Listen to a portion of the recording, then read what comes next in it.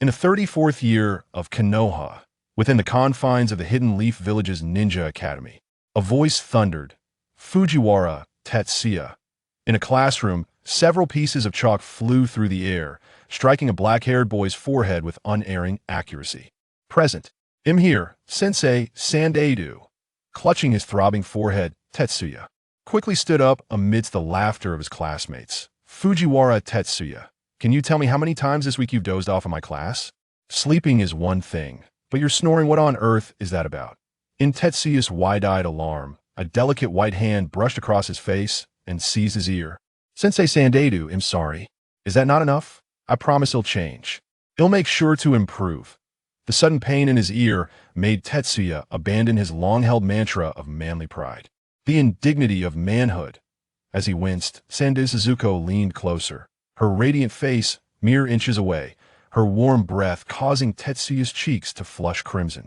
Suzuko, a first-year teacher at the Ninja Academy and an elite chunin, had turned away from a life of violence at the tender age of 23, filled with allure and charm, to educate the next generation of ninjas to AS. For Fujiwara Tetsuya, he was not originally from this world. By a series of fortuitous events, he had found himself in the realm of Naruto, having recently traversed into the body of a 7-year-old boy named Fujiwara Tetsuya. Indeed, he had taken over the life of a mere background character in the Naruto saga. "Fujiwara Tetsuya, you dare to daydream before me. I knew it. Your repentance is a grand joke. I must be far too knave." Under Sendai Suzuko's furious gaze, Tetsuya felt as if the world had flipped upside down with a resounding thud. He was unceremoniously slammed to the ground by his ear. "Sensei Sandeidu, are you attempting murder?" As Tetsuya struggled in pain, Suzuko showed no hesitation, delivering a swift kick that sent him crashing against the wall. "Before class ends today, stand quietly in the back. Otherwise, you shall learn the true meaning of affection after class." Faced with her devilish smile, Tetsuya stiffened, ignoring the ache in his abdomen to stand upright. "Cursed Suitsuki, cursed sage of 6 paths, what manner of ninjas allowed such a delicate woman to wield such terrifying violence?" As Tetsuya silently lamented, the other young boys and girls in the room shivered under Suzuko's gaze. Fortunately, Tetsuya's subsequent behavior was commendable. Seeing his compliance, Suzuko spared him from further reprimand, allowing him to leave without the need for further consolation. With a sigh of relief, he dashed homeward without a glance back. Fujiwara clan grounds. Indeed, Tetsuya hailed from an obscure ninja clan. Though referred to as a clan ground, it consisted merely of 3 dilapidated wooden structures, suffering from years of neglect and leaking roofs. To the left of the Fujiwara grounds stood several houses belonging to the Tanaka clan, while to the right were 2 humble buildings belonging to the Usuji clan. As the Fujiwara, Tanaka, and Usuji clans had relocated from the southern fire country during the early days of Konoha's establishment, their homes stood in close proximity, lacking even a simple fence between them. The bonds of friendship between the Fujiwara, Tanaka, and Usuji clans had been forged during the Warring States period, primarily for mutual protection amidst a world rife with bloodshed and betrayal. That a decade ago, the 3 clans boasted several jonin and numerous special jonin and elite chunin. However, the leaders of the clans likely never anticipated that, having survived the most brutal and chaotic Warring States era, they would not endure the First Ninja War. All the elite chunin and above perished, leaving only a handful of chunin barely holding the vast family legacy together. In the ninja world, strength dictated everything. Without the presence of jonin, the 3 clans inevitably faced marginalization in the distribution of resources and missions. Several years prior, the remaining chunin had perished on missions, their names etched in cold letters upon the lowly gravestones of the hero cemetery. Even Tetsuya's parents had fallen during a mission shortly after his father had recently attained the rank of chunin, when Tetsuya was merely 3 years old. "Chunin Tanaka, I have made myself clear. You must consider this carefully. After all, you have now lost your qualifications as a ninja. Retaining your chunin certification is only by the grace of the 3rd Hokage. But how much can a chunin certification earn you each month?" That meager amount can sustain 37 members of the Fujiwara, Tanaka, and Usuji clans. As Tetsuya navigated through the bustling streets and returned home. He found two Chunin barring the way amidst the three clans' houses. The insignia on their backs bore the emblem of the advisor to the Hokage, the Trin family. Within Tetsuya's line of sight, a limping man in his mid-20s wore a forced smile, surrounded by 7 or 8 anxious women. These individuals were the last remaining adults from the Fujiwara, Tanaka, and Yasuji clans. That limping man was the sole male heir among them, Tanaka Juru. Years ago, during a mission, he had suffered severe injuries, rendering him unfit for the life of a ninja. Understood, I comprehend the wishes of both lords. Please, grant me a little more time. I will contemplate this thoroughly. With Jairus' ingratiating smile, the two Chunin from the Trin clan scoffed and strutted away, leaving Tetsuya behind. Tetsuya, you're back. What did your teachers at the Ninja Academy discuss today? Did you pay attention? Upon seeing Tetsuya, Jairu quickly masked the fleeting pain on his face with a hearty laugh, stepping beside Tetsuya and ruffling his hair with his calloused hand. Uncle Jairu, who were those two just now? Tetsuya did not resist Jairus' overly familiar gesture, his thoughts still lingering on the earlier incident. You saw them, didn't you? Those gentlemen are ninjas from the Trin clan. You need not worry, Uncle Jairu will handle everything. Now go get ready. Dinner will be served shortly. With a playful pat on the back of Tetsuya's head, Jairu nudged him toward the Fujiwara clan's residence. In the stillness of the night, the resplendent moonlight filtered through the dense foliage, casting its glow upon the unyielding face of Tetsuya Fujiwara, who lay restless in his bed on the second floor. Due to their financial constraints, the evening repast for the Fujiwara, Tanaka, and Yasuji clans was rather meager. Each adult received a rice ball the size of a fist, while the children were allotted half that size, accompanied by a bowl of vegetable soup devoid of any traces of oil, as Tetsuya was one of the mere 3 students from the clans attending the Ninja Academy. He had benefited from the deliberate generosity of Jiro Tanaka, receiving a rice ball of substantial size. Yet, as he contemplated this, an unexpected growl emanated from his stomach, betraying his hunger. Rubbing his emaciated belly, Tetsuya recalled a conversation he had overheard earlier that day at the entrance.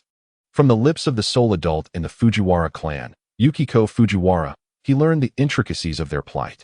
In the aftermath of the Great War, over the past decade, Konoha had experienced a remarkable surge in its population, bolstered by the formidable presence of the third Hokage, Hiruzen Sarutobi, whose magnetic influence drew many to settle in the village. With an increase in populace, the demand for housing escalated, necessitating the acquisition of more land. Consequently, the areas closer to the heart of Konoha became exceedingly valuable. The Uzumaki clan had set its sights on reaping the benefits of this land, lacking a formidable ninja presence. The Fujiwara, Tanaka, and Yasuji clans became prime targets. The formidable Uzumaki clan was a force to be reckoned with. Tetsuya could not help but sigh at the thought of the current standing and power of the Uzumaki clan within Konoha. Figures such as Hiruzen Sarutobi, Mito Kaze, Uzumaki Kohoro, and Shimura Danzo shared an unbreakable bond, one that could lead them to dance together in utter abandon. The revocation of Jiro Tanaka's ninja license would not pose a significant challenge. Without a ninja license, the 3 clans would lose their nominal ninja, along with all rights associated with their lineage, including the 3 parcels of land beneath their feet. In such a scenario, the 37 members of the Fujiwara, Tanaka, and Yasuji clans might find themselves without even a roof to shield them from the elements. As Tetsuya pondered this grim reality, a wave of anxiety washed over him. Ding. Detection of host's strong survival instinct, meeting system activation requirements. System activation in progress. With the emergence of inexplicable voices within his mind, Tetsuya sprang up with exhilaration. It was here. The long-awaited moment had finally arrived. His very own exclusive system was about to be unveiled. After a half-hour of eager anticipation, the melodious voice returned to his consciousness. Ding. System activation complete. Congratulations to host Tetsuya Fujiwara for awakening the God-level slaughter system. The God-level slaughter system. For reasons unbeknownst to him, Tetsuya felt an overwhelming sense of pride at the very mention of the term God level. Fortunately, his exclusive system was not an eccentric contraption. System. Oh, illustrious system. Ding. Esteemed host, how may I assist you with your summons? Under the moonlit night, Tetsuya Fujiwara found himself unable to rest. Dedicating nearly an hour to this newfound connection, he finally unraveled the intricacies of the supreme killing system and its primary functionalities. The first feature is the killing exchange system, which allows one to exchange sufficient killing points for various ninjutsu techniques, including even the Sage Mode, Rinnegan, Tensegan, and Chakra Fruits. There is nothing beyond reach, as long as one possesses enough killing points. The second aspect pertains to the source of these killing points. The system's response effectively extinguished Fujiwara Tetsuya's inclination to prey upon the weak. For instance, one must consider an ordinary adult male as a reference. Fujiwara Tetsuya must eliminate an adult or a creature of equivalent strength to garner killing points.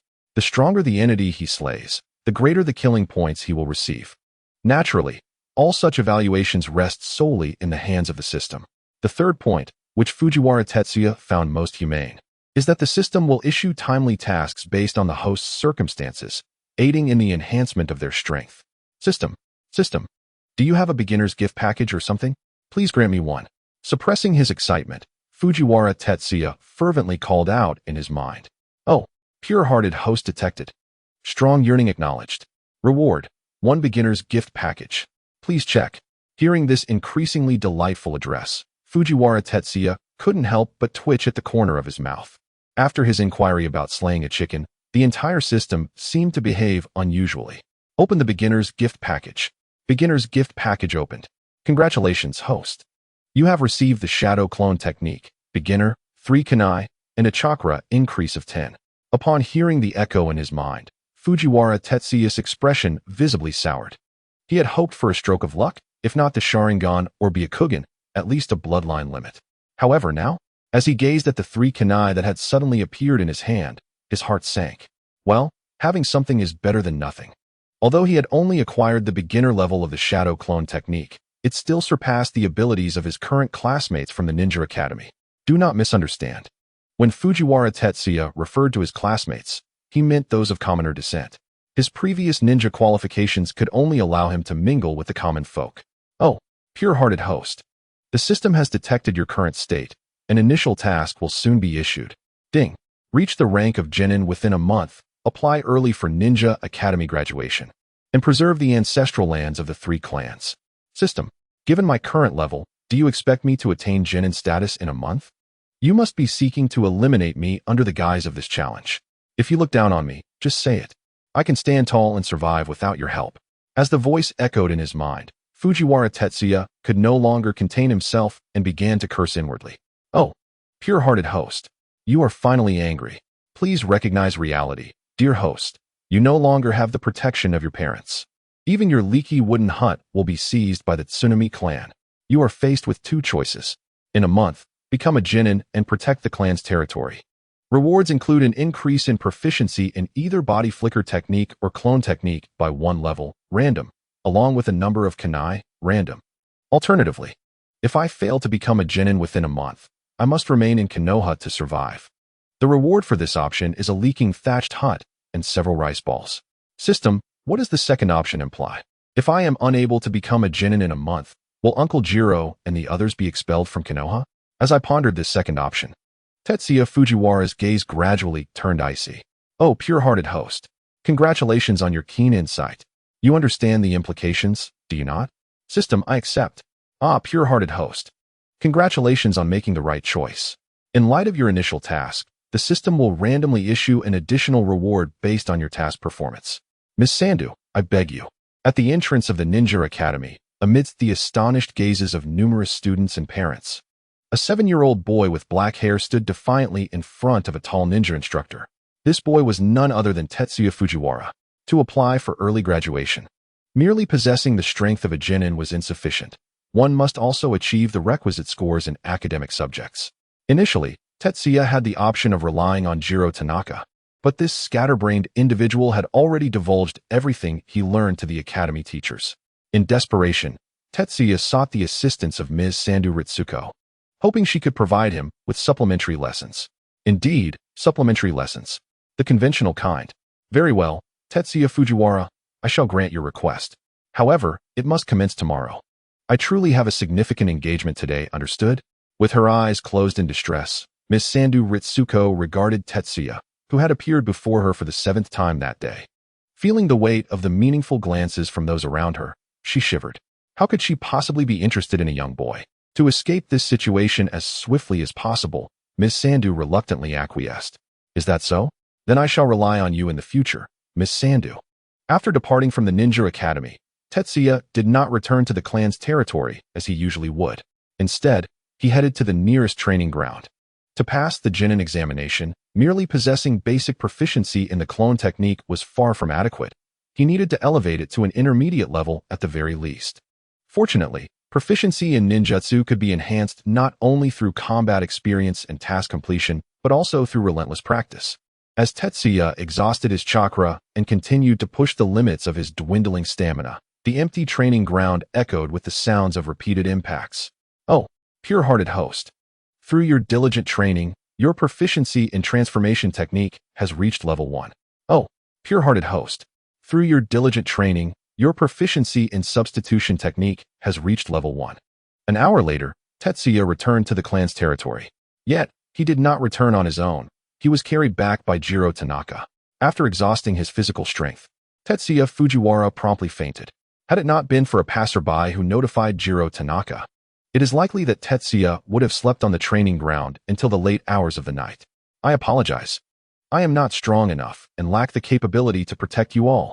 It is unfair for Tetsuya to bear such immense pressure at such a young age. In Tetsuya's room, Jiro Tanaka, along with Sachiko Fujiwara and several young members of the Fujiwara clan, gathered around, listening to Tetsuya's deep slumber. Jiro Tanaka gazed at Tetsuya's scarred palms, feeling a wave of emotion, and knelt before Sachiko, repeatedly expressing his apologies. Lord Jiro, raise your head. The children of the Fujiwara clan are watching. This is Tetsuya's choice. Lord Jiro, Tetsuya has grown up. This is the pride of our Fujiwara clan. You need not feel ashamed. Gently caressing Tetsuya's face, Sachiko's eyes reflected both compassion and solace. From this day forth, the Fujiwara clan has welcomed a man. Tetsuya, you shall undoubtedly become a powerful ninja, just like our ancestors in the Fujiwara lineage. Time is always fleeting, in the blink of an eye. It has been 20 days since Tetsuya awakened his system.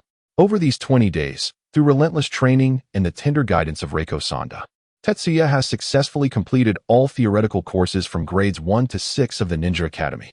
Fortunately, during this period, the theoretical curriculum lacked the filler of the will of fire that would emerge over a decade later, making it considerably easier for Tetsuya.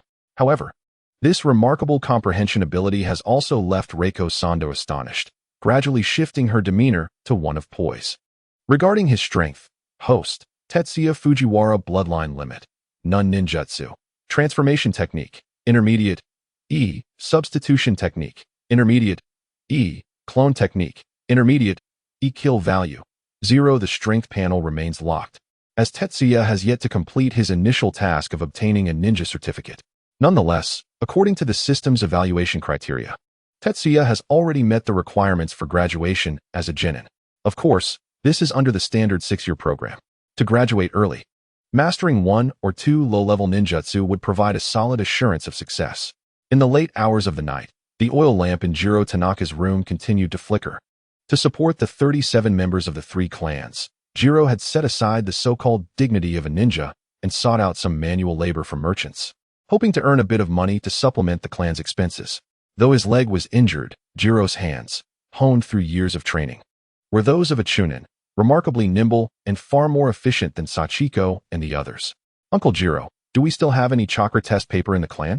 In the stillness, Tetsuya, with his long black hair draped over his shoulders, pushed the door open and entered. Ah, it's you, Tetsuya. Come in. Upon seeing Tetsuya, Jiro Tanaka chuckled heartily, discreetly pushing a small craft away to conceal it in the corner. Chakra test paper? Just a moment, Tetsuya, I will fetch it for you. Confronted by the piercing gaze of Tetsuya Fujiwara, Jiro Tanaka exhibited not a shred of hesitation, turning to stride towards a room. Over the past 20 days, Jiro had keenly observed Tetsuya's transformation. Among their kin, if one were to speculate who harbored the greatest potential to become a ninja, in Jiro's estimation, it was undoubtedly Tetsuya Fujiwara. In the blink of an eye, Jiro returned to Tetsuya's side, cradling a wooden box. Under Tetsuya's watchful eyes, Jiro unveiled the few remaining chakra test papers contained within. This was likely the entirety of the 3 clans' meager stock. Tetsuya, this is chakra test paper. For ninjas, chakra is typically classified into 5 elemental natures: wind, fire, lightning, water, and earth. Members of the Fujiwara clan predominantly exhibit water-type chakra, while the Tanaka and Usuji clans primarily align with earth and fire, he explained. By the way, Tetsuya, do you understand how to use chakra test paper? Uncle Jiro, have you forgotten? I am currently the top of the theoretical class. I possess this basic knowledge. Tetsuya replied, accepting the chakra test paper from Jiro with a hint of dissatisfaction, sniffing the paper with a discerning nose. At present, he had achieved a remarkable transformation from an underachiever to an academic prodigy. Do you not see how the little girls in class eagerly gravitate towards him, now regarded as a formidable rival in the eyes of the young boys? As Tetsuya infused his chakra into the test paper, it rapidly became damp, and as it reached 2/3 of its length, it promptly crinkled. Lightning and water? Not too shabby. At the 37th training ground of Konohagakure, amidst the boundless darkness, a slender figure emerged, Tetsuya Fujiwara. With a small sword slung across his back, he stood upon a slab of blue stone, gazing intently into the pitch-black forest ahead, his eyes brimming with determination. In the distant depths, it seemed as though fierce tigers and colossal bears were roaring incessantly. After discovering his chakra nature on that fateful day, Tetsuya had sought out 2 C-rank ninjutsu scrolls from Jiro, the water clone technique and the water prison technique. As for lightning-based jutsu, there was none to be found among the 3 clans, nor had Tetsuya initially harbored any expectations for such a power. Without expectation, disappointment could not follow. Though merely a declining ninja clan, his starting point was infinitely superior to that of the common folk. After several days of arduous practice, he had only just begun to grasp the water prison technique. To aspire to graduate as a genin at this level was akin to chasing a fantasy. He might struggle to surpass even the threshold set by Sanjo Renako. With a swift motion, the small sword was poised before Tetsuya, its slender blade glinting coldly under the moonlight. This was one of the last 3 swords belonging to the Fujiwara, Tanaka, and Usuji clans. Perhaps it bore little monetary value, yet it encapsulated Jiro's fervent hopes. With a flick of the blade, Tetsuya's figure vanished into the inky depths of the forest. Suddenly, from the depths of the 37th training ground, an anguished roar echoed through the night. Beneath the shade of a tree, a square pit measuring 2 meters on each side revealed itself, filled with dozens of sharpened bamboo stakes, and upon these stakes lay a colossal brown bear, which, after several minutes of intense struggle, finally succumbed to its fate.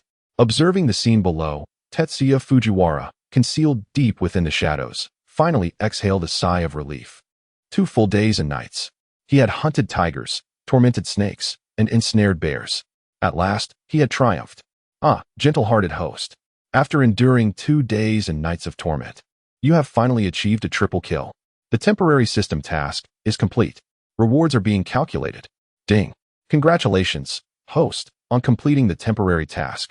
Your proficiency in transformation technique has increased by 1 level, and you have accumulated 104 points of slaughter value. System. Allocate all slaughter value to the water prison technique. Ding. Slaughter value allocation complete. Your proficiency in the water prison technique has risen to intermediate. System. Display the ninja panel. Exhaling a heavy breath, Tetsuya Fujiwara quietly sensed the shift in his power. Host. Tetsuya Fujiwara Bloodline Limit. None Ninjutsu. Water Prison Technique. Intermediate 19, 300. Transformation Technique. Advanced E. Body Replacement Technique. Intermediate E. Shadow Clone Technique. Intermediate E. Slaughter Value. 0. Half an hour later, having salvaged the valuable parts of the brown bear, Tetsuya swiftly departed from training ground number 37, burdened with a large package. Inside the bundle were treasures such as tiger skins, snake gallbladders, and bear gallbladders, which he hoped to sell to merchants in Konoha for some much-needed currency. As evening descended, Tetsuya returned to his clan's territory, clutching 4,000 ryo and a half-butchering pig. Brother Tetsuya, you're back. Tetsuya, where have you been these past 2 days? We haven't seen you. A multitude of children from the Fujiwara, Tanaka, and Usuji clans were frolicking in the open space before the house, and upon seeing Tetsuya, they immediately rushed to him. Of course, I went to buy you all some meat. Amidst the throng of children, Tetsuya struggled to move as he placed the pig on the nearest ground. After unfastening his short blade, he lifted the young girl, Muki, over his head. Muki, whose full name was Fujiwara Muki, was the second daughter of Fujiwara Sachiko. It's meat. Upon this exclamation, many of the older children fixated their gaze on the half-pig, their mouths watering uncontrollably. Not to mention them, even Tetsuya, since arriving in the ninja world, had not tasted the flavor of meat. Tetsuya. The commotion outside caught the attention of the adults inside preparing dinner. Tanaka Jiro, Fujiwara Sachiko, and Yusuji Yuko emerged one after another. Uncle Jiro, Aunt Sachiko. I'm back. In that moment, Tetsuya stood tall and straight. Unlike before, he now possessed the qualification to carry the weight of 3 clans' livelihoods. We'll discuss it inside later. Casting a glance at the gathering children from the 3 clans, Tanaka Jiro shook his head at Fujiwara Sachiko. Although Tetsuya had previously informed him of where he had been, witnessing the scene before him, even the dim-witted Jiro understood that Tetsuya had deceived him.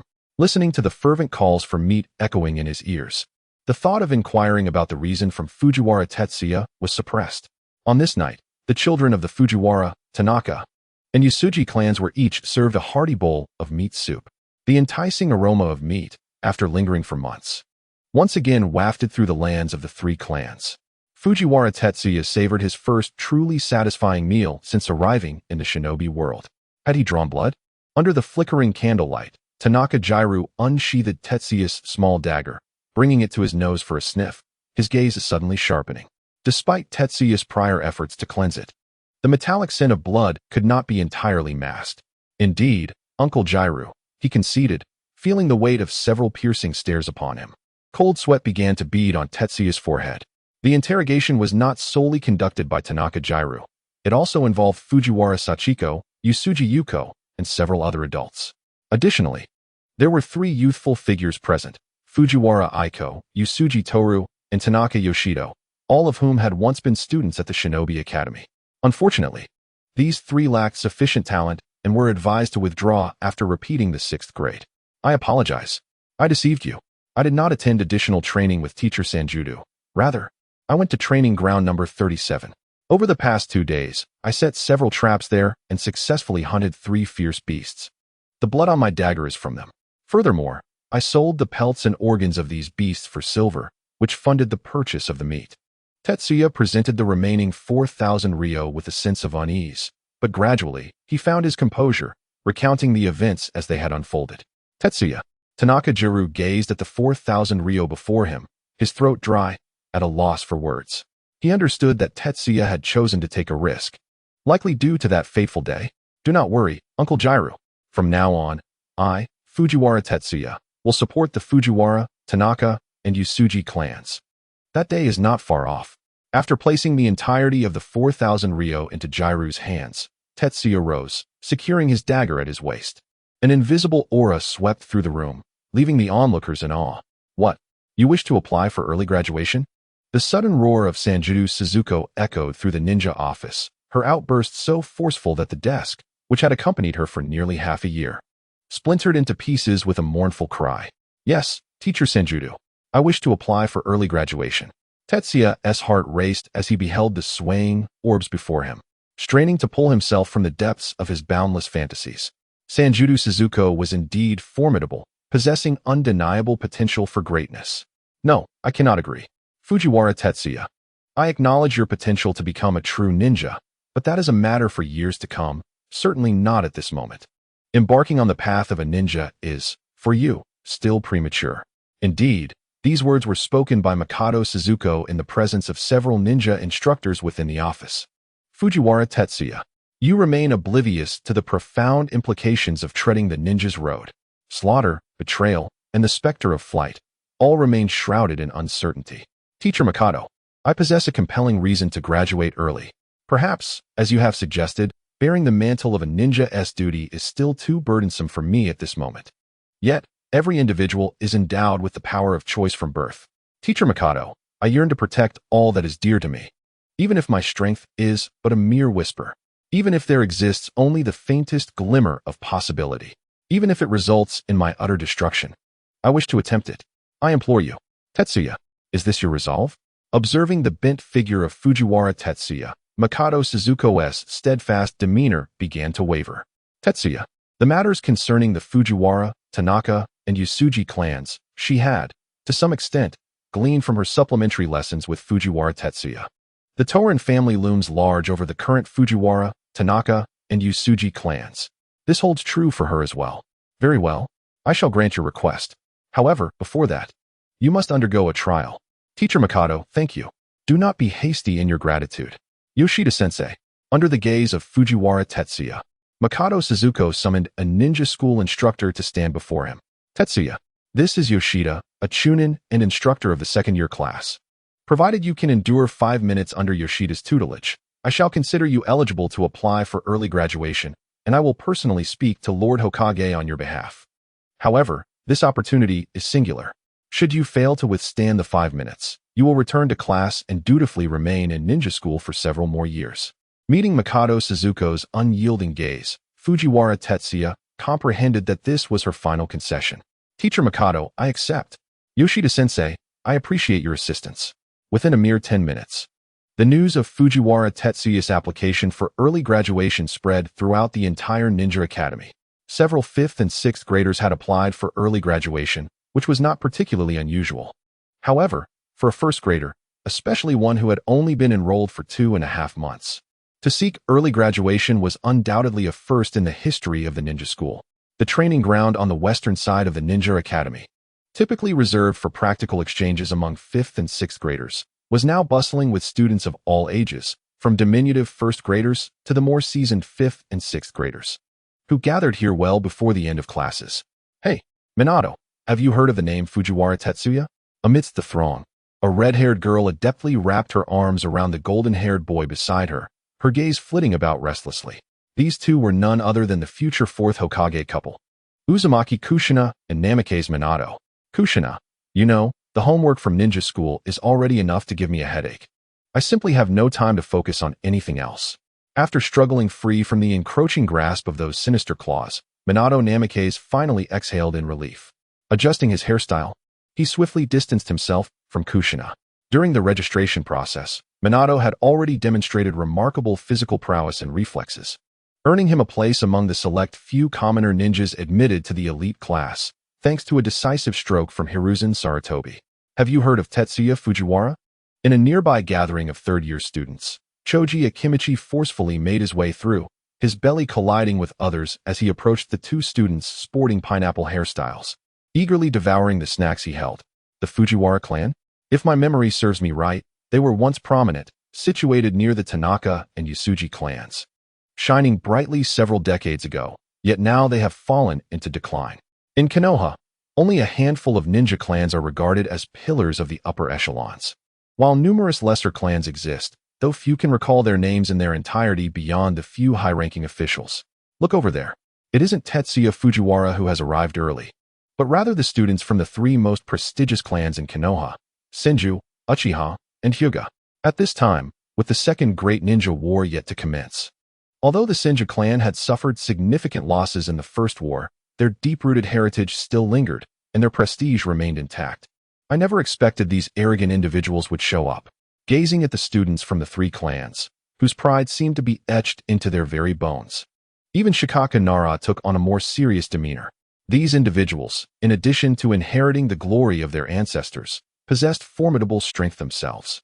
The least among them ranked among the upper echelon of their peers. Everyone, quiet down. The teachers are coming. Behind the figures of teachers Ritsuko Sanda and Yoshida stood more than a dozen chunin and jonin. Their presence here today stemmed not only from a passing interest in Tetsuya Fujiwara, but also from their respect for Ritsuko Sanda, radiating talent, strength, beauty, and poise. Ritsuko Sanda maintained a high profile among the faculty of the Ninja Academy, never falling out of the top 3 since her arrival. Yoshida-sensei, when Tetsuya arrives, you must give that arrogant brat a thorough lesson. 3 minutes, no, 1 minute, to settle this. Let him understand his place. Rest assured, Sanda-sensei, I will make Tetsuya Fujiwara recognize reality, ensuring he knows that remaining at the ninja school is his wisest choice. Standing beside Ritsuko, Yoshida wore a look of sheer delight, enthusiastically thumping his chest in an uncoordinated manner, clearly overwhelmed by the euphoria of infatuation. Tetsuya, in a corner occupied by commoner students, Yusukura Yasuji and Rina Tanaka gazed around with troubled expressions. They could not fathom why Tetsuya Fujiwara would apply for early graduation. I wonder if Uncle Jiro is aware of this matter. As the multitude of teachers arrived at the Ninja Academy, the atmosphere of the training ground gradually grew tense. Under the watchful gaze of countless eyes, a dark figure, bearing a small dagger, approached with measured steps. Ah, could it be Tetsuya Fujiwara? He embodies my ideal type. To my astonishment, within the ranks of the shinobi clan, there exists such a pristine young man. I must confess my admiration. In preparation for his entrance, Tetsuya had meticulously arranged his long hair, securing it with a coarse rope, lending a wild allure to his youthful visage. He donned one of the few presentable garments salvaged from the tattered relics of the Fujiwara lineage. Sensei Sandeko, Sensei Yoshida, I have arrived. As he stood before the gathered crowd, Tetsuya's posture became increasingly erect. Within his diminutive frame resided a seemingly boundless reservoir of strength. How ridiculous, remarked Rinko Sandeko, unable to suppress her disdain at Tetsuya's flamboyant appearance. Since you are here, let the match commence. Tetsuya Fujiwara stepped forward, pairing off with Yoshida Kazuo. Sensei Yoshida, I look forward to your guidance.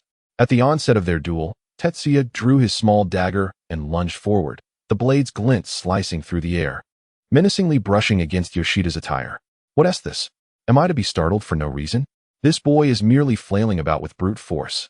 As if to validate Sandeko's assessment, Kazuo Tanaka deftly evaded Tetsuya's strikes, and upon seizing an opportune moment, disarmed him, sending the dagger flying from Tetsuya's grasp, followed swiftly by a kick that sent him sprawling several meters away. Tetsuya, that dagger is far too perilous for someone your age. Yield now. Return to the academy and study for a few more years. Fear not. No one will mock you. Your bravery today alone is enough for us to acknowledge you. As Tetsuya staggered to his feet, Kazuo Yoshida retrieved the small dagger, casually embedding it in a distant tree. Thank you for your counsel, Sensei. However, I shall never concede. Persistence is my path as a shinobi. I have vowed to persevere, regardless of the injuries I may sustain. Clutching the spot where Yoshida had struck him, Tetsuya forced a grin.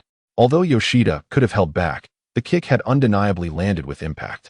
Kenjutsu, Jinjutsu, Taijutsu. At present, his skills in these three arts were scarcely above that of a novice. His clumsy performance was merely a ruse to lower Yoshida's guard. Tetsuya Fujiwara, I acknowledge your resolve. Yet, I am equally committed to fulfilling the expectations set forth by Sensei Sandeko. As the kunai drew ever closer to Tetsuya, many younger students shut their eyes, unable to bear witness to the impending scene. It's over. Tetsuya, Sensei Yoshida, I assure you, I am far stronger than you imagine. In the astonished gazes of onlookers, Tetsuya, who had been cornered by Yoshida's kunai, suddenly transformed into a wooden dummy, crashing to the ground. A substitution technique? When did he? Such swift hand seals. It seems this duel shall not be devoid of excitement. The abrupt turn of events captured the attention of the majority present. Even the senior students gradually wore solemn expressions. Such a level of proficiency was only attainable by a select few among them. Yet, where could Tetsuya Fujiwara have gone? Was he hiding? Hey, members of the Hyuga clan, open your Byakugan and reveal where Tetsuya Fujiwara is concealed. Gazing at the broken wood beneath his feet, Yoshida Kazuo gradually shifted his gaze towards the dense forest nearby. According to the essence of a ninja, one must seek advantageous terrain, set traps, and launch ambushes. It is indeed a method of overcoming the superior. Yoshida-sensei, what are you doing? Have you forgotten your promise to me? At some point, Suzuko Sanjudu, with her voluptuous figure, approached Yoshida Kazuo's side. Without a hint of resistance from him, she placed her hand on his shoulder. Rest assured, Sanjuda-sensei, I am determined to pursue Tetsuya and will not allow him to pass this trial. Feeling the warmth emanating from Sanjudu's palm, Yoshida Kazuo felt as if spring had arrived in his heart. Could it be that Sanjuda-sensei held feelings for me? As this thought crossed his mind, a wave of heat coursed through his body. No, it couldn't be. How could there be two Sanjuda-senseis? At that moment, all of Yoshida Kazuo's thoughts were fixated on the Sanjudu beside him. However, the observing teachers from the Ninja Academy and students of various ages noticed something amiss. Before them appeared two identical Sanjudu Suzukos. Every aspect, from their voices and appearances to their clothing and physical dimensions, was indistinguishable. Tetsuya Fujiwara transformed back this instant. Seeing Tetsuya Fujiwara mimic her appearance and pose before Yoshida Kazuo, Sanjudu Suzuko was nearly beside herself with rage. How dare her prized student assume her likeness? Though the transformation technique was executed well, it was utterly unforgivable. Byakugan activate. Witnessing the sudden turn of events, the young members of the Hyuga clan could no longer contain their agitation and swiftly activated their Byakugan. In an instant, the chakra pathways of the two Sanjutsu Suzukos became clear to their eyes. Which one is the real Sanjutsu sensei, and which one is Tetsuya Fujiwara? In a fleeting moment, many gathered around a senior Hyuga clan member. The one behind Yoshida sensei is Tetsuya Fujiwara, replied Kawahira Hyuga, plunging the crowd into silence. The implications of a ninja being ambushed from behind by an enemy need not be elaborated. Although the method was somewhat underhanded, there was no doubt that Tetsuya Fujiwara had discerned Yoshida Kazuo's intentions in advance. Amidst the surrounding chaos, Yoshida Kazuo began to grasp the situation.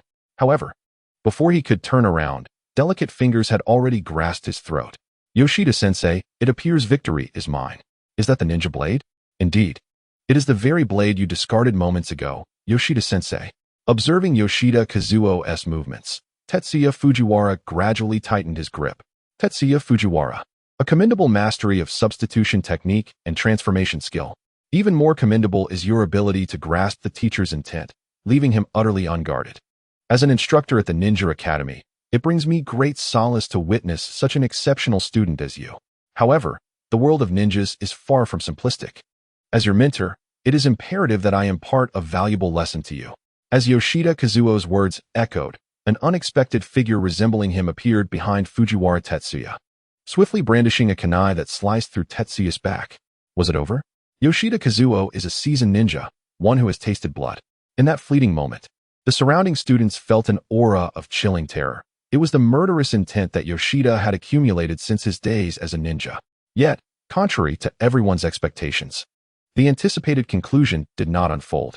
When the kunai grazed the back of Fujiwara Tetsuya, who had transformed into Sandaito Suzuko, that figure abruptly morphed into a wisp of white smoke, vanishing from sight.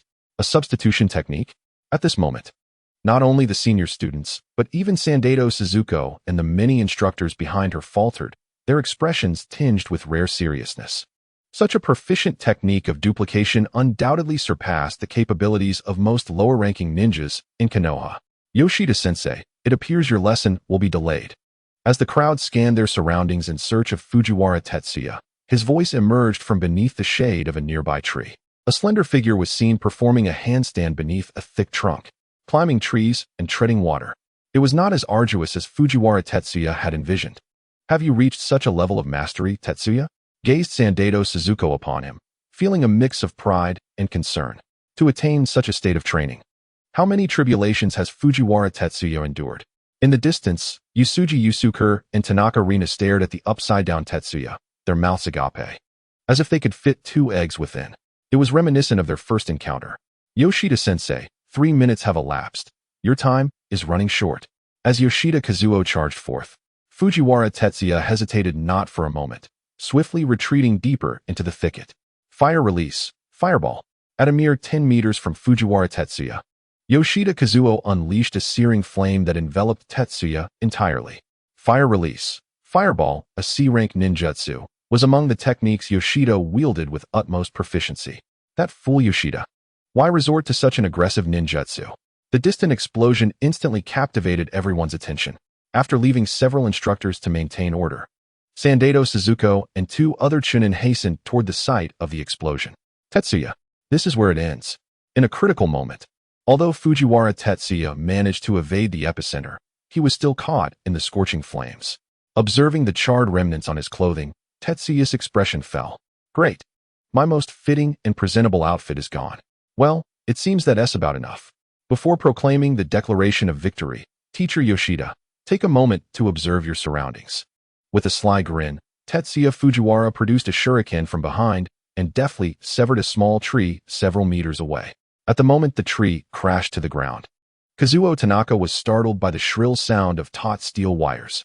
Beneath the sunlight, dozens of fine steel wires encircled Yoshida's vicinity, creating an impenetrable barrier.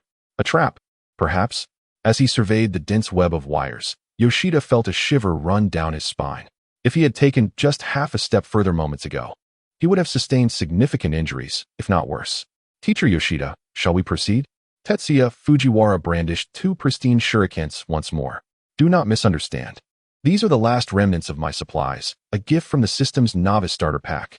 Otherwise, given the current financial state of the Fujiwara, Tanaka, and Usuji clans. There would be no funds to replenish our arsenal. I apologize, Sensei Sangeto. However, Fujiwara Tetsuya, I acknowledge your capability to become a competent genin. Congratulations on passing the trial. As a chunin, Yoshida still possessed several potent ninjutsu techniques.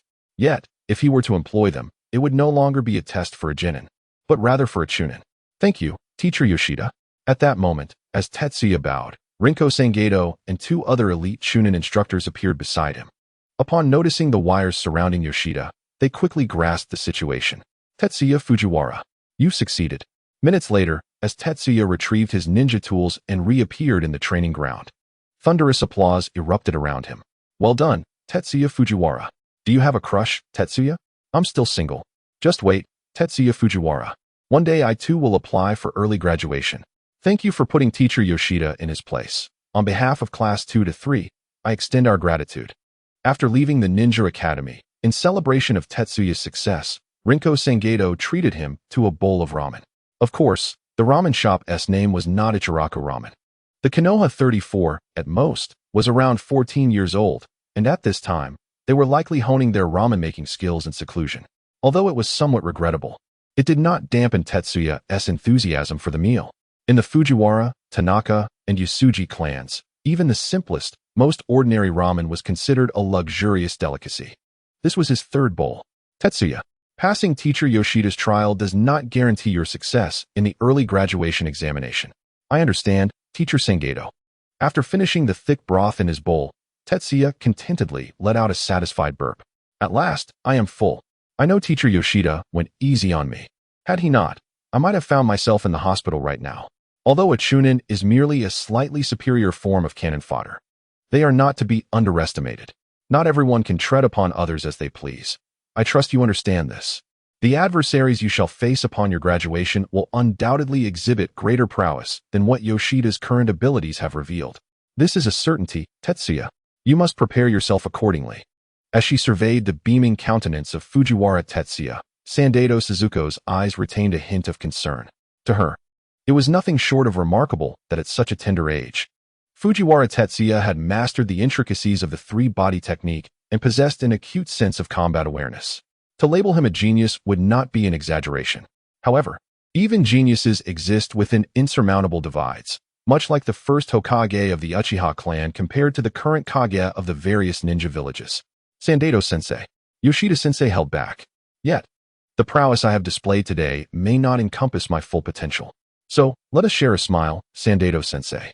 As my inaugural mentor, your name will surely resonate throughout the shinobi world as I continue to grow. With a hearty laugh, Fujiwara Tetsuya gazed at the night sky, slowly rising to his feet. It is time to depart. If I linger any longer, I might find myself unable to resist accompanying Sangeto Suzuko home. What a conceited fellow. In response to Fujiwara Tetsuya's confident demeanor, Sangeto Suzuko offered no words, merely delivering a playful slap to the back of his head. Upon returning to the clan grounds, Fujiwara Tetsuya found Tanaka Jiro, Fujiwara Sachiko, and other clan elders waiting at the entrance, eager for his return. As the bearer of good news, Usuji Yusuke and Tanaka Rina also participated in their first meeting with the adults. Confronted with the concerns of Tanaka Jiro and Fujiwara Sachiko, Fujiwara Tetsuya offered no explanations, guiding everyone instead to the vacant space behind the house. When he executed the water release, water prison technique, even Tanaka Jiro could not help but murmur, Tetsuya, you've matured. Yusuke, Rina, I have secured leave from Sangeto-sensei for the next 2 days to fully prepare for the genin examination. You must keep my proficiency in water release techniques a secret. Just as Usuji Yusuke and Tanaka Rina contemplated slipping away, Fujiwara Tetsuya turned to call after them. Tetsuya, concealing one's talents, I see. We understand. Rest assured, we shall not breathe a word. Upon hearing Fujiwara Tetsuya's words, Usuji Yusuke and Tanaka Rina visibly exhaled in relief, grateful that Tetsuya had not fixated on their potential betrayal. The following morning, Fujiwara Tetsuya's figure reappeared at Training Ground 37. Unlike his previous visit, having grasped the fundamentals of water release ninjutsu, he now possessed a measure of survival capability when confronted by the ferocious creatures inhabiting Training Ground 37. At the Ninja Academy, Sangeto Suzuko, after concluding her first lesson, clutched Tetsuya's application form and, after a moment of hesitation, made her way toward the Hokage building. Upon verifying her identity, she successfully entered the office of Sarutobi Hiruzen. However, she was taken aback by the number of individuals present in the Hokage's office, far exceeding her expectations. Hokage-sama, Shimizu-sama, Tokiwa-sama, Mito-sama. Gazing at the 4 individuals within the room, Sanjodo Suzuko adopted a much more serious demeanor and greeted each of them in turn. These 4 could be regarded as the true power holders of Konoha. "Oh, it's you, Suzuko. Shouldn't you be attending classes at the Ninja Academy at this hour? What brings you here? Is there a special matter at hand?" The esteemed Sarutobi Hiruzen clearly held a significant impression of the beautiful ninja, Sanjodo Suzuko. To maintain his image, he set aside the swirling pipe that had been perched in his mouth. "Indeed, there is a matter," Suzuko replied, drawing a deep breath as she presented her documents to the Hokage. "Lord Hokage, please take a look. This is my student, Fujiwara Tetsuya's application for early graduation. I humbly request your approval." Feeling the weight of the oppressive gazes surrounding her, Suzuko inhaled deeply and extended the materials before Hiruzen. "Damn it, Fujiwara Tetsuya. This is all you're doing. This unbearable pressure. I shall never come here alone again." Fujiwara Tetsuya, she mused, as she observed the youthful face captured in the photograph accompanying the application. Hiruzen instinctively brought the still-lit pipe back to his lips. "First year, is he? From the Fujiwara clan. If memory serves me right, they are situated near the Tanaka and Yasuji clans. Although they contributed during the First Great Ninja War, it has been many years since a formidable ninja has emerged from their ranks. Could this boy be a prodigy? Suzuko, what do you think of Fujiwara Tetsuya?" "Lord Hokage, I firmly believe that Fujiwara Tetsuya will one day become a ninja far more powerful than I." Without a hint of hesitation, Sanjodo Suzuko raised her head and replied with unwavering conviction, recalling the myriad of talents she had witnessed in Tetsuya over the recent period. "A powerful ninja, you say? Very well, I understand. I shall arrange this matter. Once I have results, I will send word to you." Exhaling a smoke ring, Hiruzen took a deep breath, astonished by the high praise Sanjodo Suzuko had bestowed upon Fujiwara Tetsuya. The Senju, Uchiha, and Hyuga clans were not particularly surprising, but if it were a lesser clan. "Lord Hokage, if possible, please schedule Fujiwara Tetsuya's assessment for 2 days hence." "Very well, I understand. I shall make the necessary arrangements." Though Hiruzen remained unaware of Sanjodo Suzuko's urgency, he acquiesced. Perhaps witnessing the assessment on that day would provide a refreshing diversion. "Then I shall leave it to you. Lord Hokage, farewell." The moment Sanjodo Suzuko stepped out of the Hokage building, she finally dared to exhale deeply, as if a heavy burden had been lifted. After ensuring the watchful eyes of the Umbu had withdrawn, she hastened away. Perhaps no one could foresee the impending convergence of fate. Shortly after Sanjodo Suzuko's departure, a jonin entered the Hokage's office, accompanied by 2 chunin. "Lord Hokage, the events unfolded as follows." At this moment, Danzo and his companions had exited the Hokage's office. Upon hearing the jonin's report, Sarutobi Hiruzen exhaled another plume of smoke. "Is that so? Very well, I understand." As the setting sun casts its warm glow, it is none other than the esteemed jonin of the Setting Sun clan, Seotaka, standing opposite Sarutobi Hiruzen. Accompanying him is the young chunin, Uchiha Mikoto. Observing the 2 chunin behind Seotaka, Sarutobi Hiruzen lets out a faint sigh. Witnessing life and death is, after all, an inevitable aspect of a ninja's existence. Yet, the bonds that tie individuals together cannot simply be articulated in a few words. How many talented chunin from Konoha have faced countless battles without succumbing on the battlefield, only to falter in the wake of their comrade's demise? If Hokage-sama were present, upon seeing Uchiha Mikoto, he would undoubtedly exclaim about her beauty, likening her to a graceful maiden with flowing black hair. At the tender age of approximately 12, Uchiha Mikoto has already begun to blossom. Even clad in the uniform of a chunin, one can discern the subtle curves of her developing figure. Her long, lustrous black hair accentuates her delicate, endearing visage. Cherish these bonds. Surely, if Yuno were aware from beyond, she would not wish for you to be ensnared in hatred and suffering. Observing the single tomo appearing in Uchiha Mikoto's eyes, Sarutobi Hiruzen finds himself at a loss for words, uncertain how to rescue this once cheerful girl from her anguish. The Uchiha clan, with its Sharingan, is one of the strongest bloodlines in the ninja world, yet it is also a product of enmity, a harbinger of misfortune. This very power has led countless members of the Uchiha clan to become arrogant, haughty, obsessive, and unhinged. Gentle souls, like Kagami, are rendered anomalies within the Uchiha lineage. Indeed, Hokage-sama, I understand. I shall ensure everything is in order. The Jonin of the setting sun, I entrust them to your care. Fear not, Hokage-sama. I shall keep a vigilant watch over them. By the way, Mikoto, there happens to be a mission that is perfectly suited for you at this moment. After a brief silence, Sarutobi Hiruzen produced the application for early graduation that belonged to Fujiwara Tetsuya and handed it to Uchiha Mikoto. With the Sharingan, the Uchiha clan can surely gauge the caliber possessed by Fujiwara Tetsuya. 2 days passed in the blink of an eye, leaving little trace upon the vast canvas of life. The day Fujiwara Tetsuya had long awaited has finally arrived. Tetsuya, let us proceed. Outside the Ninja Academy, Sanada Riniko similarly donned a form-fitting outfit. Unlike Fujiwara Tetsuya, Riniko's attire accentuated her lithe figure, presenting a striking silhouette before him. However, today, Tetsuya appeared preoccupied, lacking the leisure to entertain frivolous thoughts. Yes, Sensei Sanada. Behind Fujiwara Tetsuya, he carried the humble yet reliable Tanto, accompanied by a ninja tool pouch filled with various equipment procured from Tanakajiro. Although his appearance and gear may seem inadequate, they could not conceal the burgeoning sharpness within Tetsuya. The gains from the training ground number 37 over the past 2 days exceeded all of Fujiwara Tetsuya's expectations. Despite the absence of systematic tasks, after vanquishing over 10 ferocious beasts, Tetsuya Fujiwara had amassed a total of 219 points in his kill value. He successfully advanced the water release, water clone technique to a level of intermediate proficiency, while the remaining kill value was entirely invested in the water release, water prison technique.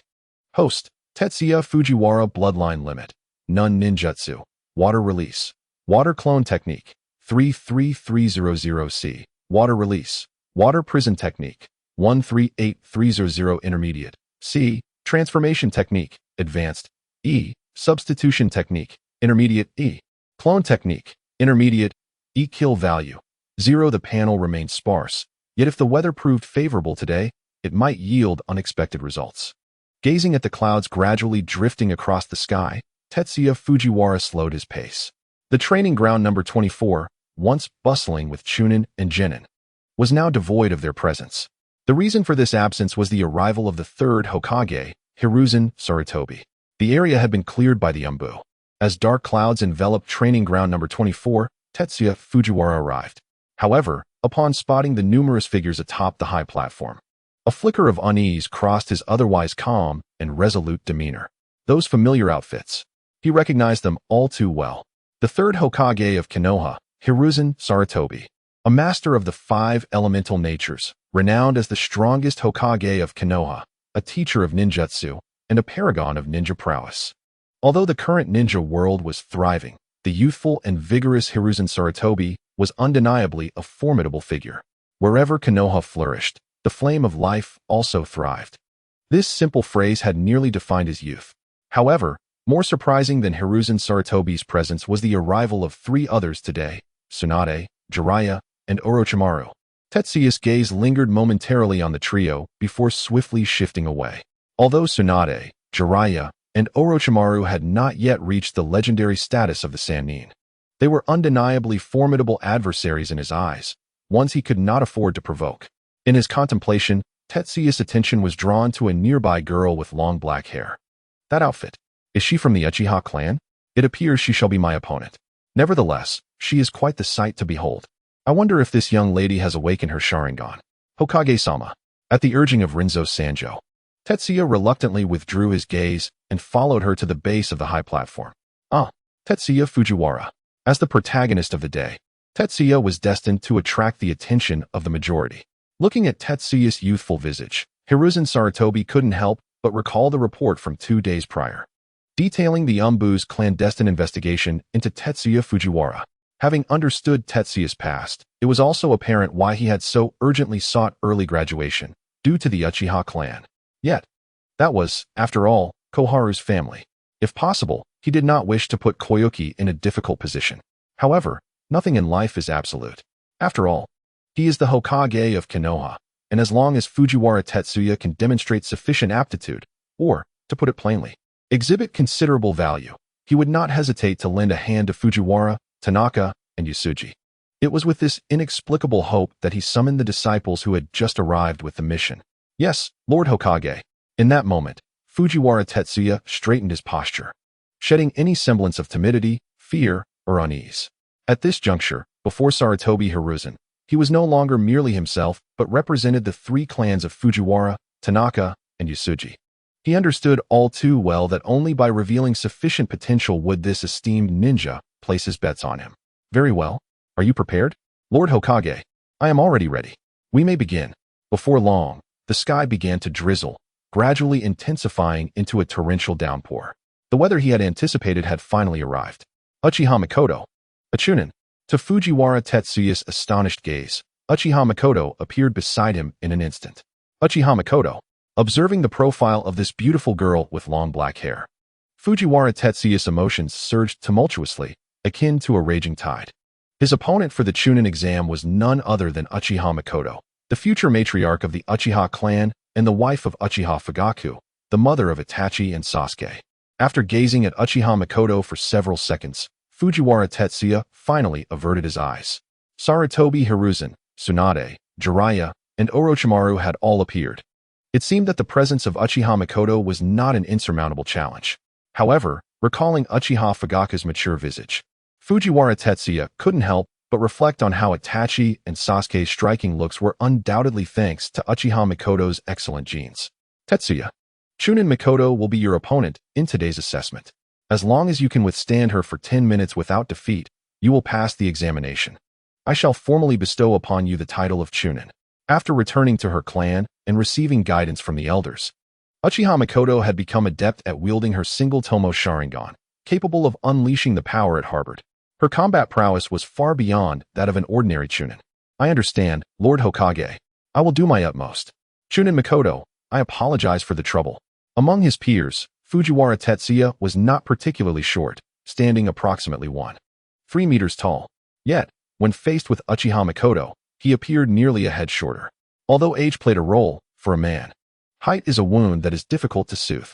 Training ground number 24. Amidst the howling winds, the raindrops from the depths of the clouds began to fall in torrents.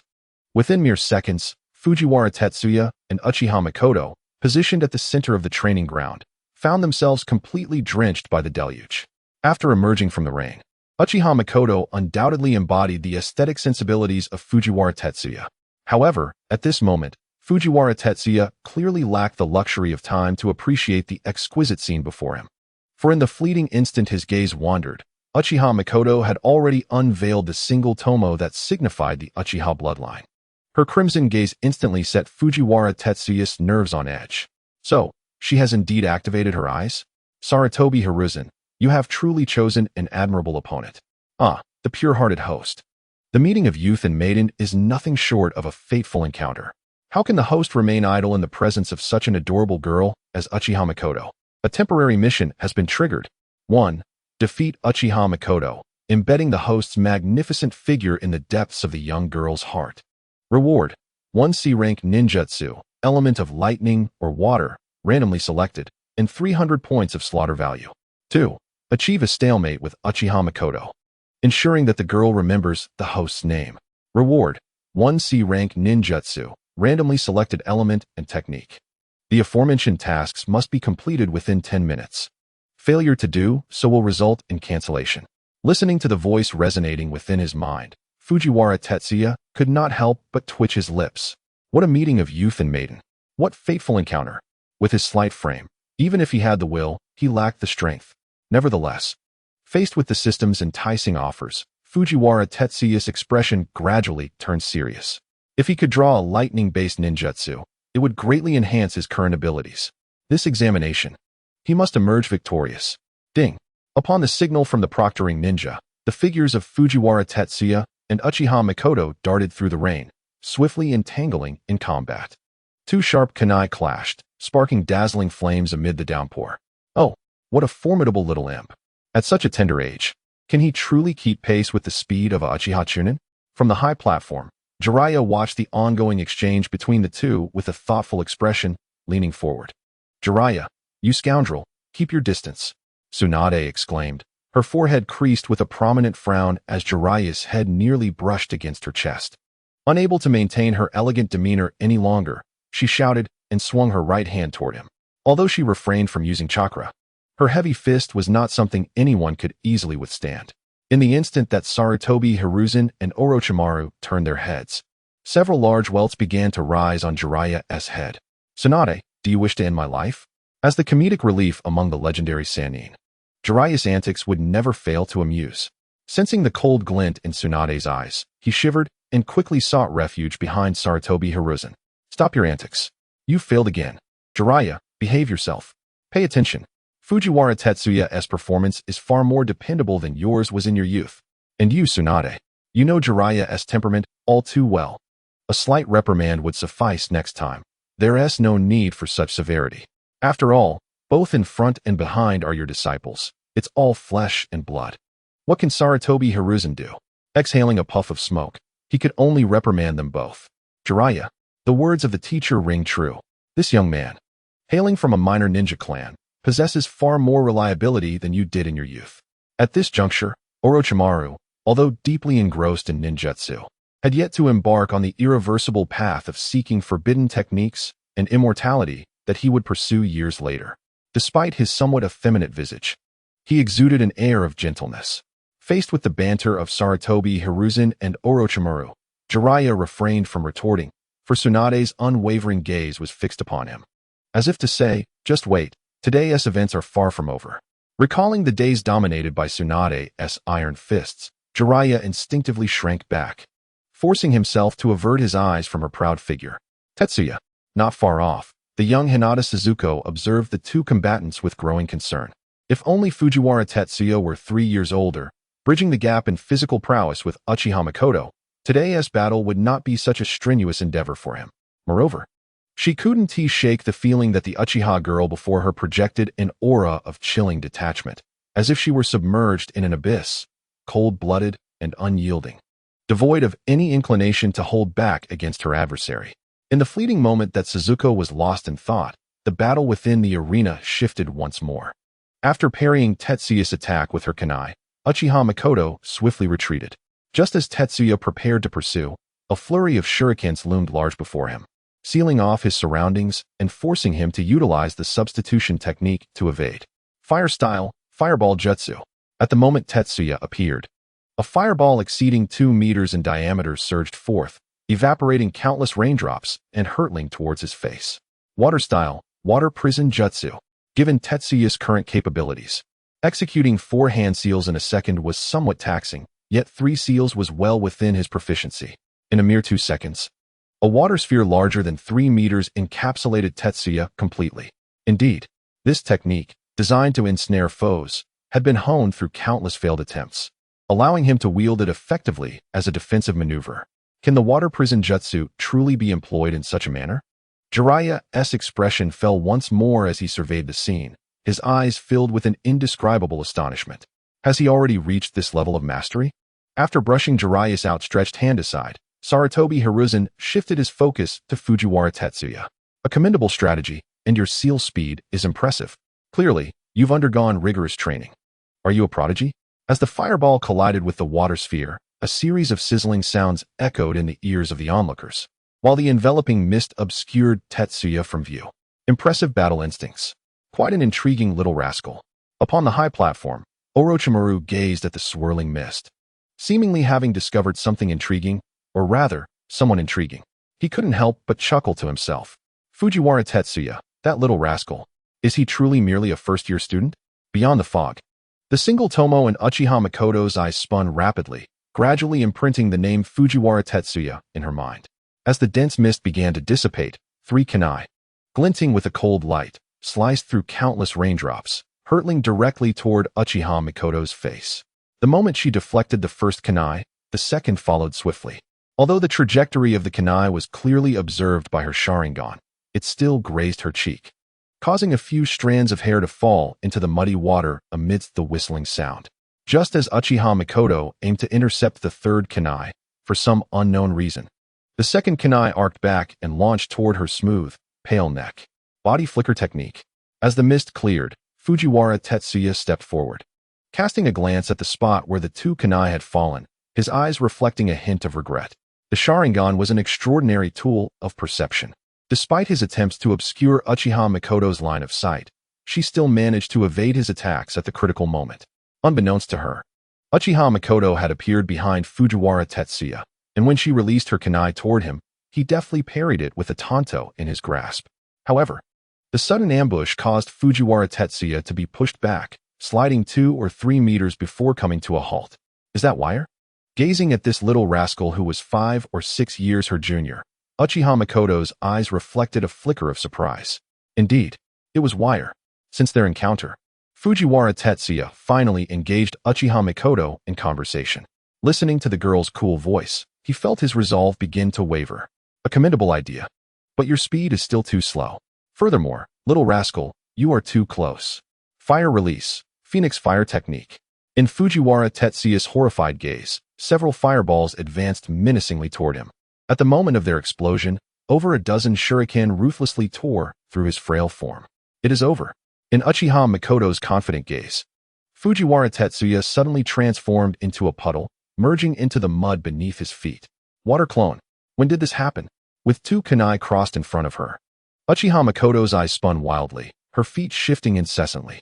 She scanned the surrounding trees and thickets, searching for any place Fujiwara Tetsuya might be hiding. Mikoto, the lower-ranking ninja. I am here. Just as Uchiha Mikoto was about to lose her patience and begin searching each suspicious location, Fujiwara Tetsuya emerged through the rain, clutching a weathered kunai. Fujiwara Tetsuya, what trickery are you up to now? Observing his seemingly surrendering demeanor, Uchiha Mikoto felt a surge of wariness. This little rascal. It was not the naive children who played house that she encountered in her first year as a chunin, but rather those with strength and battle awareness comparable to that of a jonin.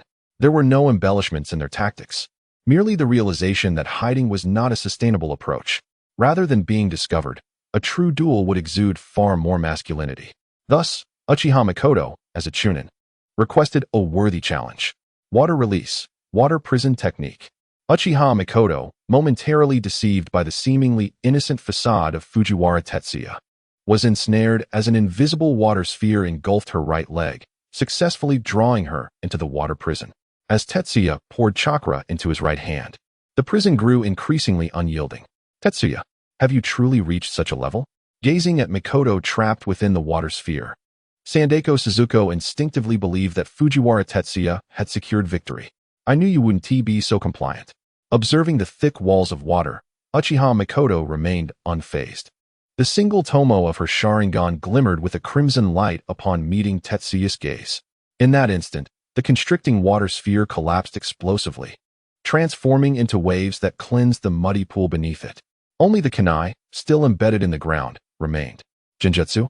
The Uchiha clan's ninjas were indeed terrifyingly gifted in fire techniques and illusions. The boy's defeat was not unjust. On the platform, Jiraiya, observing the dazed expression of Fujiwara Tetsuya, could not help but express a sentiment of fairness, albeit with a smirk. Jiraiya, when will you ever shift your gaze from women? Who told you that this boy named Fujiwara Tetsuya would inevitably lose? Jiraiya, Uchiha Mikoto possesses considerable talent, but Fujiwara Tetsuya's gifts are not to be underestimated. Watch closely. As Orochimaru countered Jiraiya's remarks, at the moment Uchiha Mikoto reached for Tetsuya's throat, his body transformed into a puddle of water, slipping through her fingers. When was this water clone deployed? Naturally, it was at the moment you unleashed the great fireball technique. The kunai on the ground had, unbeknownst to Mikoto, morphed into the likeness of Fujiwara Tetsuya, who seized her throat as she pondered. Transformation technique? You wretched boy. Feeling the sensation of a small hand on her back, Uchiha Mikoto's expression darkened with irritation. Mikoto, I advise you not to turn around. I must concede, I am not yet worthy to face your eyes. If you make any sudden movements, the kunai in my hand may leave unsightly scars upon your back. As he inhaled the fragrance of her flowing hair, Fujiwara Tetsuya regained his focus, tightening his grip. In such proximity, against the Sharingan, he possessed no means of counteraction. Fujiwara Tetsuya, I shall remember you. This time, you have triumphed. Yet next time, I shall triumph decisively over you, reclaiming the glory that was lost today. After Uchiha Mikoto dropped her kunai, the monitoring ninja promptly declared the result. The victor is the Fujiwara clan. The first-year student of the Ninja Academy, Fujiwara Tetsuya. Yes, Hokage-sama. On the elevated platform, Fujiwara Tetsuya and Uchiha Mikoto knelt before Sarutobi Hiruzen.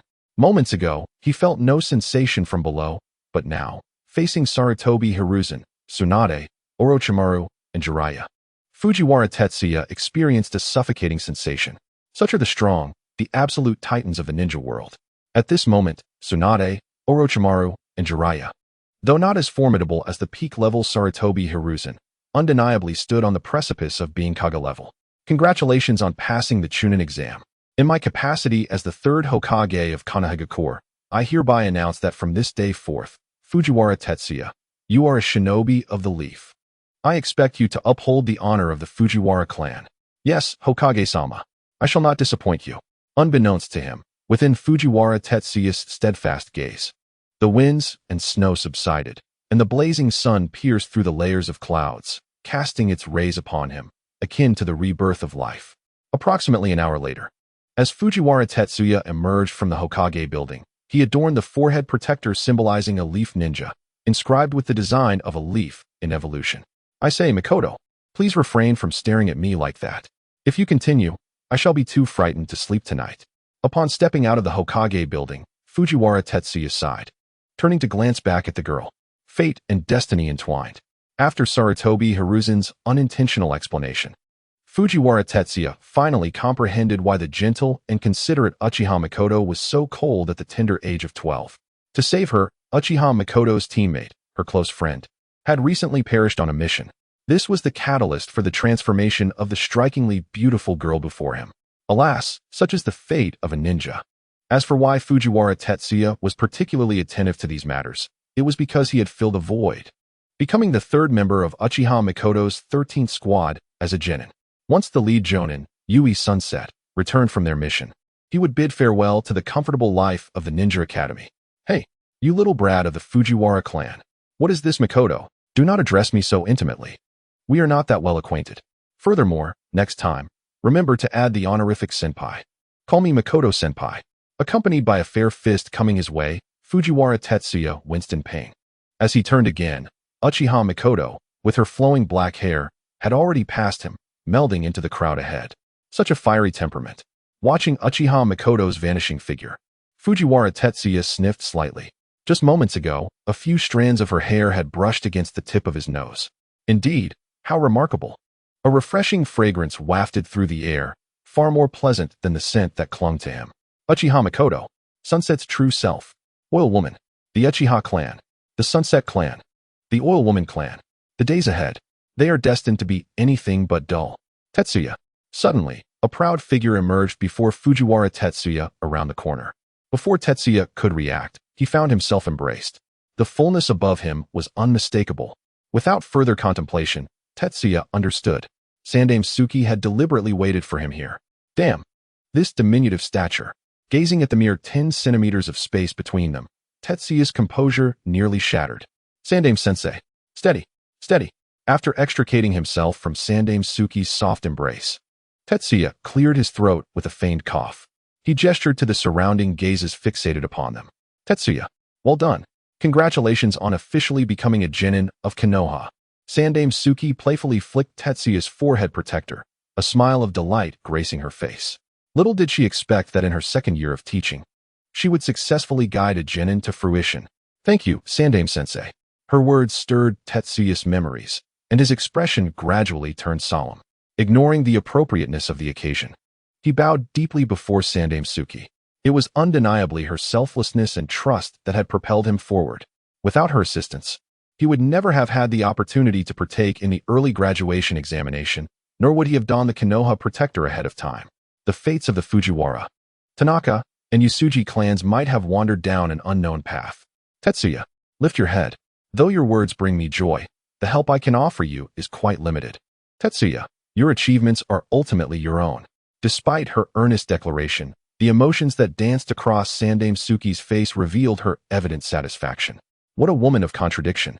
After rolling his eyes internally, Tetsuya couldn't help but mutter to himself.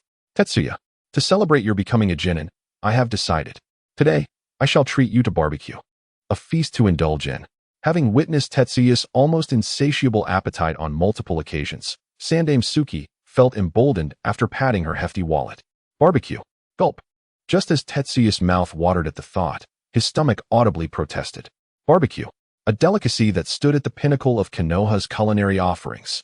Previously, he had only been fortunate enough to catch a whiff of its aroma while passing by the barbecue shop.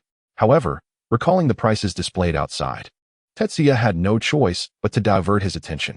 If he truly indulged himself with Sandame Suki's extravagant tendencies, he would surely find himself eating dirt before the next payday.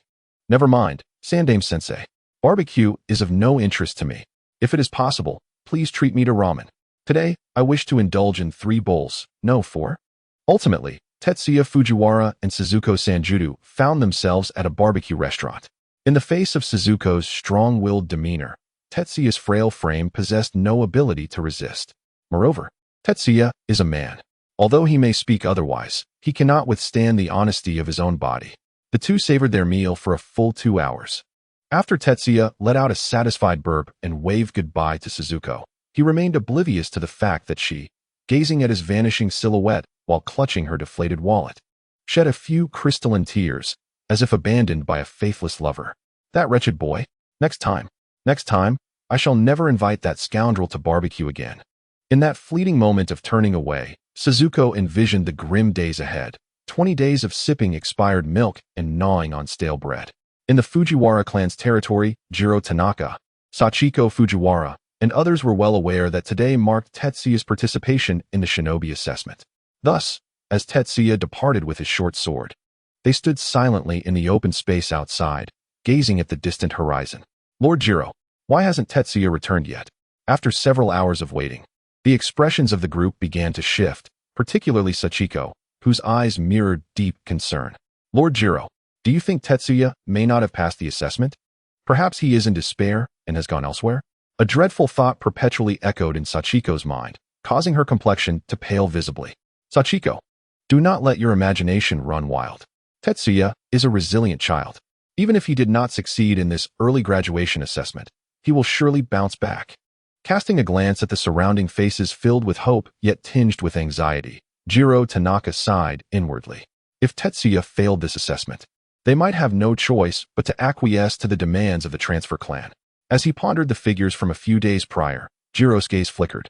In the territories of the Fujiwara, Tanaka, and Yasuji clans, when Jiro could no longer remain still and contemplated sending older children like Yusuke Yasuji and Rina Tanaka to search for Tetsuya, a figure suddenly emerged on the distant horizon. Accompanied by the sound of rustling footsteps, Tetsuya's face gradually grew clearer to everyone. It was the ninja headband. The moment Tetsuya stepped into the clan's territory, all beheld the headband adorning his forehead. The children erupted in joyous cheers, while the women, including Sachiko, gasped and nearly wept, covering their mouths. At last, the Fujiwara, Tanaka, and Yasuji clans welcomed a new ninja. Jiro Tanaka felt a tremor run through him, his nose tinged with a slight ache, as he inadvertently recalled Tetsuya's words from that night. Uncle Jiro, I shall raise a sky for the 3 clans. This day is not far off. Uncle Jiro, Aunt Sachiko, I have returned. Facing the gazes of the crowd, and gently tousling the disheveled hair of the child before him, the youth stood with an exceptionally straight spine. On his tender visage lay an indescribable resilience, mingled with a hint of brilliance, akin to a fledgling eagle taking its first flight. It is good to be back. It is good to be back. Tanaka Jiro quivered as he spoke, embracing Fujiwara Tetsuya tightly. To hell with the cursed Teninjo clan. The men of Fujiwara, Tanaka, and Yasuji have not perished yet. Under the night sky, in the open space outside, the crackling bonfire echoed as barefoot children gathered around, singing the melodies of songs that only existed in the memories of Fujiwara Tetsuya. The same rice balls, the same vegetable soup. Yet there was a distinct warmth to the gathering. System, commence task settlement. In the quiet room, Fujiwara Tetsuya gazed out at the luminous moonlight, silently reciting in his heart. Ah, the kind-hearted host. Congratulations on overcoming the trials of life, successfully advancing to the rank of genin, and officially embarking on the path of a ninja. System task settlement commencing. Ding. Congratulations, host, for becoming a genin within a month, as per the directive of the 3rd Hokage Sarutobi Hiruzen. The Teninjo clan has abandoned their schemes against the Fujiwara, Tanaka, and Yasuji territories, successfully safeguarding the clan's land. Task reward acquired. Proficiency in body flicker technique and shadow clone technique elevated to advanced level, along with 20 kunai. Ding. Congratulations, host, for defeating Uchiha Mikoto. Embedding your remarkable figure deeply within the heart of the maiden. Task reward acquired. Lightning release. Lightning Wolf Fong, with a kill value of 300. Listening to the melodious voice resonating in his mind, Fujiwara Tetsuya paused momentarily. Lightning release. Lightning Wolf Fong. If memory serves him correctly, this ninjutsu was created by Kakashi.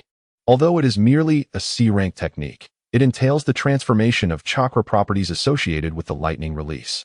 If he could elevate his proficiency in this technique to a higher level, perhaps he could grasp the transformation of lightning release chakra ahead of time. At that moment, creating various lightning release techniques such as Chidori, Raikiri, and Kirin would not seem a formidable challenge. Not only could this propel his strength to new heights, but it could also conserve a substantial amount of kill value. This random fortune could truly be described as being blessed by the gods of luck. System. Allocate all kill value to lightning release. Lightning Wolf Fong. Witnessing the system's responsiveness, Fujiwara Tetsuya revealed a look of eager anticipation in a discreet corner. Ding. Kill value allocation complete. Current kill value for the host is 0. System. Display the panel. Host. Fujiwara Tetsuya Strength. Jinin. 03000. Bloodline limit. None ninjutsu. Lightning release. Lightning Beast Pursuit Fong. 200300. C. Water release. Water clone technique. 33300. C.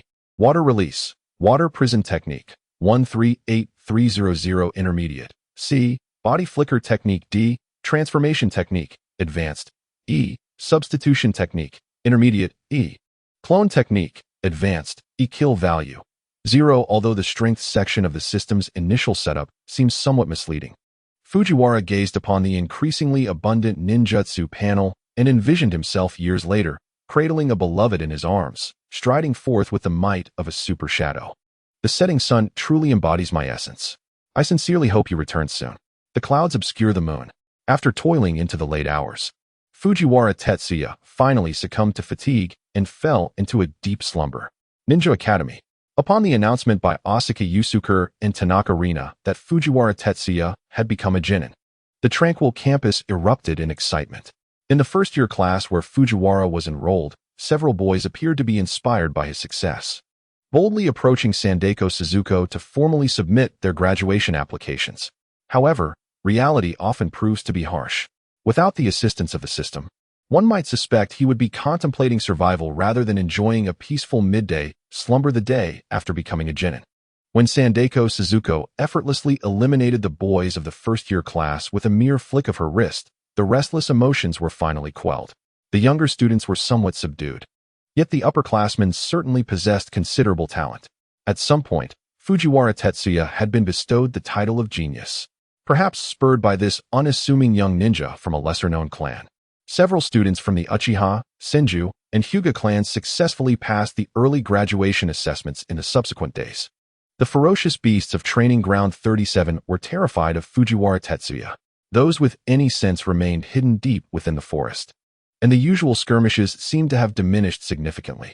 One day, as Fujiwara Tetsuya picked up his tanto, intending to explore other training grounds to accumulate kill points, a striking figure of a long-haired beauty unexpectedly appeared at the entrance of the Fujiwara clan's territory, catching his attention. Surveying the surrounding structures, Uchiha Mikoto furrowed her brow, unable to discern which was the residence of the Fujiwara clan. After pausing her steps, she directly approached a group of children, including Fujiwara Aiko, who were playfully engaged with insects in the dirt. "Little ones, where is Fujiwara Tetsuya? Can you bring him out to see me?"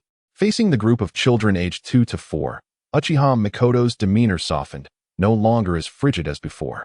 An unintentional smile graced her features, reminiscent of the warm sunlight in winter, soothing sorrow like a balm. "Yes, big sister. I will fetch brother Tetsuya right away. By the way, what is your name?" The first to respond was Fujiwara Aiko. "As the child who rides atop Fujiwara Tetsuya the most, I possess an undeniable voice. My name is Uchiha Mikoto. And such a delightful little friend you are. What is your name?" "I am Aiko." Fujiwara Aiko. Feeling the gentle and soft hand above me, Fujiwara Aiko giggled. Then, she hurriedly crawled towards the room where Fujiwara Tetsuya was. "Tetsuya Nyakin, Tetsuya Nyakin. The small figure collided directly with Fujiwara just as he opened the door. Fortunately, Fujiwara Tetsuya reacted swiftly, lifting Fujiwara Aiko just as she was about to topple over. Aiko, that was very dangerous. Tetsuya Nyakin. Aiko understands. Aiko will be careful. Tetsuya Nyakin. A beautiful big sister has come outside. Her name is Uchiha Mikoto. She asked me to call you out. Uchiha Mikoto. What is she here for? Could it be that Yuin Shinji has returned? After cradling Fujiwara Aiko in his arms, Fujiwara Tetsuya quickly headed outside. Just as Fujiwara Aiko mentioned, Uchiha Mikoto truly had arrived. However, Fujiwara Tetsuya did not approach. Instead, he halted the moment he stepped out of the corridor. Uchiha Mikoto's smile was so joyful, natural, enchanting. It stirred one's heart. Uchiha Mikoto, is this truly your original demeanor? Ah, a host of pure nature. It seems you are gradually walking the righteous path. Detecting the host's inner agitation. Temporary mission issued. Save the girl engulfed in hatred. Ding. Save the girl deeply entrenched in hatred, allowing Uchiha Mikoto to see the host as a new bond, leading her out of the abyss of hatred. No time limit for the task. Upon completion, reward, 1A rank ninjutsu, randomly drawn from lightning or water attributes. And 500 points of killing value. Is that permissible? Upon hearing the voice within his mind, Fujiwara Tetsuya was momentarily taken aback, fortuitously catching Uchiha Mikoto's fleeting glance. System. Surely you do not intend for me to undertake some sort of conquest? Yet, the system remained silent. Fujiwara Tetsuya had little time to ponder. The stunning young lady, her expression growing cold, began to approach Fujiwara Tetsuya slowly. After Fujiwara Tetsuya followed Uchiha Mikoto away, the adults who had just emerged from the noise began to whisper amongst themselves. Is that girl from the Uchiha clan? She is extraordinarily beautiful. When she grows up, she will undoubtedly be a rare beauty. I wonder what relationship Tetsuya has with her. Could they be lovers? Nonsense. How could that be possible? She belongs to the Uchiha clan. So what if she does? Our Tetsuya is no slouch. At such a young age, he is already a genin, and when he matures, he will surely become a powerful ninja. Hey, what if Tetsuya and that Uchiha girl were to unite? Their child would possess incredible talent. You fools. Haven't I told you? She belongs to the Uchiha clan. The members of the Uchiha clan would never permit a ninja to marry someone from outside their lineage. I had a feeling it would come to this. Fujiwara Tetsuya was none the wiser.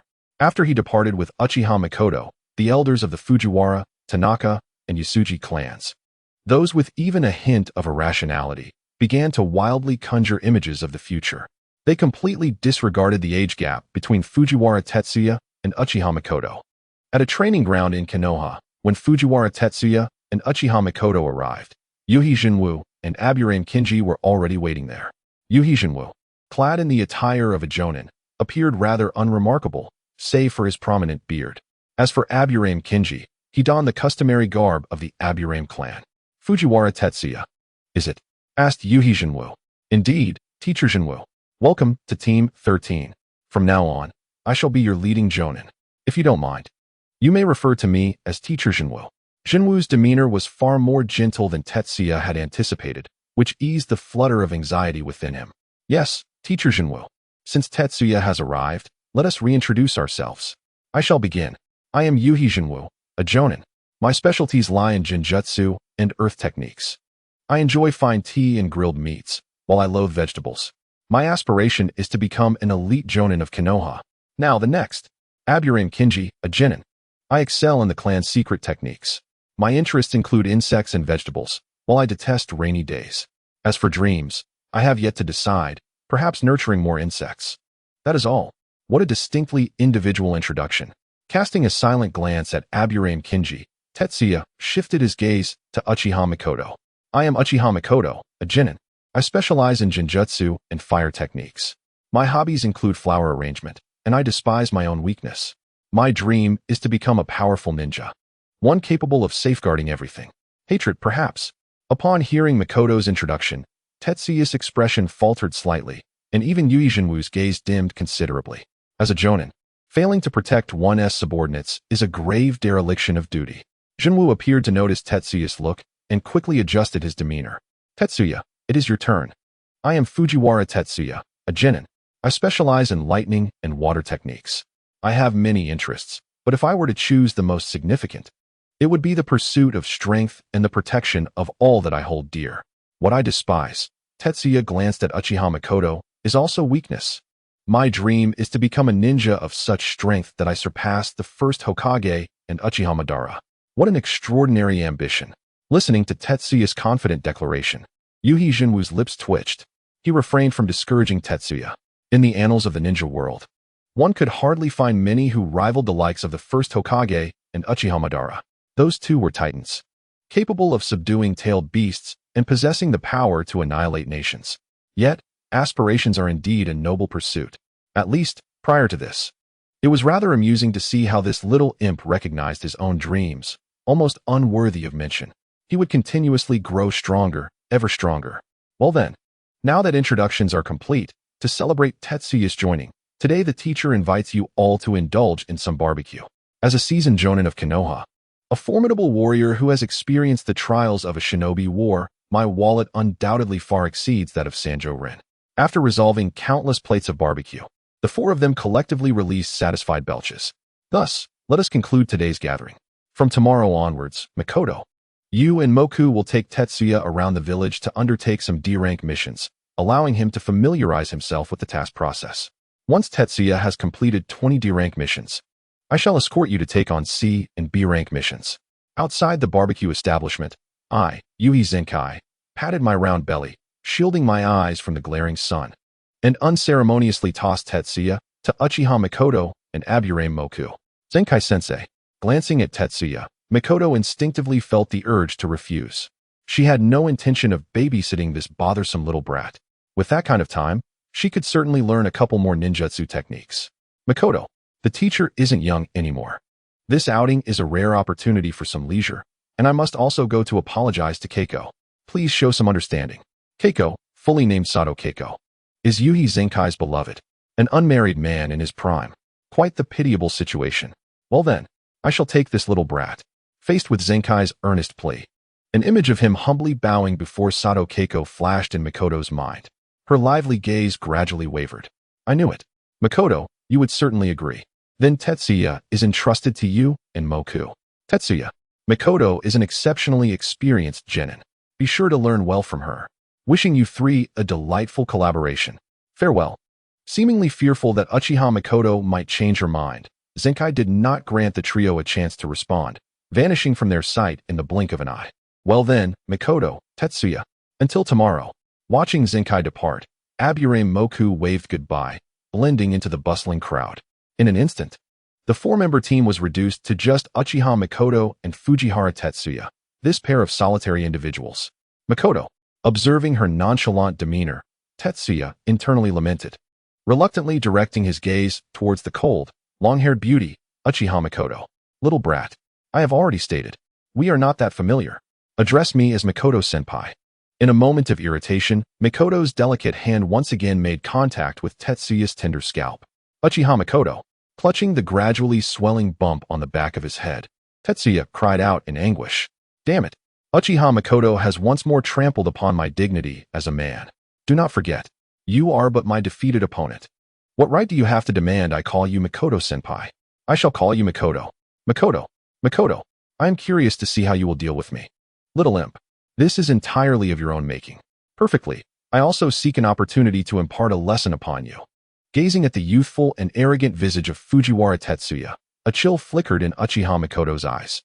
Ignoring the peculiar stares of passers-by, she unleashed her crimson Sharingan. I merely remarked, was it truly necessary? As he beheld those scarlet eyes, Fujiwara Tetsuya fell silent, spat, and in an instant, fled into the distance. A body flicker technique. Is it? How amusing, little imp. Uchiha Mikoto made no effort to pursue him. In her view, there was no necessity whatsoever. In the future, there would be ample opportunities for retribution, countless indeed. 20 D-rank missions. With a sufficient volume of tasks at hand, the time expended was far less than anticipated. The following morning, while Fujiwara Tetsuya lay sprawled on the floor in thin shorts, Uchiha Mikoto forcefully kicked open the door and hoisted him off the ground. Catching cats, searching for dogs, driving away bears, tilling fields, and even mediating disputes between young couples, Fujiwara Tetsuya undertook all manner of tasks. In the world of ninjas, The missions are limited only by one's imagination. In just 3 days, under the guidance of Uchiha Mikoto and Aburame Kika, Fujiwara Tetsuya accomplished 20 D-rank missions. The remuneration for these 20 missions was not substantial. The village took a portion, and the remainder was divided among Yuhi Kodai, Uchiha Mikoto, and Aburame Kika, leaving Tetsuya with a meager sum of around 4,000 ryo.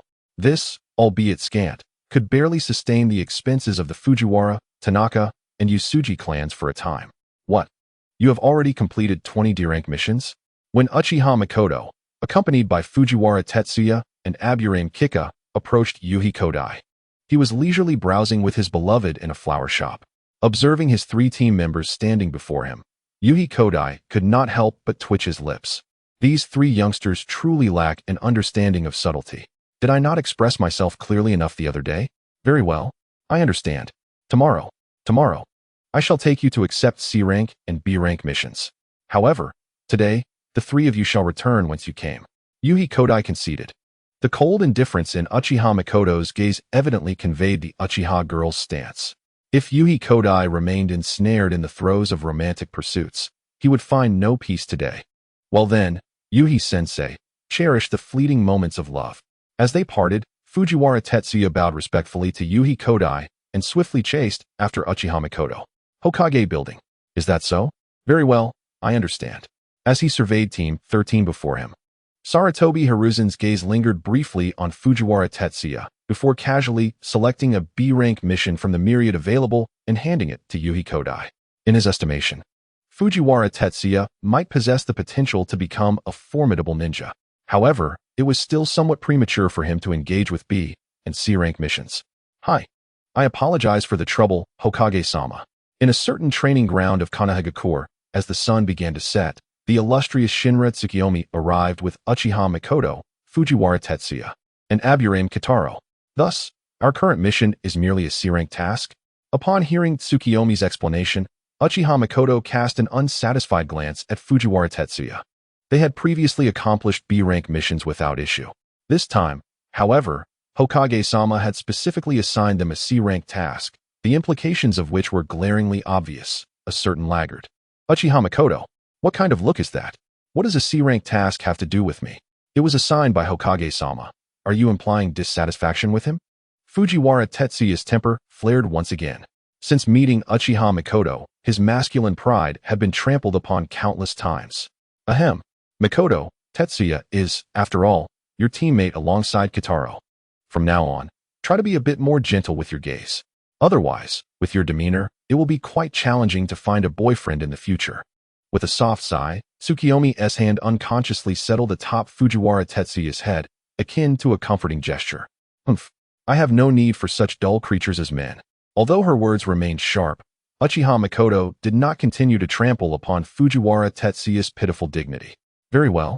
Since the Hokage is already aware of the mission details, let us gather at the gate in 1 hour. You 3, especially you Tetsuya. This mission is fundamentally different from the D-rank tasks you have previously experienced. Bloodshed and violence are unavoidable. Prepare yourselves mentally beforehand. Tsukiyomi-sensei, I am well aware. Until then, I shall see you in 1 hour. Watching as Tsukiyomi, Uchiha Mikoto, and Aburame Kitaro departed in succession, Fujiwara Tetsuya's gaze paused, and he vanished from the training ground in a flash. A C-rank task, you say? Inside, Tanaka Jiro, upon learning the rank of Fujiwara Tetsuya's mission, seemed to exhale in relief, yet his eyes betrayed an unmistakable concern. Uncle Jiro, rest assured. This mission is personally led by Tsukiyomi-sensei. Moreover, my teammates are all reliable individuals. Nothing will go awry. Secrecy. It is the fundamental principle of a ninja. Thus, Tanaka Jiro remained oblivious to the challenges that lay ahead. Aimless conjecture would only deepen his worry. The name of the Tsukiyomi clan is indeed worthy of trust. Tetsuya, do your best. Remember, many are waiting for you here. I know, Uncle Jiro. Feeling the broad hand upon his shoulder, Fujiwara Tetsuya's gaze gradually became profoundly introspective. Uncle Jiro was indeed correct. Here, many awaited him. He had already forged bonds with the Fujiwara, Tanaka, and Yusuji clans. It was a connection of blood, of familial ties, and of mutual recognition. In the eastern region of the Land of Fire lies a town named Sakura Falls, renowned for its perpetual cherry blossoms. carpeting the ground in a sea of petals. The small town, modest in size, boasts merely 4 streets running north to south, with its population hovering around 500 to 600 souls. In bygone days, the cherry blossom season attracted numerous visitors from afar, providing the townsfolk with one of their rare opportunities to earn a livelihood. However, in the realm of ninjas, even the most tranquil and remote places are often shrouded in the shadows of war and bloodshed. Over the past 2 months, Sakura Town has been plagued by a band of marauders whose origins remain a mystery. Their greed knows no bounds, as they pillage wealth, food, women, and children alike, leaving no one untouched. At last, after a relentless day and night of travel, Sunsets Mikoto and Fujiwara Tetsuya, along with their companions, finally arrived at Sakura Town. Mikoto, Murin, you two go gather information regarding the bandits. Also, familiarize yourselves with the surrounding terrain, commanded Tetsuya. Mikoto, you shall accompany me. We must meet with our client. Mastering the art of effective communication with clients is an essential skill for any ninja. Sakura Town appeared even more desolate than the 4 had anticipated. As they surveyed their surroundings, the townspeople wore expressions of anxiety and fear upon their sunken faces. The local shops were firmly shuttered, as if only the aged cherry blossom trees, witnesses to past prosperity, remained to bear witness to the town's decline. Murayama Chihira, the mayor of Sakura Town and their client, had once been the wealthiest individual in the area. However, everything had changed since the marauders' arrival. Lord Chihira, the ninjas from Konoha have arrived, announced a frail old servant, leading Sunsets Mikoto and Fujiwara Tetsuya to meet the mayor. Unlike the townspeople, Chihira's complexion was surprisingly rosy. Clearly, despite the bandits' plunder of most of the town's wealth, the mayor still enjoyed a comfortable existence. Good day, Mr. Murayama. I am Sunsets Mikoto, a jonin from Konoha, and this is my disciple. We are here to fulfill your task, Mikoto stated. A jonin indeed? How reassuring. Chihira responded. Then I entrust you with the task of eliminating the bandits. It was perhaps merely Fujiwara Tetsuya's impression, but he could have sworn he detected a flicker of an unusual smile on Chihira's face, as if he were calculating something. Rest assured, Mr. Murayama, we shall take care of this matter.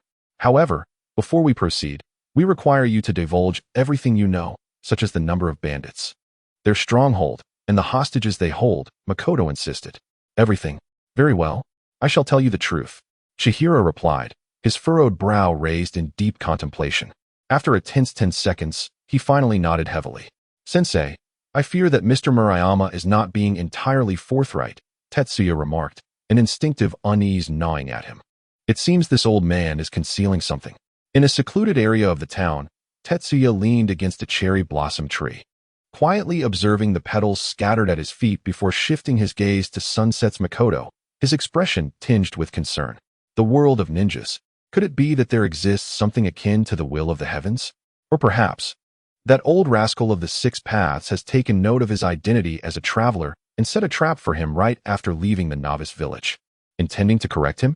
Based on the myriad experiences from my previous life, Fujiwara Tetsuya has indeed succumbed to mild paranoia. Ah, Tetsuya, your insight is remarkably astute. It is true that Murano Harahira has concealed certain truths. However, that is of little consequence. In the face of absolute power, any schemes are merely paper tigers. As long as he can afford the bounty for the C-rank mission, that is sufficient for us.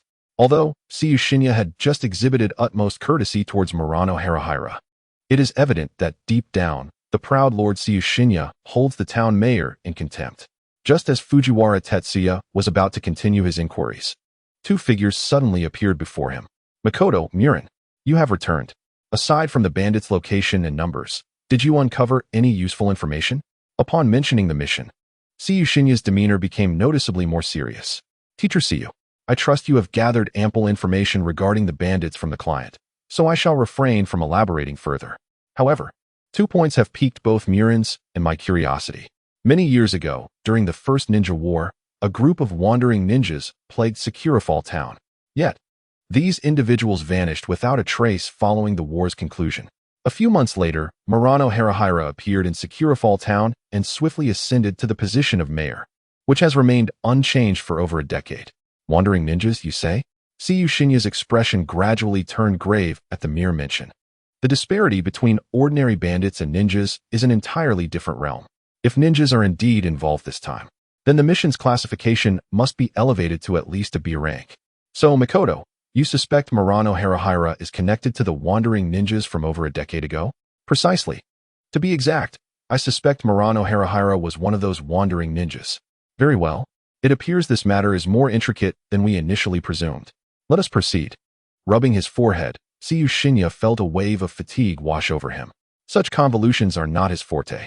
Additionally, Murin and I discovered traces of ninjutsu near Securafall town.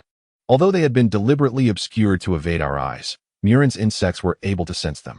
Upon further examination, the ninja we encountered was at least a chunin, if not of a higher caliber.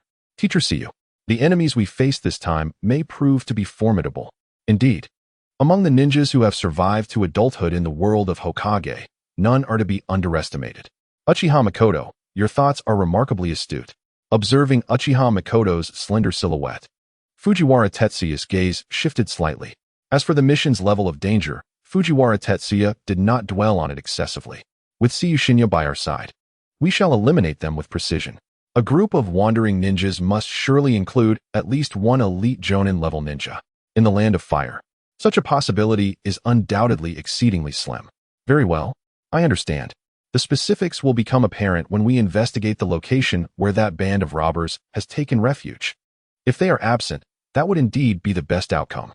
However, if they are present, once we have dealt with this band of thieves, we may need to have a serious discussion with Mr. Murakami. Shaking off the falling cherry blossoms, the setting sun slowly rose to its feet.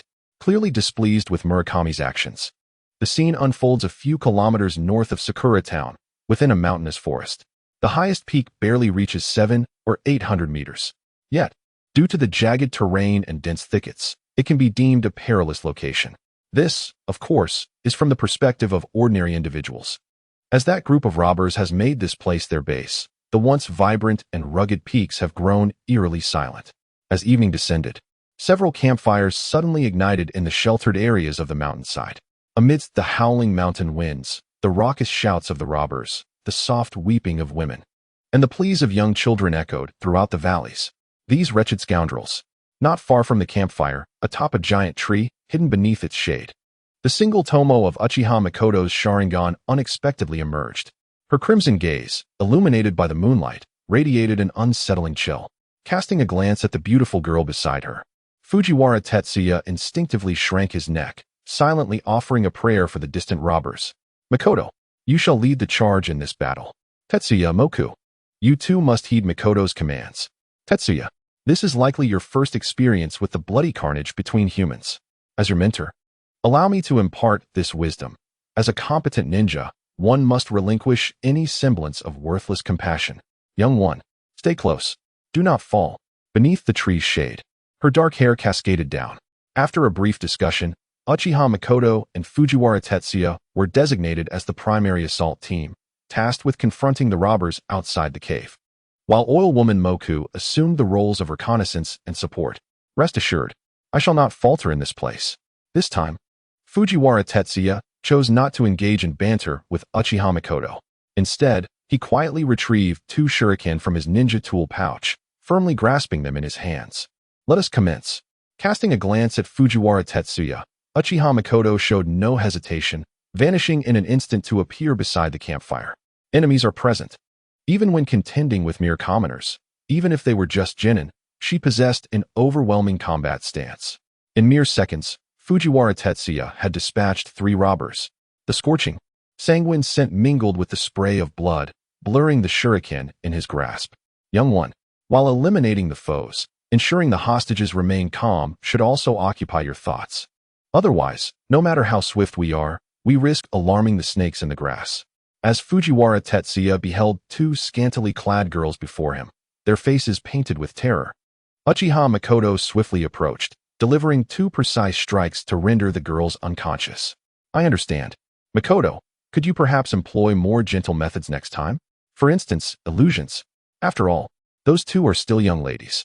Watching the retreating figure of Uchiha Mikoto, Fujiwara Tetsuya swiftly pursued her. The cavern where the bandits were hidden was far larger than Fujiwara Tetsuya had envisioned. The surrounding stone walls were adorned with brilliant torches. From the depths of the cave, occasional lewd gasps could be heard. Uchiha Mikoto clearly had no intention of engaging in idle chatter with Fujiwara Tetsuya. Every bandit within her line of sight became a soul claimed by her shuriken. Observing Mikoto's relentless pursuit of kills, Fujiwara Tetsuya fell silent. The shuriken in his hand spun rapidly, dispatching one unsuspecting bandit after another. These ordinary bandits contributed a meager amount of kill points, averaging around 13 each, even less than the common beasts found in the depths of the hidden leaf forest. Yet, even the slender leg of a mosquito is still meat. Fujiwara Tetsuya was well aware of the principle that small contributions can lead to great gains. As Fujiwara Tetsuya and Uchiha Mikoto were on the verge of eliminating the last of the ordinary bandits, the rogue ninjas deep within the cave finally stirred. In a matter of seconds, Fujiwara Tetsuya and Uchiha Mikoto found themselves surrounded by 7 rogue ninjas. So, it's the little brats from the hidden leaf. Where are the others? It shouldn't be just the 2 of you. The 7 rogue ninjas bore headbands that Fujiwara Tetsuya had never seen before. The one questioning them appeared to be around 40 years of age, evidently the leader of the group. As for their actual strength, Fujiwara Tetsuya was unable to make a precise assessment. However, judging by their aura, they seemed significantly weaker than Yuyuzen. Dealing with you sneaky types. The 2 of us will suffice. Tetsuya, leave the other 6 to you. I'll handle this one in the middle. Uchiha Mikoto displayed a commendable combat awareness. Before the support from Oil Woman Maki arrived, she opted for the most direct approach. The little brats from the hidden leaf are still so arrogant. Little brat, remember this. It is Lord Harukawa Yamaro who will take your head. Within the confines of the narrow cave, shurikens clashed. Mikoto's confidence evidently stung Harukawa Yamaro's pride. You little brat. Prepare to die. The other 6 ninjas were evidently well aware of Harukawa Yamaro's strength and had no intention of offering assistance. After a brief exchange of glances, they turned their attention towards Fujiwara Tetsuya. You bastards. You're too close to me. Lightning release. Lightning beast pursuit Fong. The lightning in Fujiwara Tetsuya's hand suddenly emitted a blinding light, transforming in mere seconds into a fearsome wolf. It swiftly devoured one of the rogue ninjas of unknown strength. Little brat, you are playing with fire. Observing the charred body beside him, the remaining 5 rogue ninjas' pupils constricted. Their gazes towards Fujiwara Tetsuya now bore an air of seriousness. Is this the lightning release you command? Fujiwara Tetsuya. In the midst of the nearby battle, having witnessed the lightning release in the hands of Fujiwara Tetsuya, Uchiha Mikoto felt an intensified competitive spirit. Unconsciously, her crimson gaze blazed anew between her eyes. The Uchiha clan. Damn it, how dare a child like you appear here? The name bestowed by Madara still holds formidable deterrence even after 2 or 3 decades, despite being of merely single-tomo caliber. Uchiha Mikoto's eyes continued to exert considerable pressure on Harukawa Yamamaru. Since you have heard of the Uchiha name, prepare to meet your demise. Fire release, great fireball technique. Earth release, earth flow wall. Fire release, great flame bullet. Under the dual assault of Uchiha Mikoto's ninjutsu, the sturdy earthen wall before Harukawa Yamamaru crumbled entirely. Faced with the overwhelming force of the Sharingan and B-rank ninjutsu, Harukawa Yamamaru found himself increasingly constrained. Damn it, you little brat. Let us see how long you can squander your chakra. Tetsuya, are you alright? After Fujiwara Tetsuya seized the opportunity to eliminate a second enemy, the support from Yamanaka Muto finally arrived. Countless insects drained the chakra from a wandering ninja in a mere 10 seconds, subsequently devouring his flesh and leaving only a skeleton behind. Damn it, what kind of ninjutsu is this? Use fire release. Burn these repulsive insects. Fire release, Phoenix fire technique. A dense torrent of flames descended like celestial fire, enveloping the insects of Yamanaka Muto. Even from several meters away, Fujiwara Tetsuya could feel the searing heat. Were they ordinary insects, they would surely face nothing but carbonization. However, they were up against the Yamanaka clan, a ninja lineage that masterfully wielded insects. With a continuous infusion of chakra from Yamanaka Muto, the swarm of insects surged and writhed. Despite the countless insects that fell, their numbers did not diminish. Rather, they grew increasingly vast. Damn it, such a nauseating ninjutsu. It seems I must swiftly eliminate the caster. I will take care of that lightning brat. You two handle this insect user. How underestimated I have been.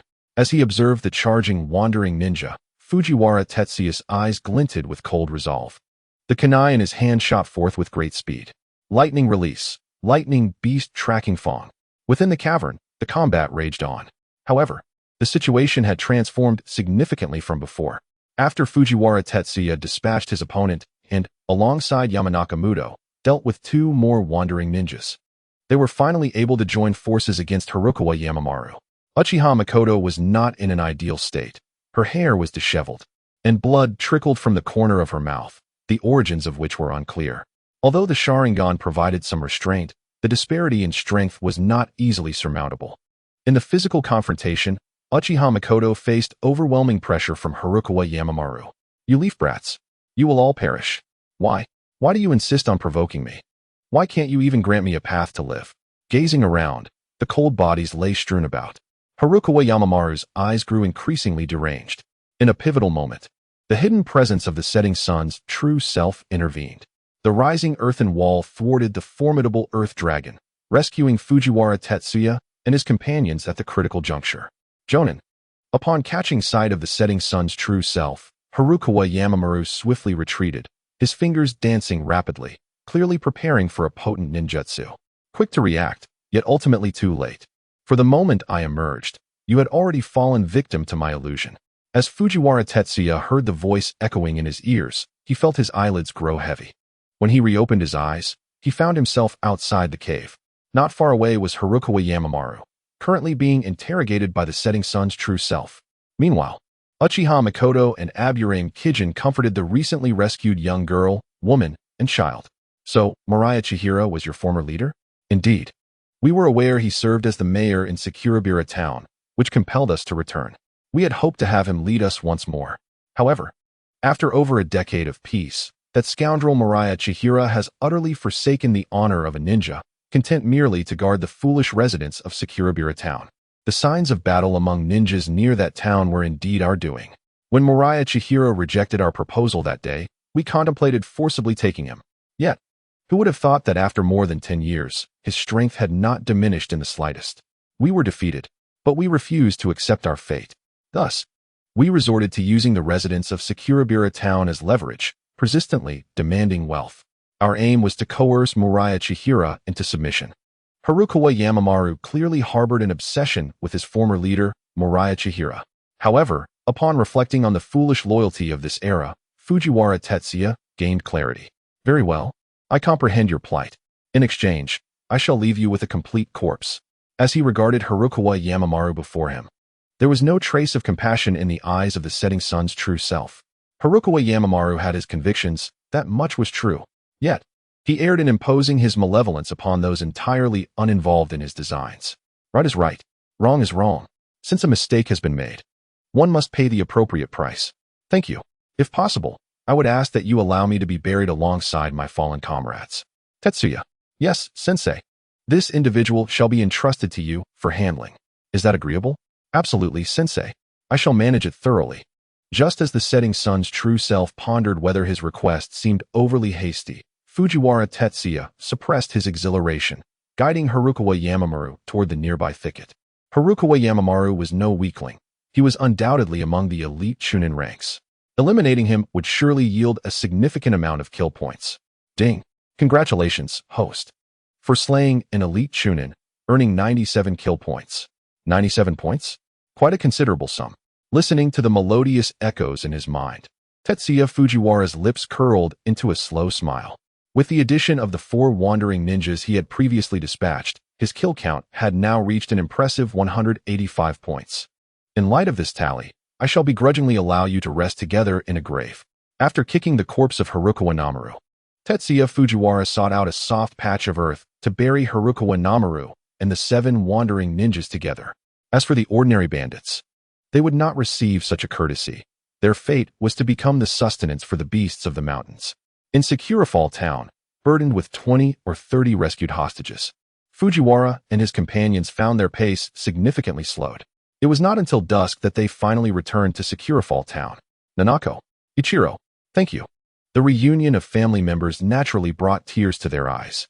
However, neither Shinya Tsuya, nor Uchiha Mikoto, nor Aburame Kijin showed any interest in this poignant scene.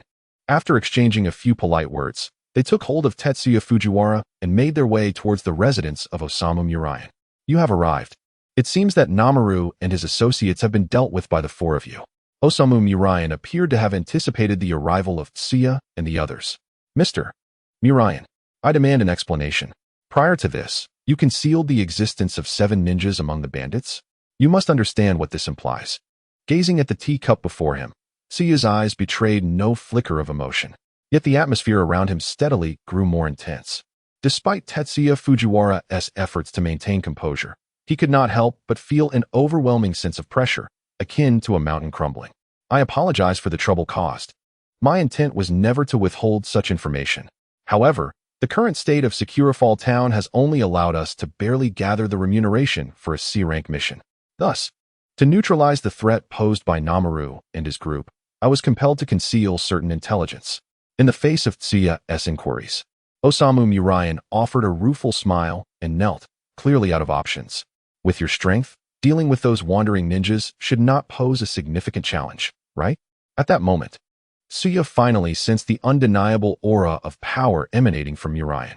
It was the presence of a true elite, one that only a jonin could possess. Were I a few years younger, it would certainly not be a problem. Yet now, my condition has begun to decline. Moreover, Namaru and his companions hold numerous innocent residents in their grasp. If unnecessary, I would prefer not to confront them in a life-or-death struggle. Ultimately, this predicament is solely my doing and has no bearing on the residents of Securafall Town. I implore you for not to direct your ire towards them. I will report this matter truthfully to Lord Hokage. How it will be handled shall be addressed by designated officials in due time. Rest assured, we are ninjas of Konoha, not wandering ninjas. Holding the steaming teacup, Tetsuya chose not to elaborate further. After downing his drink, Fujiwara Tetsuya, accompanied by 2 others, departed from Sakurako Town. Is that so? Very well, I understand. This mission shall be classified as a B-rank task. As for Murano Haruhira, I shall send someone to negotiate with him. In the Hokage office, Sarutobi Hiruzen exhaled a puff of smoke, his gaze gradually resting upon Yuang Shinma. I appreciate your assistance, Lord Hokage. In the presence of the peak-era Sarutobi Hiruzen, even someone like Yuang Shinma, who barely qualified as an elite jonin, felt a degree of trepidation. Not to mention, Uchiha Mikoto and the young ones, Fujiwara Tetsuya and Aburame Kijin. Tetsuya, well done this time. You have not tarnished the honor of the Fujiwara clan. Keep it up. Shinma is a commendable teacher, and under his guidance, you shall undoubtedly become a proficient ninja in due time. Yes, Lord Hokage. I will diligently learn from teacher Yuang and strive to become a qualified ninja. Under Sarutobi Hiruzen's gaze, Fujiwara Tetsuya straightened his posture, his expression becoming markedly more serious. Do not feel overly pressured. I have faith in your abilities. All right, I presume you are all weary. Take the next 2 days to rest at home, and return in a couple of days to receive your missions. Yes, at the Fujiwara, Tanaka, and Usuji clan territories. When Tanaka Jiro saw Fujiwara Tetsuya safe and sound, he couldn't help but exhale a sigh of relief, as though a great weight had been lifted from his heart. Uncle Jiro, please take this silver. Fujiwara Tetsuya, aware of Tanaka Jiro's thoughts, smiled lightly and drew out 30,000 ryo, placing it into Jiro's hands. This was certainly not the reward for the mission. Even though the task level in Sakurako Town had been elevated to B rank, the maximum reward would scarcely reach 150,000 ryo. The sum he held could not possibly be that much. This 30,000 ryo was part of the spoils collected from the bandits. According to Yuang Shinma, it was his rightful share. Uchiha Mikoto and Aburame Kijin were also entitled to a portion of this amount. Tetsuya, where did you acquire this money? Did you perhaps say something you should not have to Lord Yuang? 30,000 ryo would indeed be considered a small fortune for the Fujiwara, Tanaka, and Usuji clans, particularly when combined with the earlier contributions made by Fujiwara Tetsuya. It could not only resolve immediate needs, but also provide decent clothing for the children of the clan. Uncle Jiro, rest assured, this 30,000 ryo is part of what I collected from those thieves. Feel free to use it.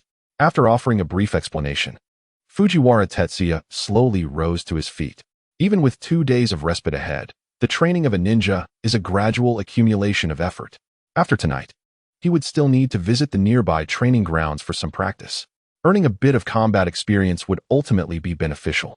The following morning, as dawn broke, Fujiwara Tetsuya, carrying a small sword, set off once more towards the training grounds. The days of youth are often immeasurable, fleeting like a galloping horse. leaving behind only a few lingering memories in the expanse of a long life.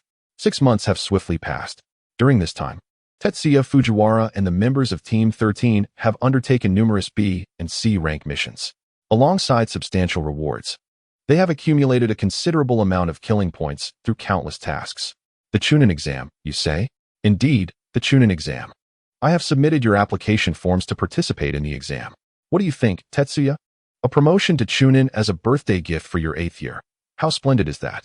I, your teacher, am truly imaginative. On the rooftop of a certain building in Konoha, as the sun began to set, the teacher, Zenshin, leaned against the terrace, lost in a moment of self-satisfaction after discussing the Chunin exam with Tetsuya Fujiwara, Mikoto Uchiha, and Kumo Aburame. Teacher Zenshin, while your idea is commendable, suddenly participating in the Chunin exam seems rather reckless. As far as I know, this exam will not only include Konoha's Genin, but also those from the land of wind, the land of water, the land of rain, the land of earth, and the land of lightning, as well as several smaller hidden villages, correct? Being a genius of the Uchiha clan, Mikoto Uchiha was undoubtedly more informed than the inexperienced Tetsuya Fujiwara. Wait, Mikoto, are you saying that genin from the other 4 great nations and the Hidden Rain village will come to Konoha for this Chunin exam? It is now the 35th year of Konoha, and the Second Great Ninja War is not so far behind us. From the perspective of a time-traveling individual suffering from paranoia, the participation of the 4 great nations and the Hidden Rain village in Konoha's Chunin exam is undoubtedly a means to probe Konoha's strength. What is so strange about that? Although this time there are more participants, there have been precedents for the 4 great nations and the Hidden Rain village attending Konoha's Chunin exam in the past. What's the matter, kid? Are you afraid? If you are, just say it out loud.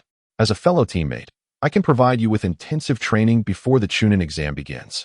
Facing Tetsuya Fujiwara, Mikoto Uchiha's prideful nature had never dimmed. Although her sharp tongue had softened somewhat compared to before, she still maintained her spirited demeanor. Intensive training is unnecessary. After all, someone's strength may not necessarily surpass mine. Observing Mikoto Uchiha's sculpted features, Tetsuya Fujiwara swallowed hard but chose not to indulge her. This interaction was a familiar routine between them. You little brat. You said it. If you hold us back during the Chunin exam, don't blame me for being merciless. All right, Tetsuya, Mikoto, enough of your bickering. Zenshin sighed, gazing at the youthful faces of Tetsuya and Mikoto. In the coming half-month, I will personally guide you both, striving to ensure significant progress in your abilities before the Chunin exam. As for Kumo, the techniques of the Aburame clan largely involve insects, which I cannot assist with. However, I have already asked Senior Kaiohira for help. For the next 2 weeks, Senior Kaiohira will personally instruct you in the secret arts of the Aburame clan. Opportunities are rare. One must strive with determination. Is it Senior Qinghui? I understand now. Teacher Xiang, I shall not let this chance slip by. Who is Oil Woman Qinghui? Fujiwara Tetsuya is uncertain.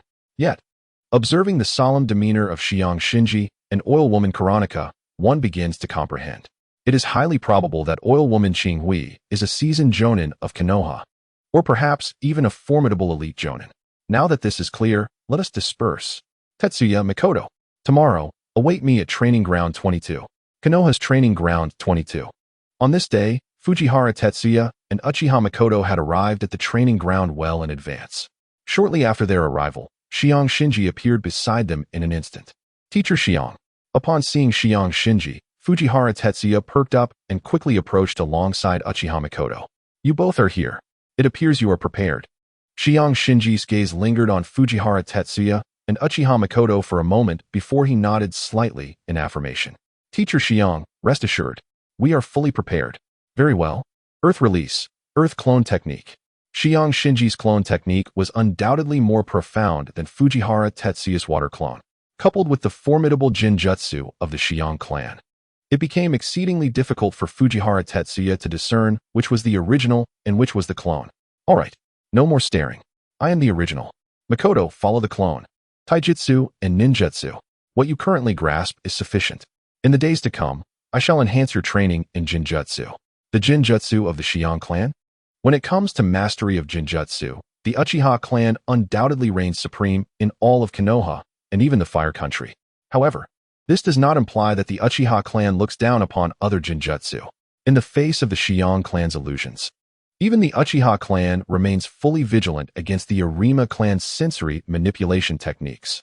Tetsuya, you know I am not skilled in water release or lightning release ninjutsu. Moreover, with the ninjutsu you currently possess, I find it more than adequate. In the upcoming days, I shall intensify your training in taijutsu and swordsmanship.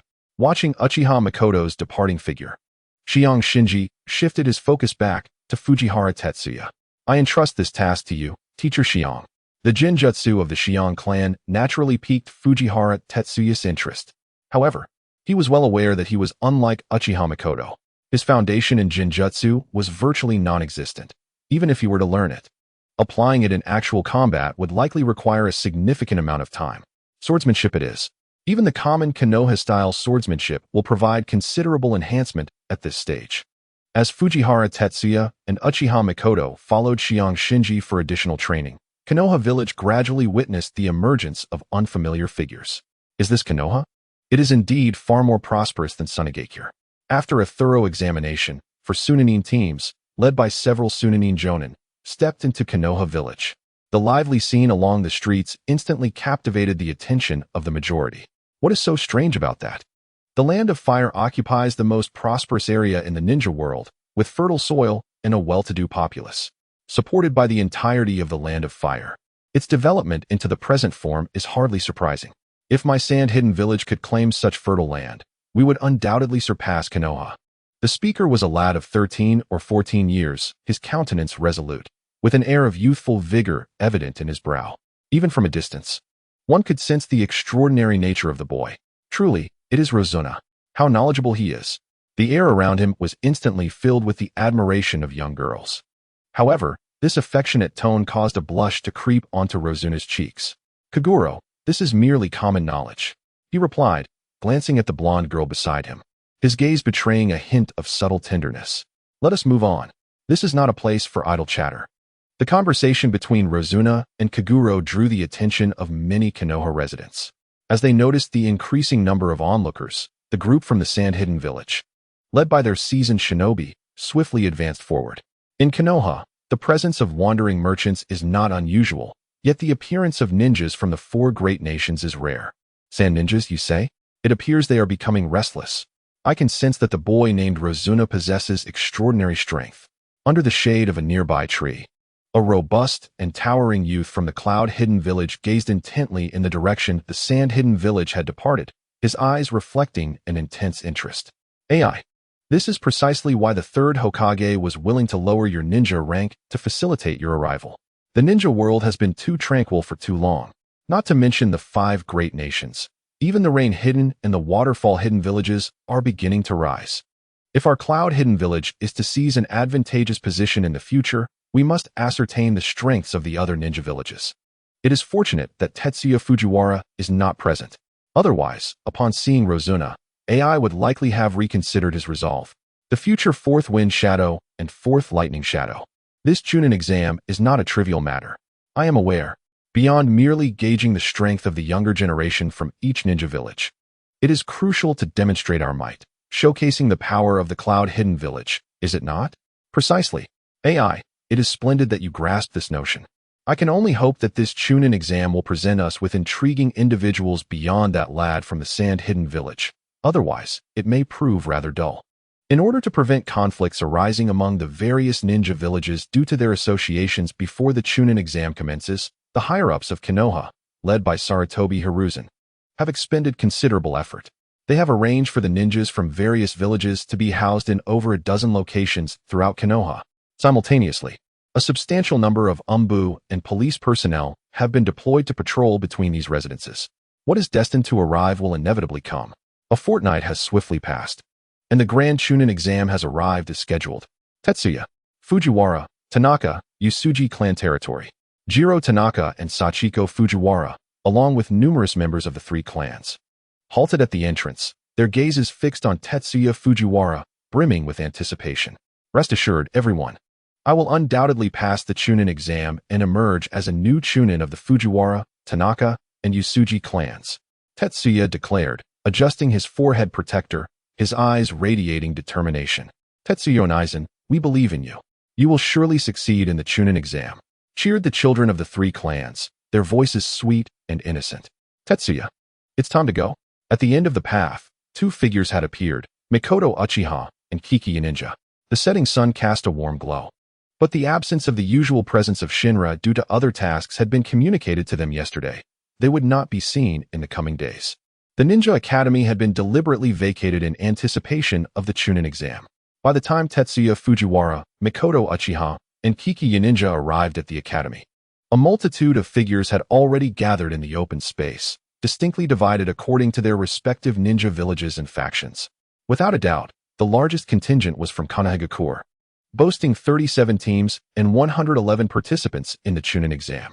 Following closely were the teams from Amigakure, with 9 teams, while Sunagakure, Iwagakure, Humogakure, and Kirigakure had approximately 3 to 4 teams each. Smaller ninja villages had scattered teams, typically ranging from 2 to 4.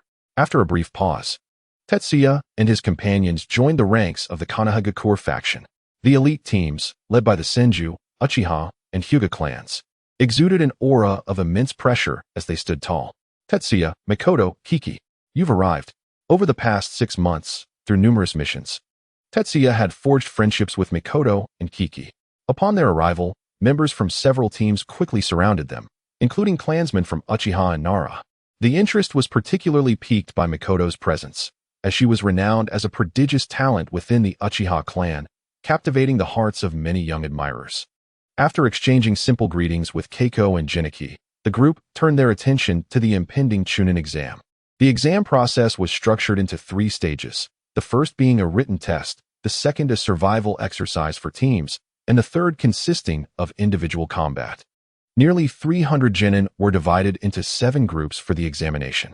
The written test included topics pertaining to the ninja world and related professional knowledge, which posed no significant challenge for Tetsuya, while other genin resorted to various peculiar jutsu to sneak a peek at answers. Tetsuya confidently placed his nearly perfect paper before the proctoring jonin. Under the watchful gaze of countless eyes, he gracefully exited the classroom, reminiscent of a boy swept away by the wind. Tetsuya, you're out quite early. Judging by your appearance, the exam must have gone well. Approximately 10 minutes after Tetsuya Fujiwara's departure, Yuya Kuno and Mikoto Uchiha emerged from their respective classes. Upon spotting Tetsuya, they immediately gathered around him. Naturally, theory is my forte. Tetsuya smiled as he inquired, how did you two fare? Considering you passed, how could we, as your seniors, possibly fail? Mikoto Uchiha thought to herself, casting a sidelong glance at Tetsuya. You little brat. I want to disclose that I submitted my paper early thanks to my Sharingan. Tetsuya, ever perceptive, sensed the fluctuations in Mikoto's gaze and arrived at his own conclusions. The Sharingan and other tricks were indeed instruments of deceit. However, given that the proctor was a jonin from Konoha, even if discovered, it was unlikely that anyone would make an issue of it. Observing the proud expression of Mikoto Uchiha, Tetsuya refrained from teasing her. Few teams had failed to pass the first written exam, and the results published in the afternoon revealed only 11 teams, most of whom were genin from smaller hidden villages. The second stage of the survival test was set to take place at training ground number 37, the very site where Tetsuya had first met the beast of the exam. Greetings, rookies from various ninja villages. I am Orochimaru, the proctor for your second exam. The rules, as clearly outlined in your announcement board, require no repetition from me. I shall await you at the far end of training ground number 37 over the next 3 days. I hope you enjoy your time here. Is the proctor for the second exam actually Orochimaru? Tetsuya's gaze darkened as he regarded the figure upon the platform. Although Orochimaru had not yet embarked on his irreversible path, a person's nature is not easily altered. Tetsuya sensed that deep within training ground number 37, Orochimaru had undoubtedly prepared some unexpected surprises for them. Now, let the second exam officially commence. At Orochimaru's signal, the teams rose without hesitation, dashing into the depths of the training ground's forest. Tetsuya, let us go? Indeed. Nodding, Tetsuya glanced back at Orochimaru before following Mikoto Uchiha and Yuya Kuno into the thicket. Tetsuya, is it? An intriguing little brat. It seems you have already sensed something. Tetsuya's gaze did not escape Orochimaru's keen perception. As the last few teams delved deeper into the training grounds, Orochimaru's figure flickered, vanishing from the high platform alongside several other elite ninjas. In a bid to infuse excitement into the second round of the exam, Orochimaru unleashed thousands of ferocious beasts and venomous insects in training ground number 37, while also dispatching his umbu to set countless traps. The scrolls that Fujiwara Tetsuya and his companions sought were predominantly concealed within the layers of these beasts and at the heart of the traps. Tsurugi Hyjin raised objections against Orochimaru's arrangements. Yet, after a moment's hesitation and in light of his favored disciple's insistence, he ultimately chose to lend his support. The world of ninjas has always been steeped in bloodshed. To pass the Chunin exam is no trivial endeavor. In the depths of the training grounds, the leading squad of the first batch had already entered the range of traps set by the umbu. In an instant, due to the careless touches of many novices, countless explosive tags detonated in hidden corners, and an array of shuriken and poison needles shot forth, claiming the lives of numerous lower-ranking ninjas. Among the fallen were ninjas from small villages as well as those from the 5 great ninja villages, such as Konoha and Sunagakure. Who can use medical ninjutsu? Save my comrade. Save her. It hurts. It hurts so much. Suzuko, kill me, just kill me. Beneath the dense foliage, the chaotic aftermath of the explosive tags had turned the scene into utter disarray. Those with weaker mental fortitude clutched their companions' lifeless bodies, their eyes gradually becoming vacant.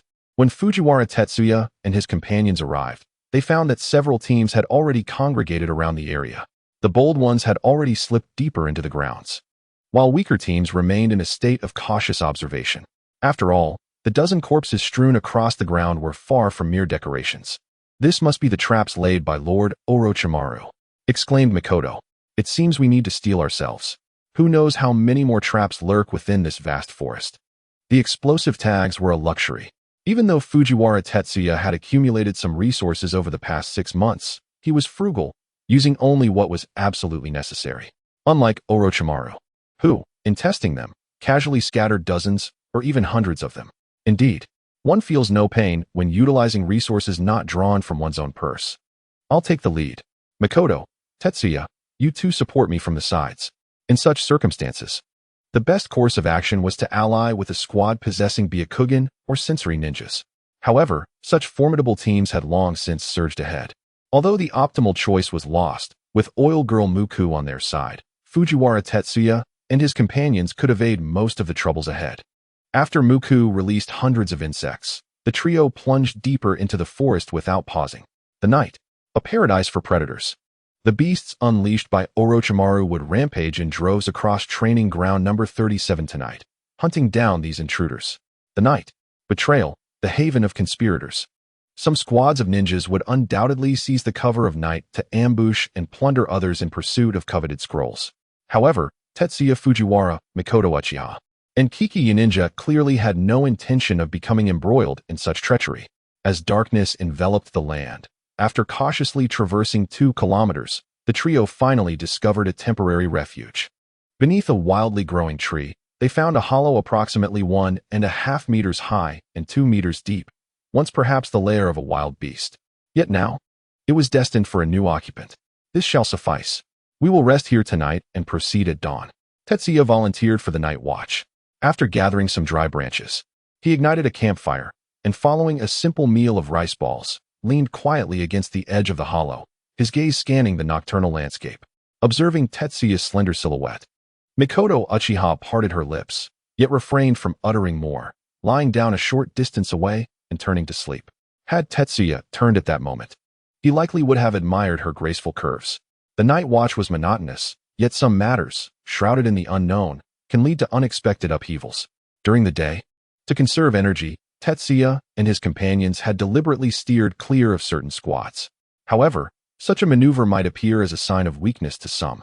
In the deep of night, as thick clouds obscured the moonlight, several glints of cold steel shot toward Tetsuya's face with a howling wind. Unable to resist the challenge, Tetsuya chuckled lightly, drawing his tanto and deflecting the shurikens with precision. "If you are here, then show yourselves. Hiding in the shadows at this hour is rather petty." "Tetsuya, what is happening? Are there enemies?" The commotion outside roused Mikoto and Kiki from their slumber. As they gazed at the shurikens scattered on the ground, their expressions grew somber. Truly, these were ninjas from Konoha. Even at this hour, they remained vigilant. Perhaps Tetsuya's words had stirred something. From the dense thicket ahead, a series of rustling sounds emerged. and 6 figures gradually materialized before Tetsuya and his companions. Ninja from the Rain Village? Tetsuya's gaze deepened as he observed the forehead protectors adorning their brows. For this Chunin exam, the Rain Village had dispatched 9 squads, all of which had successfully passed the first round. Clearly, they had invested considerable effort. However, it appeared that Hanzo had motives beyond mere displays of strength, perhaps seeking to exploit the opportunity to diminish the power of Konoha's younger generation. Esteemed ones, we have yet to locate the scroll. If you are here for that purpose, I fear you shall be disappointed. The blade of his tanto shimmered under the flickering firelight, reflecting myriad tiny glimmers. Even in the face of 6 genin from the Rain Village, Tetsuya felt no fear whatsoever. This confidence arises not solely from the presence of Uchiha Mikoto and Aburame Kunin, but fundamentally from within himself. Host, Fujiwara Tetsuya. Strength, genin, 28, 933, 000. Bloodline limit, none. Ninjutsu, Konoha-style swordsmanship, 261, 000 intermediate. A. Lightning release. Chidori, 1, 0, 51, 000 intermediate. A. Water release. Water Dragon Bullet Technique, 210, 500 intermediate. B. Lightning release. Lightning Beast Tracking Fong, 100, 500 advanced. C. Water release. Water Clone Technique, 23, 500 advanced. C. Water release. Water Prison Technique, 65, 500 advanced. C. Body Flicker Technique, intermediate. D. Body Replacement Technique, advanced. E. Kill value, 830. After developing Chidori and beginning his swordsmanship training under the guidance of the late Yu, Fujiwara Tetsuya's combat prowess proved to be far more formidable than anticipated. Of course, to avert any unwarranted interest from those lurking in the shadows, he refrained from mentioning Chidori to others. Whether or not it exists is not something you can dismiss with mere words. Such matters require thorough investigation before confirmation. Therefore, the 3 of you should set aside your ninja tools to allow us to conduct a search. Rest assured, if we find nothing, the 6 of us will depart immediately. As the conversation unfolded, 6 genin from the Rain Village had already formed a combat formation, encircling Fujiwara Tetsuya and his companions. Spare us your deceitful words. If you wish to search us, we shall see if you possess the capabilities. Before that, allow me to offer you a warning. Should you draw your weapons against us, the likelihood of losing your lives is exceedingly high. Arrogance. We have annihilated many teams from Konoha before. 2 of your teams have already fallen at our hands, including members of the Senju and Hyuga clans. What can you 3 inexperienced youths possibly achieve? Since you are unwilling to meet your demise quietly, we shall be compelled to assist you on your journey. Attack. Eliminate them swiftly. Fujiwara Tetsuya's words undoubtedly struck a nerve with the genin from the 6th great country. In an instant of collision, 3 of the genin lunged directly at him. You certainly overestimate me. Mikoto, Kunin, I entrust the other 3 to you. These 3 shall be mine. As he beheld the impending accumulation of kill value, Fujiwara Tetsuya's gaze became increasingly radiant. With a flicker of movement, he charged forward. Konoha-style swordsmanship, the falling. A violent aura stirred an endless torrent of fallen leaves, cascading like meteors. It shattered the formation of the 3 genin from the Rain Village. Lightning release. Lightning Beast Tracking Fong.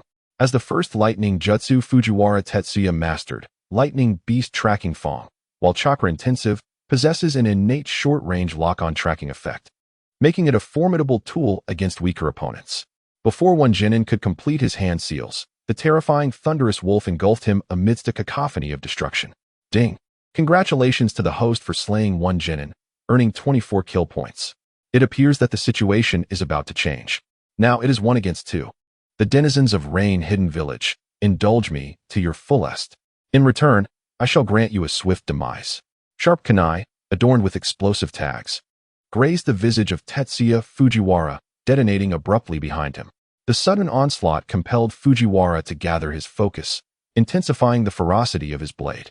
Should the setting sun's true self witness this, it would undoubtedly marvel at Fujiwara's innate prowess in swordsmanship. In contrast to the clash between Fujiwara and the Oil Woman, Mikoto Uchiha's skirmish was decidedly more tedious. The moment her Sharingan activated, the battle was already concluded. Under the guidance of the setting sun's true essence, Mikoto Uchiha's mastery of Jinjutsu flourished remarkably. Even Fujiwara, with a moment's inattention, found himself ensnared within the illusion crafted by Uchiha. Nonetheless, after the skirmish, Mikoto refrained from intervening in the confrontation between Fujiwara and the oil woman. She merely withdrew her kunai and sat quietly beside the campfire. Infuriated by the potential for opportunistic kills, Fujiwara's strikes became increasingly rapid. Within the Leaf's void sword technique, a brilliant flash of steel sliced through the air, leaving a grievous wound upon the chest of a rain-hidden village genin. Gazing upon the lifeless form, Fujiwara nonchalantly discarded several kunai and swiftly retreated. The water release, water dragon bullet technique, a paragon among B-rank ninjutsu, commanded awe. A colossal water dragon spiraled through the skies, devouring the nearby rain ninja genin. What? How is this possible? Why does the Leaf harbor such monstrosities? As the torrent receded, the rain ninja genin, struck by the water dragon, lay helplessly upon the muddy grass. Their eyes alight with terror. The rain-hidden village is far too diminutive. The heavens of the ninja world tower far beyond your imagination. With swift kunai, Fujiwara acted without hesitation, claiming the life of the rain ninja genin. As for names, do they truly matter? Ding. Congratulations to the host for slaying a genin, acquiring 27 points of slaughter value. Oil woman, remember to leave one alive. Casting a glance at the dense swarm of insects in the distance, Fujiwara felt a shiver. Had he delayed mere seconds longer, those two rain-hidden genin would have surely become mere skeletons. An alive one. Upon hearing Fujiwara's admonition, the oil woman deftly commanded the swarm to ensnare the two rain ninja genin. Observing the uniquely crafted insect bindings upon them, Fujiwara inhaled sharply. He had never realized the oil woman's remarkable talent for binding. Perhaps he ought to dedicate time to discuss this matter with her. It could be a matter of great significance for a fulfilling life. Speak. What is the true purpose of that old man Hanzo sending you to the Leaf? The assailing rain ninjas were all male, thus there was no need for Fujiwara to exercise any chivalry. With a decisive kick, he sent both rain-hidden genin sprawling to the ground. In the chilling grasp of a shuriken, illuminated by the moonlight, a rain shinobi found himself ensnared. Do not hastily engage in arguments. I shall pose questions, and you will provide answers. Comprehend the gravity of the situation. This is your sole opportunity for survival. Will you spare us? Gazing at the shuriken, which loomed perilously close, merely 2 centimeters away, the lower-ranking ninja from the hidden rain village felt beads of cold sweat trickling down his forehead. Perhaps this was the first time he truly sensed the proximity of death. The worth of the information you provide will determine your fate. Do not entertain any deceitful thoughts. Consider your beloved. Should you perish here, you would lose everything.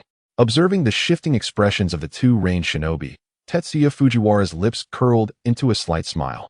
It appears my assumptions were correct. You both indeed harbor affections for someone. Ponder this deeply. If you were to die, perhaps within a few years, she would marry another, lie in another's embrace, and bear children for someone else. What a sorrowful fate that would be. Silence. Do not utter another word. At that moment, Tetsuya Fujiwara's words slithered through the air like the whispers of a demon, causing the pupils of the two rain shinobi to dilate in fear. After a struggle, they finally bowed their heads. If the future were to unfold as Tetsuya described, the prospect was far more agonizing than death itself. We will divulge what you wish to know. My name is Arashir Zeki, and this one is Aoki Asuka. Our visit to Konoha, ostensibly for the Chunin exams, serves as a mere facade. Our primary objective is to assess Konoha's strength and relay intelligence back to the Hidden Rain Village. This is all that we know. Intelligence, you say? It seems there are quite a few informants from your village within Konoha. One last question. Among the 9 Rain Shinobi teams, what is your strength? The affairs between the Hidden Rain Village and Konoha. Given his current strength and status, he was still far from being able to meddle in such matters. Furthermore, Hanzo's ambitions to scrutinize the 5 great nations have been long-standing. He did not believe that Sarutobi Hiruzen remained oblivious. Perhaps we are of average caliber. After hesitating for several seconds, a hint of shame crossed Arashir Zeki's face. I understand. Thank you for your answers. As a gesture of gratitude, I shall ensure your demise is swift. Swish. The shuriken swept through the air, cleaving the throats of Arashir Zeki and Aoki Asuka, sending the two Rain Shinobi to the afterlife. You are untrustworthy. If I were to uphold trust with you, what then of the Konoha Shinobi who fell at your hands? A killer must forever be hunted. Such is the way of the world. Hey, Mukan, why do you gaze at me in that manner? As Tetsuya Fujiwara returned from the grim task, reveling in the recent acquisition of 121 points of kill value, He inadvertently locked eyes with the alluring gaze of the oil woman Mukon. An immediate discomfort washed over him. It's nothing. Tetsuya, do not overthink. I merely feel that you are a person with a story to tell. Enough. It is getting late. In the ensuing moments, I shall take the vigil. You and Mikoto should retire for the night. After casting a fleeting glance at Oil Girl, Tetsuya Fujiwara refrained from further inquiry. He sensed a subtle shift in the demeanor of his companion, Uchiha Mikoto. Could it be that my recent water dragon jutsu was too impressive? Suppressing his curiosity, Tetsuya leaned against the tree trunk and gradually closed his eyes. Mikoto's form was irresistibly captivating. I must not succumb to slumber. No, I cannot. Tetsuya, Tetsuya. It is time to awaken. In the early morning hours, faint rays of sunlight filtered through the layers of leaves into the hollow of the tree. At the call of Oil Girl, Tetsuya slowly opened his eyes and lazily stretched. When he turned to the spot where Uchiha Mikoto had lain, he found the girl had vanished without a trace. In the vast hollow, only he and Oil Girl remained. Where is Mikoto? He inquired, his mouth full of rice ball as he accepted it from Oil Girl. Mikoto has gone to scout the situation ahead. Once you finish your meal, we shall proceed to rendezvous with her. Then let us depart. It is far too dangerous for Mikoto to be alone. Swallowing the last morsel of his rice ball, Tetsuya rose, drawing his short blade. The edges of his sleeves bore remnants of dried blood. The elimination rate of the first day of the second round was even higher than that of the first examination. Aside from the two range shinobi teams that fell to Tetsuya and his companions, 9 other teams had been ambushed, and numerous others had been forced to withdraw due to casualties. The number of genin participating in the second round dwindled, yet the clashes between teams grew increasingly brutal. Under the cover of a dense forest, Rasha stood before a multitude of Rain Village genin, wielding his sand gold with lethal precision, dispatching several ambushers with ease. He exuded youthful bravado. Magnet release? It appears the rumors about the Sand Village are indeed true. I never expected them to send forth someone of your caliber. Rasha's adversaries were a motley crew, comprising those from the Rain Village, Rock Village, Konoha, and the Land of Grass. Clearly, they had formed a temporary alliance for some ulterior motive. I have warned you. You are far from capable of seizing the scrolls we possess. Depart now, and I shall pretend this incident never occurred.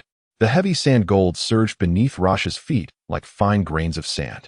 Though not numerous, under Rasha's command, they were sufficient to counter the combined assault of over a dozen genin. We have taken note of today's events. This matter is far from over. Sooner or later, we shall cross paths again. As they gazed upon the golden spear coalescing in Rasha's hand, the surrounding genin appeared increasingly uneasy. After a moment of deliberation, they scattered in haste. The power Rasha exhibited today had surpassed the limits of an ordinary genin. Even a Chunin squad would struggle to gain the upper hand against this prodigy from the Sand Village. Gaining insight into the opponent's strength was more than sufficient. Rasha, are you unharmed? Walking on the solid golden sand, Kururo approached closely, an unspoken worry etched across his brow. Kururo, fret not, I am unharmed. Such a level of ninja cannot inflict any injury upon me. Let us hasten our pace. If my intuition serves me right, the scrolls set in the training ground are far fewer than we anticipated. The further we progress, the more frequent these senseless skirmishes are likely to become. Rashana's conjecture proved accurate. To enhance the excitement of the second examination, Orochimaru had covertly ordered the Umbu to replace a batch of scrolls the night prior.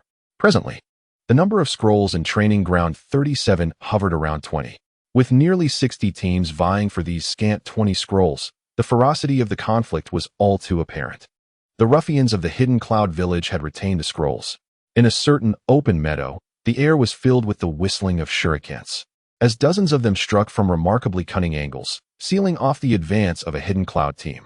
It would not be a simple task to seize the scrolls from our grasp. With merely 6 of you, you might find yourselves lacking. Casting a glance at the Leaf Village ninjas before him, the future fourth Raikage, Ei, lightly tossed the scroll in his hand, his aura growing increasingly formidable. Such arrogance. Anyone can boast. If you possess any sense, surrender the scrolls in your possession. Otherwise, you may not leave Training Ground 37 alive. The Leaf Ninjas targeting Ei's team were no ordinary commoners. Besides a member of the Senju clan, there were also individuals from the Hyuga, Shimura, and Uchiha clans, all hailing from the esteemed Leaf Village. Hey, do you know why I lured you here? It is because this place is sufficiently flat. Enough for me to resolve this within a minute. Go, Toma. You two retreat with the scrolls.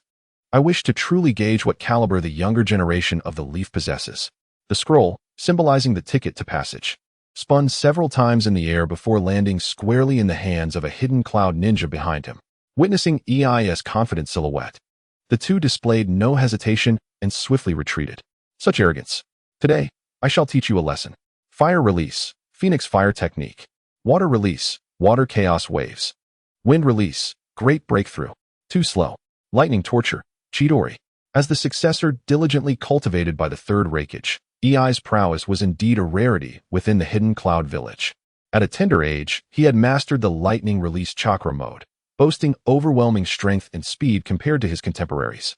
The dense currents of electricity swirled around his hands, and in mere seconds, EI had slain 2 leaf ninjas and gravely injured another. Gulping, the remaining 3 leaf ninjas instinctively huddled together, a sense of regret flickering within their hearts. The Hidden Cloud Village truly lived up to its reputation as one of the 5 great ninja villages, capable of nurturing such terrifying monsters. Was that lightning release? Or perhaps the legendary secret technique, body flicker? You lot are weaker than I had imagined. Senju, Hyuga, you are indeed disappointing. Let us put an end to this tedious game. The training ground number 37 of Konoha. In a secluded forest, 2 squads of lower ninjas from the Hidden Mist Village are in pursuit of 2 young ninjas from the Land of Whirlpools. These 2, a boy and a girl, appear to be around 13 years of age, their breaths labored and their bodies marred by splotches of blood. Clearly, they have sustained significant injuries from the recent skirmish. Meihua, my wounds are too grave. I cannot escape. I will stay behind to hold them off. You go on. Pingji, do not utter such words. Asaharu is already dead. If you perish as well, what meaning would my survival hold? The youth of the ninja world are generally precocious, a fact not particularly difficult to comprehend. Meihua, there are people to the southeast. Let us flee in that direction. As a descendant of the Sage of 6 Paths, the innate talents of the Uzumaki clan far exceed those of countless other ninja clans. Among the younger generation of the Uzumaki clan, Pingji's perceptive abilities are exceptionally remarkable. They are Konoha ninjas. After sprinting for several seconds, Pingji and Meihua finally glimpse a glimmer of hope for survival. A mere few dozen meters away, 3 lower ninjas from Konoha rest against a large tree. Someone is approaching. The ninjas beneath the tree are none other than Fujiwara Tetsuya, Uchiha Mikoto, and Aburame Kitaro. Perhaps by sheer luck, despite having successfully navigated several traps, they have yet to catch even a hint of the elusive scroll.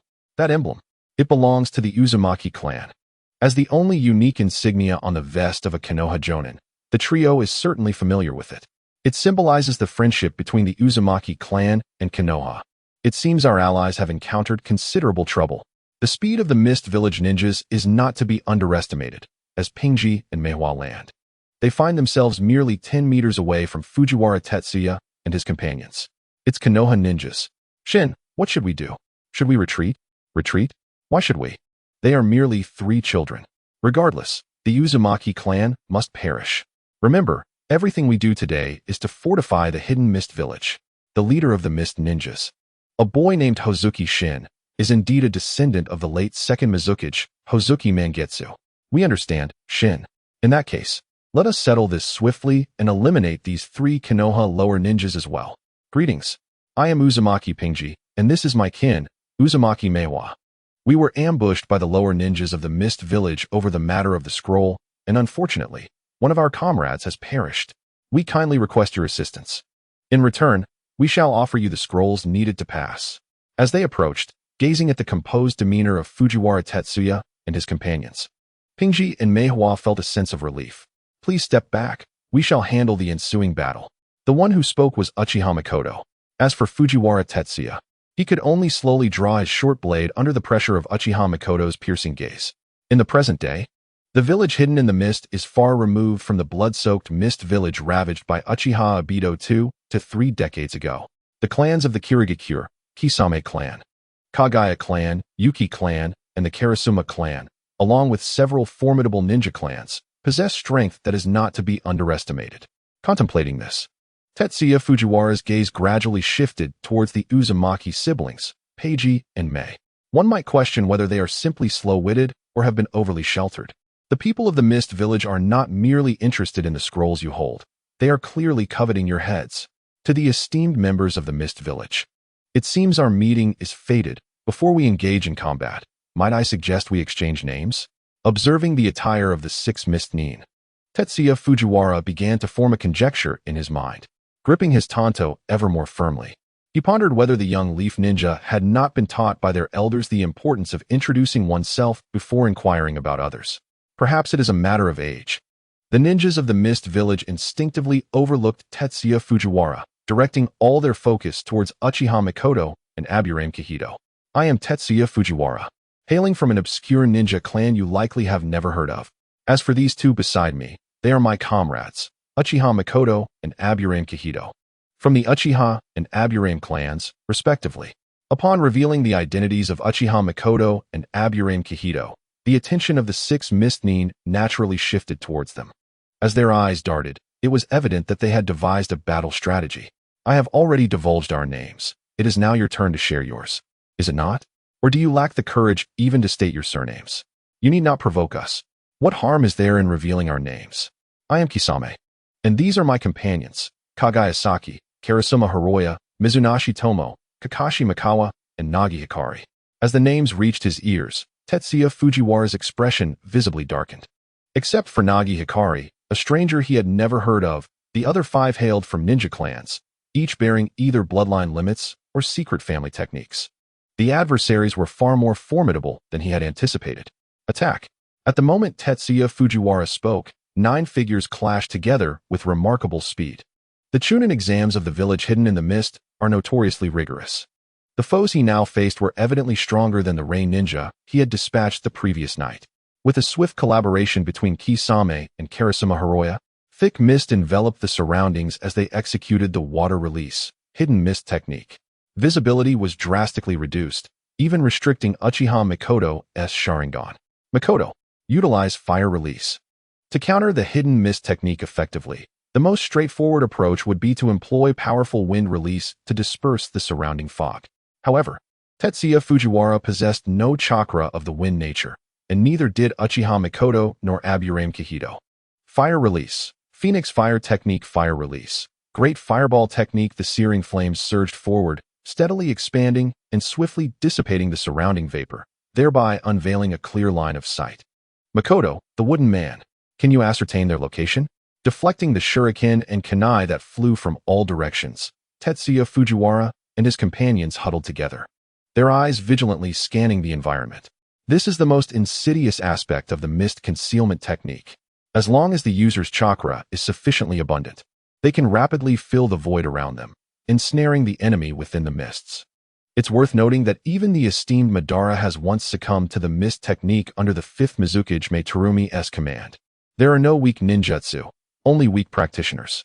My Sharingan is hindered by the fog, and these ninjas from the hidden mist are in rapid motion, making it impossible to pinpoint their locations in the short term. My insects can detect their positions, but to ascertain a more specific location will require some time. This passive predicament. It is perhaps the first time Tetsuya Fujiwara has faced such a situation since joining the 13-man team. Even in previous encounters with a certain rogue jonin, they had never found themselves in such a bind. Wooden man, I entrust you with confirming their location. Mikoto and I will do our utmost to buy time and fend off their attacks.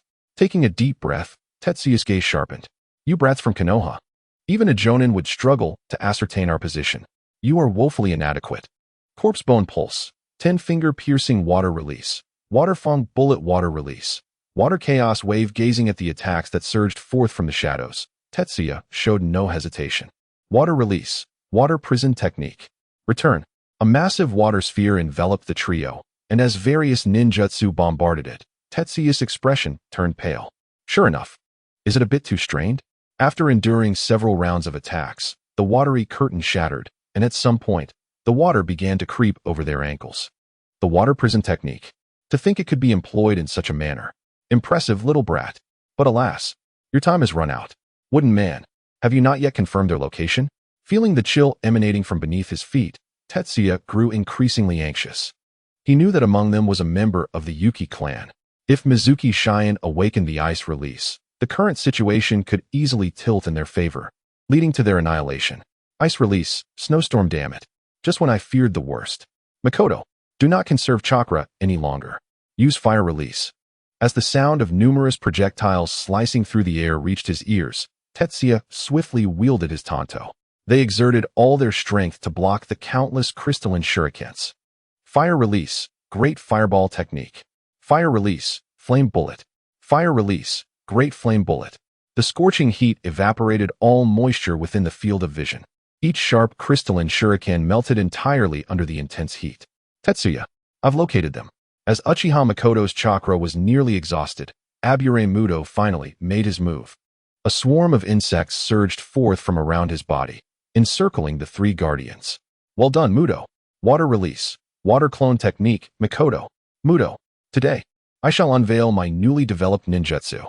This meaningless conflict must come to an end. Tetsuya, do not act recklessly. These individuals are formidable.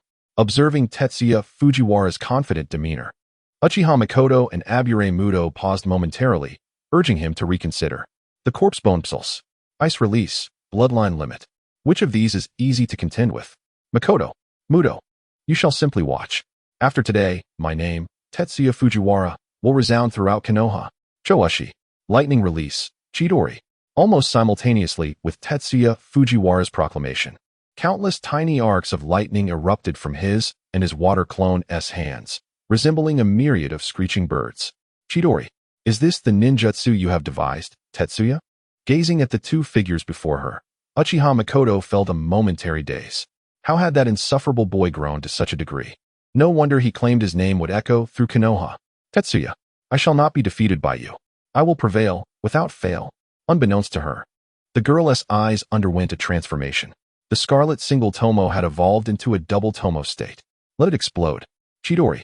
Amidst the thick fog, the lightning flickered incessantly, accompanied by the occasional wails of the mist ninjas. After Tetsuya Fujiwara dealt a heavy blow to Kirigakure's Kagaya Yuki and eliminated Kirigane Hiroshi, the surrounding mist, having lost its chakra support, finally dissipated. Tetsuya, are you alright? The intense chakra consumption left Tetsuya Fujiwara feeling utterly drained. Fortunately, upon sensing his weakened state, Uchiha Mikoto and Abure Muto rushed to his side. I'm fine. Just a bit too much chakra expended. A brief rest will suffice. Shaking his tingling right hand, Tetsuya's gaze fell upon the fallen mist ninjas nearby. Kirigane Hiroshi and Kagaya Yuki had perished under his recent assault. Yet the likes of Kirigakure's Akatsuki and Kagaya Saki had narrowly evaded the lethal strike of Chidori. Though they bore significant injuries, they still possessed the capacity to continue fighting. Chidori, indeed. Tetsuya Fujiwara, I shall remember you. This matter ends here for today. However, I believe we shall meet again. Next time, I shall surely claim your head, avenging today's humiliation. Gazing at the bodies of his fallen comrades, Kirigakure's Kagaya Yuki bore an exceptionally grim expression. As a standout of the current generation of the Hidden Mist Village, this was their first defeat so thoroughly executed. Chidori, such incredible speed. Were it not for my initial grasp of the water transformation technique, I would have certainly become a lifeless corpse by now. Hey, anyone can boast. Perhaps by the time we meet again, I shall have ascended to the rank of Jonin. Since you have no desire to continue this battle, swiftly depart with the remains of your fallen comrades. Otherwise, should other teams from Konoha arrive, I may very well reconsider my decision to leave you all here. Observing the hesitation in his opponent's heart, Fujiwara Tetsuya silently breathed a sigh of relief. However, he did not allow a hint of weakness to show on his face. Brandishing his tanto with fervor, let us take our leave. Moments later, Akatsuki Shin and his companions disappeared into the distant thicket, bearing the lifeless bodies of 3 shinobi from the Hidden Mist Village. Once assured of their departure, Fujiwara Tetsuya could no longer maintain his earlier composure. He squatted down on the grass, inhaling deeply the fresh air. The sensation of survival is truly splendid. Tetsuya, are you alright? I'm fine. Just need a moment to rest. By the way, Mikoto, when did your Sharingan evolve to the double tomo? At that moment, Fujiwara Tetsuya finally noticed the change in Uchiha Mikoto. Due to her sudden advancement, Uchiha Mikoto struggled to master the double tomo Sharingan. Oh, you mean the Sharingan. Just now. Perhaps Tetsuya's remarkable performance had softened Uchiha Mikoto's tone considerably. Just now? Mikoto, could it be that I motivated you to evolve to the double tomo? No way. Did I actually guess correctly? Sensing the inexplicable fluctuation in Uchiha Mikoto's eyes, Fujiwara Tetsuya exclaimed, leaping to his feet. Little brat, if you dare utter another word, I won't hesitate to show you the true power of the double Tomo Sharingan. Fujiwara Tetsuya's bluntness pierced through the girl's thoughts. Observing Tetsuya's smug demeanor, Uchiha Mikoto's expression swiftly turned icy. Indeed, one must never show any kindness to such a brat. Mikoto, I apologize. Please retract your double Tomo Sharingan. I won't say another word. Feeling the pressure emanating from beneath that crimson gaze, Fujiwara Tetsuya broke into a cold sweat, forcing a laugh as he quickly distanced himself from Uchiha Mikoto. His chakra was nearly depleted. At this moment, should Uchiha Mikoto wish to teach him a lesson, it would be all too easy. Thank you, all three of you, for saving us. At a critical moment, Uzumaki Hiraku and Uzumaki Mako approached from afar, their eyes filled with unspoken remorse. They had witnessed the preceding battle in its entirety. The danger was self-evident. There is no need for such gratitude. Since we have crossed paths, we cannot simply ignore it. Noticing Uchiha Mikoto avert her gaze, Fujiwara Tetsuya silently sighed in relief, swiftly closing the distance to Uzumaki Hiraku. Tetsuya, if you don't mind, I shall address you as such. Here is the scroll I mentioned earlier, now entrusted to you. Fujiwara Tetsuya's familiar gestures evidently earned him the camaraderie of Uzumaki Hiraku and Uzumaki Mako. Their words grew increasingly cordial. Eyeing the scroll in Uzumaki Hiraku's hand, Fujiwara Tetsuya hesitated briefly before reaching out to take it. The difficulty of locating the scroll is no small matter. Moreover, should this scroll remain in the possession of Vortex Peiji or Vortex Meiwa, it would undoubtedly bring misfortune rather than fortune to the both of them. Peiji, what are your plans from here on out? The reason the people of Kirigakure approached you is likely not merely for the scroll. The likes of Hozuki Shinnosuke will not easily let you slip away, even after all this time. The mere thought of Hozuki Shinnosuke and his companions still sends shivers down Fujiwara Tetsuya's spine. Fortunately, the bloodline limits of Hozuki Shinnosuke and his group have not been developed to profound levels, thus their capabilities remain somewhat constrained. Otherwise, whether one would still be alive at this moment is truly debatable. According to the rules of the second examination, all three members of a team must reach the finish line for it to be considered successful. Now, only Meihua and I remain. Continuing in the Chunin exam is no longer possible. Therefore, I intend to forfeit. The prospect of advancing to Chunin will have to wait for another time. Forfeiting? While it is indeed somewhat regrettable, it is undoubtedly the wisest choice in the current circumstances.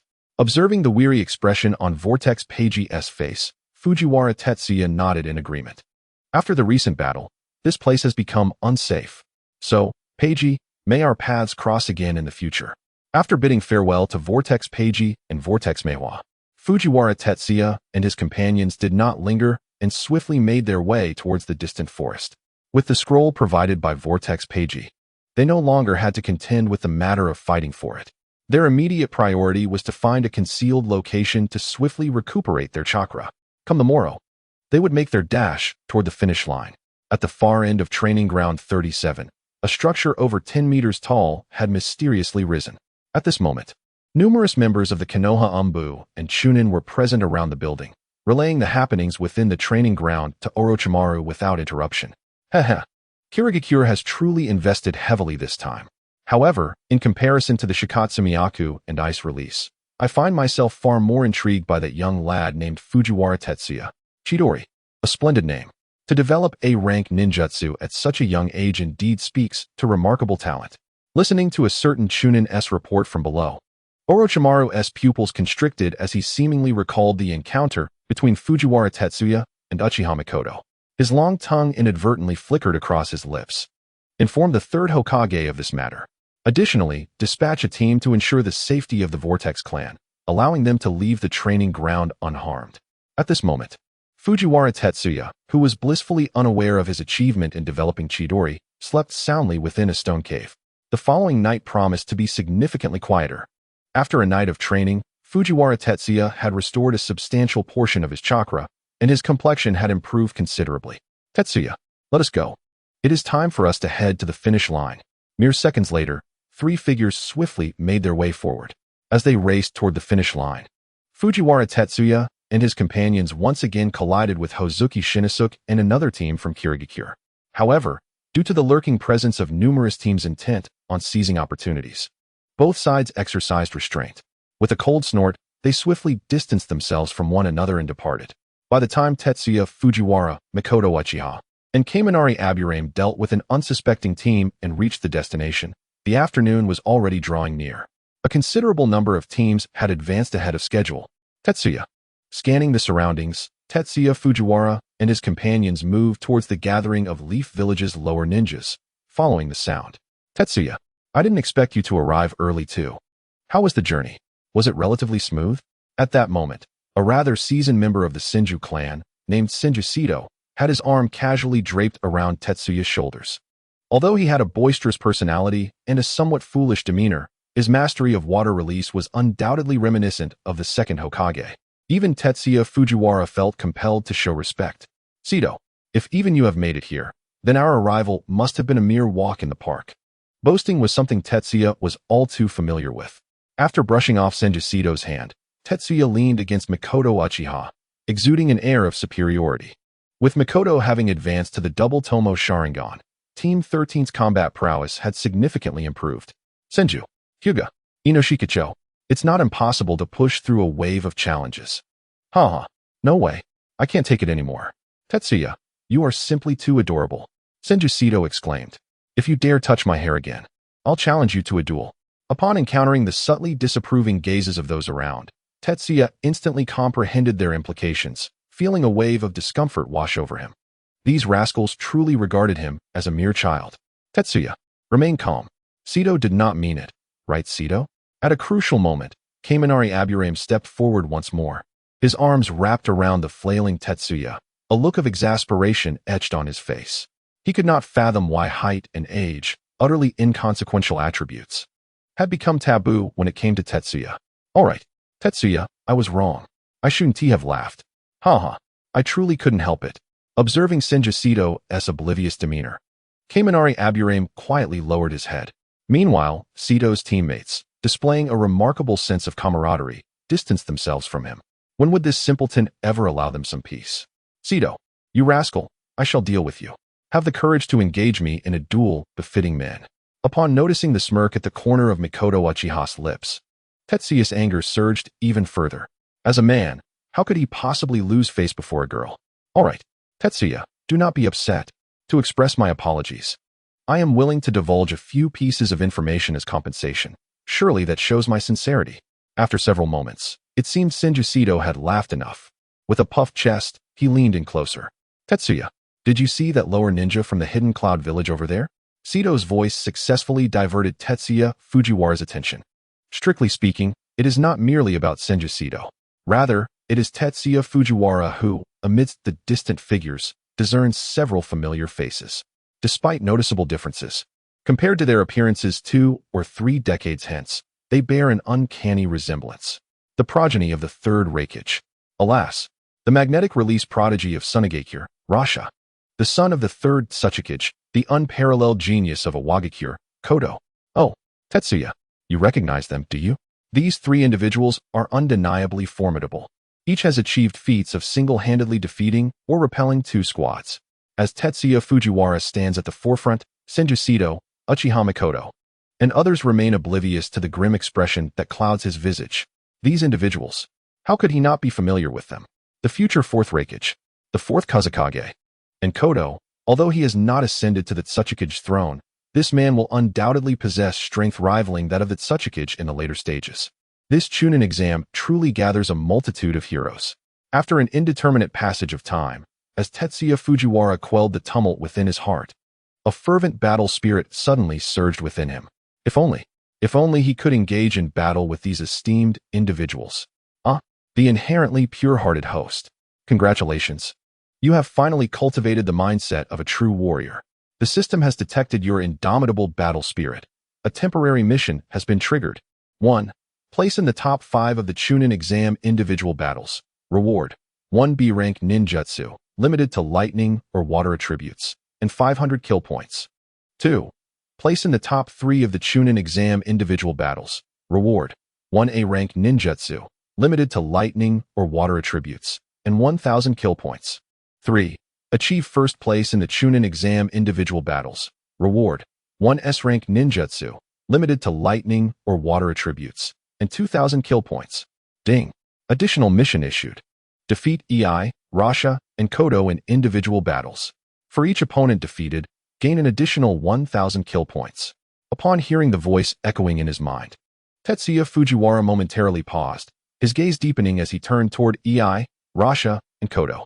Given the system's historically thrifty nature, this time it undoubtedly represented a significant opportunity.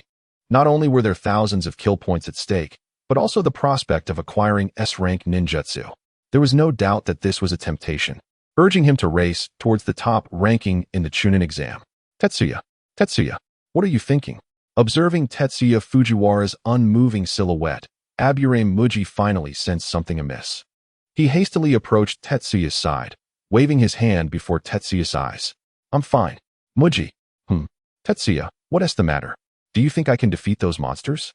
Though Tetsuya Fujiwara's voice was laced with uncertainty, Aburame Muji could sense the stirring restlessness within Tetsuya's hopeful gaze. Tetsuya, at last, you two have kindled your fighting spirit. Tetsuya, you are the most talented ninja I have ever encountered, bar none. If it's you, you will surely triumph over them. Indeed, I can do this, I absolutely can. Thank you, Muji. I will defeat them and secure first place in the Chunin exam. After a moment of self-encouragement, Tetsuya Fujiwara turned and strode toward a nearby pillar. Leaning against the pillar, he immersed himself in the refinement of chakra. As for Oil Girl Mu-Run, Uchiha Mikoto, and Senja Hashido, they remained in place, utterly bewildered. First place in the Chunin exam. What on earth is that? Could it be my encouragement that ignited Tetsuya's motivation? Stroking her chin, Oil Girl Mu-Rin found herself engulfed in self-doubt. First, little brat. The glory of being first should rightfully belong to my Uchiha clan. Casting a sidelong glance at Fujiwara Tetsuya, Uchiha Mikoto approached him, striving to restore her chakra as much as possible. In her eyes, the one who developed Chidori, Fujiwara Tetsuya, undoubtedly possessed the strength to stand among the elite. If the third round of the exam were an individual battle, Tetsuya would certainly be a formidable opponent. As night fell, the teams that had acquired the scrolls, after enduring numerous ambushes, finally arrived within the building. Meanwhile, those who had failed were swiftly eliminated by the scattered Umbu and ninjas. Congratulations, fresh recruits. You have successfully passed the second round of the exam and earned the right to participate in the Chunin selection preliminaries. At an unknown moment, Orochimaru and several Umbu appeared on the high platform in the center of the hall, his hoarse voice slithering through the air like a rampaging serpent, causing the surrounding genin to collect themselves in silence. Lord Orochimaru, we are uncertain about what comes next. As the direct disciple of the third Hokage and a formidable elite jonin of Konoha, Orochimaru's standing in the hearts of Konoha ninjas is beyond question. Even Senju Hashido displayed ample respect in the presence of Orochimaru. I am merely the chief examiner for the second round. What follows is the concern of the chief examiner for the third round. Until then, you may practice diligently in this hall. Tomorrow morning, the chief examiner for the third round will naturally arrive here to inform you about the upcoming examination. So everyone, good night. What a wicked sense of humor. Watching Orochimaru's dissipating figure, Fujiwara Tetsuya slowly closed his eyes. Who could the chief examiner for the third round be? Jiraiya or Tsunade? However, compared to Orochimaru, these two clearly seemed less reliable. In the Hokage office of Konoha, after leaving the 37th training ground, Orochimaru made his way directly to the Hokage's office. Ahem. All right, Orochimaru. I am aware of the developments in the second round. You've worked hard. Despite the significant casualties, some promising talents have emerged. Covering the crystal ball on his desk, Sarutobi Hiruzen took a couple of puffs from his pipe to calm his nerves. 1, 2, 3. None of his three disciples were easy to manage. They never even bothered to knock. Well then, Sensei Sarutobi, since there is nothing pressing, I shall take my leave. Orochimaru was well aware of his teacher's preferences. However, he believed that while such behavior was somewhat sordid, it was not entirely unacceptable. After all, the third Hokage had toiled for Konoha for over a decade. Surely he deserved to enjoy himself a little. With a quiet sigh, Orochimaru nodded at Hiruzen Sarutobi before preparing to turn away. Ahem. Orochimaru, it appears you will not be resting anytime soon. There is a task I need to assign to you. If Tetsuya Fujiwara were present, he would instinctively shudder upon witnessing the benevolent countenance of Hiruzen Sarutobi. The illustrious ninja before him was once again plotting mischief. Oh, I wonder what the task could be. Orochimaru, evidently unscathed by the harsh realities of society, turned back and seated himself once more before Hiruzen. Well, you see, Tsunade has gone to visit Lord Mito for the past few days. Therefore, the arrangements for the upcoming Chunin exam will fall to you. Hiruzen, gripping his pipe, bore a somewhat embarrassed expression. This development had caught even him off guard. Who would have anticipated that Tsunade would abandon him at such a critical juncture in the selection process? Given Tsunade's stubborn nature, Hiruzen could only shake his head in resignation. At this point, hoping for Tsunade to reconsider was akin to believing an elephant could climb a tree.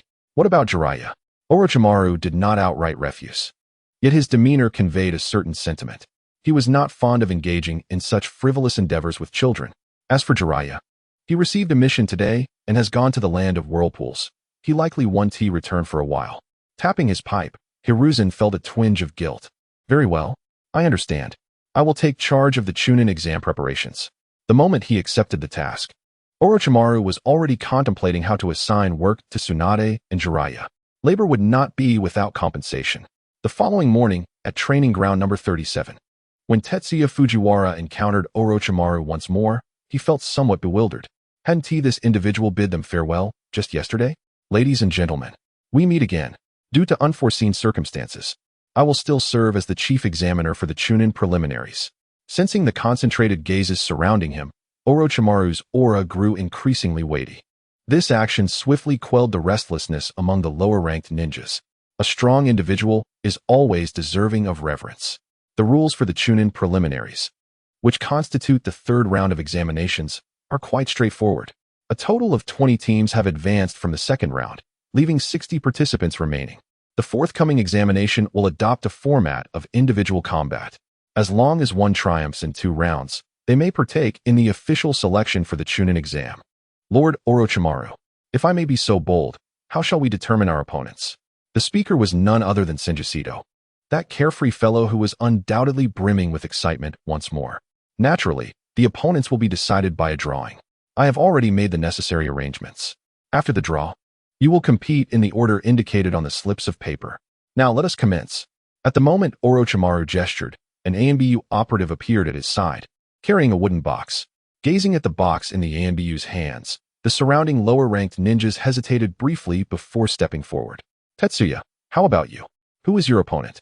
Oh, I seem to have drawn a favorable matchup. It is a ninja from the grass village. Who are your opponents? Mu-Rin and Mei-Chin. With the note clasped in his hand, Fujiwara Tetsuya's gaze slowly settled on Uchiha, Mei-Chin, and oil girl Mu-Rin. From the grass ninja village. Truly a fortunate fellow. My opponent is from the sand-hidden village, and as for Mei-Chin, she has encountered someone from the Hyuga clan. The Hyuga clan? At that moment, Fujiwara Tetsuya felt a momentary daze as he turned his head. This clash of eyes was destined to attract considerable attention. However, it was somewhat regrettable. If a betting pool could be established, one could certainly profit handsomely. The Hyuga clan is nothing to be overly concerned about. I shall resolve this matter within 3 minutes. Seemingly aware of Fujiwara Tetsuya's eager anticipation, a hint of displeasure flickered across Uchiha Mei-Chin's delicate features.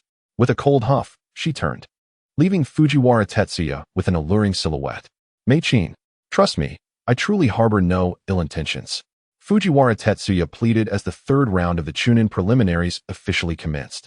The earlier matches were somewhat monotonous. The first to be eliminated were the lower ninjas from villages such as the Grass Ninja Village, the Waterfall Ninja Village, and the Rain Hidden Village, all from beyond the 5 great nations.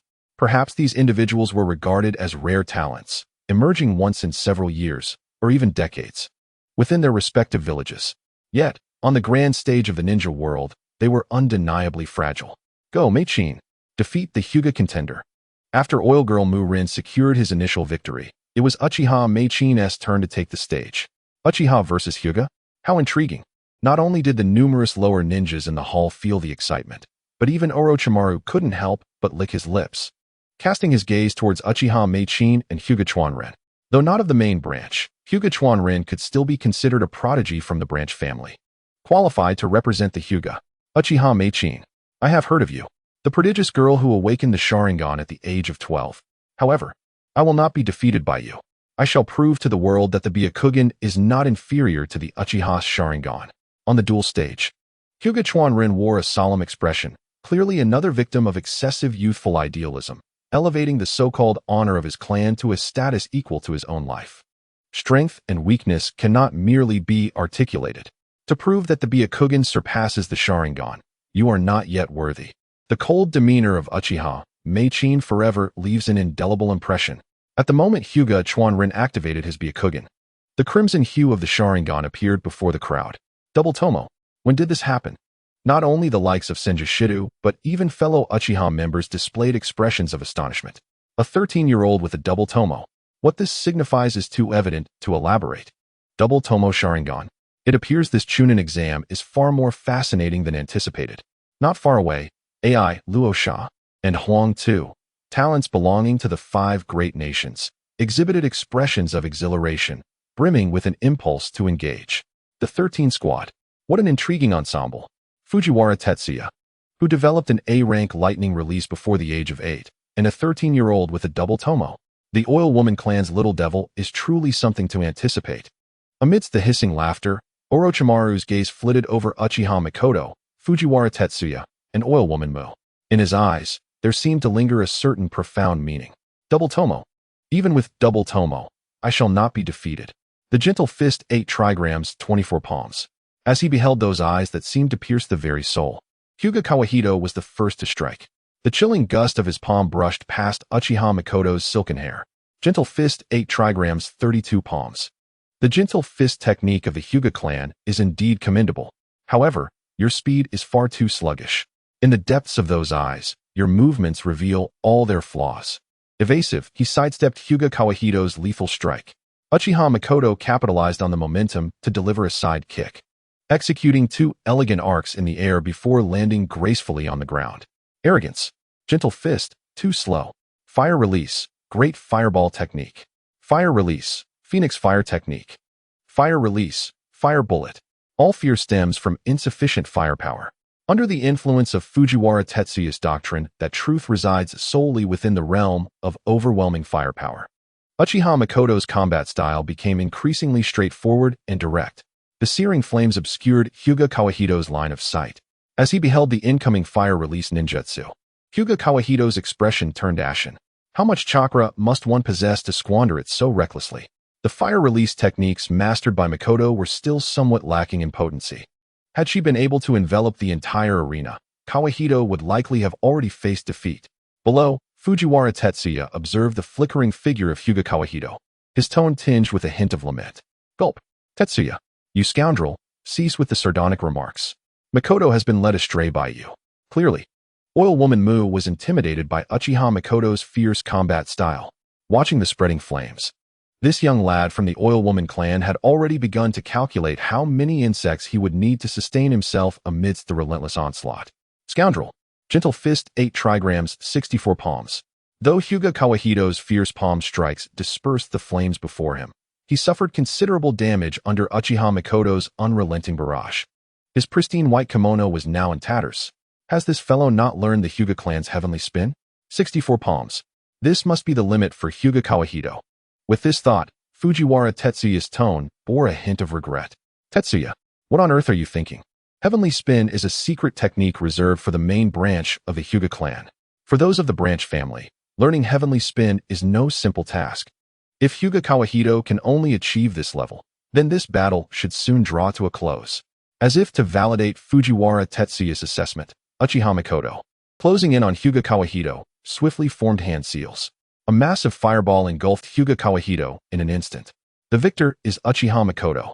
After exhausting his chakra, Hyuga Kawahito promptly lost consciousness. Yet, in Fujiwara Tetsuya's eyes, this prodigious member of the Hyuga clan seemed to be feigning unconsciousness more than anything else. After all, the current scene is indeed quite awkward.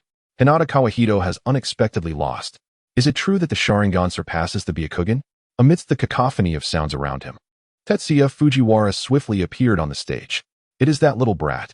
Not far away, the gazes of Akatsuki's members, including Hozuki, were fixed intently on Tetsuya Fujiwara, evoking a profound sense of intensity. Such rapid body flicker technique. At such a young age, has he already achieved this level? Tetsuya Fujiwara's deliberate actions immediately captivated the attention of everyone present. Even Orochimaru turned his gaze with keen interest. The ninjas from the grass village should be unable to gauge the potential possessed by this young boy. Observing the grass village's genin nearby, Orochimaru seemed to foresee the outcome. Konoha's Tetsuya Fujiwara, grass village's Fujiyama arise. In the blink of an eye, dozens of shurikens rained down like a delicate shower towards Tetsuya Fujiwara. Simultaneously, Fujiyama arise swiftly closed in, undoubtedly aiming to seize the initiative. How astute. Water release, water prison technique. In response to the incoming shurikens, Tetsuya Fujiwara exhibited no sign of panic, extending his hand to conjure a massive water sphere that blocked all the shurikens effortlessly. Is this the water prison technique? With a hint of curiosity, Fujiyama arise gripped his kunai, hastily approaching the water sphere, seemingly intent on assessing its defensive strength. How foolish. Did your teacher not instruct you that when encountering an unfamiliar ninjutsu, the first course of action should be to swiftly create distance? As a smirk crossed his face, Tetsuya Fujiwara's surrounding water curtain suddenly transformed into slender streams, ensnaring Fujiyama arise within. My water prison technique is quite distinct from the ordinary version. How does it feel? The sensation of gradually suffocating must be quite unpleasant, no? With Tetsuya Fujiwara continuously channeling chakra through his right hand, the water sphere encasing Fujiyama arise grew increasingly immense, constricting his space for movement. Oh, I almost forgot, you can't speak right now. How about this? If you are willing to concede, just nod 3 times. Otherwise, I shall assume you wish to continue the fight. Has Tetsuya's water prison technique reached such perfection? Truly impressive. Not far off.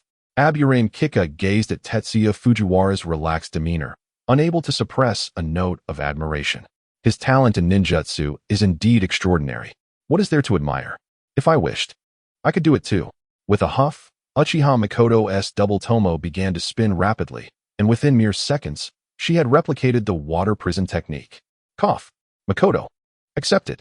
In terms of ninja talent, Tetsuya indeed surpasses you. The straightforward Aburame Kika, clearly lacking the nuanced thoughts of Tetsuya Fujiwara, candidly sprinkled salt on Uchiha Mikoto's heart. The battle between Tetsuya Fujiwara and Fujiyama arise has concluded, though Fujiyama arise had consecutively struck over 10 times. Under the influence of the system, Tetsuya Fujiwara whimsically subdued Fujiyama arise into unconsciousness before finally retracting the water prison technique. Tetsuya, well done. I always knew you would triumph. In midair, 2 hands intertwined, producing a melodious sound that resonated in the ears of the onlookers. As the exuberant oil woman embraced him, Tetsuya Fujiwara did not resist. Bonds such as these, when accustomed to, are indeed a splendid choice. Mikoto, even if you won't give me a hug, at least utter a word of encouragement. You little brat, don't harbor such delusions. What pride is there in defeating a mere genin from a small village? Facing the self-satisfied Tetsuya Fujiwara, Uchiha Mikoto sniffed disdainfully, casting him a sidelong glance.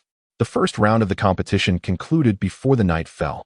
Among the subsequent battles, the most remarkable performance was undoubtedly by Rasha, AI, and one from the Yuki clan, Kagura.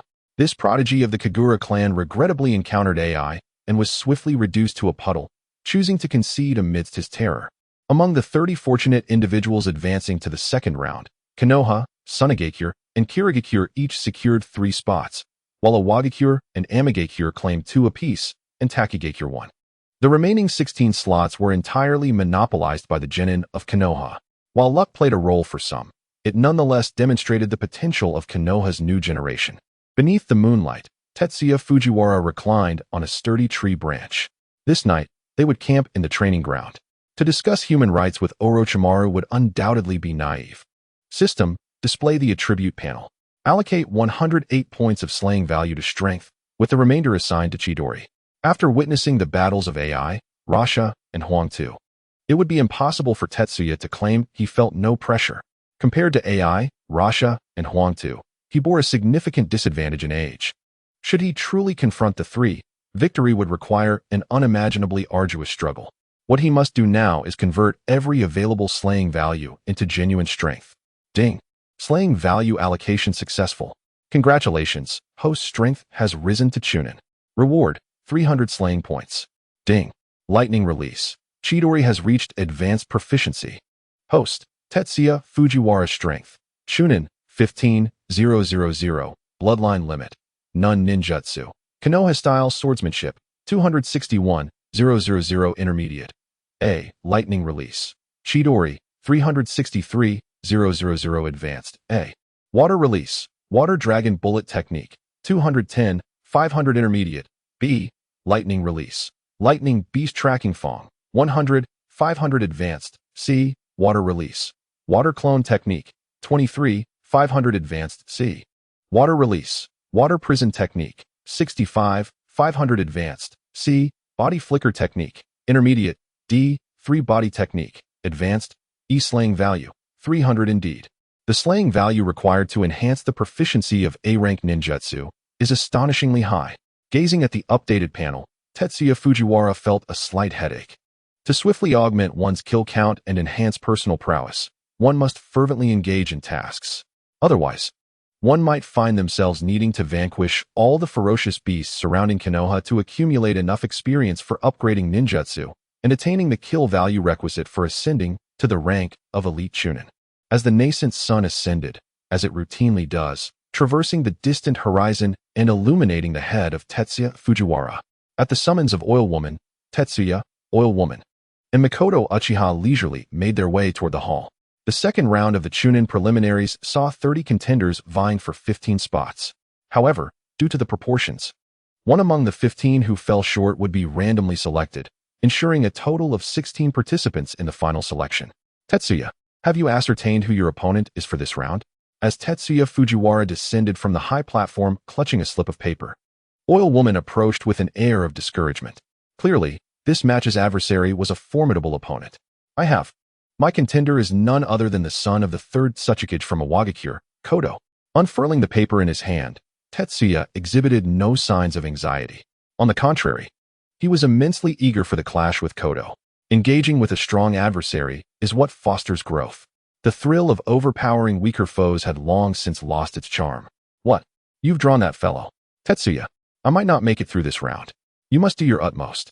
You absolutely must succeed and advance to the official selection. Oil Woman, to fret before the battle is not your usual demeanor. By the way, who exactly is your opponent? Mikoto Uchiha inquired as she leaned closer. However, upon observing the girl's composed demeanor, it was evident that the second round was assured. My opponent is that individual from Sunigakure. Sunigakure? Wait, you're not referring to that monster, Rasha, are you? Seeing Oil Woman nod, Tetsuya's lips twitched in exasperation. In terms of ninja talent and strength, Oil Woman was no slouch. Yet, his compatibility with Rasha was woefully inadequate. Even if he stood still, the pervasive sand and gold could easily thwart any insect attacks. Oil Woman, do your best. Have faith in yourself. Slapping his companion on the shoulder, Tetsuya found himself at a loss for comforting words, and thus turned his gaze elsewhere. As anticipated, Oil Woman was defeated. She didn't even manage to force out Rasha's trump card before being driven off the stage by the enveloping sand and gold spear. She became the first member of Team 13 to be eliminated.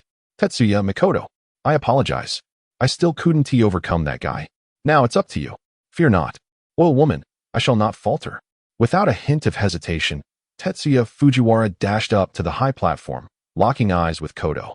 Kodo, Tetsuya Fujiwara.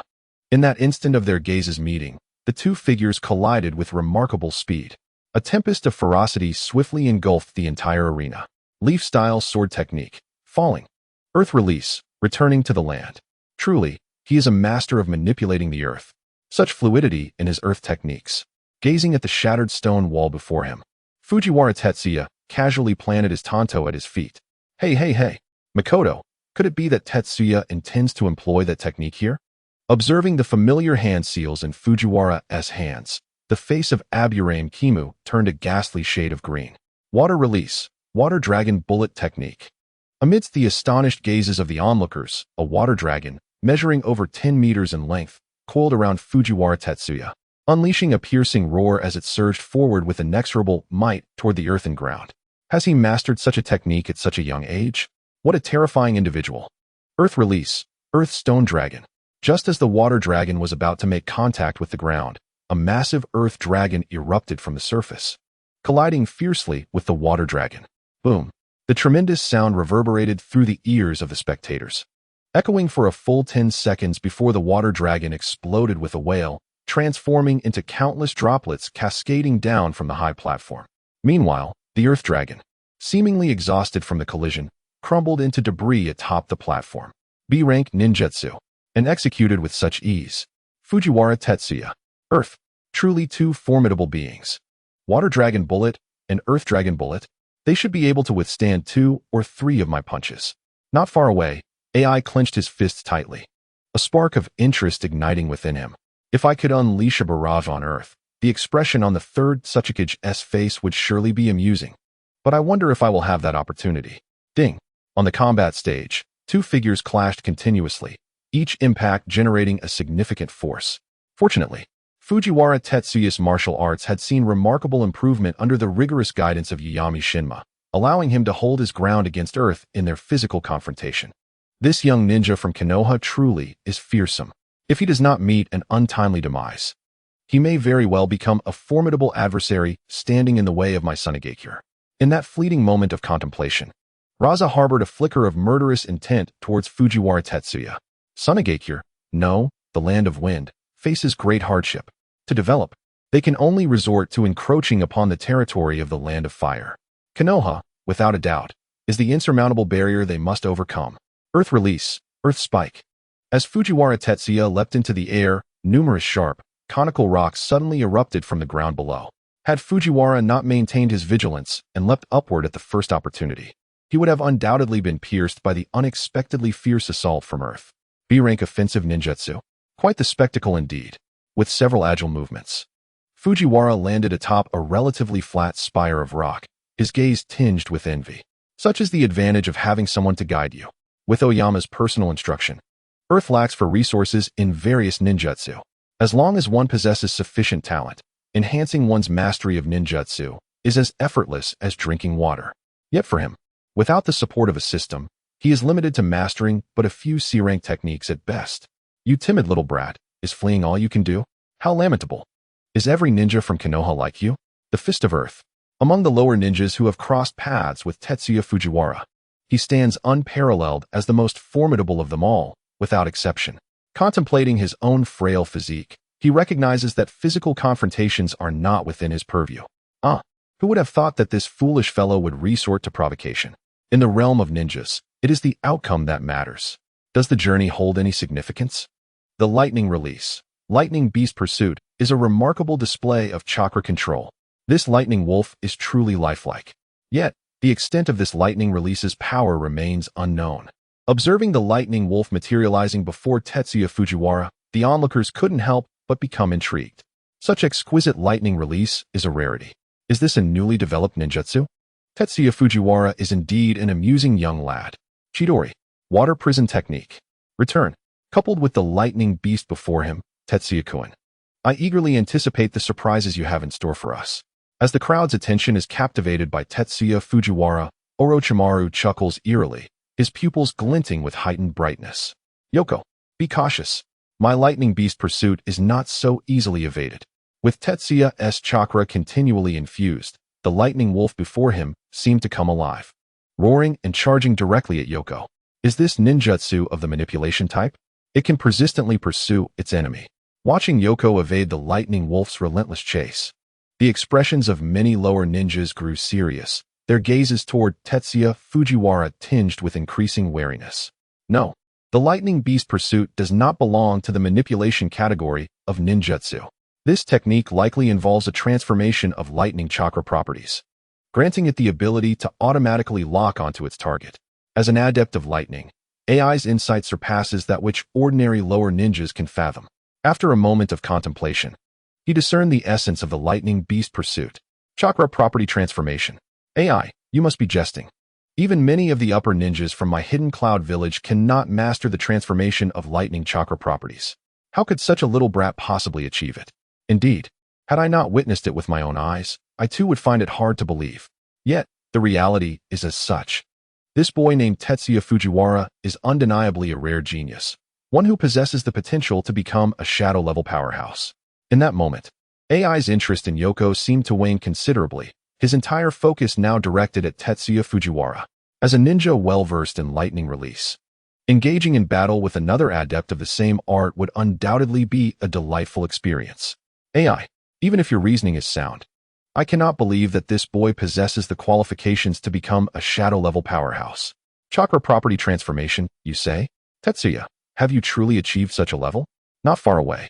The gazes of Mikoto, Uchiha, and Kakachu also shifted, their expressions revealing a hint of surprise.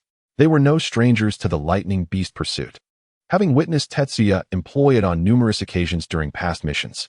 However, they had merely considered it a relatively intricate C-rank ninjutsu. Who could have anticipated that it involved chakra property transformation? In a critical moment, the Yellow Earth successfully halted the pursuit of the Thunder Beast. Yet, despite this, the relentless fury of the thunder left countless uneven imprints upon the thick earthen wall. What a terrifying power! It must be approaching the level of B-rank ninjutsu.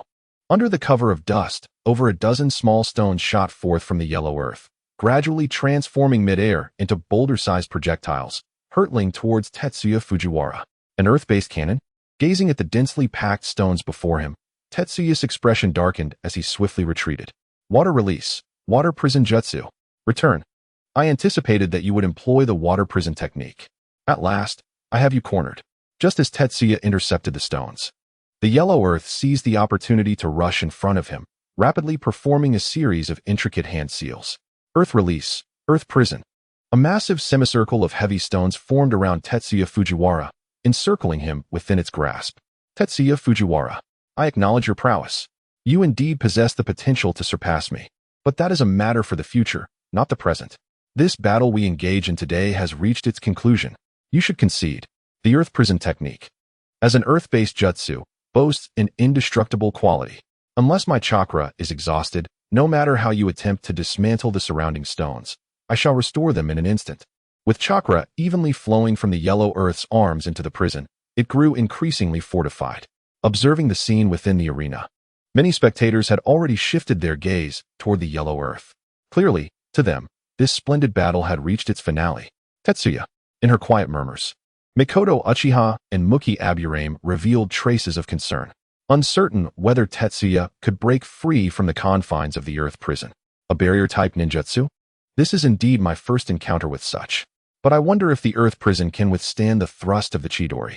Noticing the marks left by the short blade upon the Earth prison, a faint smile curved Tetsuya's lips. With a light chuckle, he hesitated not for a moment. Suddenly, the cry of countless birds echoed in his hands. Lightning release, Chidori. As his mastery of the Chidori advanced to an elite level, the aura it exuded became increasingly formidable. What is this sound? So piercing. Listening to the crescendo of cries, the attention of the onlookers focused entirely on the Earth prison. With a deafening explosion, Tetsuya surged forward. Propelled by the momentum of the shattered stones, his Chidori aimed directly at the Yellow Earth. Yellow Earth. This ends now. The surging lightning obscured his vision. Taking advantage of the Yellow Earth's evasion, a powerful current struck directly against its chest. Cough. In the final moments, though Tetsuya held back somewhat. The might of A-rank lightning ninjutsu is not something an ordinary individual can withstand. Witnessing the heavily wounded Yellow Earth, Tetsuya's gaze shifted, swiftly retracting the lightning in his grasp. Cough. I concede this battle. Congratulations, young one from Konoha. Next time, I shall surely triumph over you. Before the youthful figure standing before him, who was 3 or 4 years his junior, Huang Tu felt an undeniable sense of reluctance. Previously, he had envisioned facing the formidable elite of the Senju, Uchiha, and Hyuga clans, but he had never anticipated being bested by an obscure ninja from a lesser-known clan. You have surpassed me? A commendable ambition. I have a premonition that we shall meet again in the near future. However, my rate of growth will far exceed your expectations. If you do not exert yourself to the utmost to pursue strength, the next time you see me, it will be my back receding into the distance. The victor, Fujiwara Tetsuya. Listening to Fujiwara Tetsuya's haughty words, Huang Tu coughed several times, his expression growing increasingly flushed with indignation. That arrogant brat. Just wait. Next time, I shall surely trample you beneath my feet. Is this the Chidori? Its power is indeed remarkable, yet it seemingly demands a high level of physical prowess from its wielder. A mere child of not yet 8 years has achieved such a level. The younger generation of Konoha is truly becoming ever more intriguing. After witnessing the ninjutsu developed by Fujiwara Tetsuya, Orochimaru's interest in him intensified significantly, though it was still far from the level of dissection and research. Tetsuya, well done. Congratulations on advancing to the official matches of the Chunin selection. The young boy performed admirably, living up to the expectations of teacher Shion. Meeting Fujiwara Tetsuya's gentle gaze, Uchiha Mikoto moved her lips, maintaining her usual prideful demeanor, yet still managed to convey her congratulations. Mikoto, do not falter. If possible, I hope to battle you until the very end in the official matches. With the accumulation of 1,000 points in the kill count, Fujiwara Tetsuya's spirits soared. Observing the cool girl before him, he found her increasingly captivating. The competition from 30 to 15 progressed at a pace more than half compared to the previous day. In the second round of battles, the distinctions in strength became increasingly apparent. After the powerful displays from Luo Sha, Fujiwara Tetsuya, and Huang Tu, other formidable ninjas such as Ai, Senjusido, Uchiha Mikoto, and the Snow Clan as well as the Kagaya clan demonstrated their overwhelming combat prowess, sweeping across the arena and utterly dominating their opponents within an extremely short time frame to secure resounding victories. Congratulations to all for achieving victory in the second round, successfully obtaining your tickets to participate in the official Chunin selection. The Chunin selection will commence in 1 week. During this time, you may freely roam Konoha. However, one thing to note, without my permission, you are not to leave Konoha at will. Otherwise, it will be regarded as forfeiting the Chunin examination. That will be all for today. I wish you all a delightful week ahead. The preliminary and official Chunin selection matches were evidently much milder compared to the second round. Although over 10 injured genin remained, they had all survived, unlike the training grounds forest, where dozens of bodies had previously fallen. Lord Orochimaru is indeed a person of remarkable spontaneity. After Orochimaru vanished in an instant, the surrounding Umbu, as well as the Chunin and Jonin, departed without hesitation. Within a mere minute, the vast hall was left with only the lower ninjas who had participated in the second round of the competition. Indeed, that is Lord Orochimaru. Hearing the slightly envious tone of the oil girl, Moku, Fujiwara Tetsuya could not help but agree. If only he could possess such strength and status as Orochimaru. The daily affairs of the Fujiwara, Tanaka, and Yasuji clans would no longer be a source of worry. Revitalizing the three clans and restoring their past glory would merely be a matter of time. Alas, the path ahead is long and arduous. After a brief moment of reflection, Fujiwara Tetsuya's attention gradually shifted to the lower ninjas who had advanced to the top 16. First from the Cloud Village, aside from A, there was a lower ninja named Kanna, who had also secured his spot in the official selection with his exceptional lightning ninjutsu. From the Sand Village, in addition to Raza, there was also a puppet master named Fugo who achieved qualification. In the Mist Village, aside from Kagaya Saki and Mizunozuki Kaien, there was another boy named Kibutsuji Musen. The Rock Village, however, faced a dismal fate. Only one, Katsuchi, made it through. Indeed, under Orochimaru's selection, Katsuchi entered the top 16 as a substitute. Even someone as formidable as Orochimaru is not immune to the constraints of human sentiment. The remaining 8 slots were entirely claimed by Konoha, comprising Fujiwara Tetsuya, Uchiha Mikoto, Senjusido, Uchiha Doya, Hyuga Maru, Tenketsu Hikari, Nara Chashin, and Senju Hiroki. As for the lower ninjas from the Takigakure, Amigakure, and Kusagakure, they were completely eliminated in the second round. All ambitions, all aspirations, must come to an end here. Reflecting upon this, Fujiwara Tetsuya felt an impulse to mourn for the lower ninjas of Amigakure. 9 teams, yet not a single one managed to break into the top 16. One can only imagine the fury that would ensue when that demigod learns of this outcome. Upon returning to Amigakure, these lower ninjas, even if they escape death, will certainly shed several layers of skin. Tetsuya, Mikoto, it's still early. How about we go for some ramen? Since the commencement of the second exam, they had subsisted solely on rice balls. The suggestion from the oil girl, Moku, instantly piqued Fujiwara Tetsuya's appetite. While he could not afford a feast of grilled meat, indulging in a few bowls of ramen would be a delightful option. As Fujiwara Tetsuya bid farewell to Uchiha Mikoto and Moku and returned to his clan's grounds, dusk was approaching. Upon spotting Tetsuya, the children playing in the courtyard rushed towards him. Tetsuya and Ai has returned. Aiko, Muya, Yuko, have you all been good these past few days? Looking at the youthful figures beside him, Fujiwara Tetsuya laughed heartily, his eyes nearly squinting into slits. Come, Today Tetsuya and I has brought you sweets, 5 pieces each, so no snatching.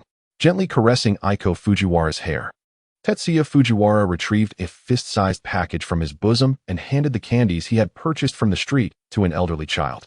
Tetsuya, you have returned.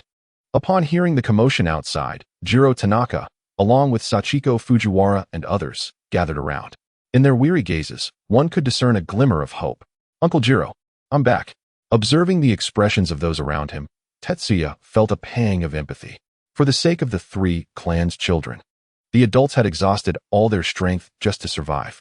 Uncle Jiro, I have secured the qualification to participate in the official Chunin selection exam. Rest assured, I will undoubtedly become a Chunin. At present, Tetsuya Fujiwara possessed strength comparable to that of a Chunin. Yet, this power was evidently insufficient to overturn the prevailing rules. Thus, he must adhere to the regulations established by the higher-ups of Konohagakure, becoming a Konohagakure Chunin, undertaking more advanced missions, and receiving greater rewards. These were the tasks that lay before him. Tetsuya, well done. His response resonated in the ears of Jiro Tanaka and the others like a soothing balm, alleviating the anxieties of the past few days. According to tradition, in such large-scale Chunin examinations, any Konohagakure genin who qualifies for the official selection has at least a 70% chance of becoming a Chunin. In other words, as long as Tetsuya can win one more match, he would have every confidence in achieving the rank of Chunin. The dinner shared by the Fujiwara, Tanaka, and Yusuji clans remained as humble as ever, a pot of vegetable soup and 2 rice balls. The children of the 3 clans had long since drifted into slumber. Yet, Tetsuya Fujiwara lingered by the bonfire outside, conversing with Jiro Tanaka for an extended period. The following morning, Tetsuya Fujiwara, clutching a scroll obtained from Jiro Tanaka, made his way to the training ground at the edge of Konohagakure. Ai, Rasha, Senju Hoshido, Uchiha Mikoto, and Odo. Those who reached the top 16 were no weaklings. Especially after his confrontation with Odo, where he unveiled the lightning beast pursuit Fong and Chidori. These potential adversaries would undoubtedly heighten their vigilance or seek countermeasures. Prior to the commencement of the official selection, it was imperative to augment his arsenal with alternative techniques. B-rank ninjutsu, water release, water Fong bullet. A-rank ninjutsu, water release, water severing wave. These 2 techniques were the most formidable water release ninjutsu preserved among the Fujiwara, Tanaka, and Yusuji clans, particularly the latter. If Tetsuya's memory served him correctly, the water severing wave, wielded by the 2nd Hokage Senju Tobarama, nearly severed the roots of the divine tree. Even when confronted by powerful wind release techniques, it proved no less effective. The life of a hunter is both joyful and agonizing. It remains uncertain whether Orochimaru had unleashed the ferocious beasts surrounding the training ground into the 37th arena for the 2nd exam, but over the past week, few beasts had fallen to Tetsuya Fujiwara's prowess. At approximately 30 kills, including the rewards for advancing to Chunin and the slaughter points acquired from defeating Odo, he had barely amassed a total of 1,700 points. System, display the panel. Host, Tetsuya Fujiwara strength, Chunin, 15,000, bloodline limit, none ninjutsu, Konoha flow swordsmanship, 331000 intermediate, A. Lightning release, Chidori, 423000 advanced, A. Water release, water severing wave, 1500 beginner, A. Water release, water dragon bullet technique, 217500 intermediate, B. Water release, water Fong bullet, 3200 B. Lightning release, lightning beast tracking Fong, 105500 advanced, C. Water release, water clone technique, 25500 advanced, C. Water release, water prison technique, 72500 advanced, C. Body flicker technique, intermediate, D. Multi-shadow technique, advanced, E. Kill value, 1,700 after several days of rigorous training. The proficiency in Konoha flow swordsmanship, Chidori, and lightning beast tracking Fong has seen a slight increase. However, compared to the values required for advancement, it remains negligible. Nonetheless, the successful initiation of water Fong bullet and water severing wave has been achieved. The initial goal has been met. System. Deduct 1,500 kill value to elevate the proficiency of water severing wave to advanced. Additionally, allocate the remaining 200 kill value entirely to water Fong bullet. Beep. Kill value allocation complete. Water release. Water Severing Wave has been upgraded to Advanced Proficiency. Water Release. Water Fang Bullet has been upgraded to Intermediate Proficiency. Observing the updated panel, Tetsuya Fujiwara took a deep breath. A week of hard work. His kill value has reset to 0. Once the Chunin exams conclude, he must reclaim all the lost tasks during this time. The significance of the formal selection round of the Chunin exams cannot be compared to ordinary competitions. Ostensibly a selection for Chunin, it is, in reality, a contest of strength among the various ninja villages. The more geniuses that emerge from a ninja village, the stronger that village and the nation appears. To demonstrate the importance of this Chunin exam, the feudal lord of the Land of Fire has specifically dispatched 3 officials to Konoha. Though no special invitations were extended, formidable ninjas from various villages, including Kumogakure, Iwagakure, Sunagakure, Kirigakure, Amigakure, and Takigakure, have all come to spectate, both openly and covertly. As for merchants and nobles within the Land of Fire, countless have flocked to witness the event, having long since reserved the best viewing spots in the arena. To enhance the spectacle of the Chunin formal selection rounds, the official matches will be held over 3 days. The first 2 days will feature the rounds of 16-8 and 8-4. The third day will consist of 3 consecutive matches to determine the champion of the Chunin exam. Tetsuya, it's time to go. As the morning light broke across the sky, Michiko Uchiha, Oil Woman Karai, and others appeared at the entrance of the Fujiwara, Tanaka, and Yasuji clan grounds. Sensei, gazing at the 3 before him, Tetsuya Fujiwara strapped on his short blade and, after whispering to Tanaka Jiro, slowly approached them. As the sole Jonin mentor with 2 disciples entering the formal selection rounds of this Chunin exam, the prominence of Michiko Uchiha is indeed evident. To allow Michiko to witness her disciples' matches, Sarutobi Hiruzen has generously granted her a few days off. Brother Tetsuya, do your best. You must win. Unbeknownst to the passage of time, the little spirits of the 3 clans, fond of languorous slumber, peeked out one by one, brandishing their chubby fists, ceaselessly rallying support for Fujiwara Tetsuya. Fear not. I, your elder brother Tetsuya, not only shall I emerge victorious, but I shall also claim the title of the foremost Chunin. In the face of the crowd's eager gaze, Fujiwara Tetsuya strode forth towards the arena, fists raised, with unwavering determination. Konoha Stadium buzzed with life. Throngs of figures surged like a tide towards the seating within. As the hosts of the Chunin exams, the esteemed leaders of Konoha could not possibly be absent. Once the audience settled, Sarutobi Hiruzen, Mito Kaze, Torian Koharu, Shimura Danzo, along with the heads of various ninja clans, made their way to their designated seats.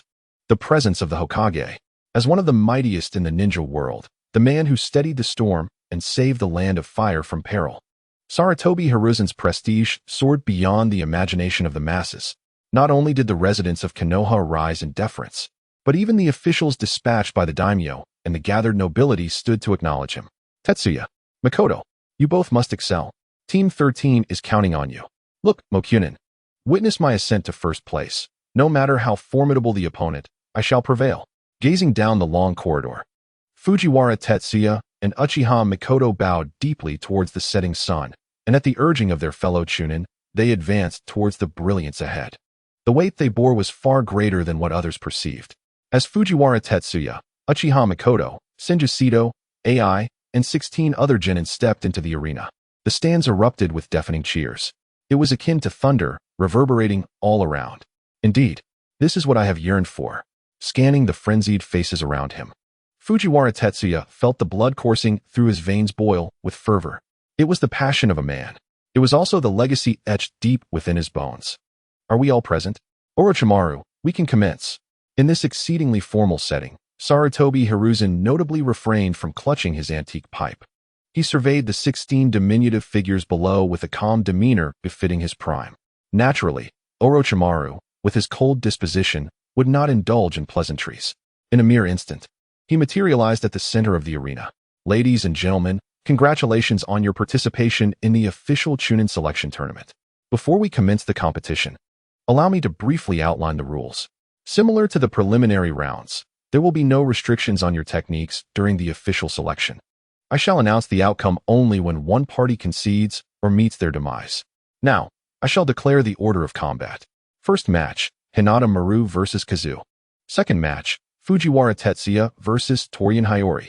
Third match, Senjusido vs Mizunatsuki Chin. Fourth match, Uchiha Mikoto vs Narachashin. Fifth match, AI vs Kodo. Sixth match, Kamino vs Uchiha Watanabe. Seventh match, Senju Hiroki vs Kagaya Saki. Group 8, Rasha vs Kibutsuji Muzan. Of course, should anyone harbor objections regarding the arrangement of this contest, they are free to forfeit. The domineering nature of Lung Jun seems to be etched into his very bones.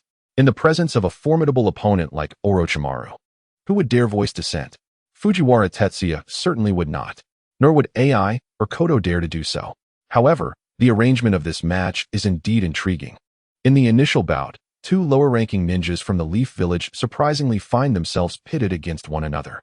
Moreover, his opponent happens to be a lower-ranking member of the Uchiha clan, were it not for his understanding of Orochimaru's arrogance. Fujiwara Tetsuya might be led to believe that this seemingly random arrangement was intentional. As the crowd disperses, the vast arena is left with only Orochimaru, Hyuga Moromaru, and Kaze. Fujiwara Tetsuya, come with me. Just as Hyuga Moromaru engages with Kaze, a Leaf Village Jonin suddenly approaches Fujiwara Tetsuya from behind. "Excuse me, senior," he inquires. Observing the Jonin clad in a standard vest, devoid of any distinctive features, Fujiwara Tetsuya furrows his brow slightly, sensing the cold demeanor of his interlocutor. Is this visitor malevolent? After a brief moment of hesitation, Fujiwara Tetsuya nods toward Uchiha Mikoto and follows the Jonin to a secluded area. "You, the young scion of the Fujiwara clan. I have heard of you previously. The reason for summoning you here is simply to convey this. In the second group match, under no circumstances are you to defeat Uchiha Rina. In exchange, our Uchiha clan shall facilitate your promotion to Chunin within a year, in a remote corner of the arena." Once assured that no one else is present, the aforementioned Jonin gradually halts his steps. His gaze towards Fujiwara Tetsuya carries an air of condescension. "Oh, so you are indeed affiliated with the Uchiha clan." Upon hearing the Jonin's words, Fujiwara Tetsuya's expression visibly darkens. The Uchiha clan. Yet again, they meddle. Is their ambition for control over the territories of 3 clans not satisfied? How dare they resort to deceit in such a significant event as the Chunin exams? Their audacity knows no bounds. In a certain sense, this also reflects the leniency with which Sarutobi Hiruzen regards Uchiha Koharu, this elder woman, and the Uchiha clan itself.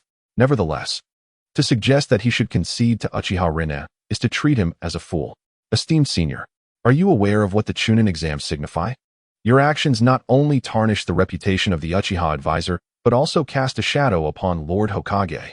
If I may daringly inquire, is this matter known to the Uchiha advisor? Conceding is far from the realm of consideration for Fujiwara Tetsuya. If he wishes to extricate himself from the predicament involving the 3 clans and allow the Fujiwara, Tanaka, and Usuji clans to rise from the ashes, he must demonstrate sufficient talent to catch the unwavering attention of Sarutobi Hiruzen. At the very least, he could align himself under Danzo's banner for protection. Should he allow the machinations of the Uchiha clan to erase his reputation as a genius and lose the regard of Sarutobi Hiruzen, the 3rd Hokage, then the Uchiha clan would undoubtedly become even more unscrupulous.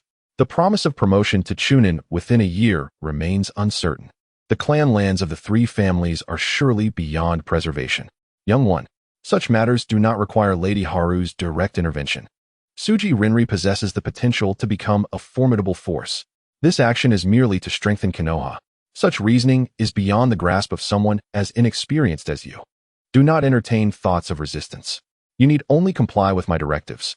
The inquiries posed by Fujiwara Tetsuya seem to incite the ire of this powerful Jonin, causing his demeanor to grow increasingly frigid. To this individual, the distinctions between a genin and a chunin may be akin to mere ants in the eyes of the Tsuji clan. I comprehend your intentions. If there are no further matters at hand, I shall take my leave. Casting a cold glance at the Jonin of the Tsuji clan, Fujiwara Tetsuya made no hesitation and turned to depart. Indeed, wherever one may be, the presence of meddlesome saints and instigators is inevitable. When Fujiwara Tetsuya returned to the side of Uchiha Mikoto, the battle between Hyuga Maru and Kazekage continued unabated. However, against the Byakugan of the Hyuga clan, Kazekage, skilled in puppet techniques, was as transparent as a blank sheet, revealing no secrets. Inevitably, he fell to a disadvantage. The gentle fist technique, 8 trigrams 64 palms, unleashed a relentless flurry of strikes, akin to a torrential downpour, incessantly hammering at Kazekage's vital points. In a mere span of several seconds, his chakra pathways were completely sealed. Devoid of chakra support, the two remaining puppets collapsed helplessly to the ground. The outcome of strength was glaringly evident. I concede. In Kazekage's admission of defeat, the surrounding stands erupted with thunderous cheers, lavishing a multitude of splendid accolades upon the Byakugan and Hyuga Tetsuya. Observing the retreating figure of Fujiwara Tetsuya, Uchiha Mikoto hesitated momentarily before calling out to him. What is it, Mikoto? This bashful demeanor does not suit you. The young lady's subtlety was not lost on Fujiwara Tetsuya, who understood her intentions well. Waving a hand, he turned and made his way down the corridor towards the arena. Fujiwara Tetsuya, Suji Rinri, appearing to be around 13, bore a resemblance to Uchiha Mikoto, adorned in a form-fitting purple-white attire, her smooth skin revealing attributes distinctly different from Mikoto. If one were to cite a flaw, it would be the lack of development akin to Mikoto. Alas, such a charming girl belongs to the Suji clan, entangled with a covetous lineage of elders. Tetsuya-kun, if you are ready, we may commence without delay. This is perhaps the closest Fujiwara Tetsuya has ever been to Orochimaru. Observing the slight curve of a smile at the corner of Orochimaru's mouth sent shivers down Tetsuya's spine. Indeed, to contemplate is one matter. To confront the reality is another.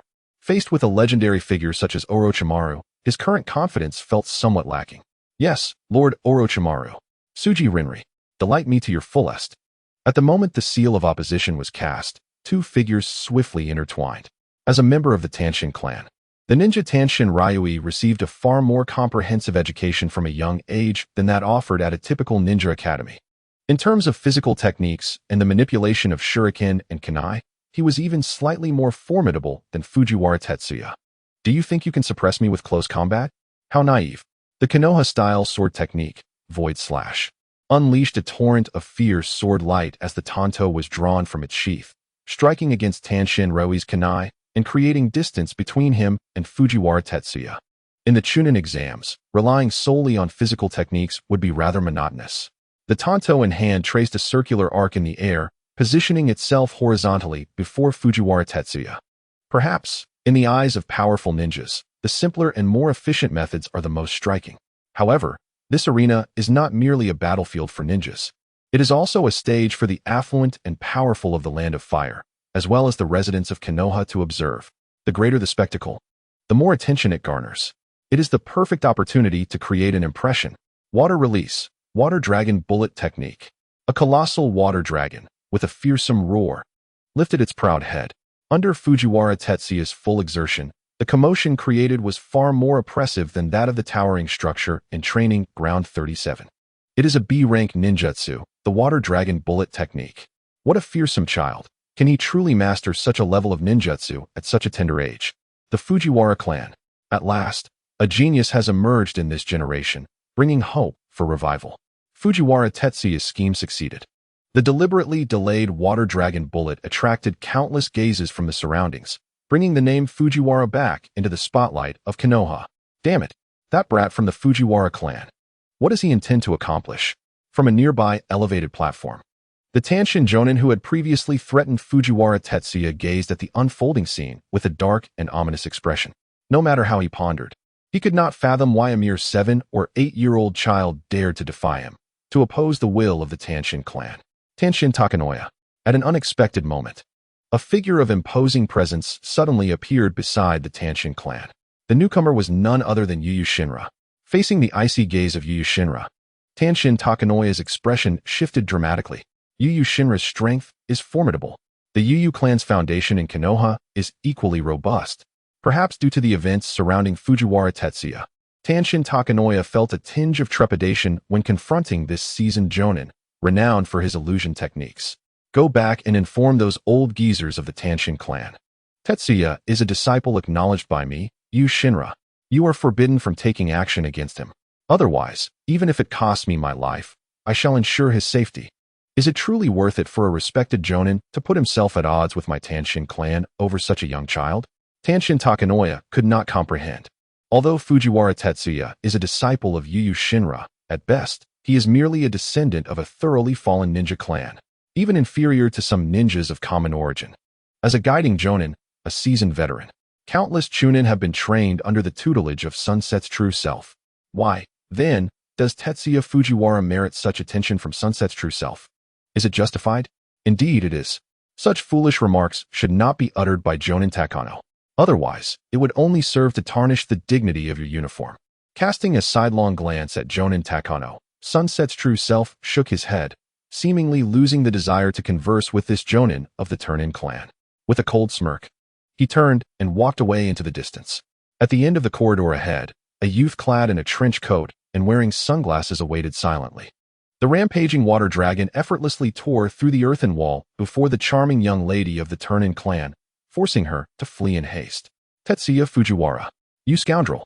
The scattered water had thoroughly drenched the garments of the lovely Renji Turn-In. Meeting Fujiwara's gaze, laden with significance, Renji seemed to sense something amiss. Covering her chest with a hint of anger, she thought, this wretched brat. Who did you learn this from? Renji, Chunin. It appears you lack the qualifications to please me. This match ends here. Water release, water fong bullet. The immense torrent, spinning continuously, grew increasingly terrifying in its aggression. As Renji dodged, the ground within a 10-meter radius was rapidly shattered by the impact of the water fong bullet, with countless shards of stone grazing her body, instilling fear in the pampered young girl for the very first time. Water fong bullet? A newly learned ninjutsu? The consecutive use of 2B-rank ninjutsu heightened the atmosphere in the arena. Yet, for the observing Chunin, an undercurrent of wariness began to brew. It seemed that Tetsuya Fujiwara had anticipated their deliberate evasion of the threat posed by the Chidori and had intentionally enhanced his offensive measures. Fujiwara, have you truly reached such heights? In an inconspicuous corner of the western spectator area, Jiro Tanaka, Sachiko Fujiwara, Yusuke Yusuji, and Rina Tanaka huddled together, their eyes wide with astonishment at the unfolding scene. Particularly for Jiro Tanaka, a former Chunin. The realization dawned that Fujiwara's displayed prowess had surpassed all that he had mastered during his own Chunin days. The mastery of such ninjutsu far exceeded anything he had grasped at that level. Water release, water severing wave. The water, as thick as a shoulder, under the enhancement of chakra, tore through everything in its path like a high-pressure torrent. Since it was time for the curtain call, it naturally had to be more splendid. This is an A-rank ninjutsu.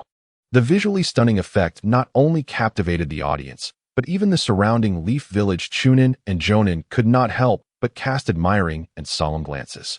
To master A-rank water release ninjutsu at such a young age is truly deserving of the title of genius. They cut. As she gazed at the encroaching stream that threatened to engulf her, the young Chunin, Toko, could no longer remain seated.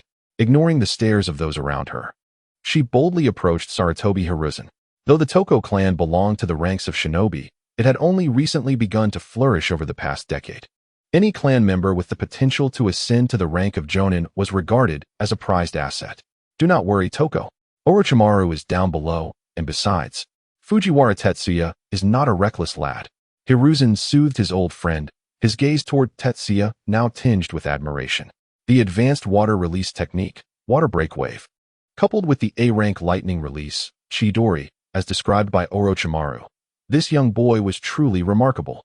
As for Tanaka Jiro and the others, they stood frozen in awe, as if witnessing something beyond their comprehension. Stop! Stop! I concede. I concede. The sharp torrent of water shattered every tree and mound within the arena. Watching the relentless advance of the water, Toko Lini let out a soft whimper, tears welling in her eyes. Tetsuya's audacious display had thoroughly intimidated the sweet girl. Indeed, it seems I have triumphed. Upon hearing Lini's voice, Tetsuya immediately dispelled the jutsu and appeared beside her in an instant. Gazing at Tetsuya's gentle visage, Lini felt no warmth, but rather a shiver run down her spine, instinctively retreating further. Why do you remain seated on the ground? If you linger any longer, your clothes will surely become tattered. His grievances with the Toko clan were matters of the past. How could they involve such an adorable girl? Furthermore, to maintain a necessary facade, certain actions must still be taken. After a moment's hesitation, Lini timidly grasped Tetsuya's outstretched hand, trembling as she stood. Fujiwara Tetsuya. Fujiwara Tetsuya. With his handsome appearance, exceptional talent, and mastery of water release, alongside an air of gentlemanly elegance, he was adorned with positive traits that elevated his popularity to new heights. Despite the ongoing cheers, which were predominantly from women, he declared, "Let us make way." As Orochimaru's raspy laughter announced the results, Toko Lini remained in a daze, lacking the courage to resist Tetsuya. She allowed him to lead her toward the exit. Upon realizing the arrival of Toko Takeya, Lini swiftly withdrew her hand, as if awakening from a stupor. "You little brat. Your strength and talent are indeed impressive. But mark my words, you will regret today's events." In front of so many shinobi, with Yami Miko's platform present, Takeya could only suppress his impulses and coldly utter a couple of uncouth remarks before turning to leave the arena with Lini. "Little brat, is Toko Lini's hand soft?" As Tetsuya Fujiwara gazed at the receding figure of Hikari Tsumura, savoring the distinct sensations, a serene presence suddenly materialized beside him, Mikoto Uchiha. Her calm gaze exuded an intangible pressure. "Mikoto, what are you talking about? What do you mean by hands? My earlier actions were merely intended to provoke the Tsumura clan and craft a persona." Startled by her approaching visage, Tetsuya Fujiwara felt a jolt. Mikoto Uchiha's actions were indeed beyond his expectations. If that's the case, then it is for the best. Nevertheless, congratulations are in order. Tetsuya, well done on reaching the top 8. Observing Tetsuya's overly shocked expression, the cool girl couldn't help but let out a soft laugh. Akin to a blooming snow blossom, pure and gentle. For a fleeting moment, Tetsuya was utterly captivated. "Mikoto, you smiled. At long last, you smiled." This gaze lingered for a full 13 seconds until Mikoto, with a gentle tap on the back of Tetsuya's head, jolted him back to reality. This moment marked the first time he witnessed Mikoto Uchiha smile since that day in the territories of the Fujiwara, Tanaka, and Yasuji clans. A naturally kind-hearted host. Congratulations on completing the temporary task, rescuing a girl consumed by hatred. Through your unwavering efforts, and after witnessing your valor on multiple occasions, Mikoto Uchiha has begun to regard you as a new bond, perceiving a glimmer of hope in the abyss of her animosity. Temporary task settlement in progress. Congratulations, host. On acquiring A-rank ninjutsu, water style, water mirror technique, and 500 points of kill value. Upon hearing the sudden voice echoing in his mind, Tetsuya Fujiwara halted in his tracks. Is that it? The task is complete? Shouldn't this task pertain to the attributes of conquest? He had previously hesitated, never anticipating that it would conclude so effortlessly. Could it be that Mikoto Uchiha, like other infatuated girls, was enamored with strength? Unconsciously, Tetsuya inhaled sharply, sensing that Mikoto's character was far more intricate than he had initially presumed. However, these matters were not something he could decipher or digest in a fleeting moment. All he could do was wait for the future to unfold. As all eyes remained fixated on the arena's battle, Tetsuya redirected his focus to the newly acquired ninjutsu. Water style, water mirror technique. If his memory served him correctly, this was a highly advanced water technique mastered by the 4th Mizukage, Yagura Karatachi. It allowed the user to create copies of their enemy through a reflective surface, with both the technique and its power being nearly identical, certainly a trump card in his arsenal. Water mirror technique. Quite impressive. Yet, being a secret technique of the hidden mist village, using it at my current age and status in front of so many people would undoubtedly attract considerable trouble. Meanwhile, Senju Sito and Mizuki Chiharu continued their match, having transitioned from an initial advantage in close combat to a stalemate. Although Senju Hashadu possesses both water and earth chakra attributes, this young man has devoted himself solely to mastering water-style ninjutsu. He dreams of one day becoming the second Hokage, Senju Tobarama, a man who commands the ocean. Aspirations are undoubtedly admirable. Yet, the current capabilities of Senju Hashadu pale in comparison to those of Senju Tobarama.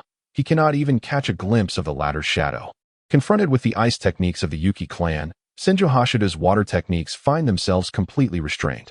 The mere stalemate they find themselves in is reliant solely on his vast chakra reserves. Should his chakra be excessively depleted, defeat would merely be a matter of time. Poor fellow. With the Senju clan as his support, he remains unaware of the necessity for comprehensive development. Under the sympathetic gaze of Fujiwara Tetsuya, time trickled away second by second. After an indeterminate duration, amidst the labored breaths of Senju Hashadu, the third match finally concluded. The victor, Mizuno Zuki Shion. Mikoto, give it your all. Be cautious of Nara Chaoshin's shadow imitation technique and maintain distance whenever necessary. Let ninjutsu determine the outcome. Furthermore, That crafty rascal Nara Choshin will likely attempt to engage you in conversation. Do not entertain him. The Nara clan, among the many ninja clans in the shinobi world. They are undoubtedly the epitome of intellect, boasting an average IQ of 200, elevating their clan's potential. Tetsuya, just watch closely how I conclude this battle in 3 minutes. Casting a glance at Fujiwara Tetsuya, Uchiha Mikoto gathered her hair and turned towards the arena. At the moment the two engaged, searing flames engulfed the spectator's view. Fire style, great fireball technique. Fire style, peony claw. What a troublesome opponent. The members of Team 13 have such a violent combat style. As he dodged the relentless fireballs, Nara Choshin's expression grew increasingly despondent. Thus far, he had not only failed to find an opportunity to approach Uchiha Mikoto, but was also being pressured by the unique fire techniques of the Uchiha clan. Is the elemental affinity too poor? With a sigh, Nara Choshin gazed at the blazing sun overhead, his eyes darting around the arena. After enduring Fujiwara Tetsuya's brutal onslaught, the arena now lay in ruins, devoid of any terrain to leverage. Fire style, great fire annihilation. Gazing at the sea of flames that spread like an ocean within the arena, Fujiwara Tetsuya fell into a daze. He is progressing. Uchiha Mikoto is equally advancing. Excluding the system, Uchiha Mikoto's innate talent as a ninja far outstrips his own. Regarding this ninjutsu, although great fire annihilation is classified as a B-rank technique, in the hands of a powerful user, it is undoubtedly comparable to an S-rank technique. Stop. I concede. Faced with the encroaching inferno, Nara Choshin swallowed hard and chose to surrender. In a critical moment, Orochimaru appeared beside Nara Choshin, swiftly transporting him to safety. Uchiha Mikoto, what manner of creature is this? Such a being could rival the cataclysmic presence of Uchiha Madara. Under the penetrating gaze of Uchiha Mikoto, Nara Choshin could not suppress a shiver. Had he known, he would have resolutely abstained from the arena, opting for forfeiture at the first opportunity. Following the match between Uchiha Mikoto and Nara Choshin, the most riveting contest undoubtedly emerged between A and Tsu, a clash of lightning and earth, where the collision of offense and defense was palpable. Yet, A was simply too formidable. Upon revealing his lightning release chakra mode, he exhibited an overwhelming superiority in both speed and strength. With injuries still fresh, Tsu ultimately succumbed after entangling with A for half an hour, his chakra reserves dwindling. Hinata Maru, Fujiwara Tetsuya, Mizunozuki Kaien, Uchiha Mikoto, A, Uchiha Watanabe, Senju Hiroki, and Rasha. Amidst a cacophony of cheers, the selection round of the Chunin exams finally determined the 8 finalists. Tetsuya and Mikoto, congratulations on your success in advancing to the top 8. At the end of the passageway, the figure of Yama Shinji, Oil Girl Kunoichi, gradually loomed larger in Fujiwara Tetsuya's vision. Yama Shinji appeared to be in splendid spirits. Just moments ago, several astute kunoichi had sought him out for prolonged conversation. To have nurtured 2 genin who reached the top 8 in a single session, it was evident that Yama Shinji's prestige among the elite shinobi and his standing in Konoha would undoubtedly ascend. Perhaps dazzled by the flattery of numerous kunoichi, Yama Shinji, in a fit of exhilaration, took Tetsuya, Uchiha Mikoto, and Oil Girl Kunoichi to a barbecue restaurant, satisfying Tetsuya's culinary cravings. In the Hokage's office. Following the conclusion of the round of 16, Sarutobi Hiruzen returned to his office, accompanied by the chief examiner Orochimaru and Tsunade. The slots for the top 8 were notably dominated by the Uchiha clan, claiming 2 spots, while the Hyuga and Senju clans secured only 1 each. Particularly, Senju Hiroki, though victorious, only triumphed by a narrow margin. Naturally, the higher-ups of the Senju clan were restless behind the scenes. After much persuasion, they managed to coax Tsunade out from Uzumaki Mito's residence. Without alluding to any underhanded dealings, it was imperative to treat Senju Hiroki's injuries, ensuring he could face his opponents in optimal condition. Tsunade, since you have returned, you shall serve as the chief examiner for the next round. Do not contemplate evasion any longer. Orochimaru has done more than enough. With his pipe clenched, Sarutobi Hiruzen took a deep drag to quell his nicotine craving, fixing his gaze upon Tsunade with resolute authority, leaving no room for negotiation. Very well, I understand. I will handle the proceedings ahead. Faced with the lack of any bargaining power, Tsunade could only helplessly raise her right hand in acquiescence. Those obstinate old-timers. Is the glory of the Senju clan truly of such paramount importance? Must they drag her out just to contend for the hollow title of being superior to the Uchiha? By the way, Orochimaru, who do you believe among these 8 younglings has the potential to prevail? In the top 8, Konoha alone boasts 5 representatives. The lower ninjas participating in the Chunin exam may not necessarily be the most exceptional individuals from their respective ninja villages. However, this circumstance has significantly enhanced their standing in front of numerous officials and nobles of the Land of Fire. It is foreseeable that in the period following the conclusion of the Chunin exam, the workload of Konoha will experience a notable increase. In his contemplation, Sarutobi Hiruzen's gaze fell upon his disciples. This is something that the teacher should understand even better than I do.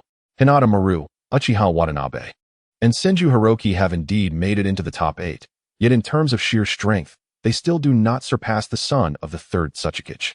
With a lack of successors, they are unlikely to reach the final stages. With a slight licking of his lips, Orochimaru's gaze lingered momentarily on Tsunade. Observing her lack of reaction, he then raspily chuckled. As for that member of the Yuki clan, although she has mastered the ice release, her current grasp of it is rather limited. If she encounters a ninja proficient in fire release or one with superior speed, defeat is merely a matter of time. I share your perspective. Exhaling a puff of smoke, a glimmer of appreciation flickered in Sarutobi Hiruzen's eyes. His 3 disciples, while each possessing their own character flaws, are undoubtedly among the finest in terms of ninja talent. The most outstanding among them is Orochimaru, calm, wise, and powerful.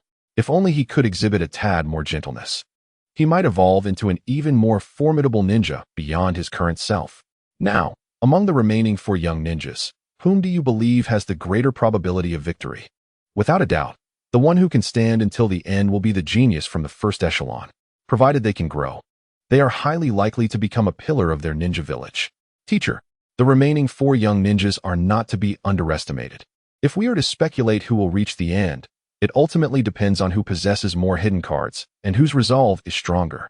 Fujiwara Tetsuya, Uchiha Mikoto, AI, and Rasha, although they displayed remarkable combat prowess in both the preliminary and formal selections for the Chunin exam, it is evident to my discerning eye that these 4 have not yet fully showcased their limits due to the caliber of their opponents.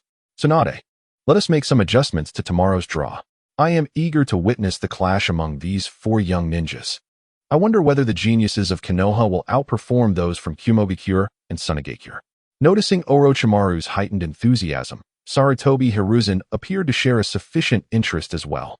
With a slight gesture, it seemed the qualifications for the top 4 had already been established. For those in power, if they were to abandon their dignity and engage in some clandestine manipulations, it would be exceedingly simple. On the following day, when Fujiwara Tetsuya and Uchiha Mikoto, along with the other 6 competitors, stepped into the arena, the groupings for the top 8 had already been determined. However, at that moment, the attention of the audience surrounding the arena was not focused on the 8 young talents, but rather entirely on Tsunade. Look, today's chief examiner is none other than Lady Tsunade. Truly, Princess Tsunade. To my astonishment, this time attending the Chunin exams allowed me to behold Princess Tsunade herself. Indeed, this journey was not in vain. The jewel of the Senju clan, fair-skinned, stunningly beautiful, with an impressive physique and exceptional prowess, she is also a princess personally pardoned by the daimyo of the Land of Fire. A halo of prestige continually elevates Tsunade's reputation to new heights. How exhilarating it is. Tsunade. This marks the 2nd encounter for Fujiwara Tetsuya since he arrived in the shinobi world. The distance between them this time is far closer than the last. Gazing upon her breathtaking visage, Fujiwara Tetsuya couldn't help but swallow hard. In comparison to Tsunade, Uchiha Mikoto could only be described as utterly flat. Perhaps I could articulate it this way. Children, I shall preside over today's matches. The rules remain unchanged from yesterday. If there are no objections, let the competition commence. Observing Tsunade's figure, Senju Hiroki was filled with admiration and excitement, imbued with an inexplicable confidence. Clearly, he had been brainwashed by the high-ranking members of the Senju clan, leaving his mind in disarray. Yet, he was unaware that the will of the Senju elders could not sway Tsunade, nor could it influence the Chunin exams. First match, Mizunozuki Chiyo, Uchiha Mikoto, stepped forward. The clash between these 2 beautiful young ladies instantly ignited the enthusiasm of the surrounding spectators. The collision of ice and fire. The battle between bloodline limit ninjas was certainly a spectacle to boast about. The crystalline ice shards rained down upon Uchiha Mikoto like a torrential storm.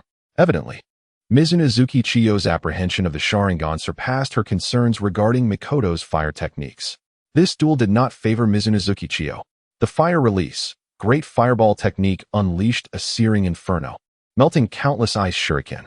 The air within the arena seemed to warp under the oppressive heat. Simple, direct, and brutal ninjutsu forced Mizunozuki Chiyo into a dire predicament. The water release, hidden mist technique offered limited advantages in the flat, open arena. Under the scrutiny of the double Tomo Sharingan, Mikoto quickly discerned Mizunozuki Chiyo's movements. Here, the struggle concluded swiftly. A flurry of fireballs not only dispelled the surrounding mist, but also exposed Mizunozuki Chiyo's vulnerabilities. In that moment of proximity, as Mizunozuki Chiyo met the gaze of the Sharingan, the outcome of the duel had already been sealed. Genjutsu? Observing the scene unfold, Fujiwara Tetsuya's expression grew increasingly serious. Both he and Uchiha Mikoto were no longer the feeble novices they had been 7 months prior. Each possessed formidable high-level ninjutsu, with comparable taijutsu skills. However, until now, he had not personally experienced the extent to which Uchiha Mikoto's genjutsu had ascended under the tutelage of the esteemed Yuyami. In the event that one encounters Uchiha Mikoto in the upcoming semifinals, or even in the decisive battle, illusions will undoubtedly emerge as a pivotal factor that could sway the outcome. Victorious is Uchiha Mikoto. At the moment Tsunade announces the result, Uchiha Mikoto also dispels the genjutsu she had cast upon Mizuki Chin. Although liberated from her constraints, Mizuki Chin's expression is far from favorable. Her pale visage is marred by the faint traces of blood. At some point, this prodigy from the Yuki clan has begun to regard Uchiha Mikoto with a hint of trepidation. Mikoto, congratulations on entering the semifinals. Observing the two approaching young women, Fujiwara Tetsuya strides directly toward Uchiha Mikoto without a moment's hesitation. Perhaps it is merely his imagination, but he feels that after yesterday's events, Uchiha Mikoto appears considerably gentler in her demeanor when facing him. In the second match, AI and Uchiha Wataru step forth. Confronted by the formidable opponent AI, Uchiha Wataru clearly lacks confidence. Although he has activated his Sharingan, granting him insight into AI's movements, he is distinctly outpaced in terms of reaction speed. The devastating physical prowess of Reikage, with a fearsome technique, cleaves Uchiha Wataru's great fireball technique in twain. As he gazes at the impending hand strike, Uchiha Wataru feels darkness enveloping him, and he faints. The offspring of the third Reikage indeed possesses the potential to become a formidable warrior. As the dust settles, AI carries Uchiha Wataru into the view of the crowd, and Tsunade's gaze lingers on AI for an extended moment. For reasons unknown, she senses a premonition that there will be a day when she meets this young prodigy again. Has a genius of the Uchiha clan truly been defeated? This boy from the hidden cloud village is indeed terrifying to have bested one of the Uchiha. With Uchiha Mikoto's advancement to the semifinals, Uchiha Wataru's defeat does not dishearten the many inhabitants of Konohagakure too much. Although a tinge of regret lingers, they applaud AI after their moment of reflection. This is the caliber of the foremost shinobi village in the ninja world. In the third match, Raza and Senju Hiroki. Upon hearing Tsunade's voice, Fujiwara Tetsuya distinctly observes a moment of hesitation in Senju Hiroki's expression. Clearly, he had anticipated that in the quarterfinals, he would not face such a formidable opponent. It is none other than that boy from Sunagakure. How has Tsunade arranged this? Although Hiroki possesses commendable strength to surpass the magnetic release bloodline of Sunagakure, he still has a considerable distance to cover. On the southernmost elevated platform, several high-ranking members of the Senju clan, Elite Jonin, gaze upon the two figures advancing towards the center of the arena, their faces darkened with foreboding. It is as if they already know the outcome of this match. They can only direct their discontent towards Tsunade. After all, the Uchiha clan has Uchiha Mikoto confirmed in the semifinals. Yet the Senju clan appears poised to falter at the quarterfinals. The glory of the Senju clan has seemingly faltered at the mere Chunin exams.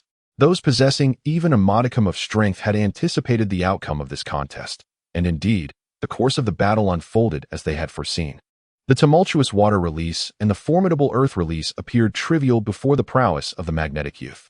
Regardless of how fervently Senju Mikoto struggled, he could not breach the myriad barriers formed by the fine grains of gold sand surrounding Raza. A genius of the Senju clan? How disappointing. It is evident that after the fall of the first and second Hokage, the illustrious Senju clan is destined to succumb to the inexorable fate of decline. Let this tedious match come to an end. With the magnetic sand as his foundation, Raza soared to match the height of the surrounding walls. Such a spectacle left Fujiwara Tetsuya in awe, drooling at the sight. To ride the winds with a sword, to traverse the skies. This is the dream of every man.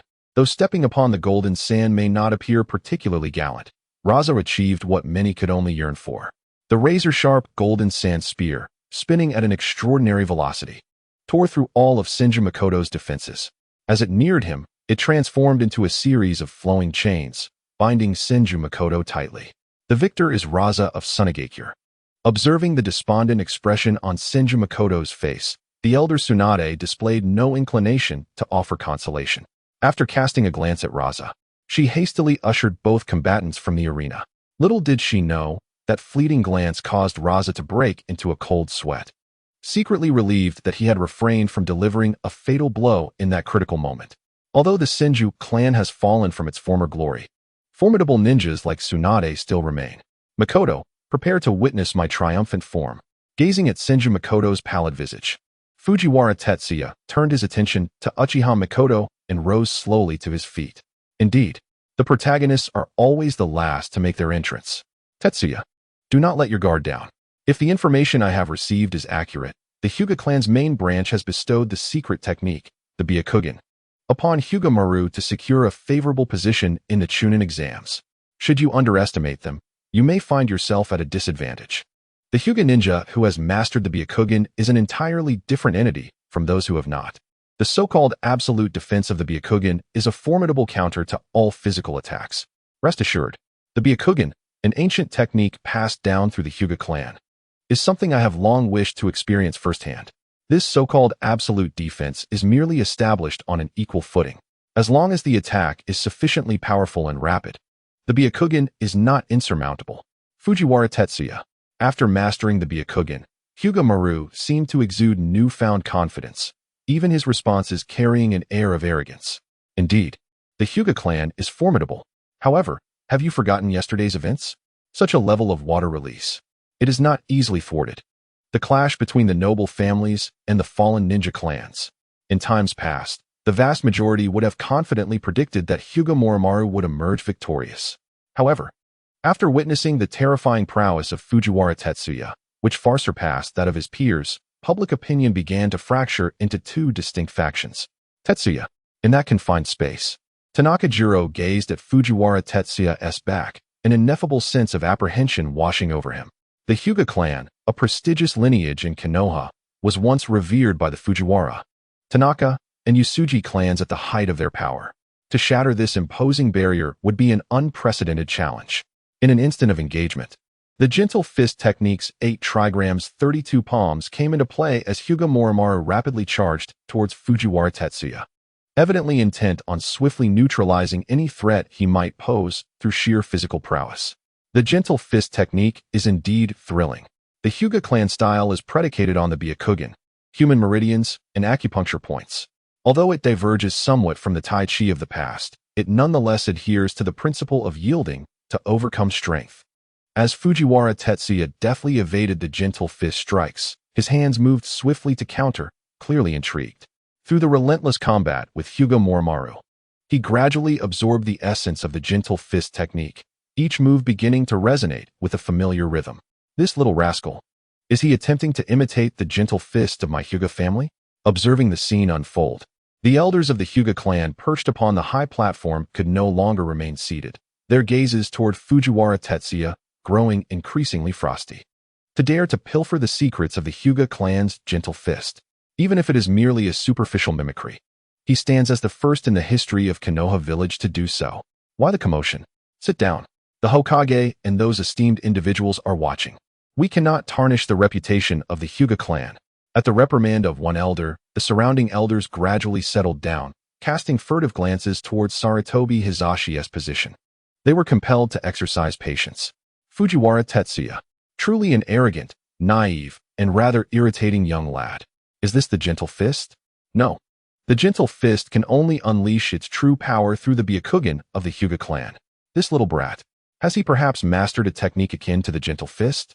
As the most formidable presence in Konoha, Sarutobi Hisashi discerned the differences between the technique employed by Fujiwara Tetsuya and the gentle fist of the Hyuga clan with a single glance, his eyes gleaming with increasing brightness.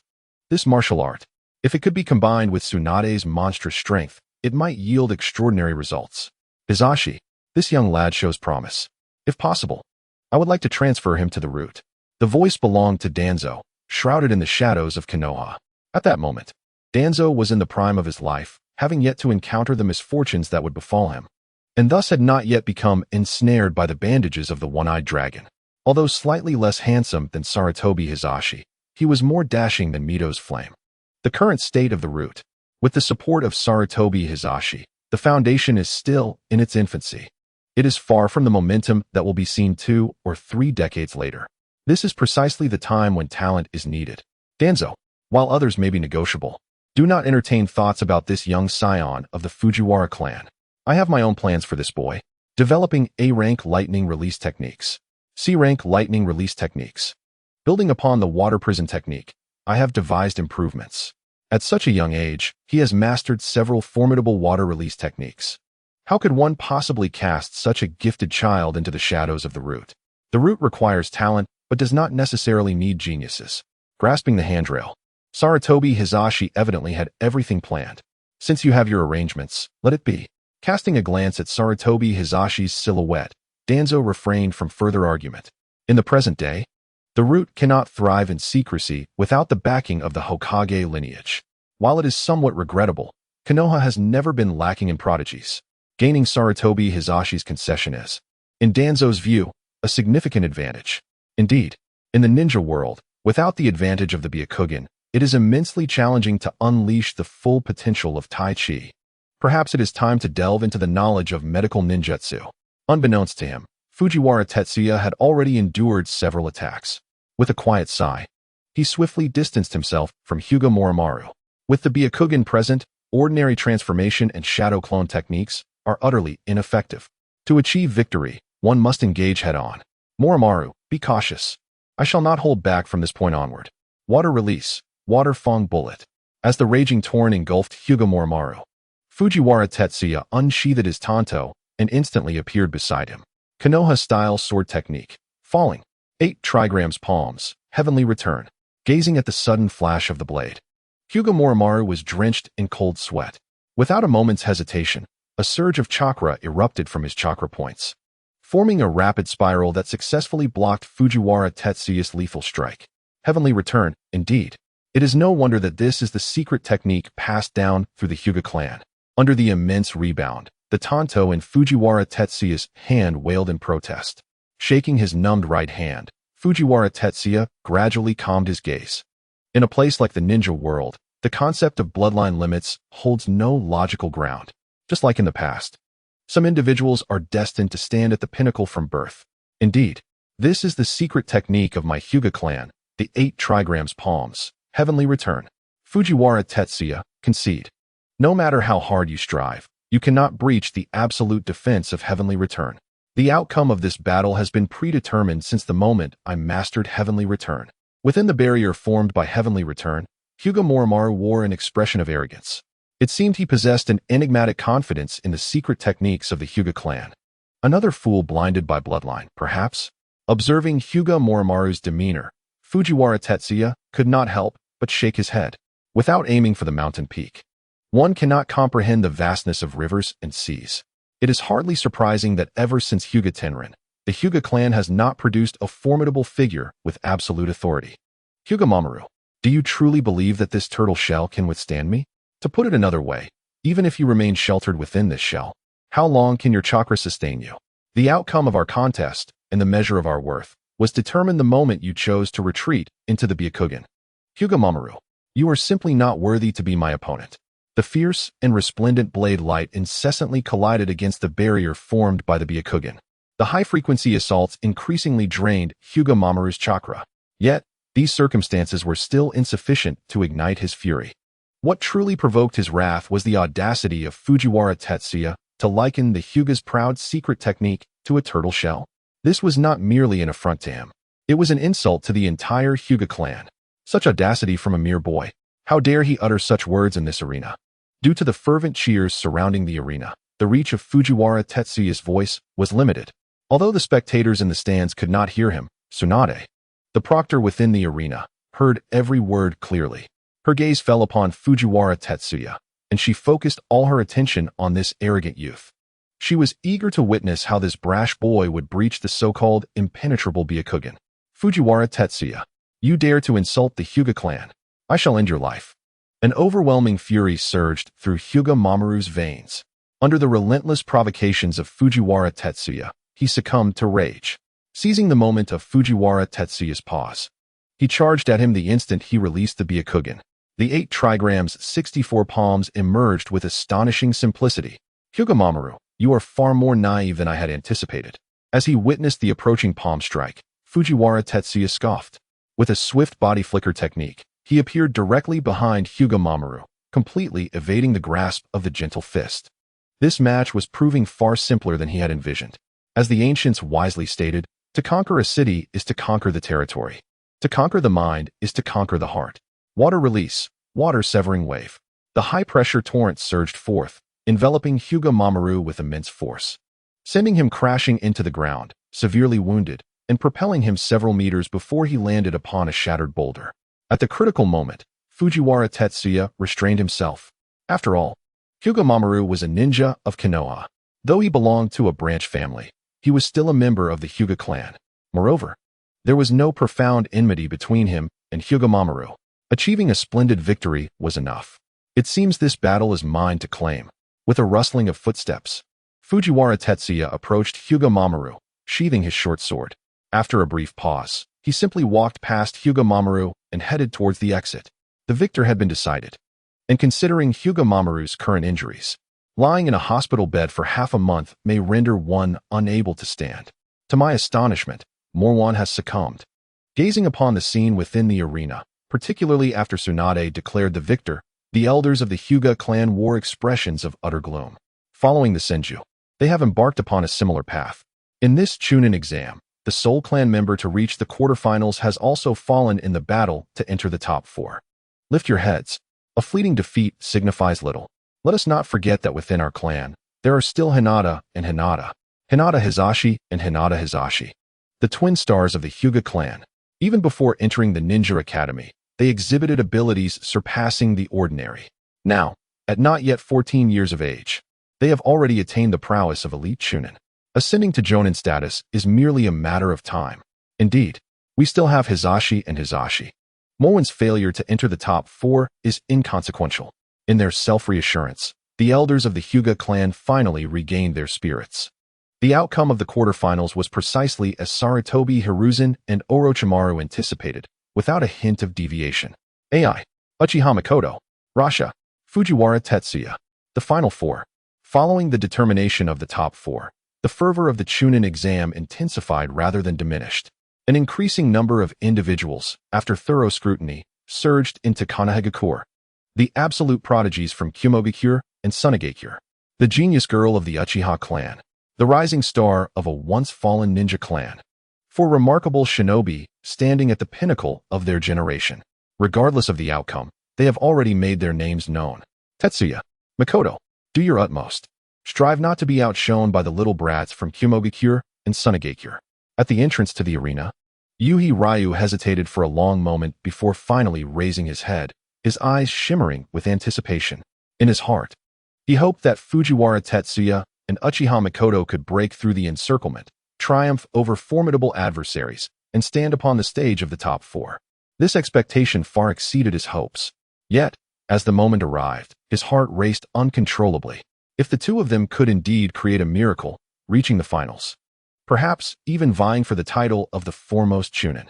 Teacher Ryu, you should have more confidence. Though AI and Rasha are formidable, Mikoto and I are strong as well. Regardless, we will not falter on the path to the semifinals. Facing the rising sun, Fujiwara Tetsuya stood tall, with the slender figure of Uchiha Mikoto behind him. The battle for the top 4, a clash of geniuses, was finally set to commence. As anticipated by Fujiwara Tetsuya, he and Uchiha Mikoto did not face each other. His opponent was Rasha, while Mikoto faced AI. Uchiha Mikoto, AI. Step forward. Mikoto, give it your all. You must defeat that fellow from Kumobikure. Uchiha Mikoto, you can do it. Ensure you reach the finals. As the only female ninja among the top 4. Moreover, she is extraordinarily adorable and strikingly beautiful. The instant Tsunade declared the commencement of the match, an unceasing wave of support surged through the arena, overwhelming it entirely. The echoes resonated throughout, lingering endlessly. A prodigy of the Uchiha clan, I fervently hope you surpass Uchiha Danya. In the face of countless dissenting voices, AI's spirit soared even higher. A vast reservoir of chakra engulfed his body in an instant, activating the lightning release chakra mode with fervor. Do not dare to compare me with that fool Uchiha Danya. As the son of the third Raikage, you shall falter beneath these eyes. How formidable is AI? Even without the earnest reminders of Fujiwara Tetsuya, Uchiha Mikoto could accurately assess his prowess from the previous battles. Among the genin participating in today's Chunin exams, AI undoubtedly possesses the strength to vie for the top position. But what of it? In the lexicon of the Uchiha clan, there has never been a term for fear before battle. His crimson gaze seemed to embody an endless abyss, exuding an indescribable allure and enigma. At the moment of confrontation, Uchiha Mikoto employed the illusionary abyss technique. However, the efficacy of such a level of genjutsu was, indeed, quite limited against a ninja of AI's formidable will and strength. Within mere seconds, he broke free from the illusion's grasp. The Uchiha clan's Sharingan rightfully bears the title of the supreme ocular technique in the ninja world. Even at the mere level of double tomo, it managed to restrain me for several seconds. Yet, for me, this paltry level is far too weak. As the son of the third Raikage, how could I not bolster my resistance against illusionary arts? His figure surged forth like a flash of lightning. In the battle against Tsuchi and Uchiha Danya, AI clearly did not reveal his true might. The speed he displayed now is at least 30% swifter than in previous encounters. Such terrifying velocity. Is this the fruition of his long-term training in the lightning release techniques of Kumobikure? The son of the third Raikage is indeed far more formidable than we had imagined. Amidst the dull thuds of impact, the watching leaf ninjas instinctively narrowed their eyes, gazing at AI with a hint of apprehension. In the clash of taijutsu, due to the disparity in strength and speed, Uchiha Mikoto gradually found herself at a disadvantage. Cough. What a terrifying individual. Tetsuya, you were absolutely right. This fellow before me undoubtedly possesses the potential to become a Kage. Wiping the blood from the corner of his mouth, Uchiha Mikoto's mind began to conjure the serious visage of Fujiwara Tetsuya. AI, you better ensure that Mikoto remains unharmed. Otherwise, when I confront you, I shall certainly give you a thorough thrashing. In the viewing platform, Fujiwara Tetsuya's gaze turned icy as he beheld the crimson streak of blood. Having spent over 7 months together, to claim that he harbored no attachment to Uchiha Mikoto would be sheer nonsense. In the past, he had adjusted, endured, protected, and yielded, ensuring that the girl within his sight never suffered a scratch. Yet, this scoundrel AI dared to injure her. Under the watchful gaze of Tetsuya Fujiwara, two figures in the arena clashed once more. A tempest of unrestrained ferocity surged forth, stirring an endless cloud of dust. The fire release, great fireball technique manifested before AI. A blazing sphere with a diameter reaching several meters, its intense heat radiating powerfully. The great fireball technique, indeed, possessed greater might than that of Uchiha Dieng, yet it amounted to little more than that. With a light-hearted chuckle, AI's right hand, entwined with potent chakra, effortlessly tore through the fiery orb. Countless small flames extinguished as they fell, transforming into wisps of azure smoke. Now, behold the prowess of my ninjutsu. Fire release, Phoenix fire technique. A flurry of sharp shuriken, enveloped in searing flames, shot towards AI's chest at an astonishing speed, effectively sealing off any retreat. Such a scattered assault poses no threat to me. If you wish to defeat me, cease these trivial tricks. Fire release, great fire annihilation. Allow me to experience the true power of the Uchiha clan's advanced fire techniques. While the Phoenix fire technique exhibited commendable strength in terms of individual attacks, it perhaps paled in comparison to the great fireball technique. In a swift motion, AI deflected all of the shuriken with precision. As the moment approached when AI would engage Uchiha Mikoto, she finally completed her hand seals. An endless inferno spread through the air, creating a searing sea of flames. Confronted with the overwhelming strength of the Great Fire Annihilation, AI opted to abandon his lethal strike. Leaping high into the air, evading the devastating radius of the technique. Taking advantage of AI's airborne moment, Uchiha Mikoto unleashed her fire release, Great Fireball. A thunderous explosion resonated through the air, and as the smoke dissipated, AI's figure was seen twisting mid-air before landing gracefully on the ground. Uchiha Mikoto, splendid work. Eliminate the scum of the Cloud Village. As the saying goes, an expert recognizes the subtleties, while a novice merely observes the spectacle. Upon witnessing AI being struck, the surrounding villagers of Konoha erupted into cheers once more. One cannot deny that the Uchiha clan's fire techniques indeed possess the qualifications to ascend to the pinnacle of power. However, that should be the extent of your capabilities, wouldn't it? Dusting off the remnants of smoke from his form, AI began to stride forward. The tumultuous chakra of lightning surged within him, intensifying with each step he took, leaving 2-inch deep imprints in the hardened ground. Is the young Uchiha destined to face defeat? As a witness to this contest, Tsunade's gaze remained sharp and astute. During the previous clash of physical techniques, AI's assault had inflicted considerable injury on Uchiha Mikoto, indirectly affecting her chakra flow. Should AI engage in close combat with his formidable taijutsu, the outcome of this battle would hold no suspense whatsoever. In an instant, a terrifying figure materialized before Uchiha Mikoto, confronting her with blinding speed. Uchiha Mikoto was caught completely off guard and was sent flying by AI. Crimson blood fell continuously from the air. After a full 10 seconds, Uchiha Mikoto finally stabilized her form, half kneeling amidst the shattered stones. Is he truly this formidable? The son of the third Raikage. Tetsuya was right. You are indeed an unmitigated monster. Gripping her abdomen where she had been struck, a few shades of crimson flickered across Uchiha Mikoto's delicate visage. Her ribs were fractured, at least 3 or more. Had the kunai in her hand not been positioned defensively across her chest, that single blow would have sufficed to render her utterly powerless. Uchiha Mikoto, surrender. You must have realized the chasm that lies between us. In the face of the speed and strength of the Yagami clan, you stand no chance of victory. Cough, cough. The Uchiha clan has never produced a ninja who surrenders. I have not yet lost. Amidst countless gazes, Uchiha Mikoto's slender form staggered to her feet once more. Enduring the pain in her abdomen, she charged towards AI again. Uchiha Mikoto, I acknowledge you. Such fighting spirit alone grants you the right to challenge me. Lightning release, lightning cutter. Uchiha Mikoto was defeated. In the silence that ensued, her delicate body plummeted heavily towards the ground. Mikoto, watching that falling figure. Tetsuya Fujiwara could no longer remain still. Ignoring any notions of competition regulations, he instantaneously appeared in the arena, and in a moment of leap, he securely caught her fragile form. Mikoto, Mikoto, wake up, answer me. A straightforward man like AI clearly harbored no thoughts of cherishing the delicate.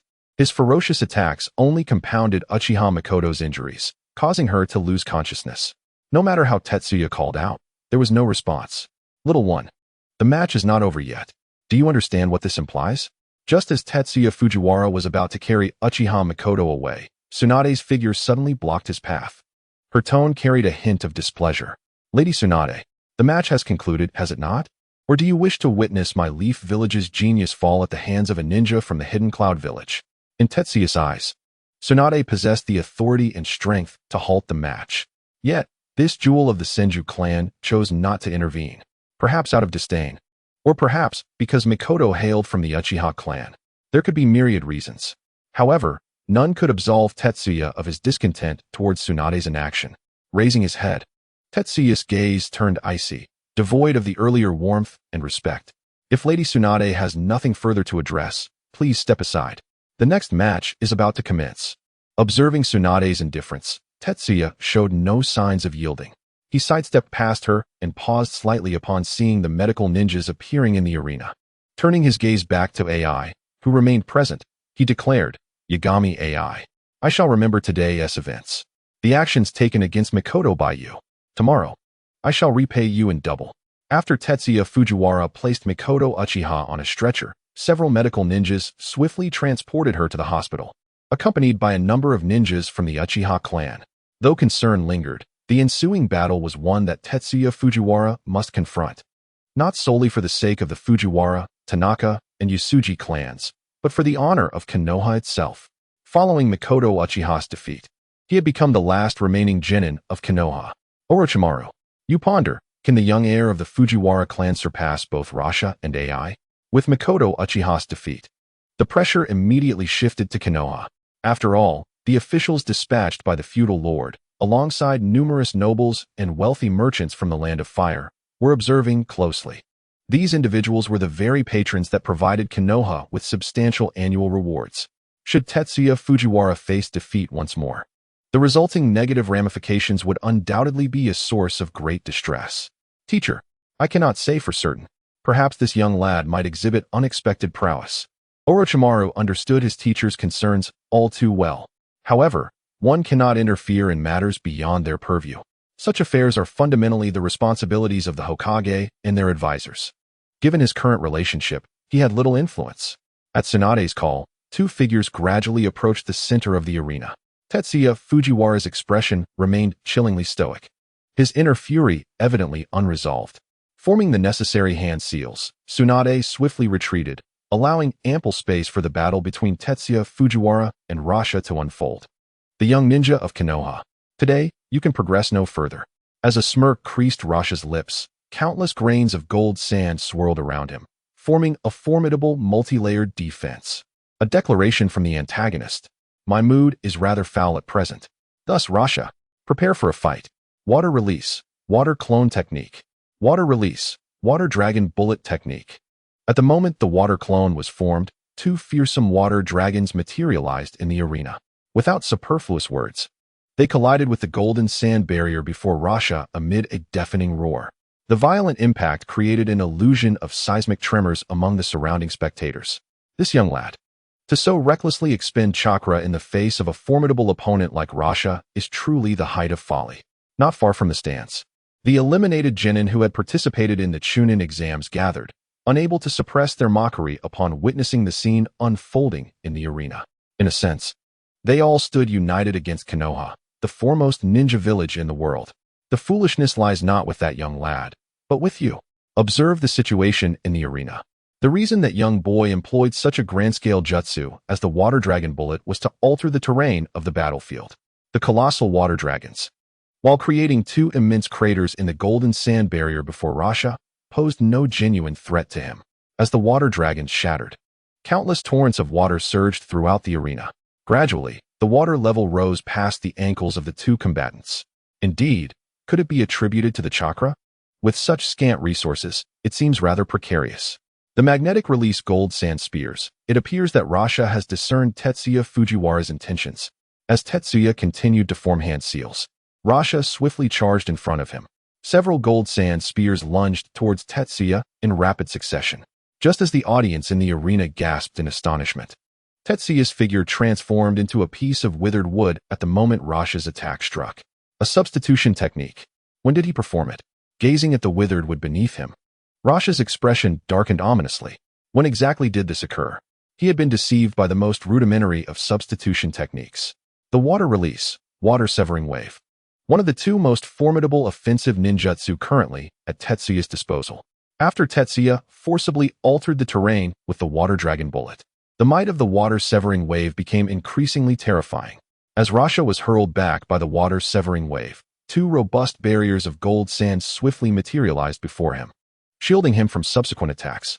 Indeed, the water-severing wave is truly a high-grade ninjutsu within the realm of water release. Even the gold sand shield struggled to withstand its force. Amidst the splashing waves, Rasha's figure gradually emerged. His condition was far from favorable. The wounds inflicted by the water-severing wave were bleeding profusely, incessantly sapping his energy and stamina. Rasha, your capabilities must extend beyond this. Allow me to witness the true strength of the foremost genius of the sand-hidden village. Observing the gold sand barrier hovering before Rasha, Tetsuya refrained from making a hasty move. Before the true climax of the battle, he aimed to unveil Rasha's hidden trump cards. If Rasha were to possess fewer techniques than my age-mate Gaara, it would indeed be ludicrous. Arrogant brat, then let me satiate your curiosity. Magnetic release, gold sand cube. Amidst the astonished gazes of countless spectators, gold sand continuously surged around Rasha, forming a cube over 2 meters per side above his head. Terrifying, heavy, oppressive. Confronted with the concentrated gold sand cube, without formidable defensive ninjutsu, one could only anticipate a singular outcome. And defensive ninjutsu was precisely what Tetsuya lacked at this moment. How astonishing indeed. If only all this gold sand were gifted to me, I would no longer have to worry about the livelihoods of the Fujiwara, Tanaka, and Usuji clans. In this critical moment, Tetsuya suddenly lost focus. His gaze upon the gold sand cube was tinged with a hint of greed. Prepare yourself, brat. A thunderous roar erupted in midair, and at Rasha's command, the gold sand cube descended upon Tetsuya with absolute force. Simple, direct, and violent. To rely on the water release, water fang bullet, water dragon bullet, or water prison technique to intercept the gold sand cube was undoubtedly a fanciful notion. The weight of that cubic mass of gold sand was estimated to be between 15 to 19 tons. What is the weight of 8 cubic meters of sand gold? There is no need for calculations. Even if all water-style jutsu were employed, it would be impossible to revert the sand gold cube. However, although it cannot be reversed, a brief pause of 1 or 2 seconds is sufficient to provide Tetsuya Fujiwara with a chance to escape. You little brat, did you think I wouldn't anticipate your evasion? At the moment the sand gold cube shattered the water bullet and crashed heavily to the ground, a slender chain of sand gold. Having penetrated the water beneath Fujiwara's feet at an unknown moment, firmly ensnared his legs. Such formidable combat awareness. Indeed, those capable of becoming a shadow are no ordinary adversaries.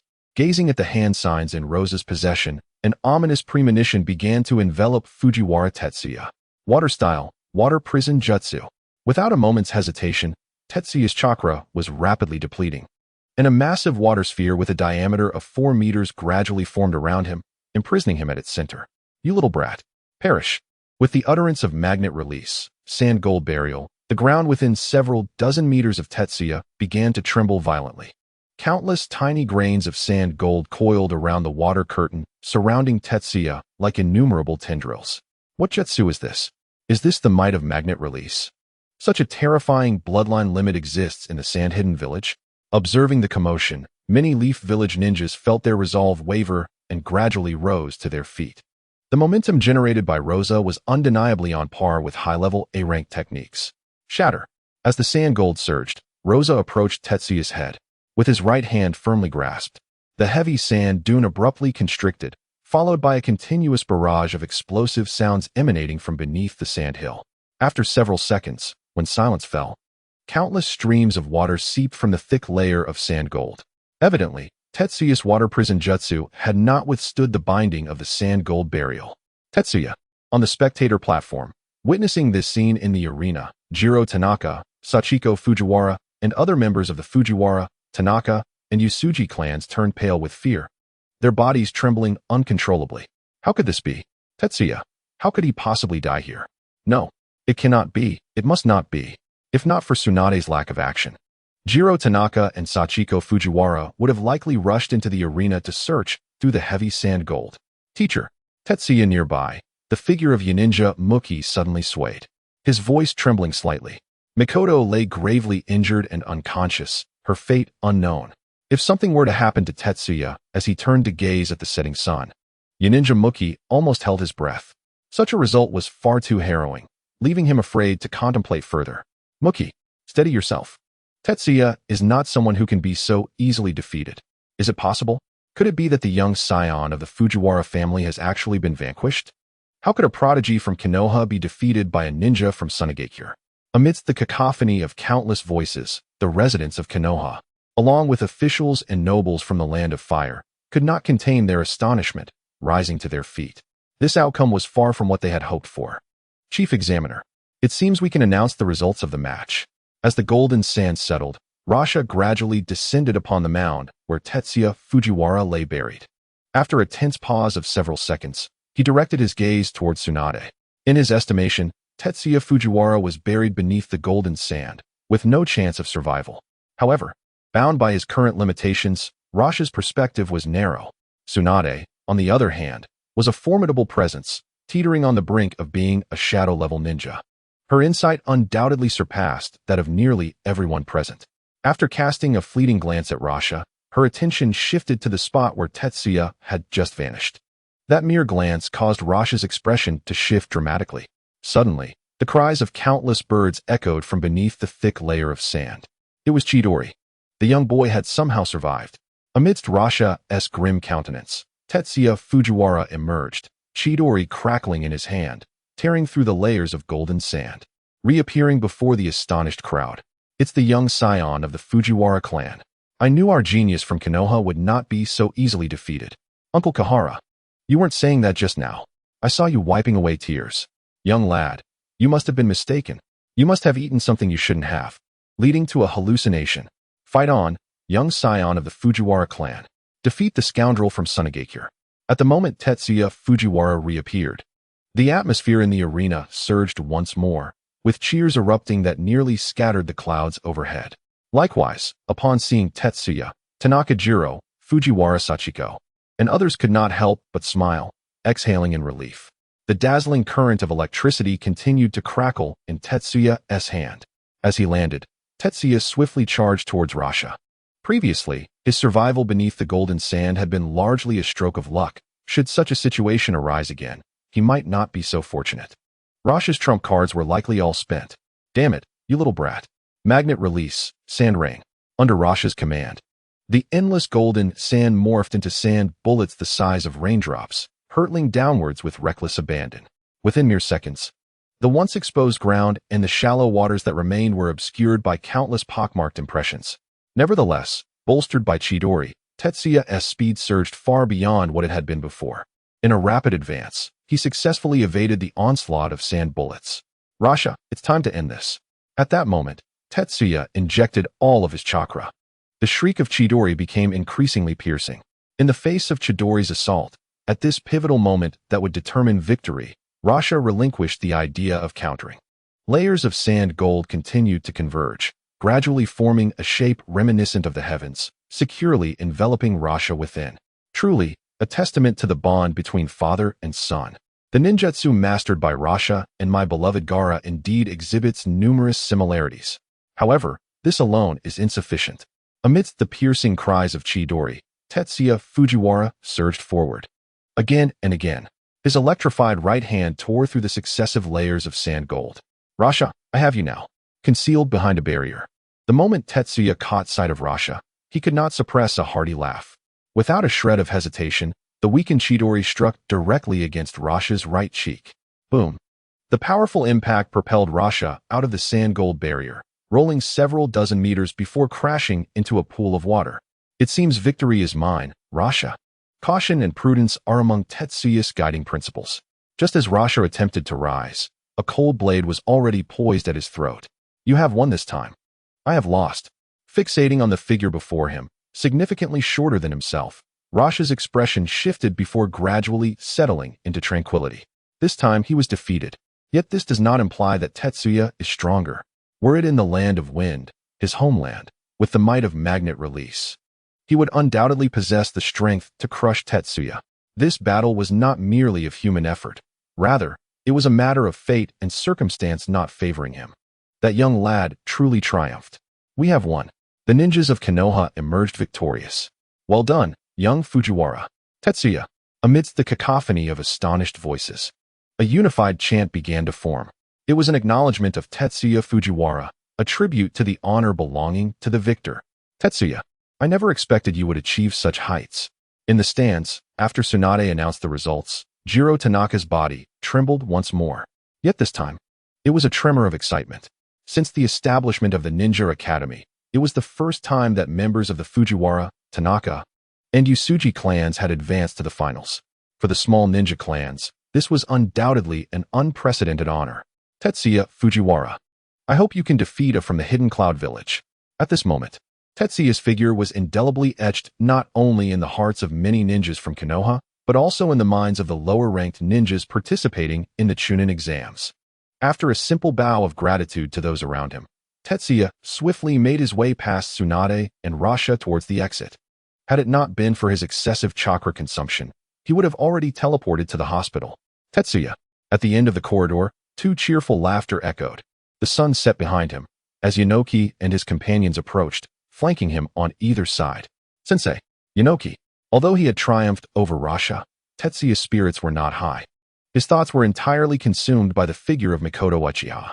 It seemed that Yanoki had also sensed Tetsuya's preoccupation. Nodding discreetly, I accompanied Tetsuya Fujiwara towards the hospital.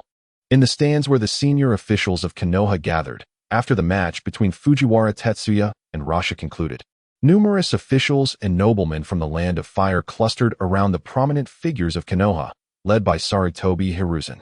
It took a full half-hour before they managed to extricate themselves from the throng. Orochimaru, fetch that brat to my office. I have words for him.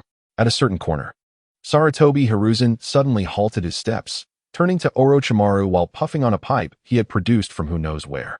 The officials from the Land of Fire, along with the affluent nobles, exhibited a level of concern for the Chunin exams that surpassed his expectations. Should any discrepancies arise in tomorrow's finals, the ensuing complications would surely cause him considerable distress. Understood. Meeting his teacher's gaze, Orochimaru nodded and swiftly vanished from sight. Konoha Hospital. When Tetsuya Fujiwara, Uchiha Mikoto, and Aburame Kijin arrived at the hospital, the treatment for Uchiha Mikoto had already concluded. After stabilizing her condition, she had been transferred to a ward. However, a vexing obstacle lay before them. The Uchiha guards at the entrance were utterly unyielding. I've already stated, Mikoto is a member of our team. Let me in. I'll only take a quick glance.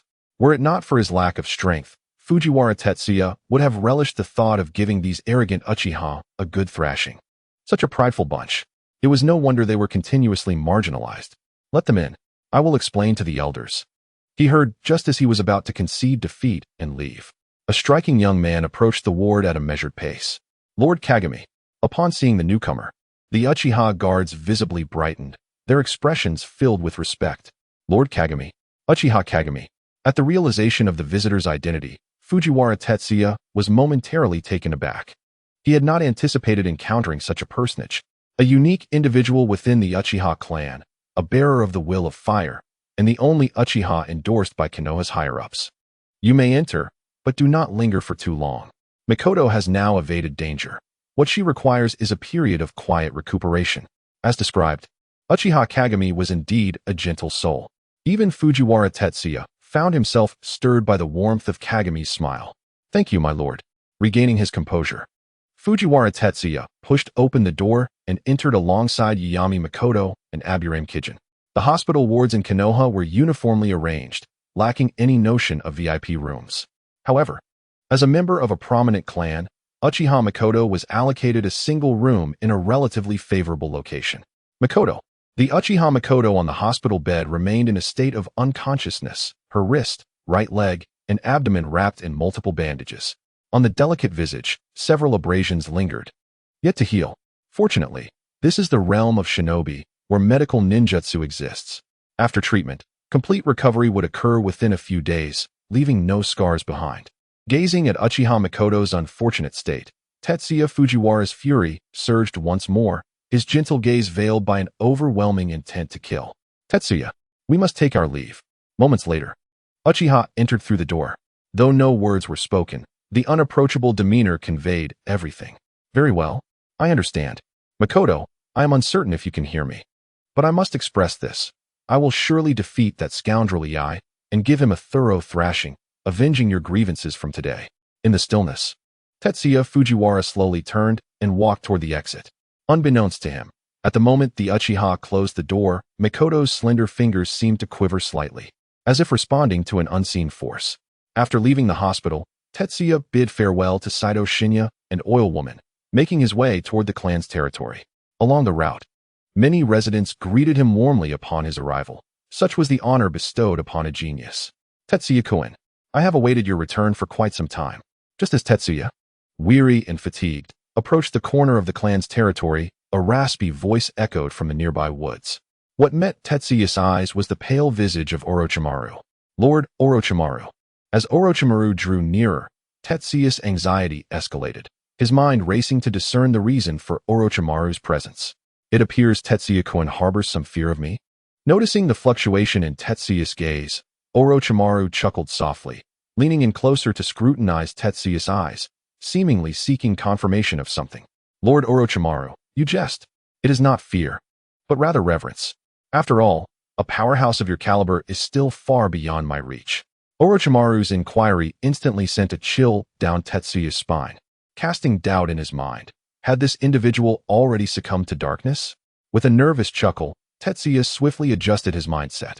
Reverence, perhaps? Nonetheless, it must be said, Tetsuya-kun is truly an intriguing individual. No need for further speculation, Tetsuya-kun. It is Hokage-sama who has sent me to find you. He wishes to meet you.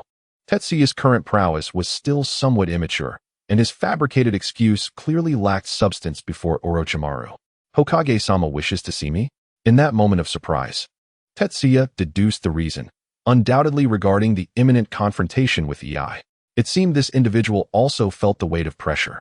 Indeed, having waited for such a long time, there is no urgency at this moment. Would you not like to return home and share this with your clan? That is unnecessary. Since the esteemed Hokage wishes to meet with someone as insignificant as myself, it is undoubtedly due to pressing matters at hand. I should not keep the Hokage waiting for too long. At this moment, Fujiwara Tetsuya is quite curious about what Sarutobi Hiruzen might say, or perhaps, what kind of incentives he might offer to encourage him to exert himself. After all, a formidable figure like Sarutobi Hiruzen is fully aware of the terrifying strength and innate talent possessed by the Hokage building. Since Fujiwara Tetsuya's promotion to a genin, he has frequented this place numerous times. Yet, each visit is accompanied by a feeling of oppression. This is the weight of power. As Orochimaru guided Fujiwara Tetsuya smoothly into the Hokage's office, aside from Sarutobi Hiruzen, there were also the presence of Uzumaki Kinomaru and Mito Menka. Due to the matters concerning the Uzumaki clan, Fujiwara Tetsuya naturally harbors no fondness for Uzumaki Kinomaru. After respectfully greeting Sarutobi Hiruzen, he remained rooted in place, seemingly oblivious to the presence of Uzumaki Kinomaru and Mito Menka. Children will inevitably exhibit childish behavior. Orochimaru, you have worked hard. I will take over from here. You may return to rest. Puffing out smoke rings, Sarutobi Hiruzen nodded at Orochimaru. Then I shall take my leave. Just like Fujiwara Tetsuya, who came in and left. This cool-headed individual has never shown any respect towards the Hokage's advisor.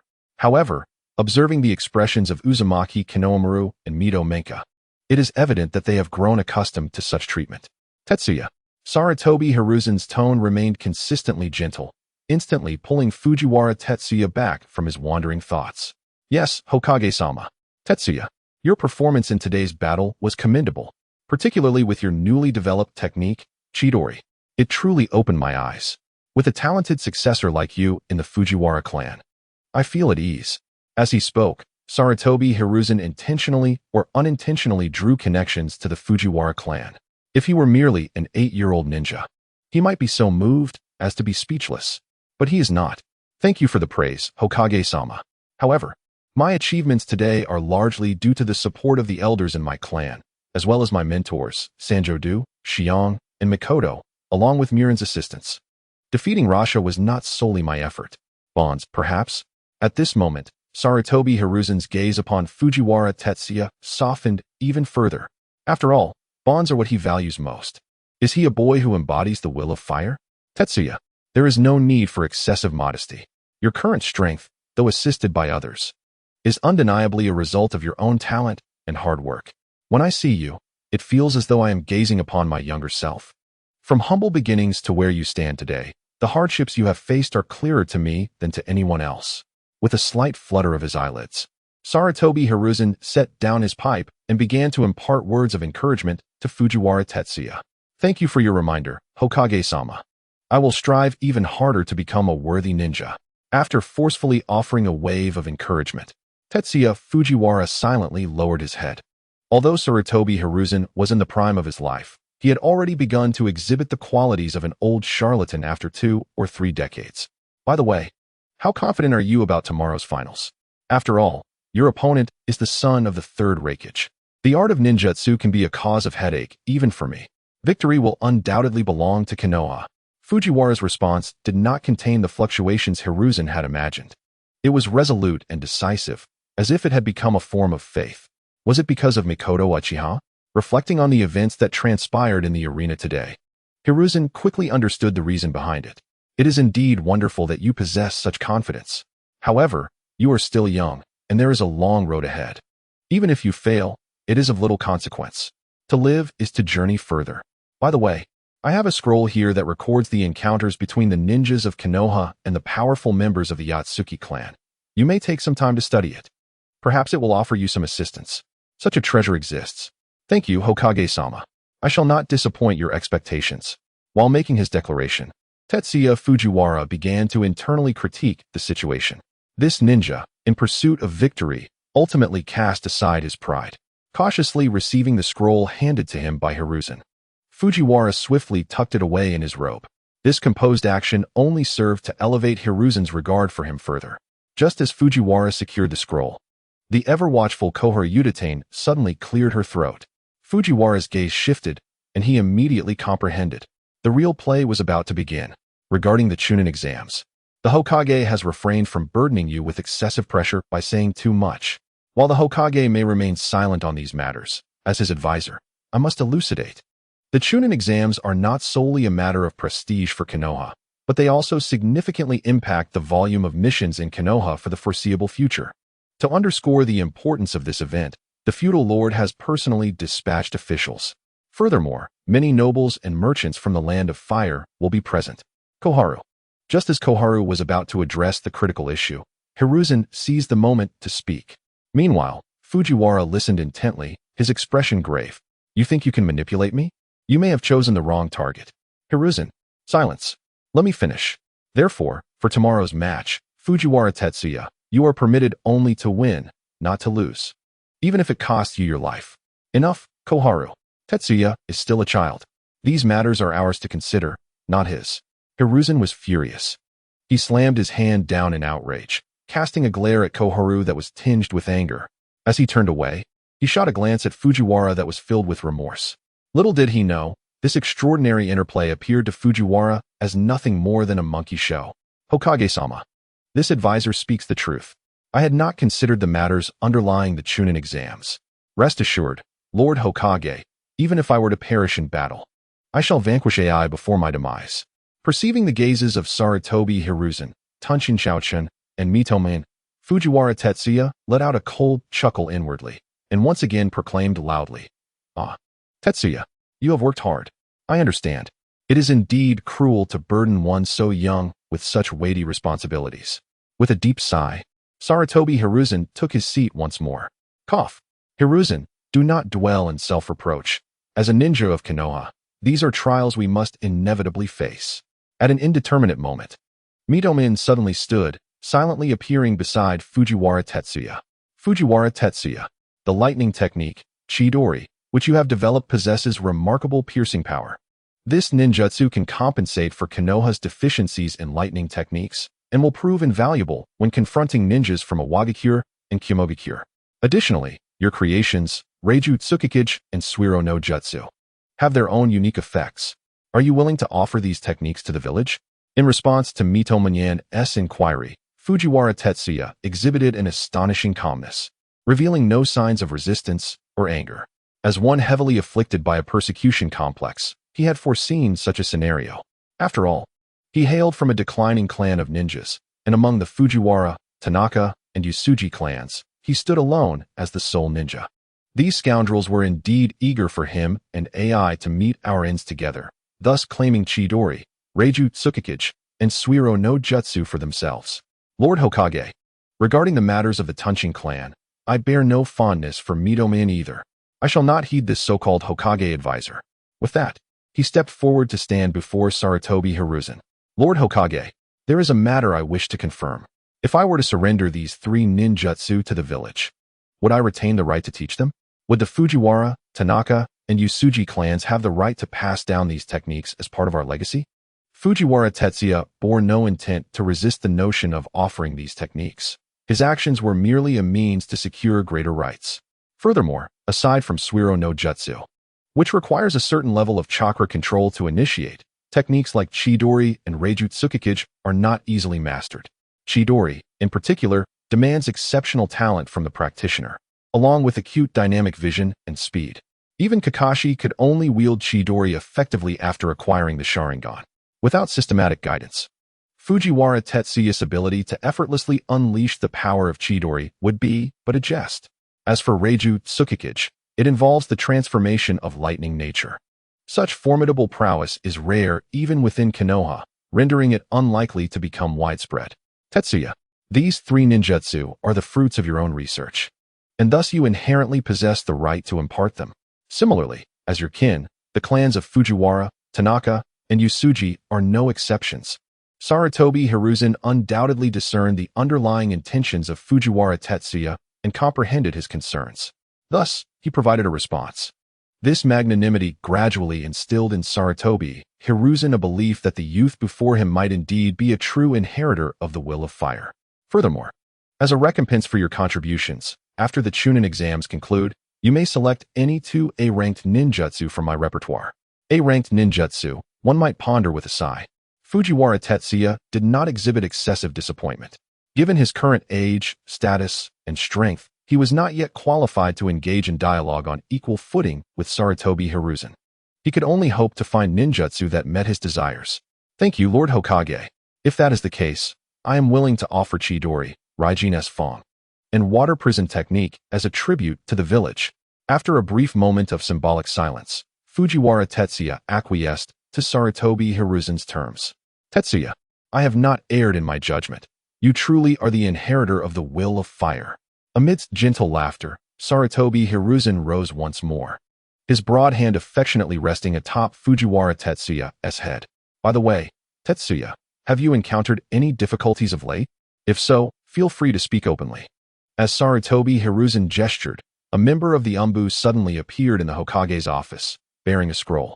Upon meeting Sarutobi Hiruzen's gaze, Fujiwara Tetsuya displayed a perfectly timed hesitation. Tetsuya, if there are any challenges, please voice them directly. What is it? Is there something that even I cannot resolve? Upon sensing Fujiwara Tetsuya's hesitation, Sarutobi Hiruzen's voice gradually deepened. Such hesitation undoubtedly pricked the pride of this esteemed ninja. No, that is not the case. I do not doubt Lord Hokage. Rather, it pertains to this matter. Since you have inquired, I shall speak candidly. Sarutobi Hiruzen has indeed provided him a chance to vent. Gritting his teeth, Fujiwara Tetsuya seemed to summon immense resolve. Strangely, when Fujiwara Tetsuya mentioned her, a gnawing sense of foreboding suddenly stirred within Tsurugi Koharu. Prior to the recent match, a member of the Tsurugi clan, whom I had never encountered, approached me, urging me to deliberately lose to Tsurugi Hiyori. However, burdened by the expectations of comrades and clan, I did not acquiesce. Following the match, that clan member issued a threat. Lord Hokage, my strength is still insufficient, and I fear the subsequent revelations. Fujiwara Tetsuya ceased speaking. For Sarutobi Hiruzen's expression had darkened profoundly, his gaze towards Tsurugi Koharu now laden with gravity. Hiruzen, I was unaware of this matter. Grant me 2 days, and I shall thoroughly investigate. Should it indeed involve my kin, I will not shield them unnecessarily and will provide you with a satisfactory resolution. Tsurugi Koharu, well acquainted with Sarutobi Hiruzen's character, remained vigilant. At the moment their gazes met, an instant of understanding dawned. This old friend, the highest authority of Konoha, was indeed enraged. The nurturing of commoner ninjas and the underprivileged clans had been a matter this old friend had diligently managed since assuming power, all in an effort to dismantle the current monopoly held by the numerous noble clans of Konoha. However, this incident clearly transgressed a taboo. No, it was not merely an explanation I sought for myself, but rather one that must be provided to Tetsuya. Koharu, you, along with Danzo and Minyan, are the individuals in whom I place my utmost trust. The occurrence of this event within the Uchiha clan has left me profoundly disheartened. Amidst his low growl, Sarutobi Hiruzen found himself in deep reflection. Had he been too lenient towards the Uchiha, the Shimura, and the Mito over the past decade? Tetsuya Fujiwara whistled as he departed, leaving behind the relevant jutsu on 3 scrolls before swiftly vacating that place of turmoil. As for the affairs within the Hokage's office, they were nothing more than the affectionate yet tumultuous interactions among comrades. These overt conflicts would soon dissipate into obscurity. Upon Tetsuya's return to his clan's territory, he fortuitously arrived just in time for a meal. After a hearty feast, he interrupted the conversation with Tanaka Jiro and Fujiwara Sachiko, retreating to his room alone. A certain adversary, in a sense, perhaps even more formidable than Rasha. When confronted with such a level of foe, one must restore oneself to an optimal state. The scrolls provided by Sarutobi Hiruzen were indeed filled with invaluable knowledge. They meticulously chronicled the secret techniques of the Yazuki clan, the detailed accounts of battles fought by Konoha's formidable warriors against them, and strategies for evasion and counteraction against these secret techniques, serving as a veritable textbook. However, the skirmishes between ninjas cannot solely rely on theory or experiential conjecture to determine the ultimate victor. Against an opponent like EI, who possesses exceptional combat talent, victory necessitates continuous breakthroughs in theory, wagering everything one possesses. System: display the strength panel. Host: Tetsuya Fujiwara. Strength: Chunin 15,000. Bloodline limit: none. Ninjutsu: Konoha style swordsmanship 351.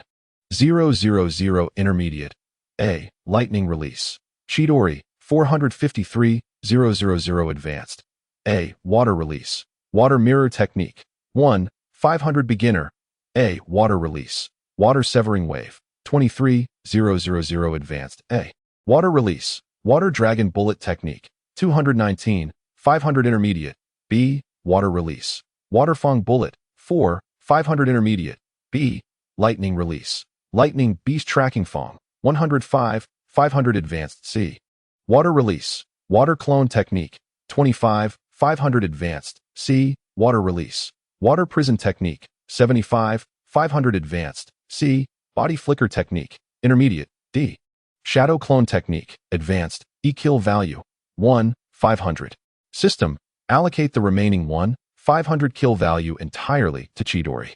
As the system's whimsical voice resonated in his mind, Tetsuya Fujiwara's gaze sharpened. He recalled the climactic battle that marked the end of the Third Reikage, who perished after a 3-day and 3-night frenzy against an army of 10,000 ninjas.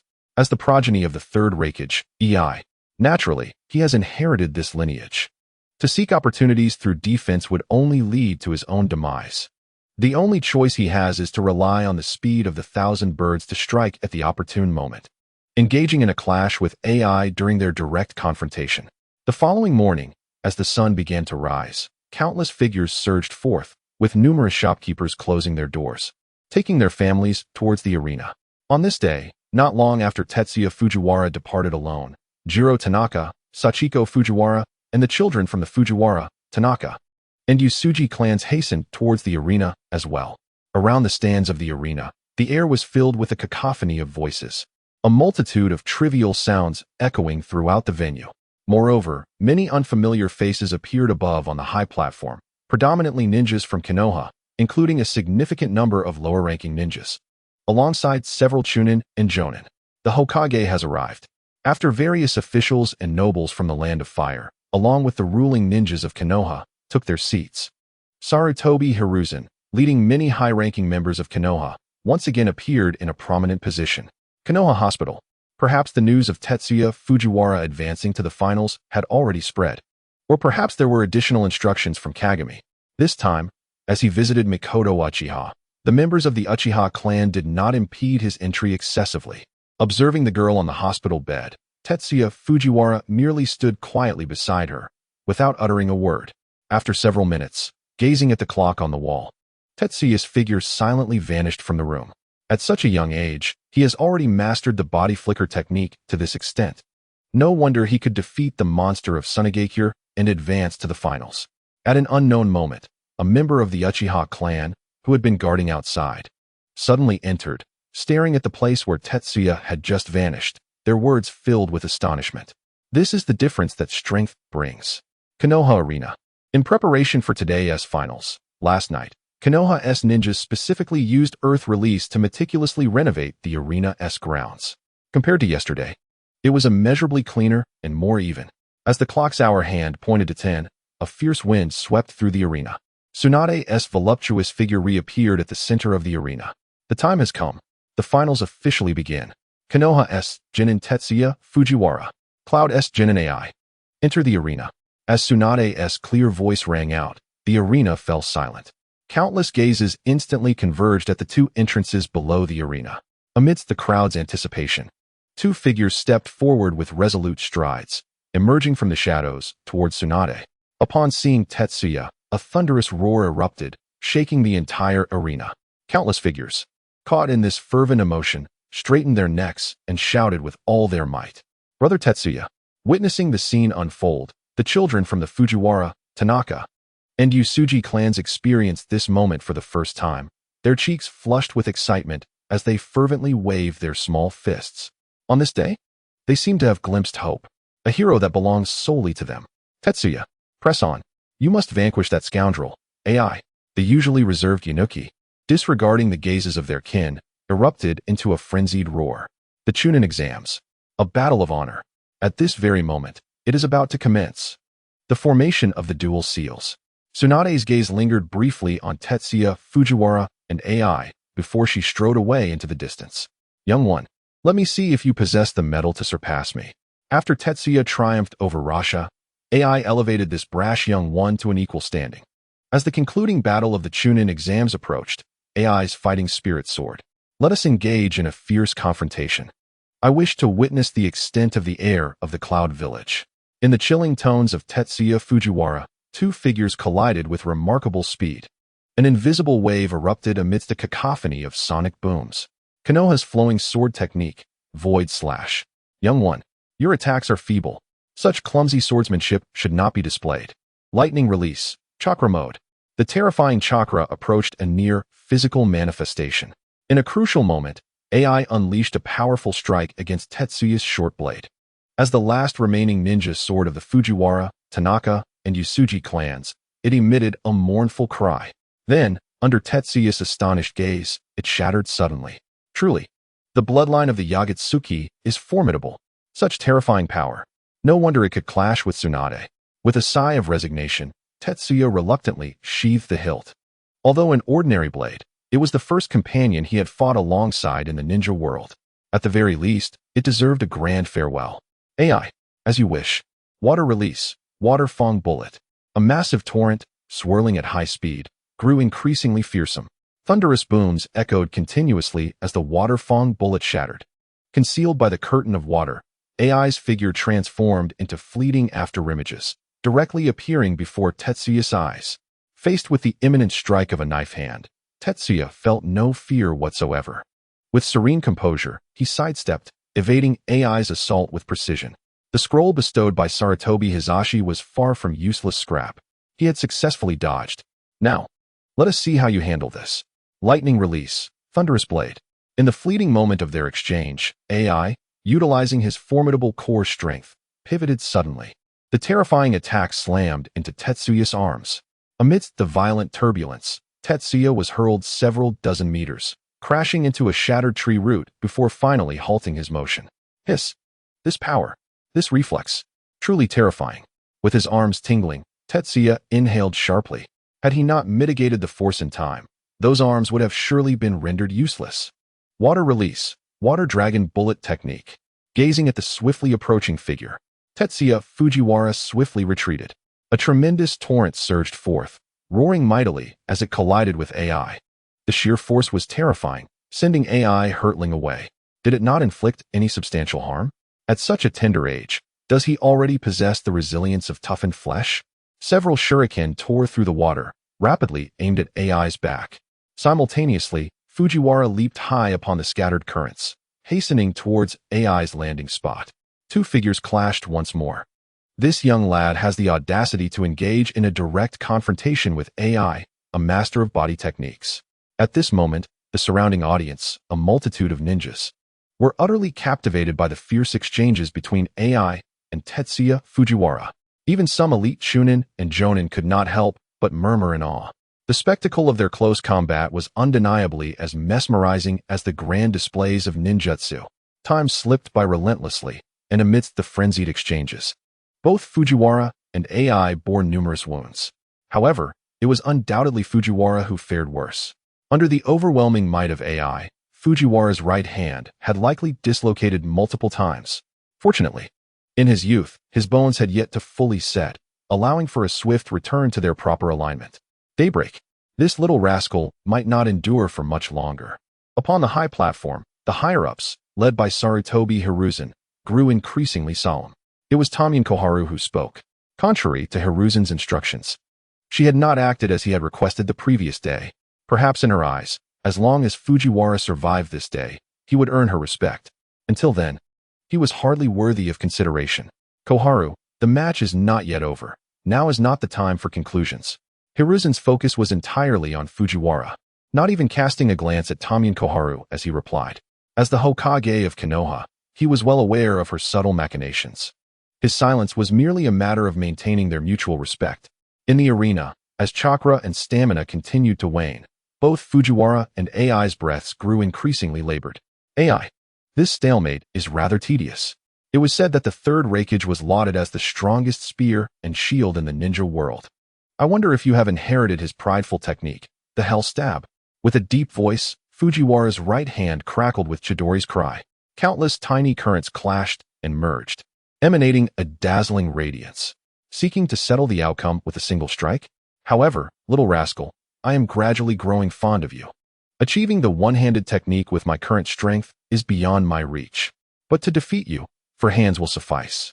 Open your eyes wide and behold. The Hell Stab, four-handed.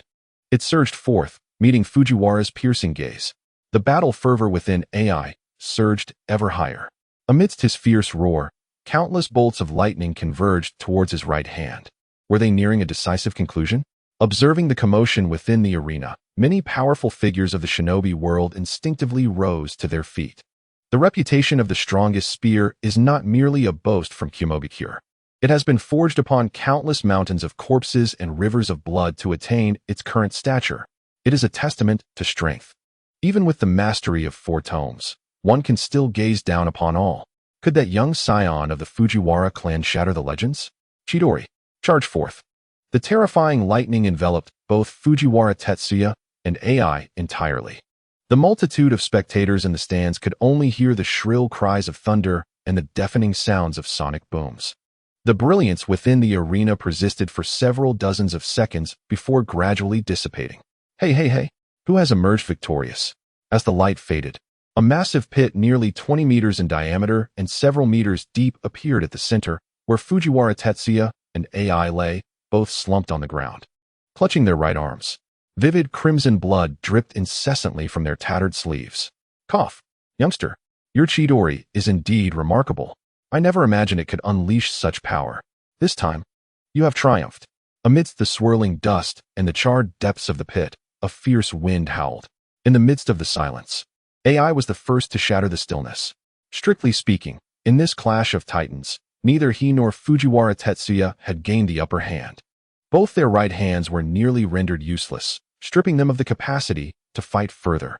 However, it was likely that no one had noticed that beneath the terrifying tearing nature of Chidori, it also possessed a paralyzing effect.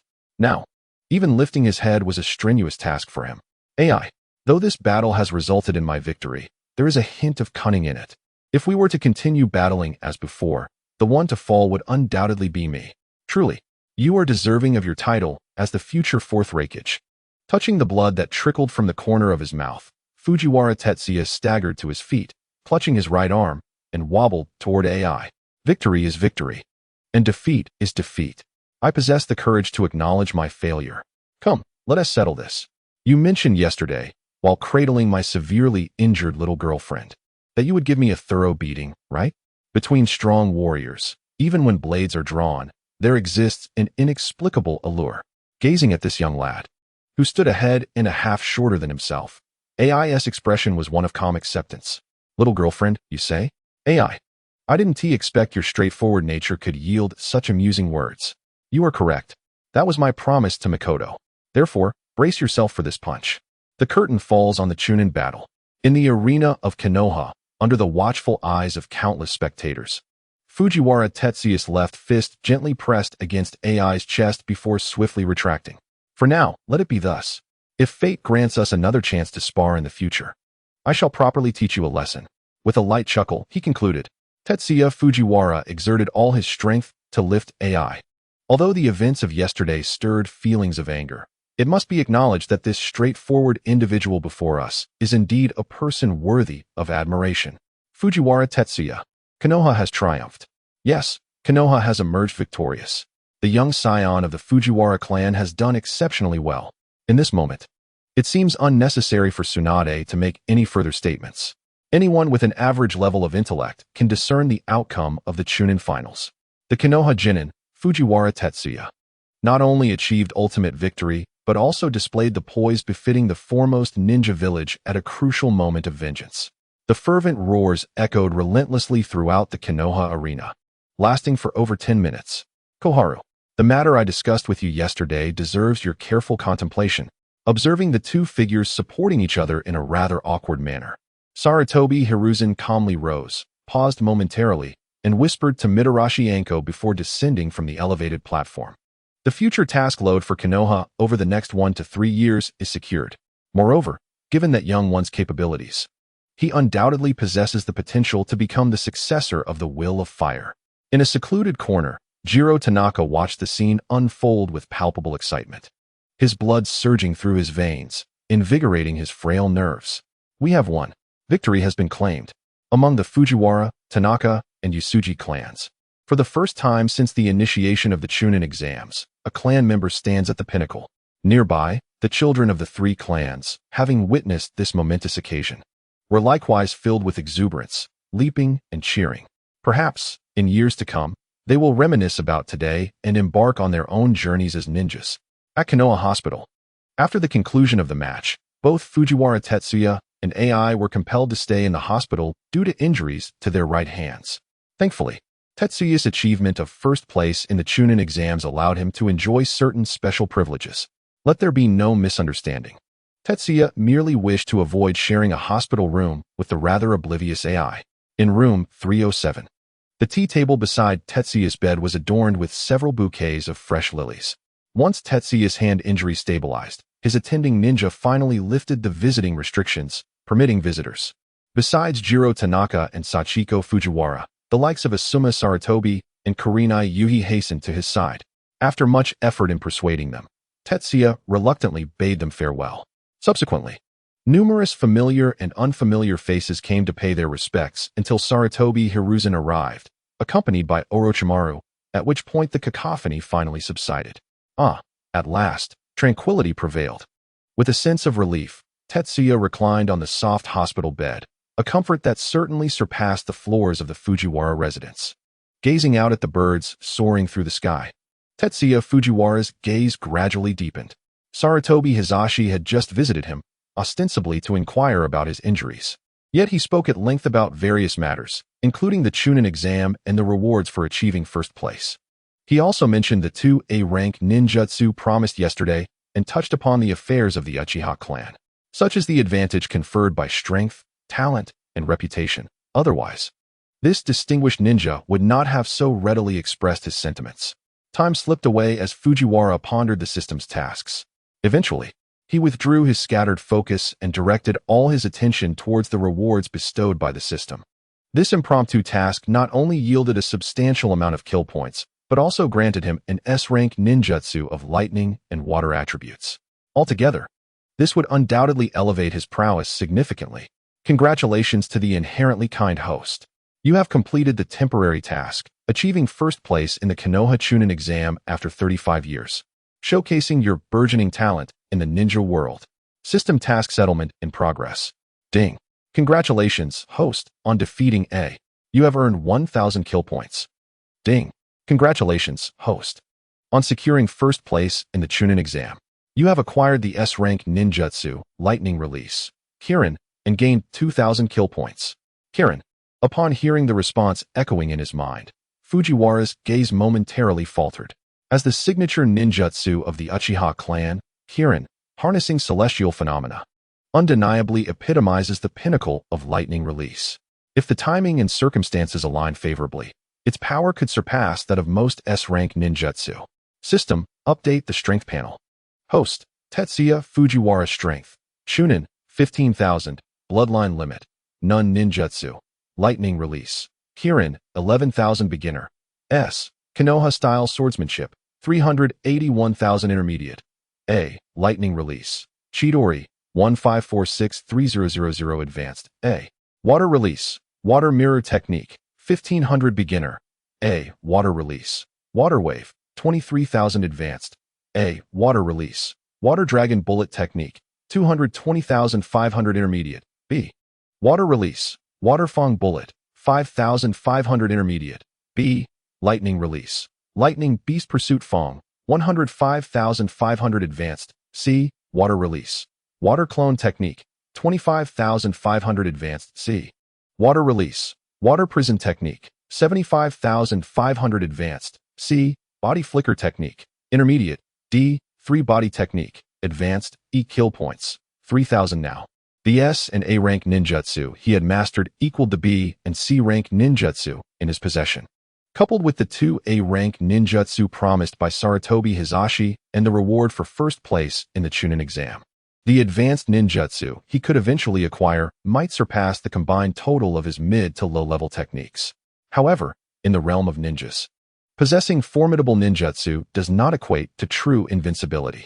The singular focus on lightning and water attributes leaves one vulnerable to counterattacks. To advance further before mastering the transformation of chakra attributes, it is imperative for Fujiwara to delve into medical ninjutsu and jinjutsu. The question arises, should he begin with medical ninjutsu or jinjutsu? In a cycle of contemplation, Fujiwara cradled his head, gazing at the starlit sky in the deep of night, gradually succumbing to slumber. As dawn broke, the morning sun cast its golden rays. Tetsuya Fujiwara awoke at the call of a young maiden. This was an occurrence of significance, perhaps a directive from Sarutobi Hiruzen himself. During Tetsuya's hospitalization, all aspects of his daily life and routine examinations were entrusted to this girl, who had just embarked on her journey as a medical ninja. Master Tetsuya, you are awake. Upon receiving the adoring gaze of the young girl, the recently swallowed pills nearly lodged in his throat, and he choked them back with great effort. Cough, cough. Chihiro, just call me Tetsuya. No need for master. I fear I won't acclimate to it for quite some time. He patted his chest, responding with great difficulty. Damn the ninja world. Damn the class system. It had nearly cost him his life once again. After dealing with Chihiro, Tetsuya finally found some semblance of peace. He gently touched the bandages on his right hand, adjusted his emotions, and made his way towards room 306, the very chamber where Mikoto Uchiha resided. After 2 days of rest, Mikoto had awakened from her coma, and under the watchful eyes of 2 members of the Uchiha clan, Tetsuya pushed open the door and stepped inside. The room was adorned with a young girl leaning against the bedside, cradling a lily, her delicate white feet swaying gently in the breeze, resembling a breathtaking painting. Mikoto, I have arrived. At the moment she turned her head, Tetsuya walked forward with resolute steps. In the aftermath of the Chunin exams, the foreign officials, nobles, merchants, and tourists who had gathered in Konoha departed after a brief sojourn. To them, this visit to Konoha had indeed broadened their horizons. They not only witnessed the conflicts among ninjas, but also gained an indirect insight into the might and grandeur of the foremost ninja village, Konoha. On the 4th day following the conclusion of the Chunin exams, the list of those promoted to Chunin was finalized. After Sarutobi Hiruzen's signature of approval, it was officially announced through Konoha's channels. This time, a total of 15 genin had ascended to the rank of Chunin, including Tetsuya Fujiwara, Ai, Rasha, Mikoto Uchiha, Mamoru Hyuga, Wataru Uchiha, Hiroki Senju, Chitose Mizuki, Fugo, Sito Senju, Asanari Nara, Tsuchi, Kanna, Saki Kagaya, and Muzan Kabutsuji. Among the 16 genin who advanced, all but one, Tsunekiri Hiyori, were promoted to Chunin. It must be said that at this moment, Sarutobi Hiruzen's authority was indeed formidable. Tetsuya's injuries, after relentless treatment by several medical ninjas day and night, had healed within a few days. However, the day of his discharge would be delayed by 5 or 6 days beyond his recovery, as Mikoto Uchiha was also recovering swiftly.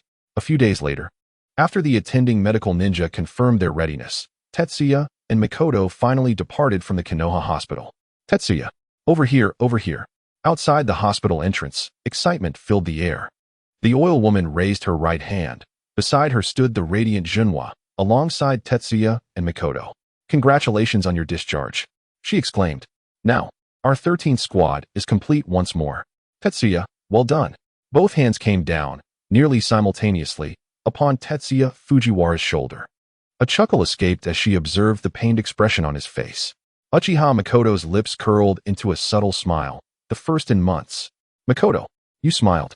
You actually smiled. The sound of her light laughter caused Junhua and the oil woman to tremble with uncontainable joy.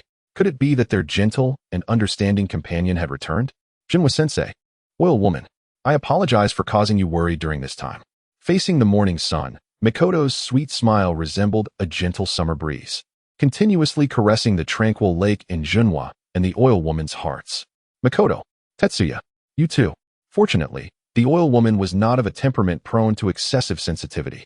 After a couple of murmurs, calmness finally returned. Indeed, today was a splendid day. To celebrate Tetsuya and Mikoto's return, I have decided that today, the teacher shall treat you to barbecue. Reflecting on past times, Junhua's emotions surged with excitement. With a clap of her hands, she led Tetsuya Fujiwara, Uchiha Mikoto, and the oil woman toward the nearest barbecue restaurant.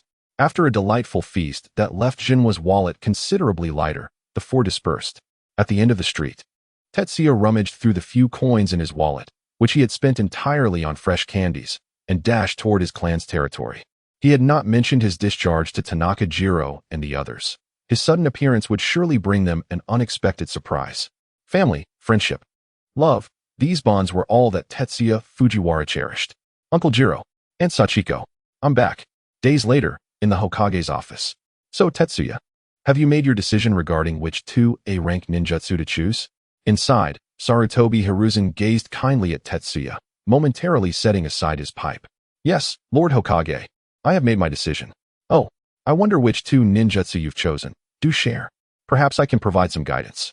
As a master of ninjutsu, he possessed an extensive repertoire of advanced techniques. Given Tetsuya's performance in the Chunin exams, he was confident he could offer the most appropriate counsel. Yes, Lord Hokage. The 2A-rank ninjutsu I wish to learn are medical ninjutsu, healing arts, and water release, great waterfall technique. Healing arts? Upon hearing Tetsuya's response, Sarutobi Hiruzen furrowed his brow slightly. The choice of great waterfall technique, in his view, was not erroneous. As one of the higher-level ninjutsu within the water release category, the great waterfall technique not only possessed immense destructive power, but also the ability to alter terrain, something that the ultimate water dragon bullet technique could not achieve. This will significantly compensate for Tetsuya Fujiwara's shortcomings in large-scale ninjutsu, greatly enhancing the power of various levels of ninjutsu in his hands. However, regarding the mastery of sage techniques, after a moment's hesitation, Sarutobi Hiruzen intended to persuade Tetsuya Fujiwara to abandon this notion. Tetsuya, sage techniques are unlike ordinary medical ninjutsu. They involve yang-type chakra. If I recall correctly, your chakra affinity should be lightning and water. Choosing to pursue sage techniques would only squander this opportunity. Thus, I advise you to consider another option. You must know that during the era of the second Hokage, many advanced water-style jutsu were created, such as the water style, Heavenly Cry, which could also remedy your current deficiencies. Thank you, Hokage-sama, for your suggestion. I am aware that I lack yang chakra. However, I believe that through my endeavors, I will one day master the transformation of chakra attributes and truly grasp sage techniques. Hokage-sama, I do not wish to miss this rare opportunity. The transformation of chakra attributes, if placed upon an ordinary person, might require a lifetime of effort to achieve. Yet, Tetsuya Fujiwara possesses a system.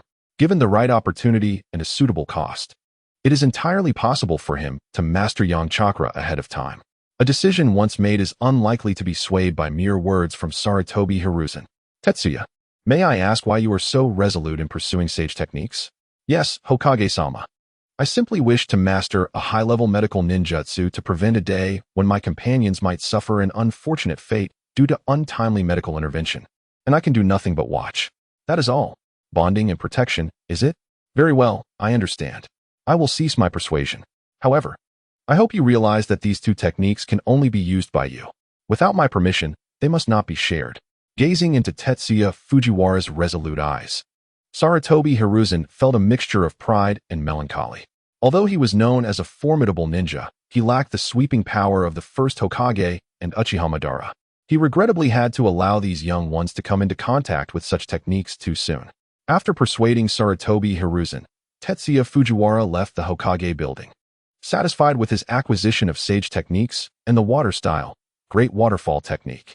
As for the rewards from the Chunin exams, according to Sarutobi Hiruzen, an umbu would be dispatched in due time to deliver them. although he felt a tinge of curiosity after such a long period of recuperation. It might be time to undertake missions and stretch his limbs. After all, 3,000 points of slaughter value were merely a drop in the bucket for him now.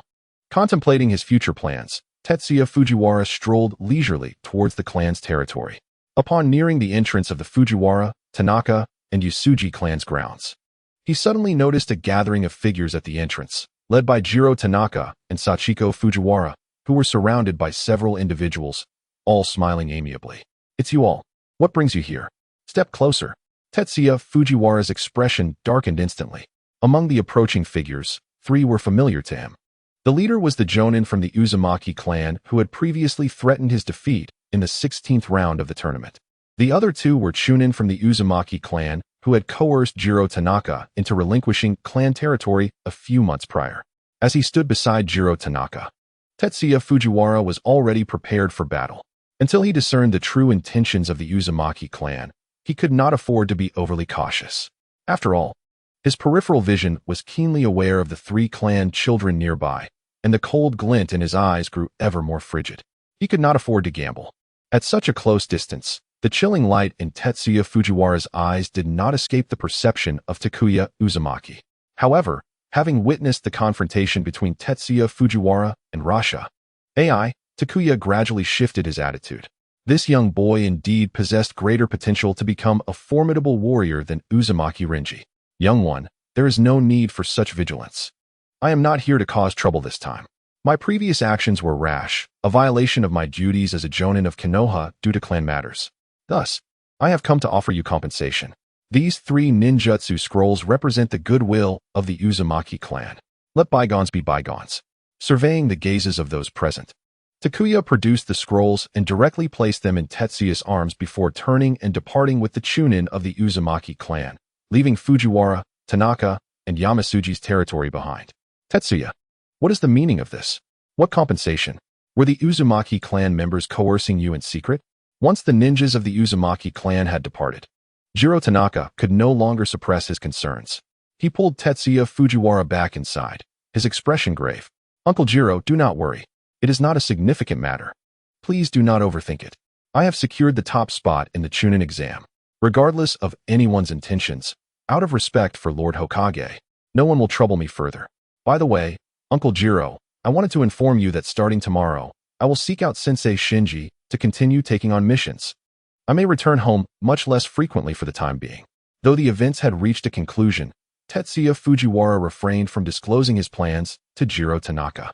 Since Jiro had already departed from the path of a ninja, there was no need to involve him further. Aside from causing unnecessary worry, it would not be of any assistance. For now, Tetsuya was enough to support the Fujiwara, Tanaka, and Yamasuji clans. "Is that so? I understand. Tetsuya, you have indeed become a competent ninja, surpassing Uncle Jiro. Presently, I truly have no means to assist you. Yet, I still wish to convey this to you. Tetsuya, if you ever encounter something beyond your capacity to bear, lowering your head is not a shameful choice. As long as you can survive, when the moment necessitates. Even if it means sacrificing ourselves, it matters not. Tetsuya, I apologize for burdening you with all this at such a tender age." During Jiro Tanaka's ascent from a lowly genin to a chunin, he bore witness to countless shadows of darkness. Indeed, even if Tetsuya Fujiwara refrained from speaking, he could surmise certain truths. "Uncle Jiro." Upon hearing Jiro Tanaka's words, Tetsuya Fujiwara felt a pang in his heart, reminiscing about the past, his voice growing louder. "Uncle Jiro, such words should not be uttered again. I am a man of the Fujiwara clan. Even if the path ahead is shrouded in darkness, I shall persist, upholding a sky for my kin. No matter who it may be, those who dare obstruct my path, even if I must transform into a harbinger of destruction, I shall not hesitate. This is the last refuge he possesses in the world of shinobi. How could he abandon it?" Faced with Tetsuya Fujiwara's resolute gaze, Jiro Tanaka fell silent once more, remaining unresponsive for a lengthy moment. It was not until Tetsuya Fujiwara rose that Jiro's voice, slightly subdued, broke the silence. "Tetsuya, wait until after your 8th birthday to undertake missions." Beneath Tetsuya Fujiwara's unobservant gaze, there seemed to be a glimmer of hope in Jiro's tone. "Uncle Jiro, I will do my utmost to return on my birthday." After a brief pause, Tetsuya Fujiwara turned and bowed respectfully before making his way back to his room. He understood that everything Jiro Tanaka had said and done was to ensure his survival in this deceitful world, rife with murder and betrayal. Alas, that method of survival was not his way of being a shinobi. His aspirations mirrored those of the esteemed ninjas from the Fujiwara, Tanaka, and Yasuji clans. Upon returning to his room, Tetsuya Fujiwara unrolled the 3 scrolls sent by the Takitsu clan. Perhaps out of respect for the name of Sarutobi Hizashi, the Takitsu clan did not treat him frivolously. 3 scrolls of ninjutsu, 1 C-rank lightning technique and 2 B-rank water techniques, perfectly aligned with his chakra affinities, all of which he had yet to explore. The water release, water barrier, water release, water dragon whip, and lightning release, earth walk. The water barrier served as an excellent defensive technique, compensating for his lack of defensive ninjutsu. The water dragon whip leaned towards control-oriented offensive ninjutsu, serving as a commendable supplementary technique. As for earth walk, Tetsuya Fujiwara smirked slightly, tossing the scroll aside, refraining from further critique. In the land of fire, lightning techniques were indeed rare. A C-rank ninjutsu corresponded well with the level of a chunin, which was reasonable enough. Otherwise, the higher-ups in Konoha would not have been so eager to have him retain the Chidori technique after he developed an A-rank lightning technique. With 5 ninjutsu techniques, alongside his newly acquired water mirror technique, he would certainly have his hands full in the days to come. The following morning, Team 13 convened once more, and under the leadership of Yujin Masahiro, they once again entered the Hokage building. Mikoto, seeing you regain your spirit brings me solace. It seems that allowing Tetsuya to join Team 13 was indeed a sound decision. Today, Sarutobi Hiruzen appears to be in particularly good spirits. This may very well be the essence of adult happiness. Calculating the passage of time, Asuma must have been born just within the last couple of years. Indeed, Lord Hokage, I appreciate the effort you have invested during this period. In the presence of the Hokage, although Uchiha Mikoto's demeanor remains gentle, Tetsuya can keenly perceive the underlying estrangement. This is likely rooted in the Uchiha lineage, a lingering distance from the Hokage. Well then, I hope the 3 of you can foster a good rapport moving forward. For you are all individuals I hold in high regard. The old sage truly never misses an opportunity to consolidate loyalty. Tetsuya's gaze lingered momentarily on Sarutobi Hiruzen before swiftly shifting aside. Let us conclude our idle chatter here. True Jonin, your arrival is most timely. I have a B-rank mission that is perfectly suited for you. This task entails escorting the ninjas from the Whirlpool Village, who are here to participate in the Chunin exams, safely back to their homeland. It is imperative to remind you that these ninjas carry a letter I have composed for the leader of the Whirlpool Village. Under no circumstances must there be any errors. Furthermore, the situation in the land of the Whirlpool has not been as tranquil as one might imagine in recent years. There is a significant probability that this mission may encounter combat, with a possibility of escalating the task's difficulty level. The Whirlpool Village, you say? Listening to Sarutobi Hiruzen's explanation, Tetsuya's expression gradually darkened. The annihilation of the Whirlpool Village likely occurred shortly before the Second Shinobi World War, just in recent years. The primary instigator behind its downfall was the Mist Village, but the hidden hands behind the scenes remain unknown. The current state of the Whirlpool Village is undoubtedly a profound vortex. However, with great danger comes great opportunity. The sealing techniques of the Uzumaki clan are, without question, among the pinnacle of the shinobi world. Even if we cannot master them, merely witnessing them would be a worthwhile experience. Is that so? The expression of Sarutobi Hiruzen showed a moment of hesitation as he glanced back at Tetsuya and the others before making a decision. Lord Hokage, we shall accept this mission and ensure the safe return of the ninjas from the Whirlpool Village. Very well, I entrust this matter to you. I will notify the ninjas from the Whirlpool Village to assemble at the village gate at 9 a.m. tomorrow. It is truly you. When Uzumaki Hirachi and Uzumaki Nagahana laid eyes upon Tetsuya, Oil Woman Kin, and Uchiha Mikoto, their expressions turned to surprise. It has been a while since we last met. Esteemed ninjas of the Whirlpool Village, it appears you both have been faring well. Looking at the two before him, Tetsuya and his companions smiled faintly and greeted them warmly. Uzumaki Hirachi and Uzumaki Nagahana's leading jonin had to return to the Whirlpool Village immediately after the conclusion of the Chunin exams due to urgent tasks. After all, not every ninja village possesses a systematic training mechanism like the 5 great ninja villages, which boast a large number of jonin and elite jonin, especially in some of the smaller ninja villages. The esteemed jonin, a steadfast pillar of the village and the paramount force second only to the leader, has gathered. With everyone present, it is time to embark on our journey. After a brief exchange of pleasantries among the five, Yuhi Zenkai waved his right hand, prompting the group to dash toward the horizon. The Land of Whirlpools, situated on a sizable island in the eastern seas of the Land of Fire, lies to the north of the Land of Iron and the Land of Hot Water, while the Land of Bears stretches to the south. Further east, across the boundless ocean, is the Water Country, one of the 5 great nations. Since the establishment of the Uzumaki clan, they have alleviated considerable pressure from the Water Country for Konoha. Hence, compared to the northeastern, northwestern, and southwestern borders, the eastern frontier is scarcely manned by ninjas. Only in recent years, following the deteriorating situation in the Land of Whirlpools, did Konoha's higher-ups dispatch a sizable contingent of ninjas to patrol the eastern boundaries. Within the borders of the Land of Fire, Fujiwara Tetsuya and Yuhi Zenkai traveled with relative ease. Aside from dispatching a few oblivious bandits along the way, they encountered no significant disturbances. During their journey, Fujiwara Tetsuya and his companions finally discerned the reasons behind Uzumaki Heiji and Uzumaki Make's timely return to the Land of Whirlpools. Ultimately, it was due to the longing for their homeland felt by the esteemed Senju, who, following the fall of the first Hokage, had seen his health decline. For the sake of the Nine-Tails' safety, he had not returned to the Uzumaki clan for many years, opting instead to keep Heiji and Make by his side for a while longer. At last, after 2 continuous days of travel, the magnificent expanse of the ocean unveiled itself to Fujiwara Tetsuya and his companions. Is this the ocean? Breathing in the air infused with the scent of the sea revitalized Fujiwara Tetsuya. Remarkably, this marked his first encounter with the ocean since arriving in the ninja world.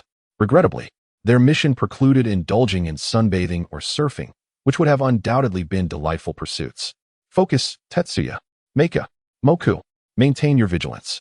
Caution Yuhi Zenkai. The sea differs from the land. Once aboard a ship, we must brace for unpredictable risks. Should we encounter the ninjas of the Mist Village, as Lord Hokage warned, it will culminate in an unimaginable battle. As he gazed toward the nearby dock, Yuhi Zenkai's expression grew increasingly somber. Rest assured, Teacher Zenkai, we will not be careless. In the 35th year of Konoha, the technological advancements in the ninja world remain far behind what they will achieve decades hence. At present, the vessel beneath Fujiwara Tetsuya's feet is an ancient wooden ship, lacking in speed, sturdiness, and comfort. This ship's destination is the Land of Water, however. It will pause for 2 days in the Land of Whirlpools. Both the unique products of the Land of Whirlpools and those from the Land of Water, after being transported across the sea for trade, will enable the merchants traversing east and west to reap substantial profits. Not to mention, Uncle, you have not only acquired land in the Land of Fire and the Land of Whirlpools, but you have also secured a grand estate in the Land of Water. At your age, achieving financial freedom is truly remarkable. Peiji Uzumaki and Meihua Uzumaki have been confined within the cabin by the setting sun. Although they are under the watchful care of the setting sun, Tetsuya Fujiwara and his companions are not idle. They roam the ship, tirelessly seeking information. The merchant before them, Kazuo Nakamura, hailing from the Land of Hot Springs, is one of Tetsuya's suspects. Haha, youngster, while your words bring me joy, I must inform you that during my years of trade since leaving the Land of Hot Springs, I have encountered countless hardships. Pirates, wandering ninjas, tsunamis. I have faced them innumerable times. The path to success is far more arduous than one might imagine. Yet you, at such a tender age, have become a ninja. Your future is indeed limitless. Perhaps Tetsuya's flattery prompted Kazuo Nakamura to burst into hearty laughter, attracting the attention of many. Indeed, a seasoned player. Gazing at the large fish leaping from the distant horizon, Tetsuya Fujiwara also laughed heartily. Not far away, Mikoto Uchiha, dragging her chin, leaned against the railing to rest after fruitlessly searching. Upon seeing Tetsuya's diminutive figure, a smile involuntarily crept upon her lips. Mikoto, do you think Tetsuya might be unwell? Should I inquire if there is a doctor aboard to check on him?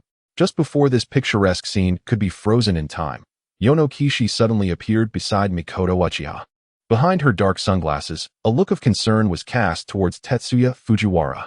Kishi, do you think it's possible that this reflects Tetsuya's true feelings?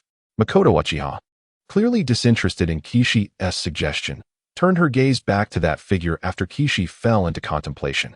Ha ha ha, young one. Indeed, your personality resonates with my sentiments. Were it not for your youth, I would certainly invite you for a drink or two. Uncle Nakamura, I feel the same way. To commemorate our friendship today, should you ever find yourself in Konoha, do seek me out. I shall request a discount from the Hokage for you. Amidst countless words of deceit and insincerity, the setting sun gradually sank beneath the sea. Nightfall instantly enveloped the surroundings in profound darkness. Tetsuya, are you certain? The guest room. Mikoto Uchiha and Yono Kishi followed Tetsuya Fujiwara in after he entered. Once they confirmed no one was trailing them, Kishi slowly closed the door. There shouldn't be any significant discrepancies. The Land of Whirlpools is not far from the eastern coast of the Land of Fire. Based on the current wind direction and the ship's speed, it will reach the island of the Land of Whirlpools by nightfall at the latest. Tonight presents their best opportunity for a surprise attack. By the way, Kishi, have you released the insects? Tetsuya, rest assured, I have specifically confirmed that there will be no issues. Then I entrust you to continue the surveillance. We must avoid arousing their suspicions. Mei-kin, shall we take a brief repose? The bed in the sea vessel's quarters, aptly named, is nothing more than two wooden posts supporting a substantial board. Just as Fujiwara Tetsuya approached the wooden bed by the window, Uchiha Mei-kin materialized behind him without his notice. After a prolonged absence, she playfully delivered two sharp taps to the back of his head. Mei-kin, why are you hitting me? He rubbed the swelling bump on his head and swiftly retreated. Could it be that the cold and aloof Uchiha Mei-kin has returned? Or perhaps, after witnessing the demise of her comrades, she has developed a dual personality? As Fujiwara Tetsuya continued to spiral into his thoughts, he was abruptly startled by Mei-kin's sharp exclamation, "You little rascal! Do not utter such misleading words." Above them, the night sky was graced by the presence of Otsutsuki Kagaya. Yet, at that moment, Fujiwara Tetsuya lay in bed, utterly devoid of sleep. For beside him, in close proximity, lay Uchiha Mei-kin. In such an intimate space, he could not only discern the delicate contours of her profile, but also inhale the unique fragrance that belonged solely to her, even attuning himself to the rhythm of her heartbeat. Those fools from the Hidden Mist Village, can they not hasten their arrival? Suppressing his inner turmoil, Fujiwara Tetsuya found himself yearning for the swift arrival of the ninjas from the Hidden Mist Village, if only to momentarily escape this torment. In the early hours, as tranquility enveloped everything, two small boats suddenly appeared on the pitch-black sea, slowly approaching the sea vessel, propelled by the waves. At that moment, the bow of the boat, illuminated by starlight, revealed a vague silhouette. With the sound of soft footsteps, three squads of mist ninjas secured their small boats and gracefully leaped onto the deck. Nakamura Kazu, Kayasuke, Taimaru, you have finally arrived. The weight on Nakamura Kazu's heart lifted as he gazed upon the numerous mist ninjas before him. Apologies for the wait. Have you confirmed the intelligence? The two leading ninjas and Nakamura Kazu were evidently old acquaintances. It has been confirmed. The Leaf Village's ninja squad is led by a jonin from the Yami clan, accompanied by members from the Uchiha and Aburame clans, as well as one from an obscure, lesser-known clan of ninjas. Nakamura Kazu's skills were far more adept than Fujiwara Tetsuya had anticipated. While managing Fujiwara, he had already acquired information regarding Squad 13 through alternative channels. What of Uzumaki Heiji and Uzumaki Meika? Upon receiving the intelligence about Squad 13, the leading mist ninja did not exhibit the expected panic. Those two from the Uzumaki clan are currently in the cabin's quarters, under the watch of the jonin from the Yami clan. Thus, to capture those two, we must first deal with the jonin. Taimaru, you and I shall join forces to handle the jonin from the Yami clan. The rest, proceed to the rooms where the Leaf's youngsters are located and swiftly eliminate them. In the depths of Qingchuan's eyes flickered a hint of bloodthirsty malice. Clearly, in the time past, he had engaged in numerous assassinations of the Whirlpool clan. As Nakamura Kazuo, Qingchuan, and Taiwan dispersed, Yugirl Murin conveyed everything she sensed through her insects to Fujiwara Tetsuya and Uchiha Mikoto. 3 squads. Such a grand undertaking. Within the ranks of the teams, the Jinin and Chunin did not pose a significant threat to Fujiwara Tetsuya. The only concern lay with the Jounin leading these 3 squads. It is crucial to note that this was not a time of war. Regardless of their rank, be it Jounin, Chunin, or even Jinin, they were all being drawn to the front lines. Typically, Jounin and elite Chunin served as the standard team leaders, a trend that has significantly lowered. Tetsuya. Should we not assist Sensei Shinya? As Sensei Shinya mentioned, upon entering the ocean, every encounter would be shrouded in uncertainty, much like their current predicament. At this moment, they could only place their trust in Sensei Shinya. Their task was to swiftly eliminate the mist ninjas encircling them and hasten to support Sensei Shinya. After a brief silence, Fujiwara Tetsuya ultimately rejected Yu-Girl Murin's suggestion. The battles between Jounins and those of Chunin or Jinin were fundamentally different. Although the three of them were not inferior to ordinary Chunin, recklessly intervening would only serve to further complicate the situation. Just as Qingchuan and Taiwan, the two mist Jounin, made their way to Sensei Shinya's quarters, 10 mist ninjas, led by Nakamura Kazuo, had already stealthily approached the entrance where Fujiwara Tetsuya and his companions were stationed. Listening intently to the breaths within the room, several streams of poisonous smoke began to seep through the door's cracks, steadily advancing into the depths of the chamber. Engage. Moments later, under the command of a special Jounin, several ninjas forcefully kicked open the door, unleashing a torrent of kunai and shuriken toward the room's wooden bed.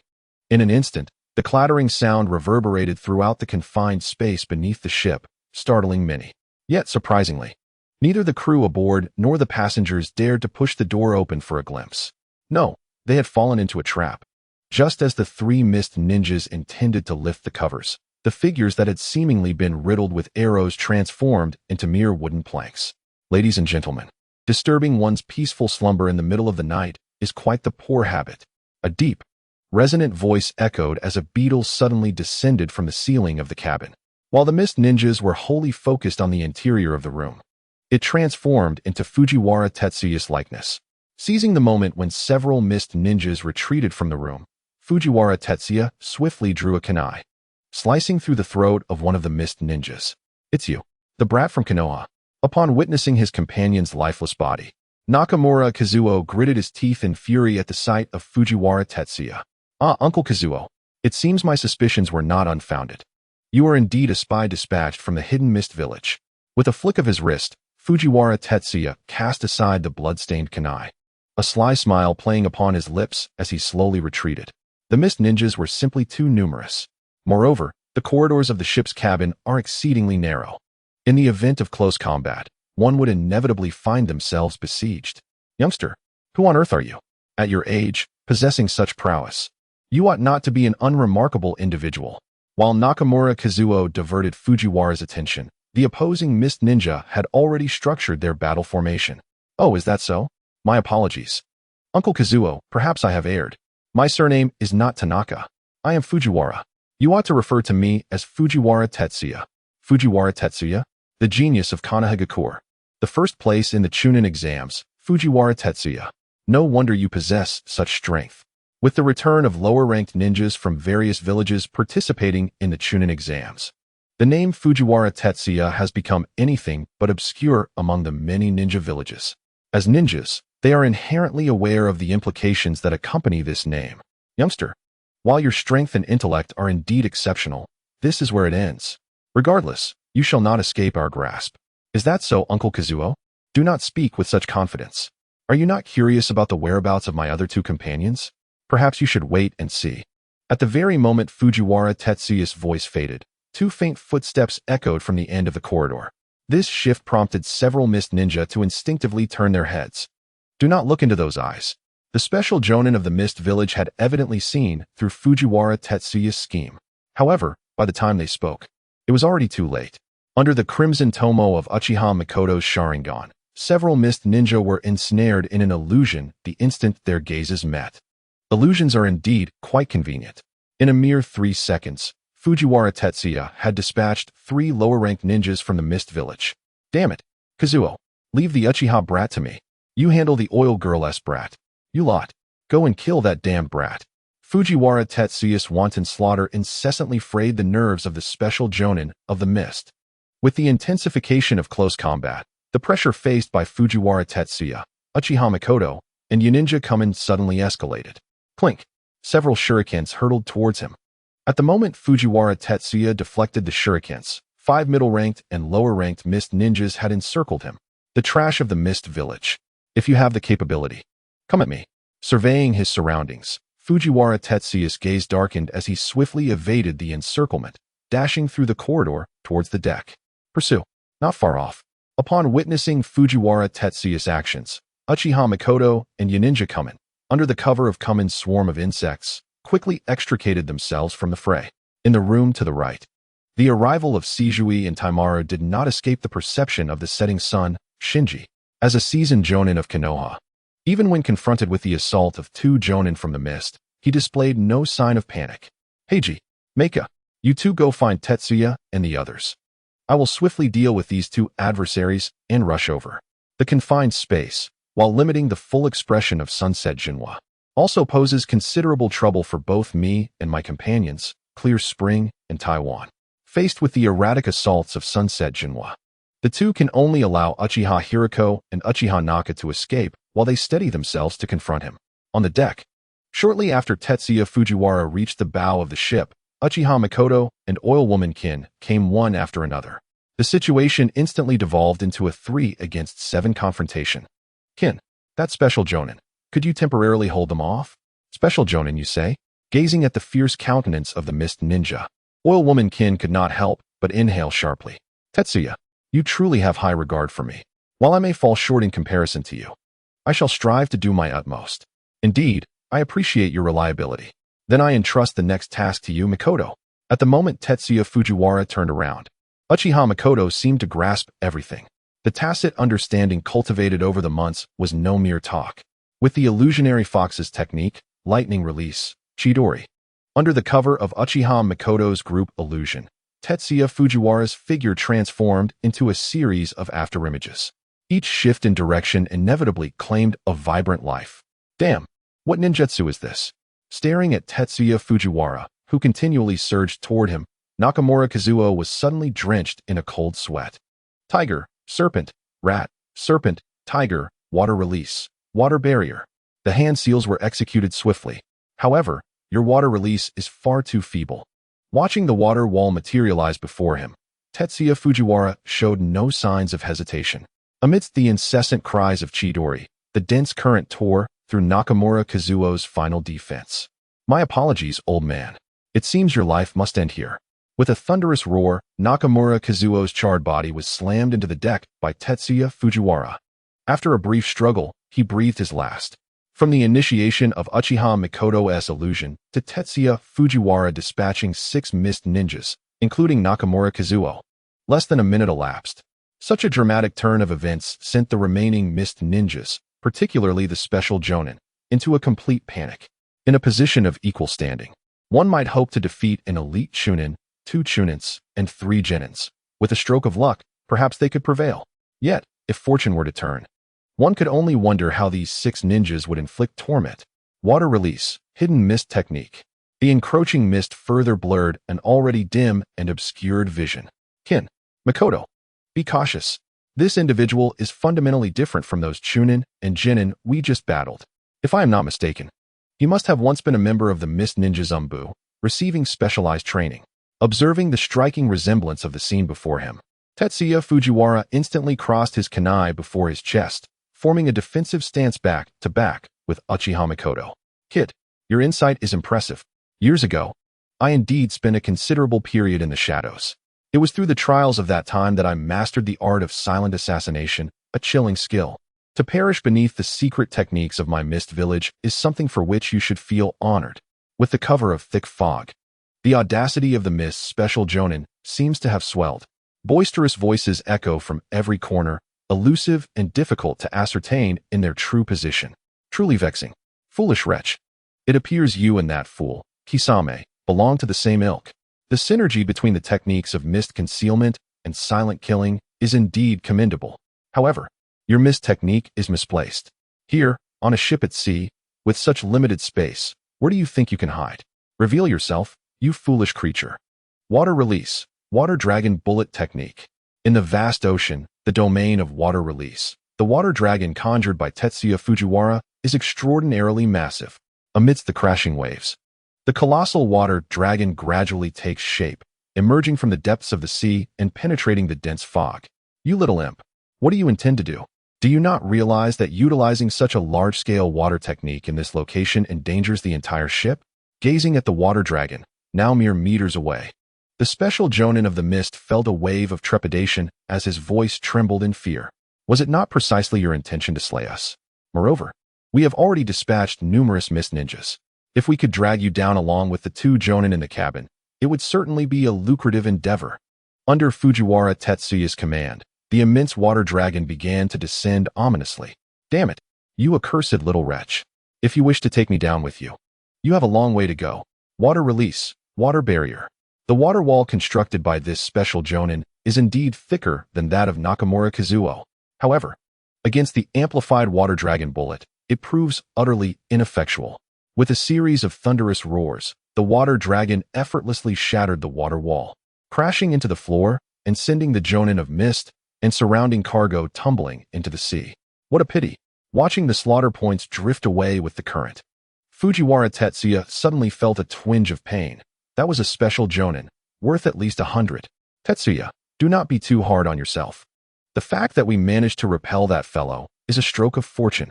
Clearly, Oil Girl Mujin misunderstood Tetsuya Fujiwara's intentions. Nevertheless, such matters cannot be easily clarified. Let it be deemed a beautiful misunderstanding. Tetsuya, Mikoto. Just as Tetsuya Fujiwara turned, Uzumaki Hinji and Uzumaki Mei flowered onto the scene. Hinji, Mei, you have arrived. Where's my teacher? Upon seeing the two, Fujiwara Tetsuya, Uchiha Mikoto, and Oil Girl Mujin immediately rushed to greet them. The Setting Sun's Jonin is engaged in battle with 2 ninjas from the mist in the cabin. He sent us to support you. However, it seems that such support is no longer necessary. Regarding the prowess of Tetsuya Fujiwara and Mikoto Uchiha, as participants in the Chunin exam, the observers, Heiji Uzumaki and Sakura Uzumaki, possess a notably clearer understanding. Gazing at the devastated deck, Heiji and Sakura exchanged self-deprecating glances. Tetsuya, shall we assist Teacher Yui? The ninjas of the 5 great nations who have attained the rank of Jonin are typically formidable adversaries, especially those dispatched by the village hidden in the mist for clandestine operations, who undeniably possess considerable strength. Even though Yui Zema has been tempered by the trials of battle, facing 2 opponents alone would undoubtedly present a significant challenge. No, we cannot go. It is not out of cowardice, but rather due to our current capabilities.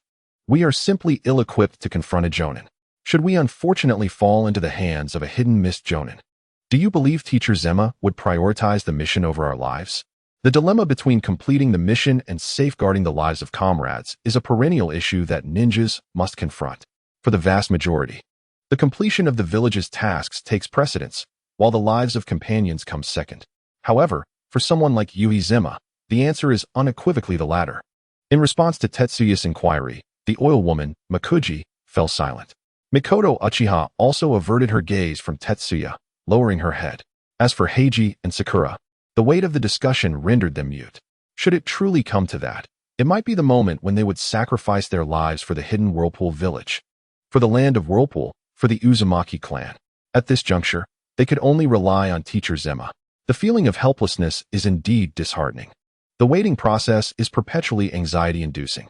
Even the chilly sea breeze fails to quell the tumultuous thoughts of the group. 5 minutes, 10 minutes, 20 minutes. Were those muffled thuds emanating from the bottom of the cabin? The battle raged on, and Yui Zema's figure had yet to emerge from the dark, interminable corridor. Mikoto, Makuji, keep a close watch on Heiji and Sakura. I will go down to investigate. Yui Zema, aside from Tanaka Jiro, is the most esteemed adult male in this ninja world, a figure of significance far beyond mere captain or teacher.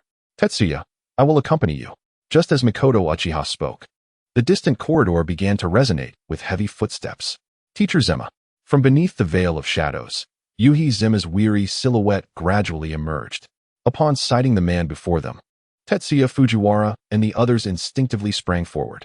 It seems you have resolved the situation. That brings me relief. With the burden lifted from his heart, Yui Zema appeared drained of strength, staggering as if about to collapse. Fortunately, in that critical moment, Tetsuya Fujiwara and Makuji supported Yui Zema under his arms. Teacher Zema, what of the 2 Jonin from the Hidden Mist Village? Have you dealt with them? This query, posed by Fujiwara Tetsuya, reflects a shared concern among many. Although there is firm trust in the strength of Sunset's true self, those two remain formidable Jonin-level adversaries. Alas, I managed to slay one, while the other escaped after a prolonged standoff, breaking through the ship's hull. Has he fled? Perhaps that is for the best. The assault on the Hidden Mist village can now be considered resolved. In the ensuing silence, Fujiwara recalled the words of Sarutobi Hiruzen during the mission briefing, which clearly anticipated the challenges they would face. By the following dawn, the crew members, guests, and traveling merchants, who had been hiding in the ship's cabin, finally dared to open the doors and step onto the deck. However, upon witnessing the bloodied and chaotic scene on the deck, no one uttered a word. Even those who had lost their cargo wore expressions of trepidation. Issues between ninjas must be resolved among themselves, as common folk traversing the seas. They were merely making a living. It was hardly worth risking their lives for such matters. As the sun reached its zenith, the distant waves appeared to calm. Under the radiant sun, Fujiwara Tetsuya collected his thoughts and began to tally his gains from the previous day. In the early morning battle, he had dispatched 10 ninjas from the Hidden Mist village, 1 elite chunin, 3 chunins, and 6 genins. Collectively, they had bestowed upon him a staggering 402 points of kill value, sufficient to upgrade a C-rank ninjutsu to a proficient level. As anticipated, before nightfall, the ship, amidst its tumultuous journey, finally arrived at the island of the Land of Whirlpool. Due to the island's size, the population of the Land of Whirlpool is modest. Beyond the main city in the southern region, only a few scattered villages and towns exist, ranging from over 10,000 to just 1,000 inhabitants. Tetsuya. Just ahead lies the Hidden Whirlpool Village. The Hidden Whirlpool Village is not situated within the main city, but rather in the mountains a few miles to the west. As they gazed upon the village ahead, the group quickened their pace. Once they delivered Uzumaki Hiraku and Uzumaki Meika to the Hidden Whirlpool Village, their mission would be complete. However, Fujiwara Tetsuya did not anticipate encountering an unexpected individual in the Hidden Whirlpool Village. As a ninja from Konoha, upon entering the Hidden Whirlpool Village, Fujiwara Tetsuya and his companions received an unexpectedly warm welcome. In addition to a spacious residence for their stay, 2 members of the Uzumaki clan were designated to attend to their needs. Tetsuya, rise and shine. Hiraku and Meika have arrived. They want to show us around the Hidden Whirlpool Village. The next morning, while Fujiwara Tetsuya was still resting with his pillow, Yamanaka Kuri knocked vigorously on his door. Ah, they're here. Kuri, give me a moment. With a yawn, Fujiwara Tetsuya reluctantly rolled out of bed. Only by enduring the tumult of the ocean can one truly appreciate the comfort of solid ground beneath one's feet. The charm of the Hidden Whirlpool Village presents a stark contrast to that of the Hidden Leaf Village. An array of exquisite local specialties and delicate crafts from the Land of Hot Water, the Land of Craftsmen, the Land of Bears, and the Land of Water fills the shops lining the streets of Whirlpool Village. Fortunately, in this realm of ninjas, currency is universally accepted. The oil woman Muku and Uchiha Mikoto have chosen several delightful trinkets, while Fujiwara Tetsuya, feeling the emptiness of his wallet, can only indulge his eyes. Regrettably, even the most peaceful places cannot escape the inevitable fate of decline. Tetsuya, what do you think? Although Whirlpool Village may not rival the prosperity of the Leaf Village, its unique location, surrounded by the sea and positioned at the heart of the eastern waters, offers a plethora of novel experiences. By the way, I just remembered that the most renowned sushi restaurant in Whirlpool City has opened a branch here. How about we indulge in some sushi later? Sushi sounds like a splendid choice. Tetsuya mused, stroking his chin. As a coastal nation and a seaside ninja village, one wonders what rare species the people of Whirlpool Village might salvage from the depths of the ocean. While ramen and grilled meats are delightful, the culinary offerings in the ninja world tend to be somewhat monotonous. Perhaps, saving enough capital in the future to open a chain of stir-fry or hot pot restaurants could be an excellent venture. The sushi restaurant referred to by Uzumaki Heiji is named Shinsei Hachiman Secret Sushi, a rather pretentious title. However, it must be said that the decor of this establishment starkly contrasts the simplistic style of the shops in Whirlpool Village. Clean, tidy, and opulent, it is evident that considerable effort has been invested in its ambience. Boss, bring me your finest and freshest sushi. Uzumaki Heiji, along with Uzumaki Meika, clearly had special approval for funds from the elders of the Uzumaki clan. While Tetsuya was still contemplating the standard prices displayed on the walls, Heiji tossed his coin pouch, which landed squarely before the sushi shop's owner. It turned out to be a member of the Uzumaki clan. Certainly. Please wait a moment. I will have the freshest and finest sushi prepared for you right away. In the land of Whirlpool, the emblem of the Uzumaki clan is nearly etched into the very souls of its inhabitants, and there is no sign of condescension towards Heiji and Meika due to their age. Within approximately 10 minutes, a platter of sushi, primarily consisting of shellfish, crab, and fish, was presented before Tetsuya and his companions. Occasionally, there were shrimp whose names Tetsuya could not recall. Delicious. This indeed lives up to the reputation of the finest sushi establishment in the land of Whirlpool. Just as Tetsuya and his companions were engrossed in their meal, a familiar voice suddenly echoed from behind a wooden partition not far from their table. Was that Jiraiya's voice? Upon recognizing the owner of the voice, Tetsuya's hand trembled involuntarily, causing a piece of sushi to slip from his chopsticks. Tetsuya, what's wrong? It's nothing. I never anticipated encountering Lord Jiraiya in the land of waves. Come, as juniors. We ought to pay our respects. Observing Fujiwara Tetsuya rise from his seat, Yamanaka Kiri and Uchiha Mikoto reluctantly set aside their bowls and chopsticks, making their way toward the partition. Indeed, as Fujiwara Tetsuya had surmised, behind the partition was none other than Jiraiya, indulging in a feast and occasionally emitting peculiar sounds. Oh, it's you two little brats. What brings you here? Jiraiya seemed to recognize Fujiwara Tetsuya and Uchiha Mikoto, while he callously overlooked Yamanaka Kiri. We are here on a mission. And you, Lord Jiraiya? As a distinguished elite jonin of Konoha, how is it that you find yourself here? Surely, you aren't merely using your mission as an excuse to unwind? Fujiwara Tetsuya's gaze lingered on the array of sushi before Jiraiya, momentarily halting his movements. Such is the privilege of elite ninjas, blessed with abundant A and S rank missions, free from financial worries. Unlike him, a mere chunin, struggling to make ends meet. Little brat, what is that look in your eyes? How dare you question the magnificent and illustrious Lord Jiraiya? Jiraiya initially intended to continue, but upon noticing the similar expressions of Uchiha Mikoto and Yamanaka Kiri, his demeanor faltered, losing the air of a formidable warrior. The youngsters of Konoha are quite mature these days. You little brats are far from adorable. Lord Jiraiya, like you, is here in the land of waves to fulfill a mission. Oh, for such a powerful figure as Lord Jiraiya to venture here, this mission must be extraordinary. It must certainly be an S-rank task, correct? The weak often harbor a blind admiration for the strong. While Fujiwara Tetsuya speculated about the nature of Jiraiya's mission, Uzumaki Hinji and Uzumaki Hanaka squeezed their way forward, their eyes sparkling with admiration as they gazed at Jiraiya. Ah, little ones of the Uzumaki clan. You two are much cuter than these three. Indeed, I, Lord Jiraiya, have indeed come to the land of waves to undertake an S-rank mission. As expected, he oscillated between gravitas and levity, revealing himself to be a rather carefree individual at heart. Ahem. Lord Jiraiya, do not forget the ninja code. Fujiwara Tetsuya, unable to restrain himself while watching Jiraiya gradually lose his composure amidst the adoration of Uzumaki Hinji and Uzumaki Hanaka, offered a gentle reminder. Haha, thank you for your reminder, young Tetsuya. However, the code is flexible, provided we do not stray from our ninja way. Listening intently to Jiraiya's narrative, Fujiwara Tetsuya and his companions perked up. The mission's details bore some relation to Tetsuya's earlier conjectures.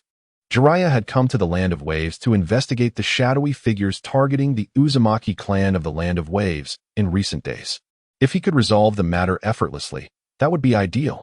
If not, informing Uzumaki Namina of the intelligence gathered can be considered fulfilling a mission. However, contemplating this, Fujiwara Tetsuya's gaze shifted slightly. The forces behind the incident in the land of whirlpools are far from singular. Jiraiya seeks to unravel these complexities. Yet it is unlikely to be a straightforward endeavor. It stands to reason that Jiraiya is well aware of this, which is why he finds the time to relax at this sushi establishment. After departing from the sushi shop, Uzumaki Heiji and Uzumaki Kaka led Fujiwara Tetsuya and the others on a leisurely stroll through the village of whirlpools until the evening hour. Jiraiya-sama, what brings you here? The same inquiry arose, albeit in a different setting. The moment Fujiwara Tetsuya and his companions opened the door to their room, they found Jiraiya, looking quite dignified, seated on the floor alongside the calm and composed Yuhi Kodai, partaking in tea of uncertain origin. Such a formal greeting from you, little ones. After all, we are fellow ninjas from the same village, and I am your elder. Shouldn't you greet me with expressions of delight?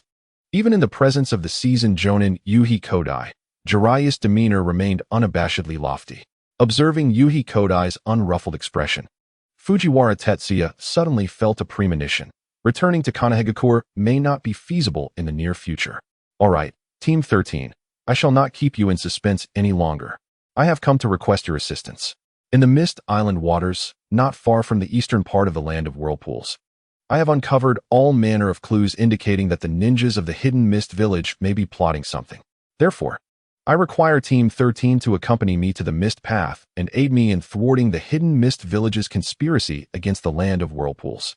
Jiraiya-sama, if I may be so bold as to inquire, for matters of such gravity, shouldn't you inform the leader of the Hidden Mist Village and request their strongest to assist?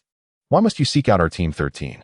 A situation that could challenge even someone as formidable as Jiraiya, who stands on the precipice of the rank of Kage, would undoubtedly involve elite jonin or even higher-tier confrontations. This is not something to be taken lightly, not just for him and Uchiha Mikoto, but even for seasoned jonin like Yuhi Kodai, who must weigh the implications carefully. To rush in without due consideration is certainly not a wise choice. What a perceptive young lad. Not only are you exceptional in strength, but your intellect surpasses that of your peers. Fujiwara Tetsuya, my interest in you grows ever deeper. Let's refrain from misunderstandings, shall we? Jiraiya-sama, please answer my question. Avoiding Jiraiya's oil-slicked left hand, Fujiwara Tetsuya's tone grew somber. Matters of life and death are not to be trifled with. Very well, I shall disclose the reason. Currently, the Land of Whirlpools and the Hidden Whirlpool Village are under the concerted scrutiny of numerous factions. Any formidable ninja from the Hidden Whirlpool Village has been covertly monitored. Should I seek assistance from the Hidden Whirlpool Village, the matter of investigating the Mist Island waters shall inevitably come to the attention of certain individuals, ultimately leading to a variety of outcomes. The most favorable scenario would be that we return empty-handed, while the less fortunate outcome might entail the ninja accompanying me, including myself, falling into the traps laid by the Hidden Mist Village. This is precisely why I sought your assistance. After all, with my esteemed strength as a jonin combined with your youthful vigor, Team 13 stands out even among the many squads of Konoha. Now that I have elucidated my reasons, it is time for you youngsters to disclose your decision. As I gazed at Jiraiya's earnest demeanor, it stirred something within not only Oil Woman but also Uchiha Mikoto. However, despite the movement of their lips, they ultimately refrained from providing a direct answer, casting their gaze instead toward Fujiwara Tetsuya. Lord Jiraiya, we must respectfully decline, Fujiwara Tetsuya declared, meeting Jiraiya's hopeful gaze without hesitation. Why? As I looked at the young ones before me, I could not help but feel a flicker of surprise. I had not anticipated that Fujiwara Tetsuya would retain such rationality in response to my summons as Lord Jiraiya. It is simply that this is not a time of war. And moreover, our Team 13 is not subordinate to Lord Jiraiya. The most crucial point is that as an elite jonin, you do not possess the same authority as the Hokage. Indeed, as the true jonin had suggested, this young one exhibited an excessive degree of rationality. What do you see before you? I sighed deeply, observing Fujiwara Tetsuya's resolute gaze. I rummaged through my robes and produced a scroll, which I handed directly to Fujiwara Tetsuya. A mission scroll. Is it a summoning technique? What I had presented was indeed the task confirmation personally issued by Sarutobi Hiruzen.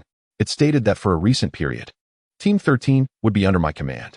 Naturally, the village would also compensate them with equal remuneration and task records based on the level of the missions I executed.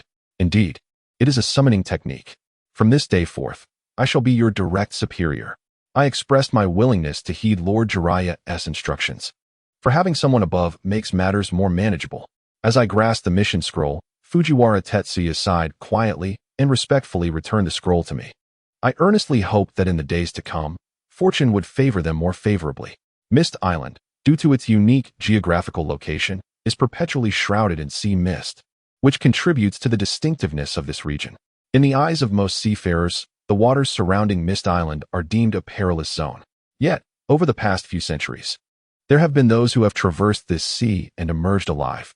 On the surface of the sea, a small vessel bobbed and weaved through the waves, gradually approaching the Mist Island waters. Young ones, ahead lies the Mist Island waters. Be sure to keep the toad I provided on your person at all times. Do not underestimate these little creatures. When necessary, they will serve as our instruments of communication. The toads mentioned by Jiraiya naturally refer to those of Mount Maiboku.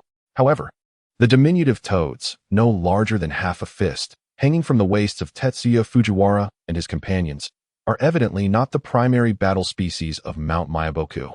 Upon entering the Mist Island's waters, everything became shrouded in uncertainty. Even Mikoto Uchiha, after activating her Sharingan, could barely discern the surroundings within a mere 5 meters.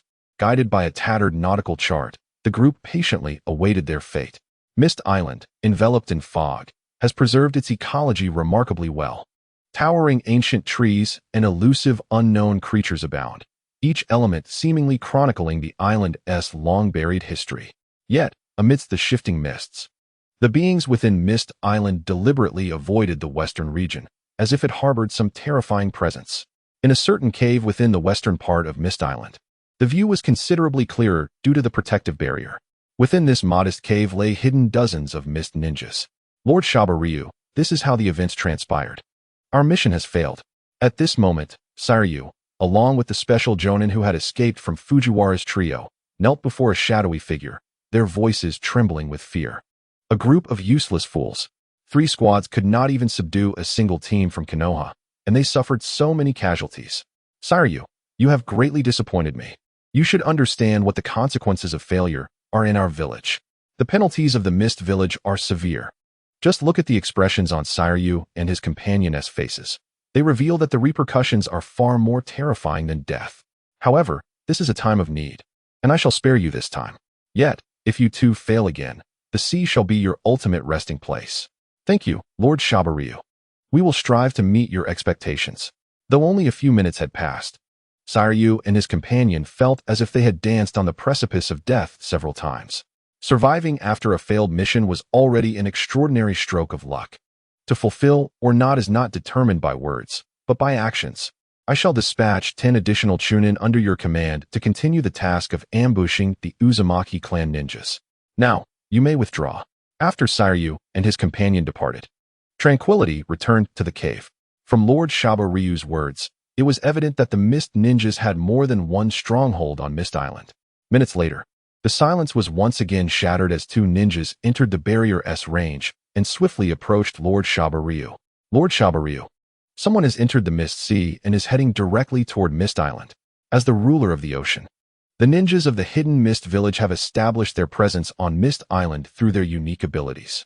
However, at this moment, Jiraiya, the true self of the setting sun, and Fujiwara Tetsuya remain oblivious.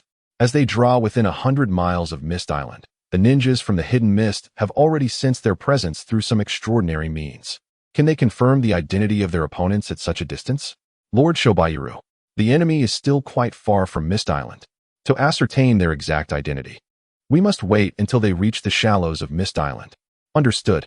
You two descend and continue to monitor their movements. Report to me immediately if there are any urgent developments. We comprehend, Lord Shobayaru. Watching the two depart, Shobayaru's gaze grew increasingly somber. The ninjas of the Uzumaki clan have indeed been spotted. It is not merely the Hidden Mist Village that is observing them so intently. If these are indeed ninjas from the Uzumaki clan, the intelligence regarding this mission should have long been laid before him. Thus, who could this unexpected adversary be? A hired ninja? Or perhaps support from the Leaf Village? While Shobayaru pondered the identity of the approaching individuals and prepared an ambush, Fujiwara Tetsuya and Jiraiya encountered their own troubles.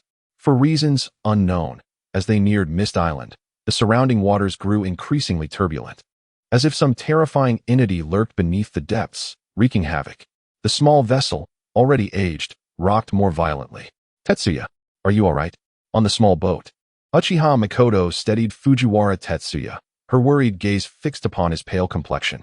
Mikoto, I am fine. Just give me some time. I will adapt to this intensity. Neither in his past life nor this one had Tetsuya ever experienced such turbulence at sea. The fact that he had managed to suppress the urge to vomit was already a commendable achievement. Haha, young Tetsuya, it seems you have much to learn. As a qualified ninja, one must adapt to various environments. Yet, this little girl from the Uchiha clan is far superior in this regard. Glancing at Jiraiya's gleeful expression, Tetsuya averted his gaze, only to inadvertently meet Uchiha Mikoto's enchanting eyes. Her clear, luminous gaze, imbued with a fragrant aura, captivated him, causing his heart to flutter as he hastily looked away. What a jest! He still had 3 days until he turned 8. However, it was precisely in that fleeting moment of turning away that he glimpsed through the mist a horrifying silhouette. Deep within the fog, an immense figure loomed, resembling a small island, suddenly appearing not far from their vessel. Its 2 crimson eyes glowed like magnified lanterns, exuding a terrifying pressure that rendered Fujiwara Tetsuya completely motionless. The 3 tails.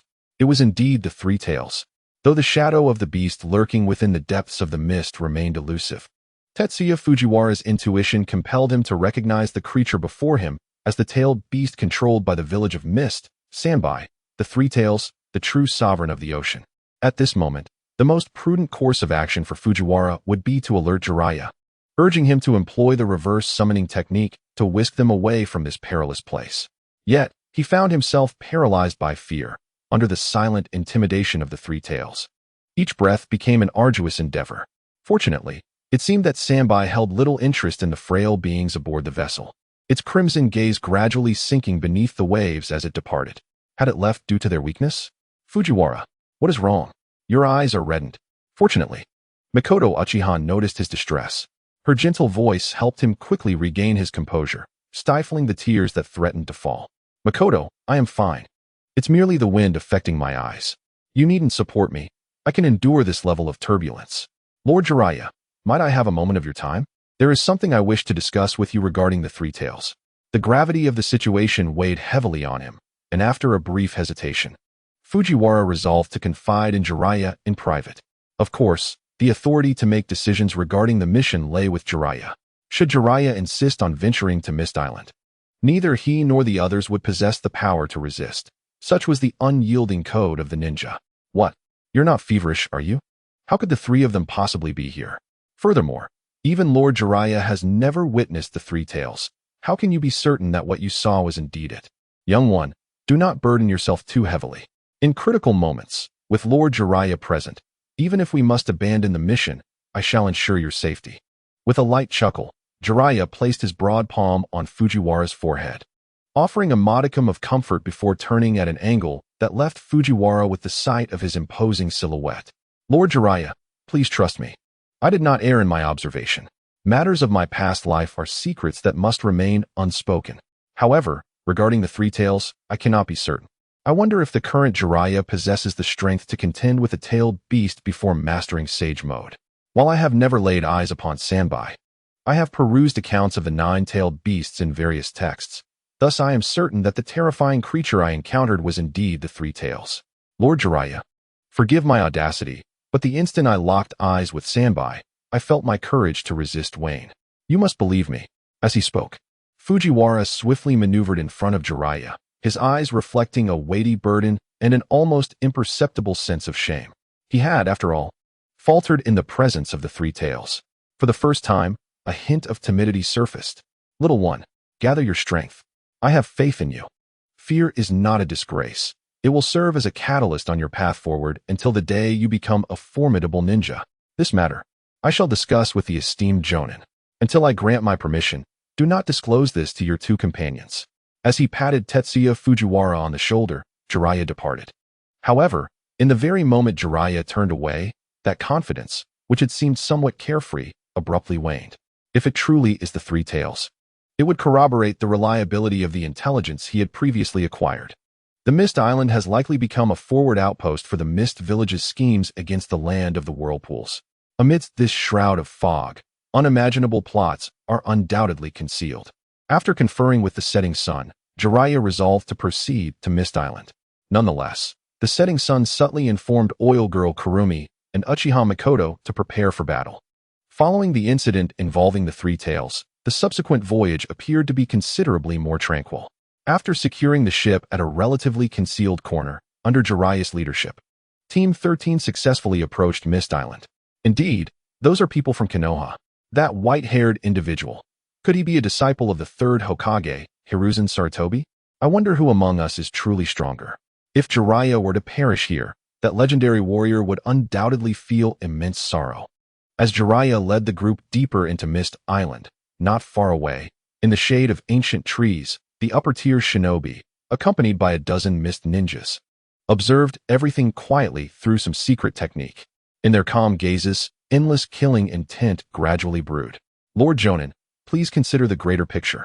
Our focus is on the land of the whirlpools, on the Uzumaki clan. If Jiraiya were to die here, Konoha would certainly not let this go easily. It would be challenging to explain to the higher-ups. The murmurs of the upper-tier shinobi sent chills down the spines of the many mist ninjas present. Not out of fear of Jiraiya, but rather worry about the punishment for failing the mission. I will indeed prioritize the greater good. However, if the Konoha ninjas truly uncover something and insist on confronting us, we may have no choice but to eliminate them, correct? Mist Island. It is uncertain whether it was mere fortune for Jiraiya and his companions or a deliberate act by the upper-tier shinobi, but within mere minutes, they discovered a small outpost abandoned by the Mist Village. Inside the cave, numerous scattered scrolls lay about, all pertaining to the ninjas of the Whirlpool Village. Lord Jiraiya, the footprints on the ground are fresh. It is evident that the people from the Mist Village have only just departed. It appears they have realized our presence. These items were likely left here intentionally. As esteemed Jonin of Konoha, both possessed extraordinary insight. A mere exchange of glances was sufficient. It becomes evident that the intentions of the Mist ninjas stationed on Mist Island are now clear. Young ones, prepare for battle. If necessary, disperse and regroup at the sea vessels. Just as Jiraiya's voice faded, an unimaginable roar erupted above the cave, where Fujiwara Tetsuya and his companions were situated. Undoubtedly, the ninjas from the village hidden in the mist had strategically laid numerous explosive tags above. Move. Charge forth. As Jiraiya beheld the rocks plummeting from above, his expression darkened. He surged ahead, tirelessly forging a path for Fujiwara Tetsuya and the others. In a critical moment, the earth flow wall arose, creating protective walls of earth just as the cave was on the verge of collapse, shielding them. However, despite surviving, they found themselves completely buried beneath the weighty debris. In such a confined space, once the oxygen was depleted, death would be their inevitable fate. The disciples of the mighty ninja are not so formidable after all. Even such a simple trap ensnared them. It seems that Konoha is gradually treading the path of decline. Amidst the sound of heavy footsteps, Uchiha Soryu led dozens of mist ninjas, appearing in an instant at the periphery of the cave's collapse. His gaze bore a hint of derision as he surveyed the scene. Lord Soryu, perhaps we should exercise caution. I sense that those Konoha ninjas are unlikely to perish so easily. Do I need you to remind me of that? If it were truly that simple, why would I have brought you along? To deliver their funeral? Uchiha Soryu's eyes revealed a flicker of displeasure towards his subordinate. A man of his shrewd intellect, composed demeanor, and vast experience should not be perceived as reckless by these fools. There are intruders outside. Their numbers are substantial. At least 40 or more. Within the confines of the earthen walls, Abure Muku continually sensed the surroundings.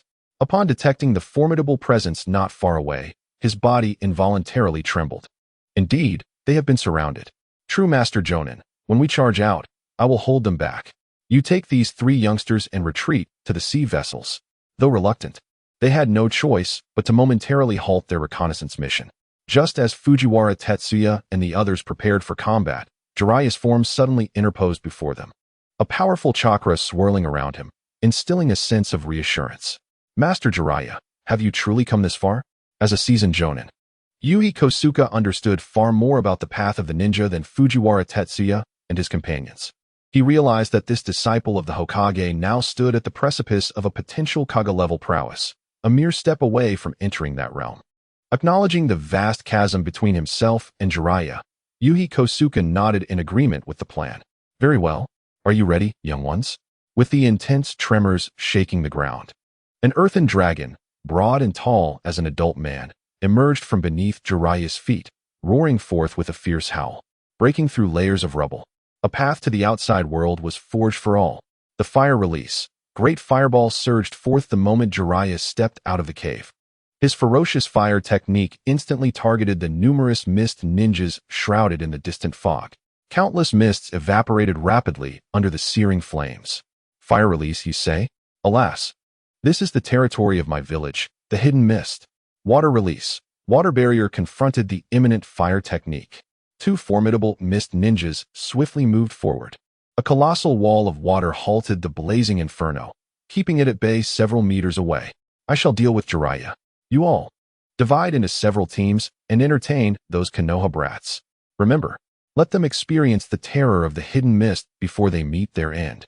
Gazing at the opponent so near, the battle intent within Kagaya Otsutsuki finally surfaced. Madness, carnage, coldness. A myriad of complex energies emerged within a singular individual. The corpse bone path, piercing bullets, Kagaya Otsutsuki. The awakened one of the corpse bone path, a quasi-shadow level powerhouse. It was precisely due to his noble heritage from the hidden mist village and his terrifying prowess that Kagaya Otsutsuki undertook the mission against the land of whirlpools and the Uzumaki clan. A member of the formidable Kagaya clan, observing the swiftly approaching figure, Jiraiya's gaze turned exceedingly solemn. He never anticipated such a powerful being would be stationed on this small mist island. Team 13, do your utmost to survive until my arrival.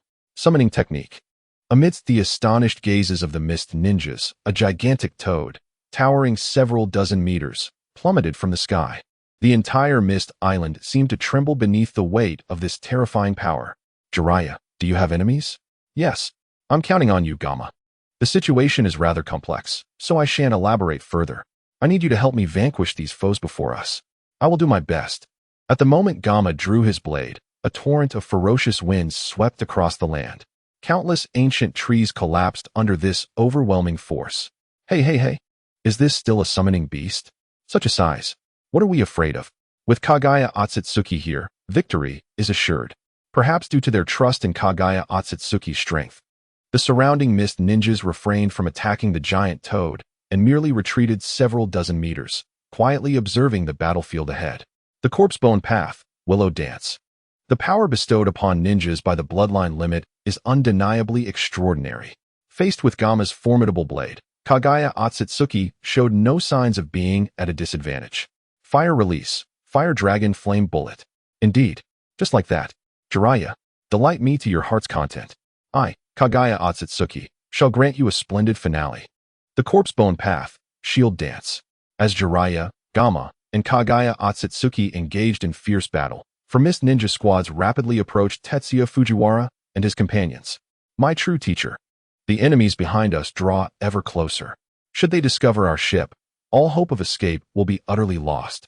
At this moment, Tetsuya Fujiwara, Kunoichi Aburame, and Mikoto Uchiha have pushed their speed to its utmost limit.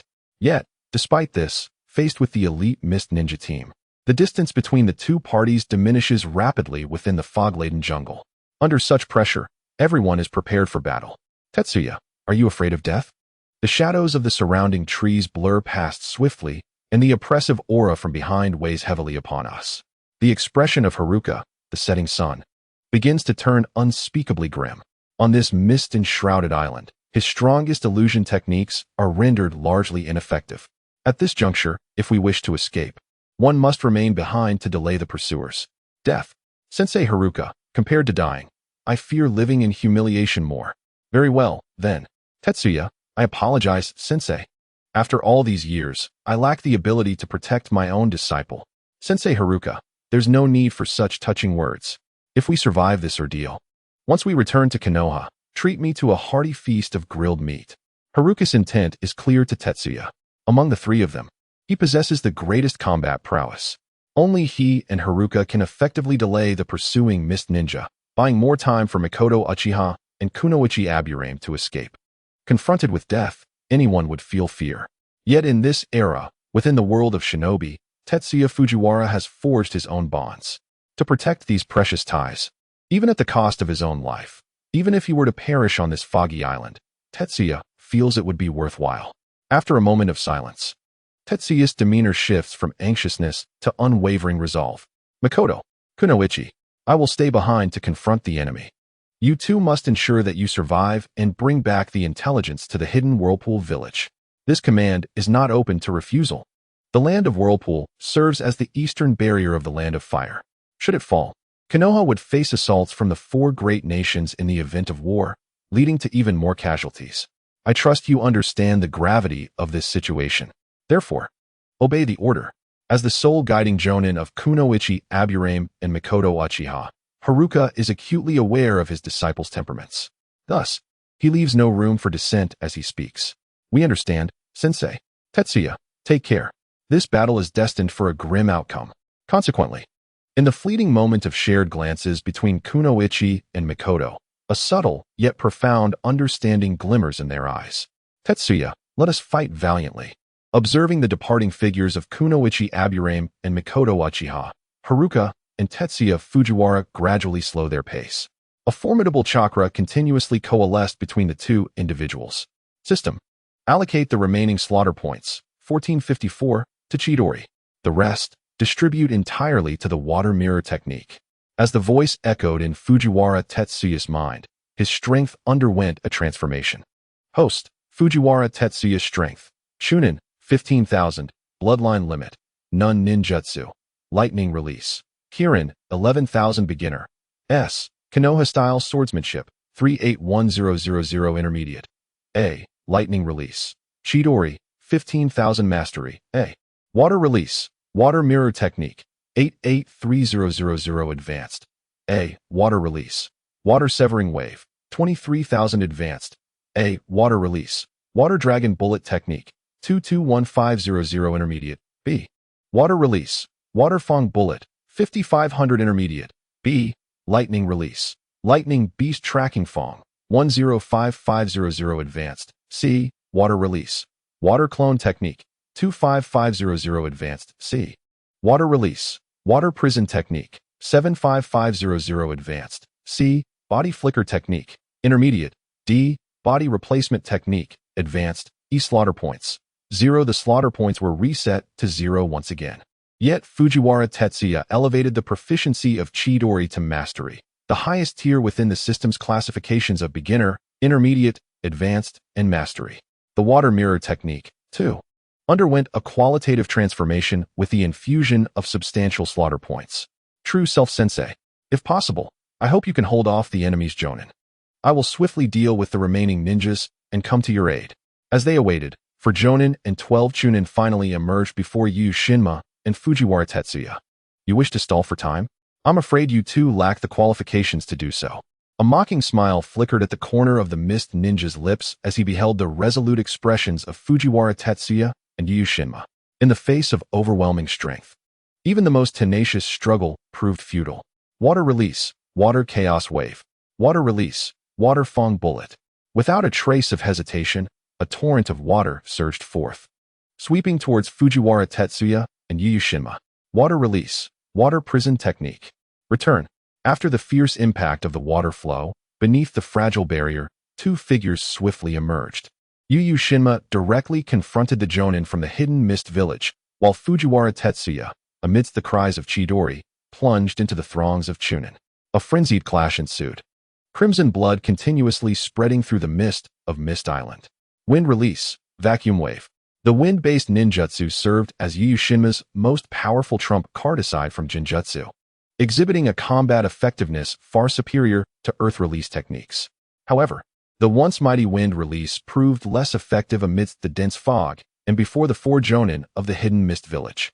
Within mere minutes, Yu Shinma found himself at an absolute disadvantage, relentlessly besieged by the four mist ninjas. Truly, the Jonin of the hidden mist village possessed a battle awareness honed to perfection. In the midst of chaotic exchanges, numerous wounds marred Yu Shinma's body, blood staining the ground. The thin fabric of his clothing was incessantly soaked. Utilizing the water escape, water mirror technique, faced with 12 Chunin from the hidden mist village, Fujiwara Tetsuya no longer harbored any thoughts of conserving chakra. Body flicker technique, substitution technique, lightning beast pursuit fong. Various ninjutsu were continuously unleashed after the Chidori. After successfully eliminating 5 Chunin, Fujiwara Tetsuya finally employed the secret technique of the hidden mist village, the water mirror technique. In the face of 3 approaching mist nin, the moment the water mirror technique was completed, 3 identical figures of mist nin began to gradually emerge through the water mirrors. At the instant of engagement, he successfully intercepted the trio of Chunin, significantly alleviating the pressure on Fujiwara Tetsuya. The odds of battle shifted from 1 against 12 to 1 against 7, and now to 1 against 4. The initiative gradually transitioned into the hands of Fujiwara Tetsuya. His movements did not escape the notice of the 4 jonin from the hidden mist village, who were entangled with Yu Shinma. Consequently, upon realizing that Fujiwara Tetsuya had activated the water mirror technique, the 4 were inevitably caught in a momentary pause.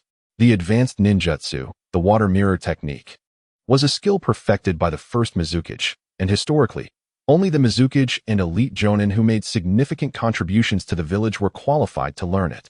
Why would such a terrifying technique appear in the hands of a mere child from Konoha?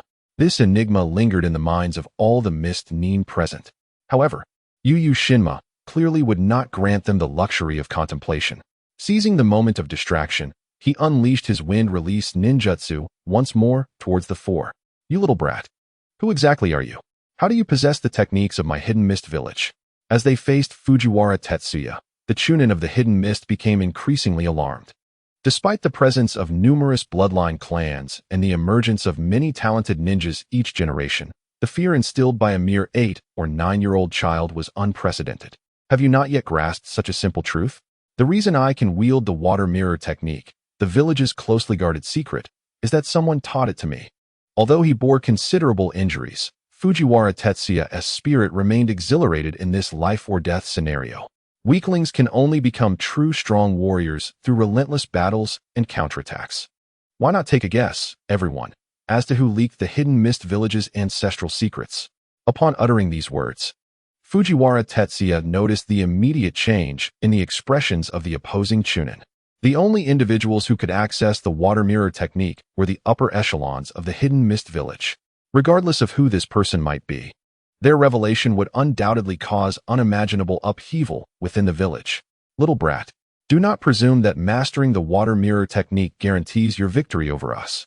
I concede that you are indeed formidable. Given enough time, you might even ascend to the rank of jonin, an elite jonin, even stepping into the realm of shadowy power. However, you are still too young. With the chakra you possess now, how long can it sustain you? Therefore, prepare yourself mentally, young one from Konoha. Today, you shall surely meet your demise here. The clash continues unabated.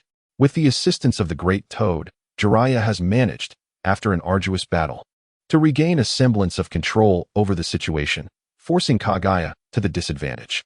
Yet, the fog ninjas, witnessing the ebb and flow of combat, are poised to intervene at any moment.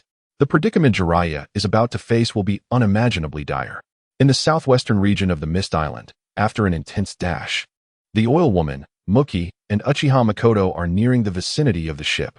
However, upon crossing the final peak, both Muki and Mikoto unexpectedly turned back at the same moment, evidently intent on aiding Fujiwara Tetsuya and Yui Shinjiro.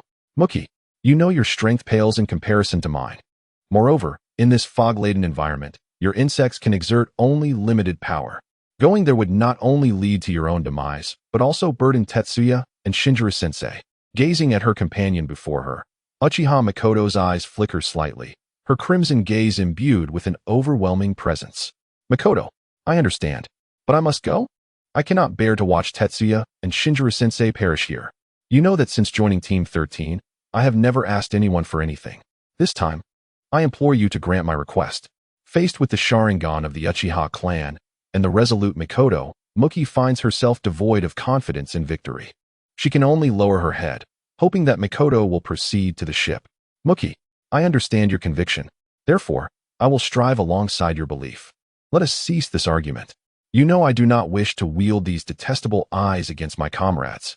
Confronted with Mikoto's determination, Muki ultimately relinquishes her hands, her gaze beneath the sunglasses gradually becoming vacant. Mikoto, Tetsuya, Shinjiro-sensei, you must not perish here. After Muki departs, Mikoto's figure vanishes into the layers of fog. The battle between Fujiwara Tetsuya and Yui Shinjiro momentarily reaches a lull. Faced with the onslaught of 4 elite ninjas, Yui Shinjiro, having exhausted his chakra, finally loses the ability to resist. Under the barrage of water-style jutsu, he sustains grave injuries. Fortunately, just as a Mist Village Jounin intends to end Shinjiro's life, Tetsuya concludes his own skirmish with several Mist Village Chunin, narrowly rescuing Shinjiro. Cough, Tetsuya, let me go? You cannot escape carrying me. I still have some explosive tags in my bag. Could you please retrieve them for me? This is my. At last. There remains but one thing to be done. In a state of intense blood loss, The setting sun's brilliance has begun to diffuse within my pupils. Yet, despite this, the esteemed Jonin mentor continues to contemplate the well-being of his subordinates and disciples.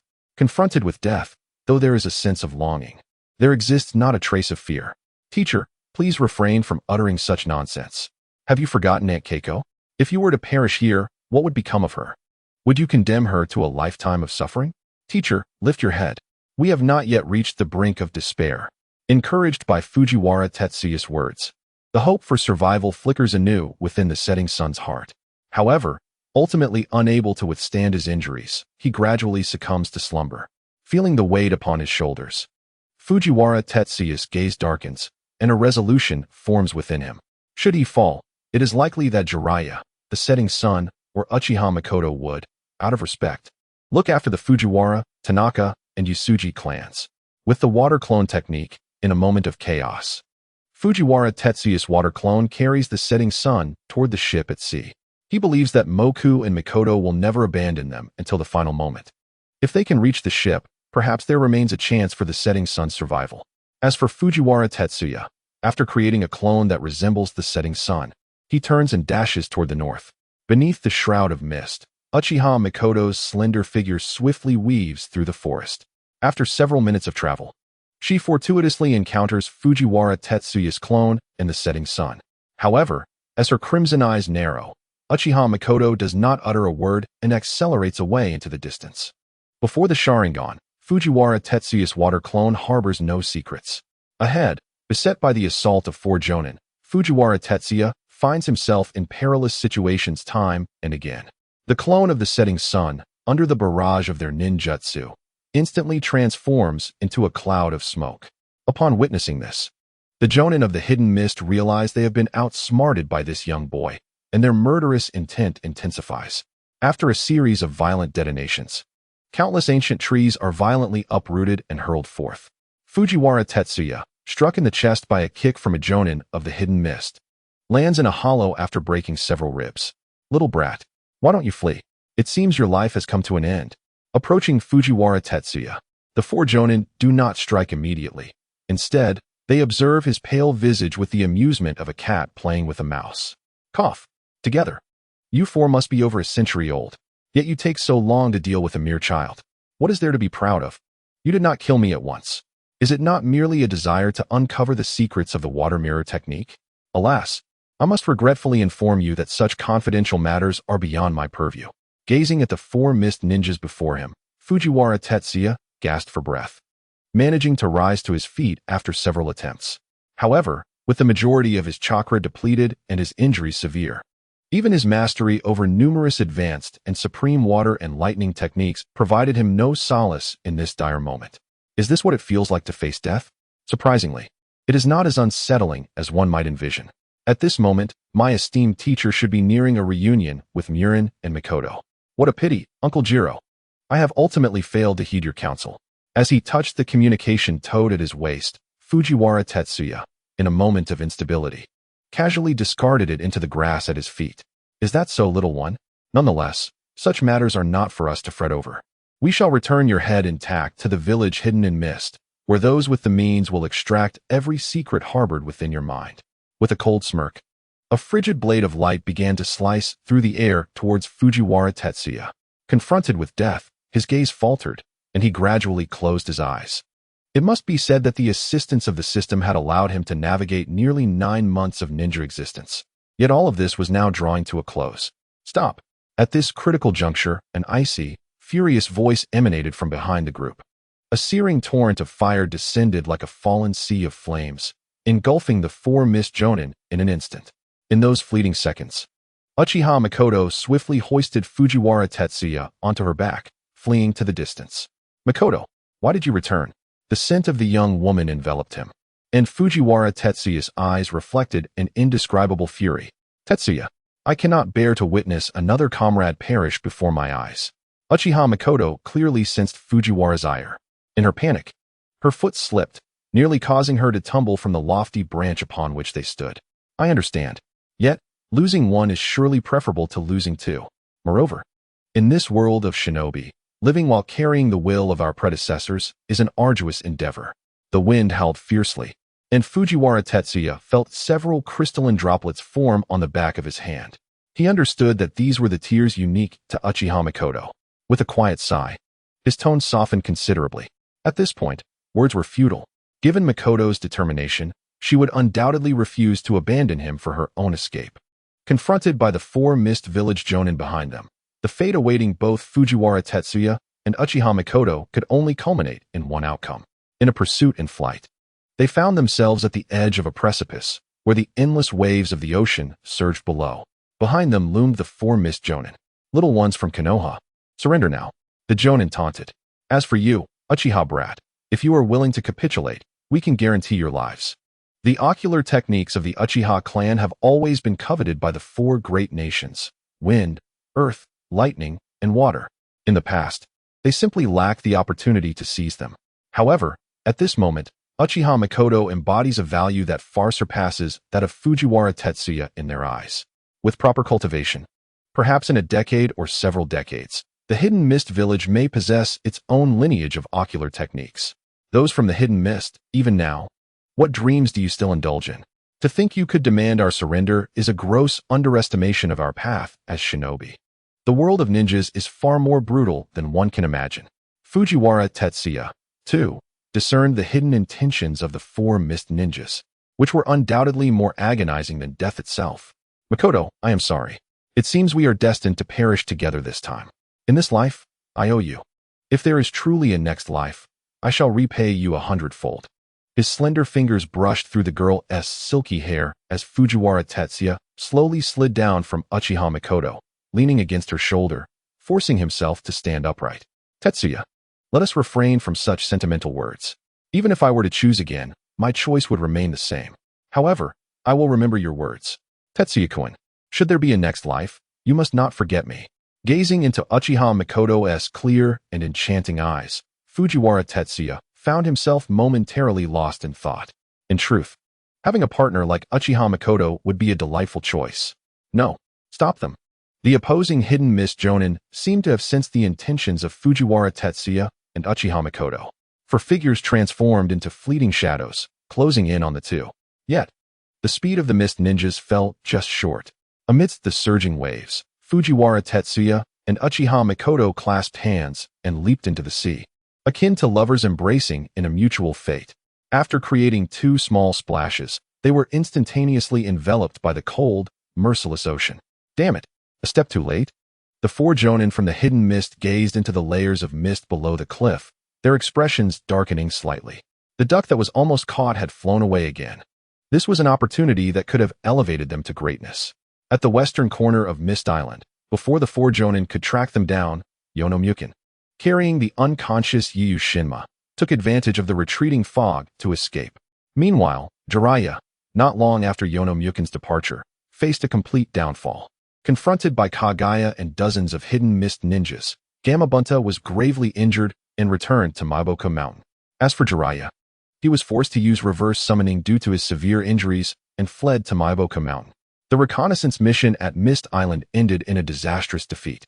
Upon Jiraiya's arrival at Maiboku Mountain, the high-ranking officials, Shinsaku and Jaimin, promptly appeared before him. "Little Jiraiya, how did you sustain such grievous injuries? Could it be that they have encountered an enemy of formidable caliber?"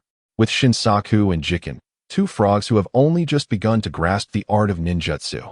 Jiraiya's injuries have been swiftly treated, and color has gradually returned to his face. "Lord Shinsaku, Lord Jiken, this matter is rather lengthy to explain, and I shall elaborate later. However, I kindly ask you to first assist me in confirming the whereabouts of Kinta and the others."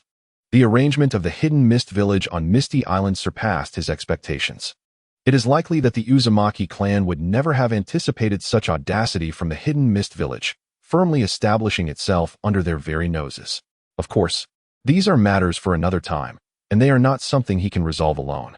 His immediate concern is to ascertain the situation of Team 13 and whether they have successfully evaded the pursuit of the Hidden Mist ninjas. Regarding Kinta and the others, I understand. I will confirm their location as soon as possible. But before that, Jiraiya, you must remain at Mount Maiboku and refrain from recklessly using your chakra. After Shinsaku departed, Jiken stayed by Jiraiya's side, occasionally bringing him a steaming bowl of insects. Disregarding Jiraiya's protests, and forcefully feeding him. The time Shinsaku was away exceeded Jiraiya's expectations, lasting a full day before he finally returned. Lord Shinsaku. Observing Shinsaku's grave demeanor, an ominous premonition washed over Jiraiya. Something has happened to Team 13. Jiraiya, Kinta, and the others have returned. What you're eager to learn about is the fate of those 4 Konoha ninjas, correct? At Mount Maiboku, any frog of his age possesses the wisdom of a superior being. Although there may be considerable variance in intelligence, they can generally comprehend fundamental information and circumstances. It is evident that Shinsaku has gleaned everything from those 4 communicating frogs. Indeed, Lord Shinsaku, are they well? After forcibly swallowing countless insects, Jiraiya's injuries had nearly healed. Upon hearing the news, he sprang to his feet. The sun sets on Shinya and the oil user, Nara Shikamaru, who have safely arrived in the land of whirlpools. Although Shinya remains in a state of unconsciousness, he is not in any mortal danger. As for the other 2 youngsters, after leaping from the cliff, they were swept into the currents of the sea. Although Tobamaru had timely enlarged himself to protect them, he exhausted all his chakra against the relentless onslaught of the waves. Just an hour ago, he returned to Mount Maiboku. So, we cannot ascertain the fates of Uchiha Mikoto and Tetsuya?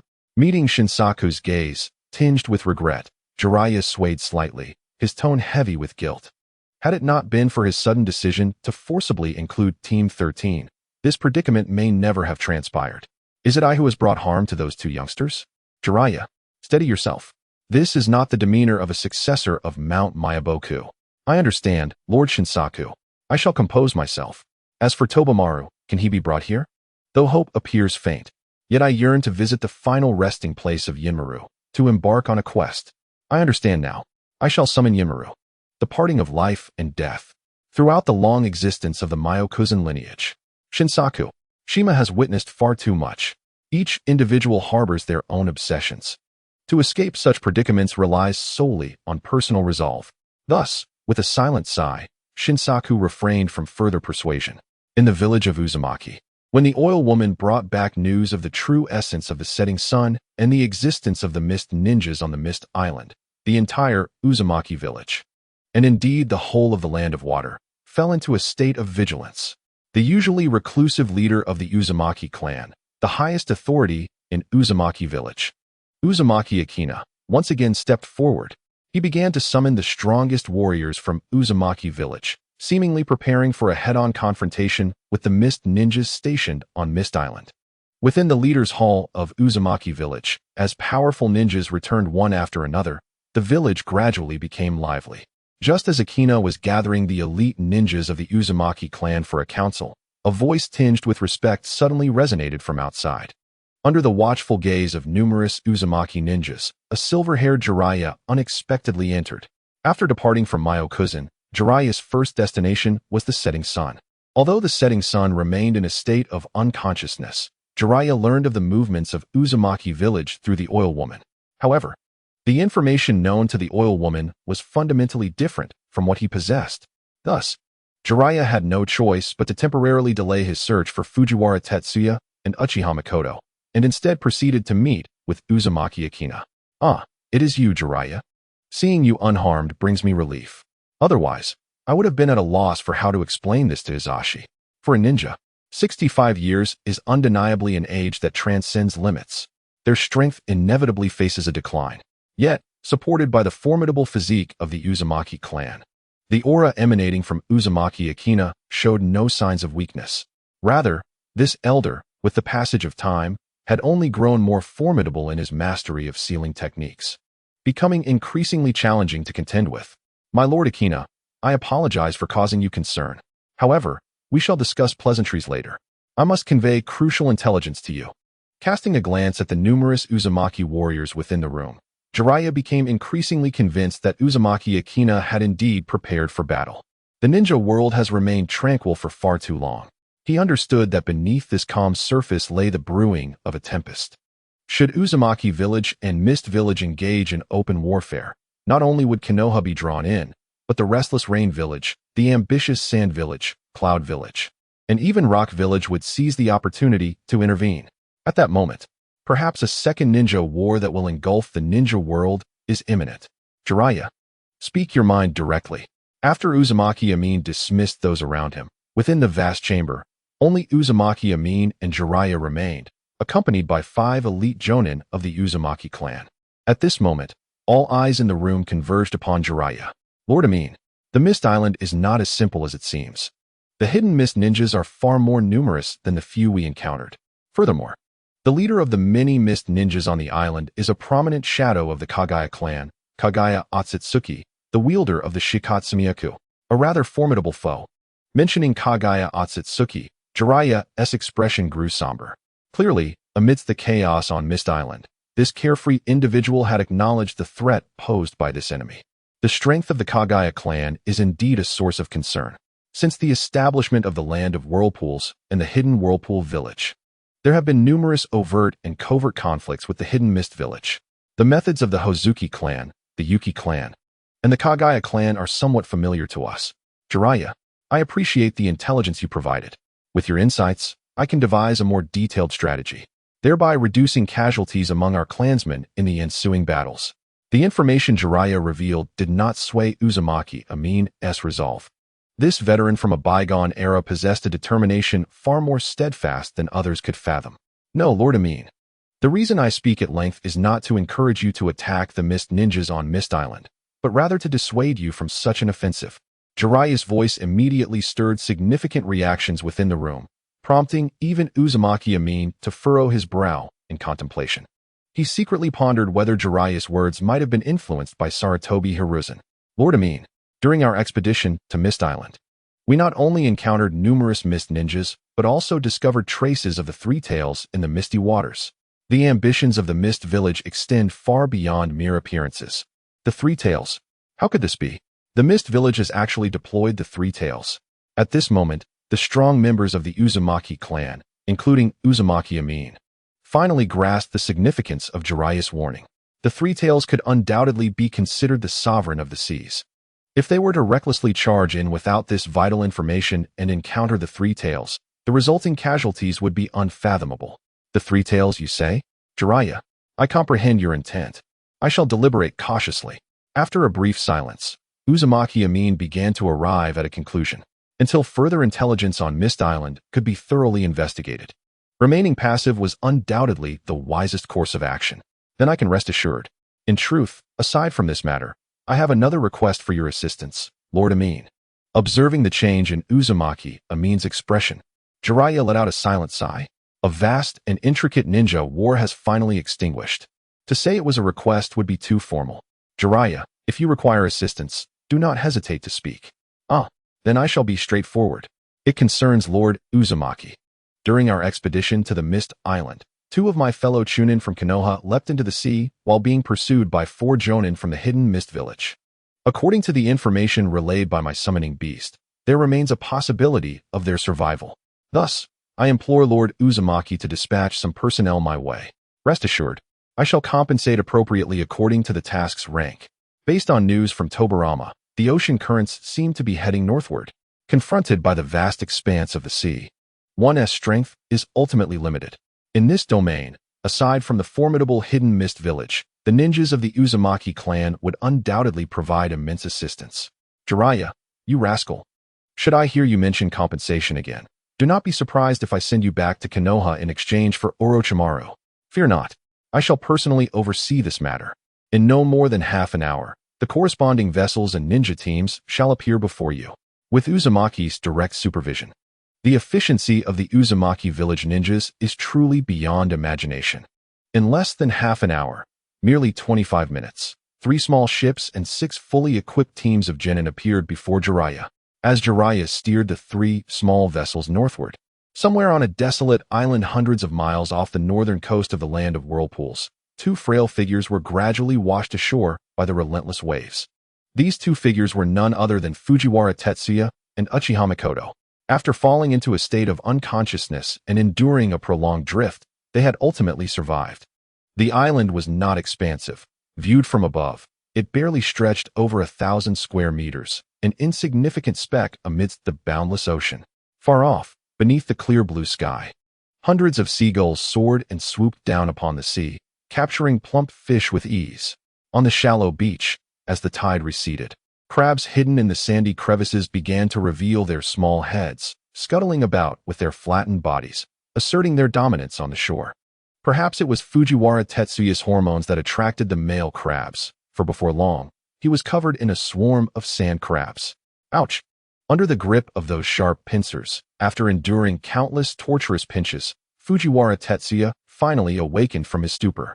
The sudden commotion sent the sand crabs scuttling away in fright, disappearing into the mud and sand.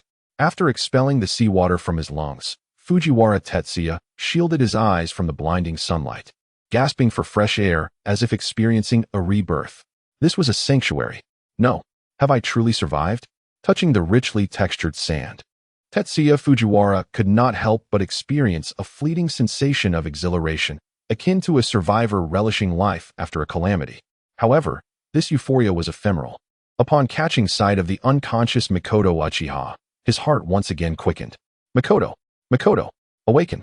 It is I, Tetsuya. Can you hear my voice? Due to the inhalation of copious amounts of seawater, Mikoto's breaths grew increasingly feeble.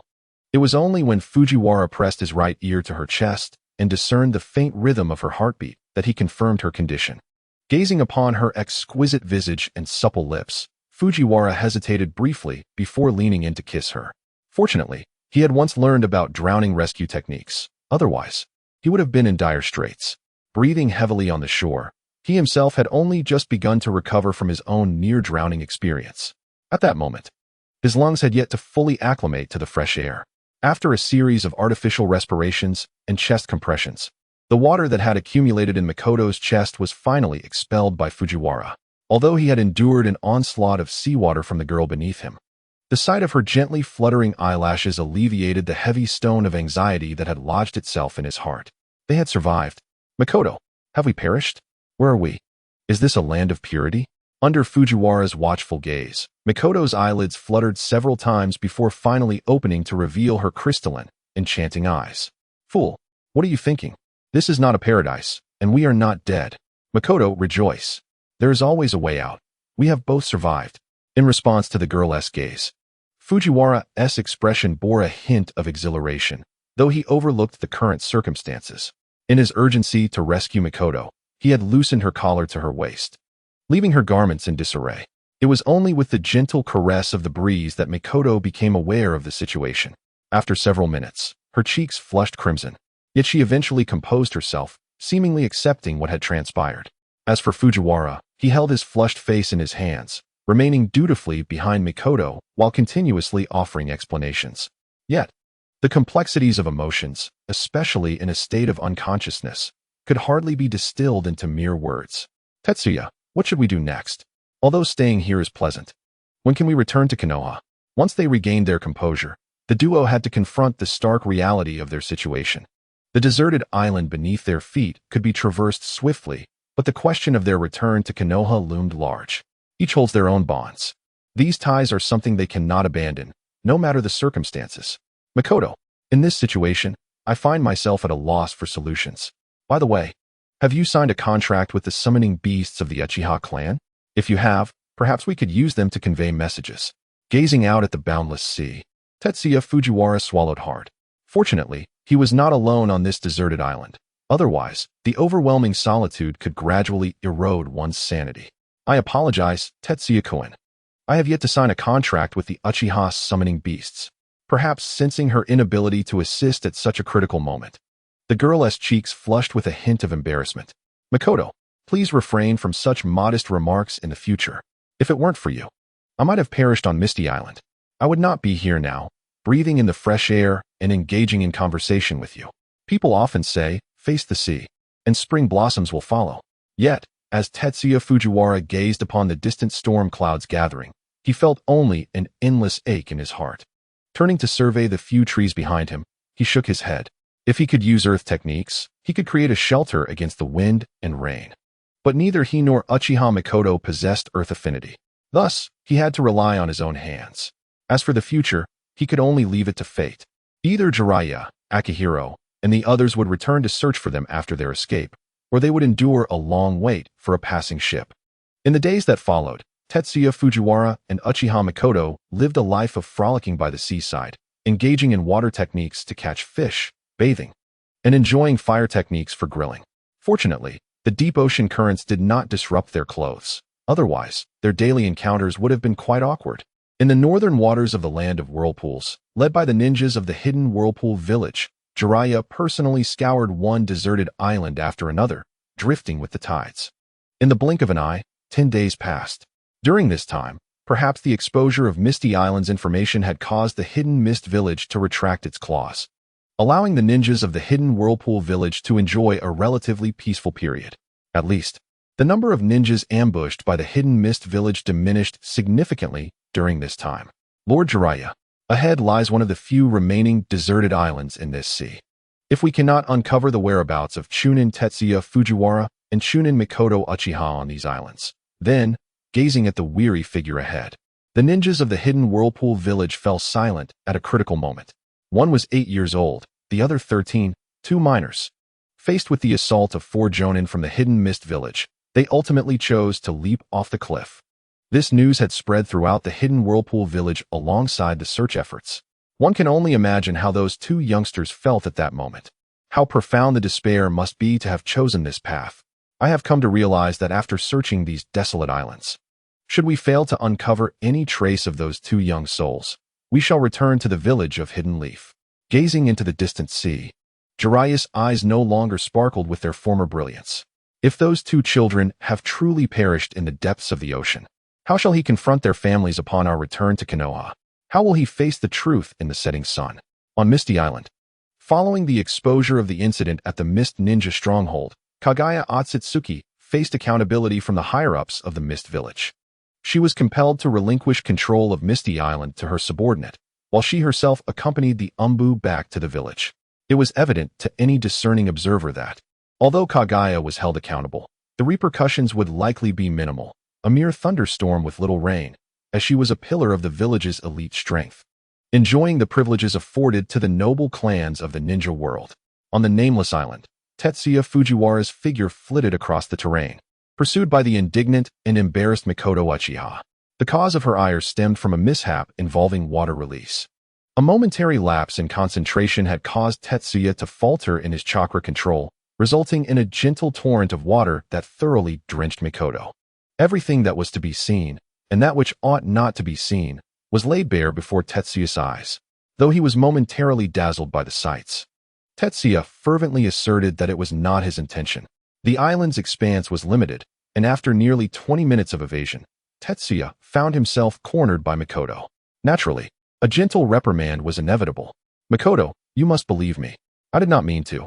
You know I am merely a chunin, and such mishaps can occur when controlling chakra." Moments later, Tetsuya, nursing his swollen cheek, limped along behind Mikoto. To thrive on this isolated island, one must rely on her adept fire release techniques, which was the very reason Tetsuya was so eager to please her. "Tetsuya-kun, look over there. Is that not a ship?" In response to Tetsuya's flattery, Mikoto displayed a newfound resilience, unlike the days of their initial arrival when she had succumbed entirely to despair. Just as Tetsuya contemplated shifting the conversation, Mikoto suddenly leapt onto a nearby tree, gazing intently at the distant sea. "A ship!" Upon hearing Mikoto's exclamation, Tetsuya's spirits soared, and he swiftly joined her, both of them staring intently in the direction she pointed.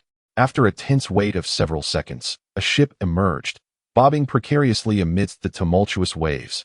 Coming into focus before Tetsuya's eyes, there is indeed a ship. "Mikoto, hurry. With the fire style, set ablaze the trees over there." After wandering for half a month, they finally glimpsed a glimmer of hope for departure. Amidst the rising smoke, the nearby ship began to stir, seemingly sensing something, heading straight towards the deserted island. "Mikoto, the ship is coming. We are saved." As Tetsuya Fujiwara cheered, he inadvertently caught a glimpse of the girl's gaze. In the depths of her clear eyes, there appeared a hint of regret, a lingering sentiment. "Are we leaving?" Observing the quiet girl beside him, Tetsuya reflected on the moments he had spent alone with Uchiha Mikoto during these days, gradually falling into silence. "Yes, we are leaving." The ship approaching the island was one of the 3 vessels dispatched by the Uzumaki clan to assist Jiraiya. Therefore, when the 2 teams of Uzumaki ninjas aboard the ship spotted Tetsuya and Mikoto, their hearts inevitably surged with emotion. Who knew how these two little ones had managed to survive and endure such hardships? Due to their impending departure from the island, both Tetsuya and Mikoto felt a lack of enthusiasm. The ninjas from the hidden whirlpool village regarded them as if they had not yet recovered from their ordeal. Consequently, they did not intrude further. The journey back was surprisingly smooth, with the skies clearing ahead, calm seas stretching far and wide. Upon Tetsuya and Mikoto's return to the land of Whirlpool, they were greeted early by the familiar figures of Masashi and Kuno, along with Jiraiya, who had just returned. Tetsuya, the familiar voice, the familiar embrace. Gazing at the faces he knew so well, Tetsuya's tear-filled eyes gradually softened. Master Masashi, Kuno, we are back. Lord Jiraiya, I apologize for the trouble this time. Tetsuya had already learned the reasons behind the ninjas from the hidden Whirlpool village venturing into that sea area during the journey home, gaining clarity on Jiraiya's role in the matter. In the ninja world, how many lower ninjas perish each year among the many ninja villages?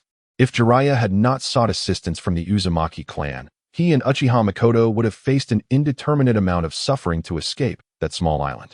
Tetsuya, expressing gratitude seems too sentimental for your character. Ultimately, it was my oversight that led to your unwarranted involvement. Thankfully, you both are safe, and that brings me peace.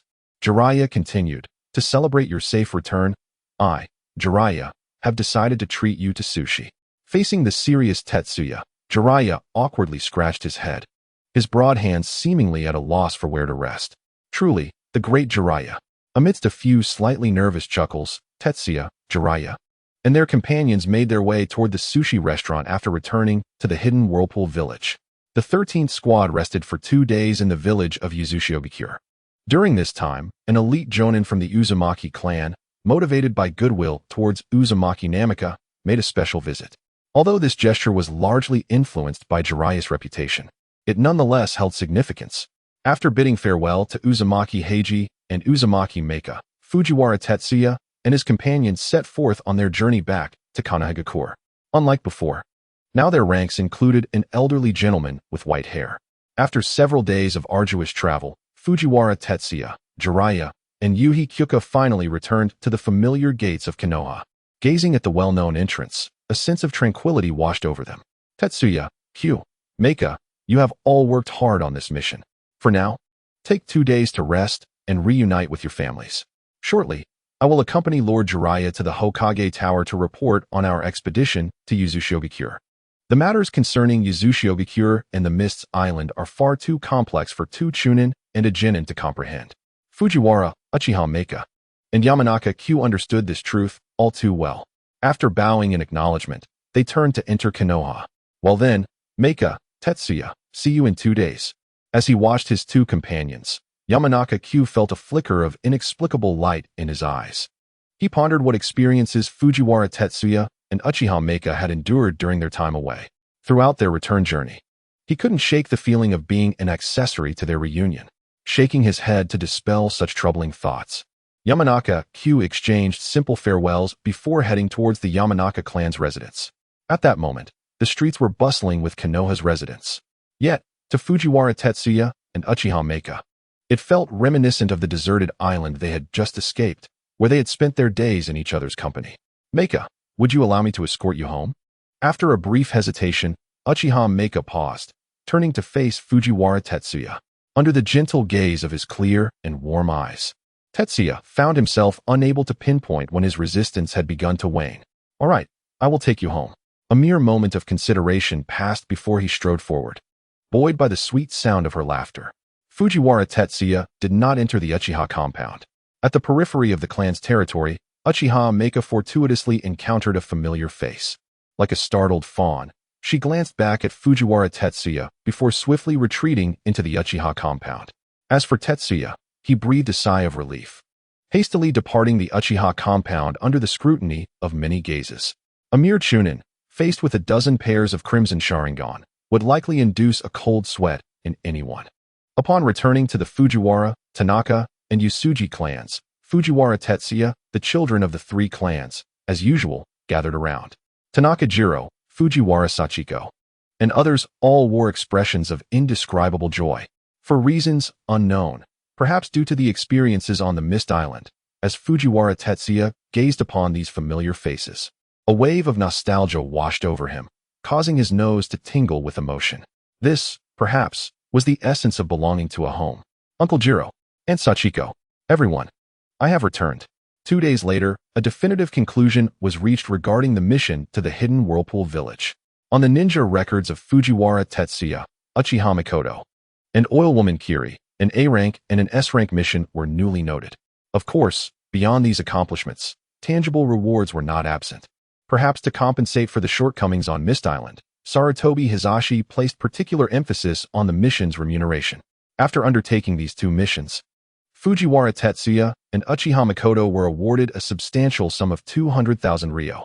This fortune was sufficient to elevate the living standards of the children from the Fujiwara, Tanaka, and Yusuji clans to a new level. Tetsuya, this sum is. In the room, Tanaka Jiro held the 200,000 ryo handed to him by Fujiwara Tetsuya, his hands trembling slightly. This was indeed 200,000 ryo. Even during his tenure as a chunin, he had never earned such a sum. Uncle Jiro, please accept it. If possible, I hope to clear the vacant land behind our clan's estate, equipping it with training tools according to village standards for daily practice. Compared to other ninja clans, our 3 clans' children are significantly lagging behind. Even if they cannot refine chakra at this moment, we can at least teach them the throwing techniques for shuriken and kunai. There are many avenues to earn money, but once those avenues are expanded, the current foundation of the Fujiwara, Tanaka, and Yusuji clans would be unable to withstand the pressure. The immense profits could instead place the 3 clans in peril. In the world of ninjas, only strength is eternal. Tetsuya, I understand your intentions. I shall act upon your requests. However, regarding this money, gazing at the youth before him, Tanaka Jiro revealed a bittersweet smile. At some point, he found himself in a position of vulnerability, facing this boy he regarded as his own nephew. Uncle Jiro, rest assured, there is no issue with this sum. It was Lord Jiraiya who, during our time in the land of Whirlpool, led us, under the guidance of my teacher, to carry out an S-rank reconnaissance mission. A significant portion of this money is the reward for executing that S-rank mission.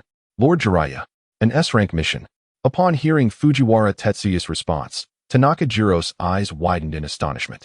Tetsuya, have you truly stepped into the realm of Lord Jiraiya's vision, that of a true powerhouse? I should have expected this from you. In Jiro's imagination, it was highly likely that Jiraiya had recognized Fujiwara Tetsuya's ninja talents, which explained the special care he received. However, some underlying realities were far more perilous than what he had experienced. In the months that followed, it seems that the shadow of Mist Island has yet to dissipate from the heart of the setting sun. The 13th Squad has engaged in a series of missions, predominantly classified as B and C ranks, with only a handful achieving the standards of a rank.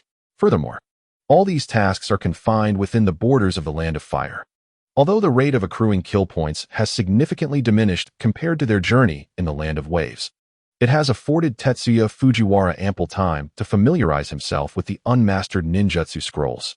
In a certain mountainous region along the western border of the Land of Fire, bandits roam freely, including numerous wandering ninjas. After the 13th Squad received their mission, they only required 3 days to force the bandits into a state of alliance. Ultimately, in a secluded valley, the bandits chose to confront the 13th Squad in a decisive battle. Tetsuya, I've wrapped things up on my end. How about you and Mikoto? In this climactic confrontation, Yu Shinma refrained from intervening. Faced with hundreds of ordinary bandits and a coalition of dozens of lower-ranked ninjas, the 13th Squad strategy was straightforward.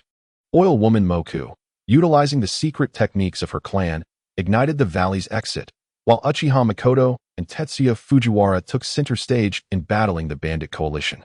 However, while tactics may be sound, execution varies. Mikoto did not engage directly with the multitude of bandits, leaving everything to Tetsuya. With the piercing sound of Chidori, the terrifying water dragon, and the relentless barrage of shuriken, countless bandit lives were claimed.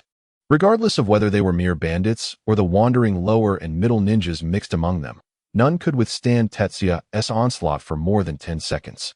As Moku completed her task and returned to provide support, the scene before them was reduced to endless ruins, scattered limbs, and pools of crimson blood that gradually tainted the nearby waters.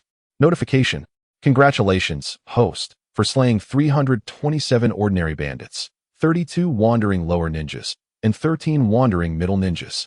Total kill points accrued: 208. 959, 210, 543, 735.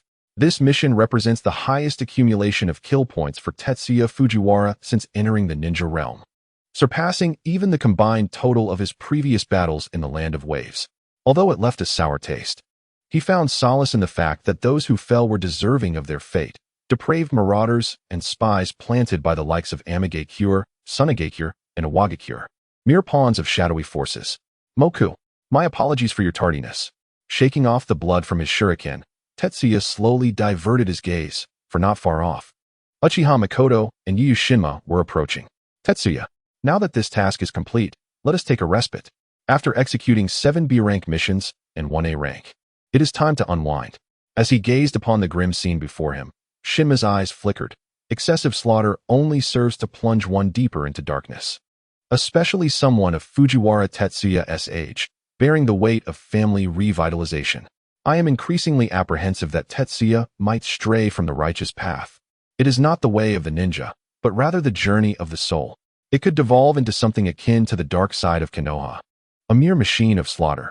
I understand now, Sensei Shinya. As the setting sun casts a worried gaze upon me, Fujiwara Tetsuya has grown contemplative. Yet ultimately, he concedes to my proposal. Over the past month, the frequency of our missions has indeed escalated, surpassing that of several elite teams' combined efforts over months, if not a year, in executing A and B ranked tasks. Since Tetsuya has agreed, let us return to Konoha and indulge in a relaxing soak in the hot springs. Upon witnessing Tetsuya's consent, I feel a notable sense of relief wash over me, pondering whether I should grant myself a mini vacation to spend quality time with Sato Keiko. Although the past month has been arduous, it has also significantly enriched my coffers, allowing me to act without haste.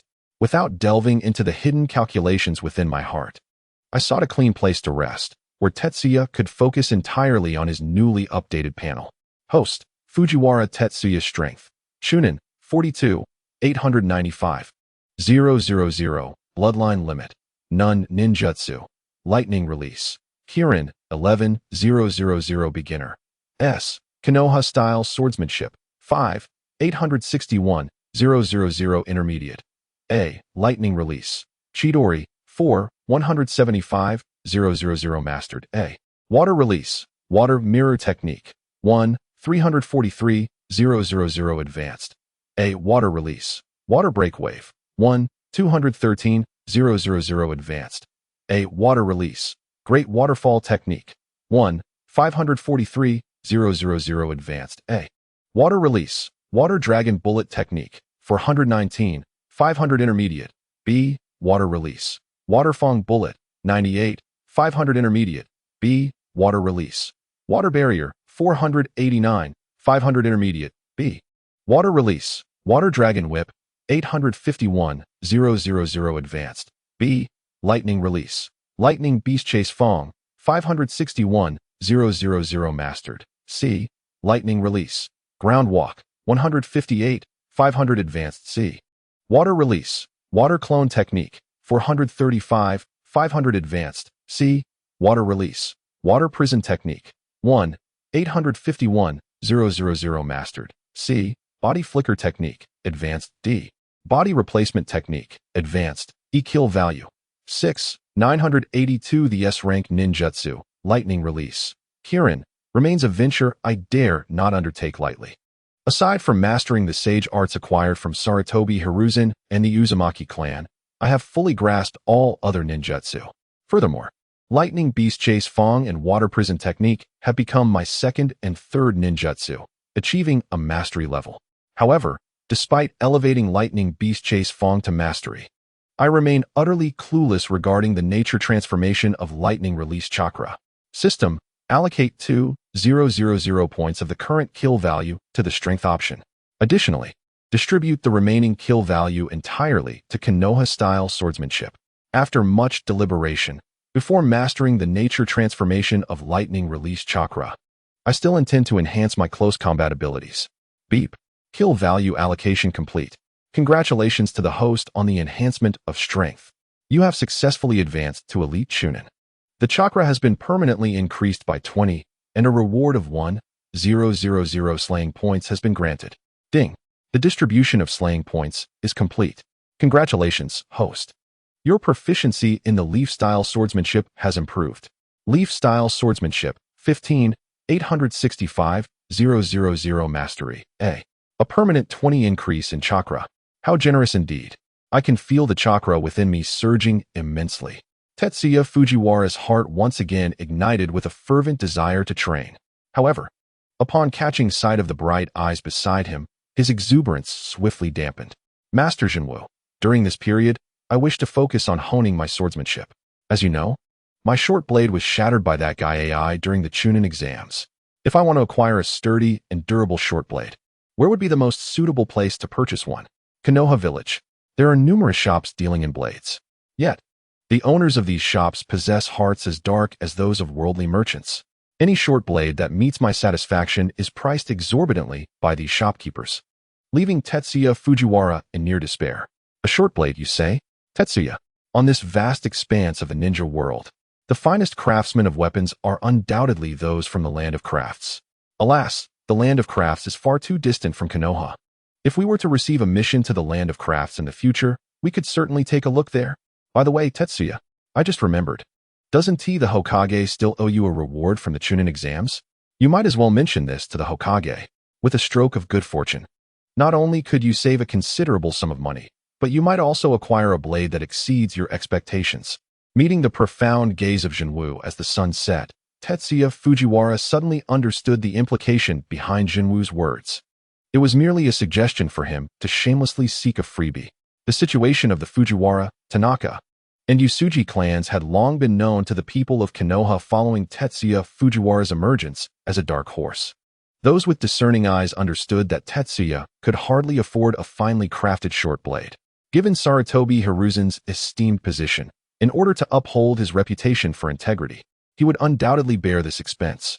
Furthermore, products from the Hokage are guaranteed to be of exceptional quality. As the shadow of Konoha, it is highly unlikely that Sarutobi Hiruzen would present a mere ordinary short blade to Tetsuya Fujiwara. Master Jinwoo, your meaning is clear. Upon my return to Konoha, I will immediately seek out the Hokage. Nodding, Tetsuya Fujiwara made his decision. In this world, the majority of things possess a fleeting nature, especially promises, which are entirely uncontrollable. Thus, it is far more prudent to realize them as soon as possible. Hokage, this is how the matter unfolded. In the Hokage's office, after returning to Konoha, Jinwoo led Tetsuya Fujiwara and the others to Sarutobi Hiruzen without delay, presenting the tasks they had completed during this time. Fortunately, Konoha is currently in its prime, and Sarutobi Hiruzen does not need to worry excessively about these rewards. Alright, I understand. During this period, a considerable number of challenging tasks have been dealt with. Your efforts are truly commendable. The Chunin of Konohagakure and the Genin teams, even setting aside the long-term station defense forces at the borders, are not few in number. However, among these teams, those that truly excel, possessing the potential akin to Team 13, are exceedingly rare. This is precisely why he places such great importance on Team 13, prioritizing them for A-rank missions. Lord Hokage, I sincerely apologize for taking up more of your time. Just as Sarutobi Hiruzen was about to dismiss the four after a brief exchange of pleasantries, under the subtle hint from Yu Shinma, Fujiwara Tetsuya finally stepped forward. Ah, Tetsuya. To say I'm inconveniencing you sounds too formal. Have you encountered some matter? Please, do share, and perhaps I may be of assistance. Due to the circumstances surrounding the Mist Island mission, Jiraiya has come to genuinely acknowledge Fujiwara Tetsuya in Sarutobi Hiruzen's presence. This has led Sarutobi Hiruzen to increasingly value Fujiwara Tetsuya, creating a near-essential distinction compared to other young Chunin teams. Indeed, Lord Hokage, recently, I have gained new insights in my swordsmanship training. However, there is currently no suitable ninjutsu available for me within my clan. Therefore, I wish to exchange the rewards from the Chunin exams for a sturdy, sharp tanto. Regarding the manner of addressing this, Yu Shinma and Fujiwara Tetsuya have modified it countless times on their way back. Thus, Fujiwara Tetsuya's tone and facial expressions have been honed to a level of precision. Of course, this is merely a fleeting thought of mine. If it causes any difficulty for you, Lord Hokage, please disregard my request. Casting a sidelong glance at Sarutobi Hiruzen, Fujiwara Tetsuya's face revealed a hint of perfectly measured apprehension. A sturdy, sharp tanto, you say? I understand. This matter is not particularly difficult.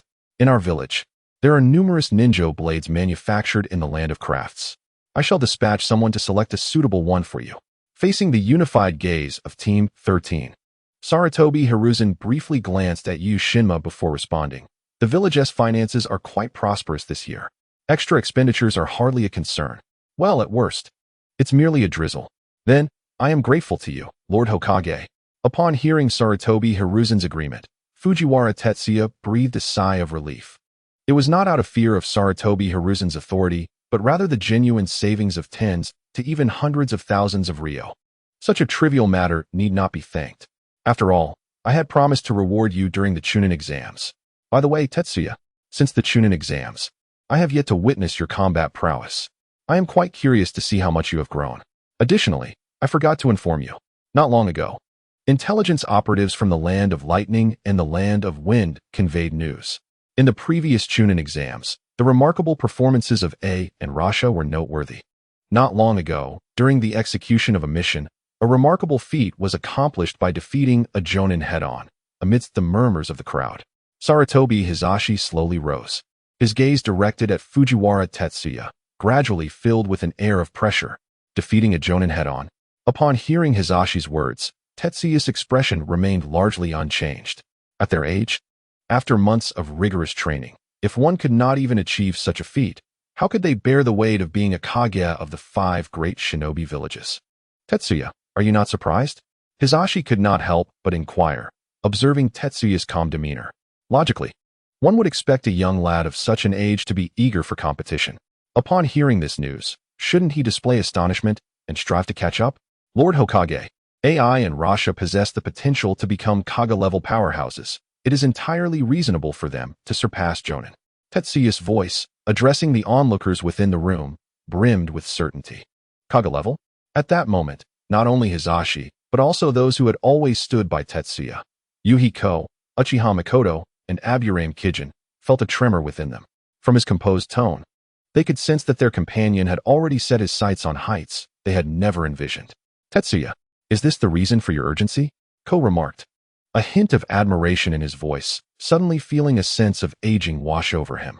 Tetsuya, since I have some free time today, let us find a place to spar.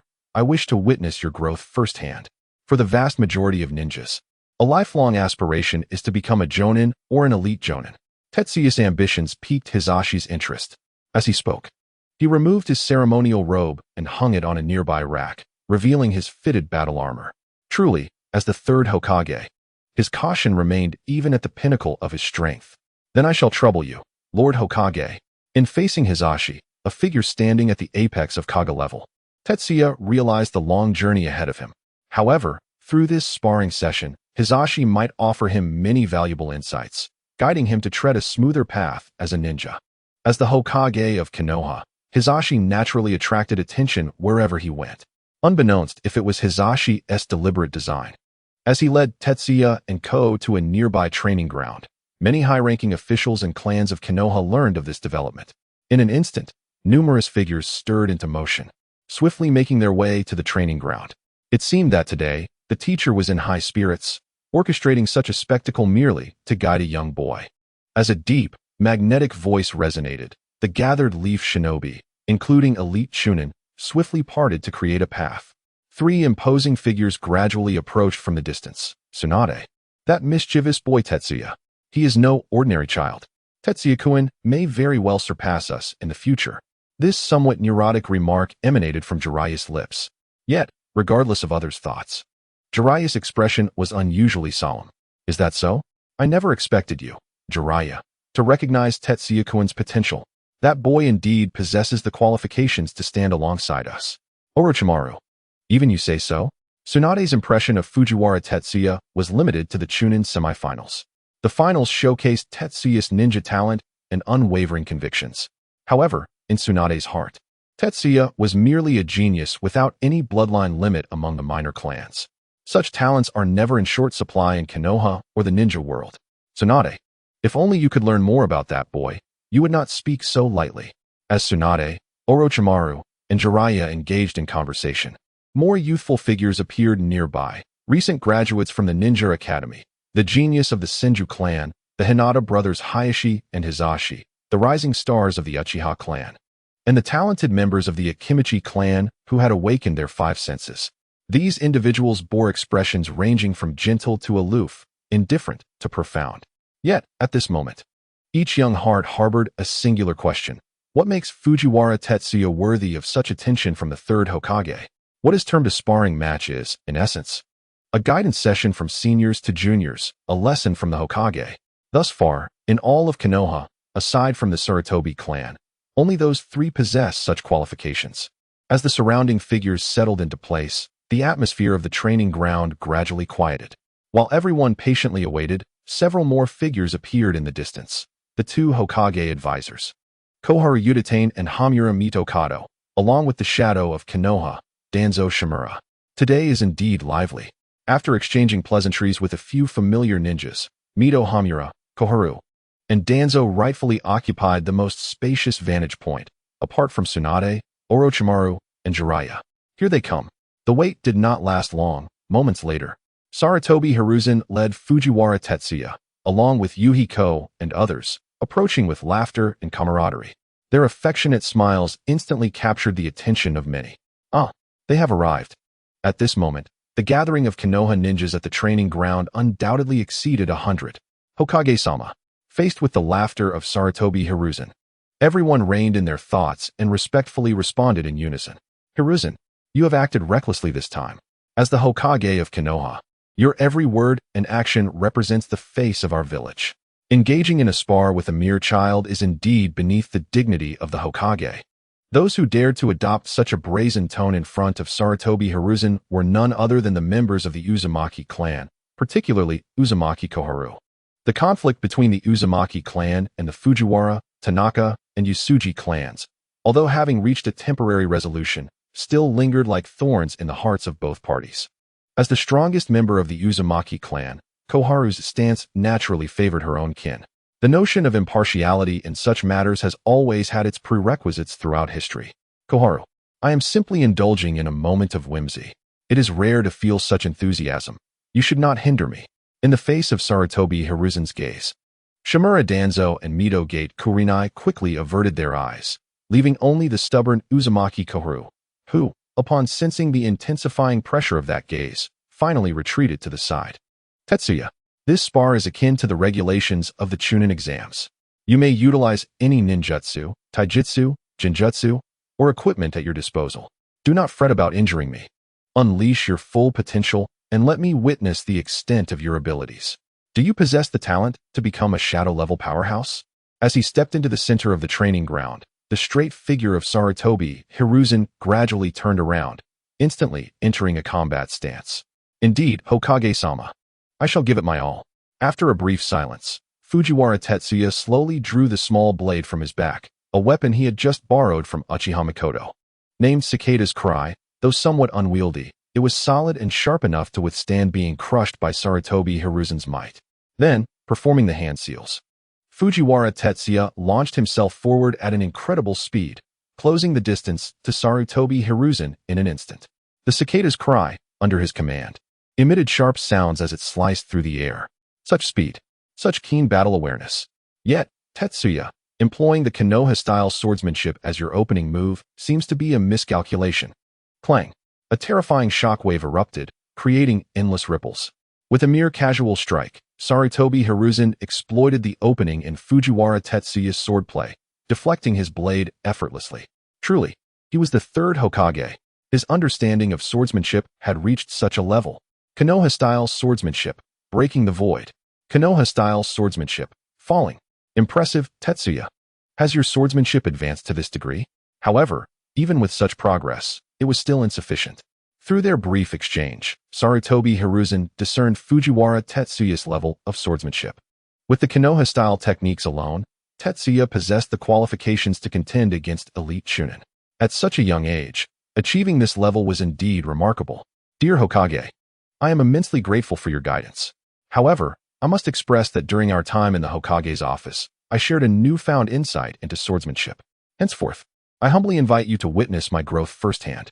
After honing my skills in the Leaf Village's sword technique to a level of mastery, I, Fujiwara Tetsuya, am now capable of wielding those secret techniques reserved solely for elite jonin. With the aid of the body flicker technique, I transformed my figure into a series of fleeting shadows. A cascade of chilling gleams relentlessly pierced towards Sarutobi Hiruzen. The swiftness of my movements elicited gasps from the observing ninjas, their pupils constricting in astonishment. Ah, the moon shadow. Tetsuya, I had not anticipated that you could harmonize the body flicker technique with swordsmanship to such an extent. Faced with the razor-sharp brilliance of my blade, Sarutobi Hiruzen finally retreated, his steps faltering. Yet, with the high-frequency vibrations of his kunai, he managed to counter every one of my strikes. The Crescent Moon Dance, a formidable killing move within the Leaf Village's sword techniques, demands a nearly stringent level of mastery concerning the Shadow Clone technique. Ordinary Leaf Jonin seldom dedicate themselves to mastering this secret art. Only the Umbu, frequently engaged in assassination missions, would opt to train in such a technique. Is this a jest? A mere child of not yet 9 years old possesses such advanced swordsmanship? Observing the three figures converging upon him in near simultaneous attack, a cacophony of exclamations erupted from the surrounding ninjas. Teacher, when did you impart these secret techniques to Tetsuya? I was completely unaware. As the sun began to set, and with a sense of bewilderment, Yama Shinra found himself at a loss, only to be approached by Uchiha Mikoto and Aburame Kiba, their eyes glistening with curiosity. In recent months, their time had been consumed by missions and the journey back, leaving little opportunity for personal training. I am not certain. Under the scrutiny of their clear gazes, Yama Shinra felt his speech faltering. Given that the Yama clan possesses a secret technique of illusionary speed, he had gradually set aside his training in swordsmanship after attaining the rank of Jonin, having not mastered the Moon Shadow or the Crescent Moon Dance. How could he possibly impart these techniques to Fujiwara Tetsuya? Could it be that the deceased Jonin from the Fujiwara, Tanaka, and Usuji clans had left behind records of their training? After a moment of contemplation, Yama Shinra felt he had pieced together the puzzle. The training ground remained alive with the ongoing exchange between Sarutobi Hiruzen and Fujiwara Tetsuya. Despite Tetsuya's astonishing display of swordsmanship, he had yet to land even a single blow upon Sarutobi Hiruzen. While the Leaf Village's sword techniques are indeed commendable, they are but paths forged by those who came before. Tetsuya, I have witnessed your exceptional swordsmanship. Now, it is time for me to experience your growth in ninjutsu up close.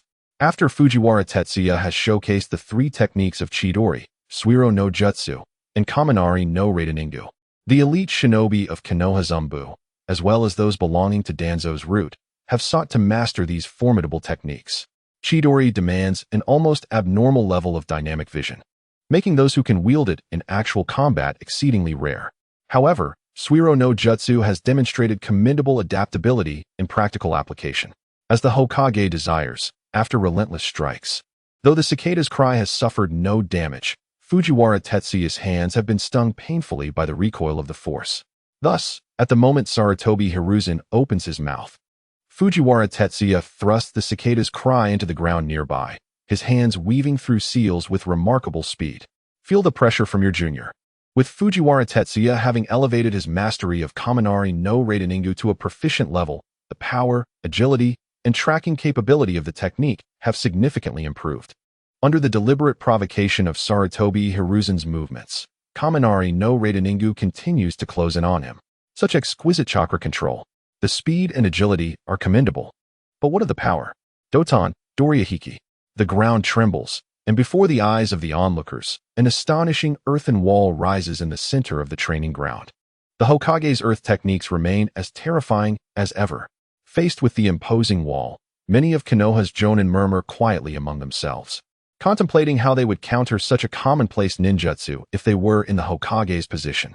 Yet, the eventual outcome is undeniably despairing, whether through fire, water, or wind techniques. Their efficacy proves limited. With a crackle, Kaminari no Raiden collides with the earthen wall, and the shrieks of Chidori resonate throughout the training ground. Fujiwara Tetsuya ascends the wall with astounding speed, launching a series of thrusts towards Sarutobi Hiruzen. What incredible speed! This thought echoes in the minds of all present. At this moment, under the gaze of the crowd, Fujiwara Tetsuya resembles a flickering bolt of lightning. Chidori, sensing the oppressive force emanating from Fujiwara Tetsuya's right hand, Sarutobi Hiruzen's expression gradually grows solemn. Such a technique, even for a powerhouse of his caliber, would be far from pleasant to endure directly. Raiton Reiku. The sharp spear of lightning descends like thunder, brimming with unfathomable power. In the blink of an eye, it sweeps towards Fujiwara Tetsuya. Though it may not reach the level of Raikiri, this intensity should suffice. Tear through Chidori. With Fujiwara Tetsuya's chakra infusion, the might of Chidori swells ever greater. Under the watchful gazes of many, two formidable techniques of lightning release clashed with a resounding force. What an arrogant little brat. Lord Hokage. That individual is a master of the 5 elemental natures. The level of lightning release displayed here is extraordinary. Observing the scene, numerous high-ranking ninjas discreetly averted their eyes, clearly anticipating the outcome of this farcical encounter. Fujiwara Tetsuya is gravely injured. Tetsuya-kun. From a distance, Uchiha Mikoto's eyes betrayed a hint of concern. The adversary Fujiwara Tetsuya faces this time is fundamentally different from the mist ninjas encountered on the island of Mist. This opponent represents an insurmountable mountain for many. The thunderous roars incessantly assaulted the ears of the onlookers, causing some of the less resilient young ninjas to cover their ears in distress. Where are you looking? Dust billowed forth as, amidst the silence of a Uchiha Jonin, Fujiwara Tetsuya's Chidori forcefully severed Sarutobi Hizashi's thunderous technique, instantly propelling him forward. Tetsuya, has your control over lightning release reached such a level? While Sarutobi Hizashi was indeed taken aback by Tetsuya's swordsmanship, he managed to maintain a semblance of composure. For within the ranks of Konoha Zumbu, there exists an unequivocal genius in swordsmanship, whose prowess and talent surpass Tetsuya's. However, gazing at the brilliant lightning before him, Sarutobi Hizashi's form suddenly transformed into a mound of earth at a critical moment. Lord Hokage has resorted to using a Doton clone. Does he sense the threat posed by Chidori? At that instant, all eyes in attendance began to shift dramatically. Though it was merely a simple spar, this nearly 9-year-old child has truly compelled the shadow of Konoha to retreat. Such an accomplishment, were it to be achieved by a student of the same caliber as Fujiwara Tetsuya, would be a feat worth boasting about for a lifetime, even among Konoha's Chunin. In the silence, many Konoha Jonin possessing lightning release chakra turned their attention to Chidori, secretly pondering how many high-level techniques must be completed to exchange for such a technique from the Hokage. Truly remarkable, Tetsuya-kun. Observing the unfolding scene, even the likes of Jiraiya, Tsunade, and Orochimaru, who are on the cusp of the shadow level, could not help but express their astonishment. As their gazes shifted, a hint of nostalgia began to emerge on their faces. Jiraiya, do you remember? When we had just graduated from the Ninja Academy, during our battle with the teacher, he concluded your fight with merely a single technique. That memory indeed evokes a sense of longing.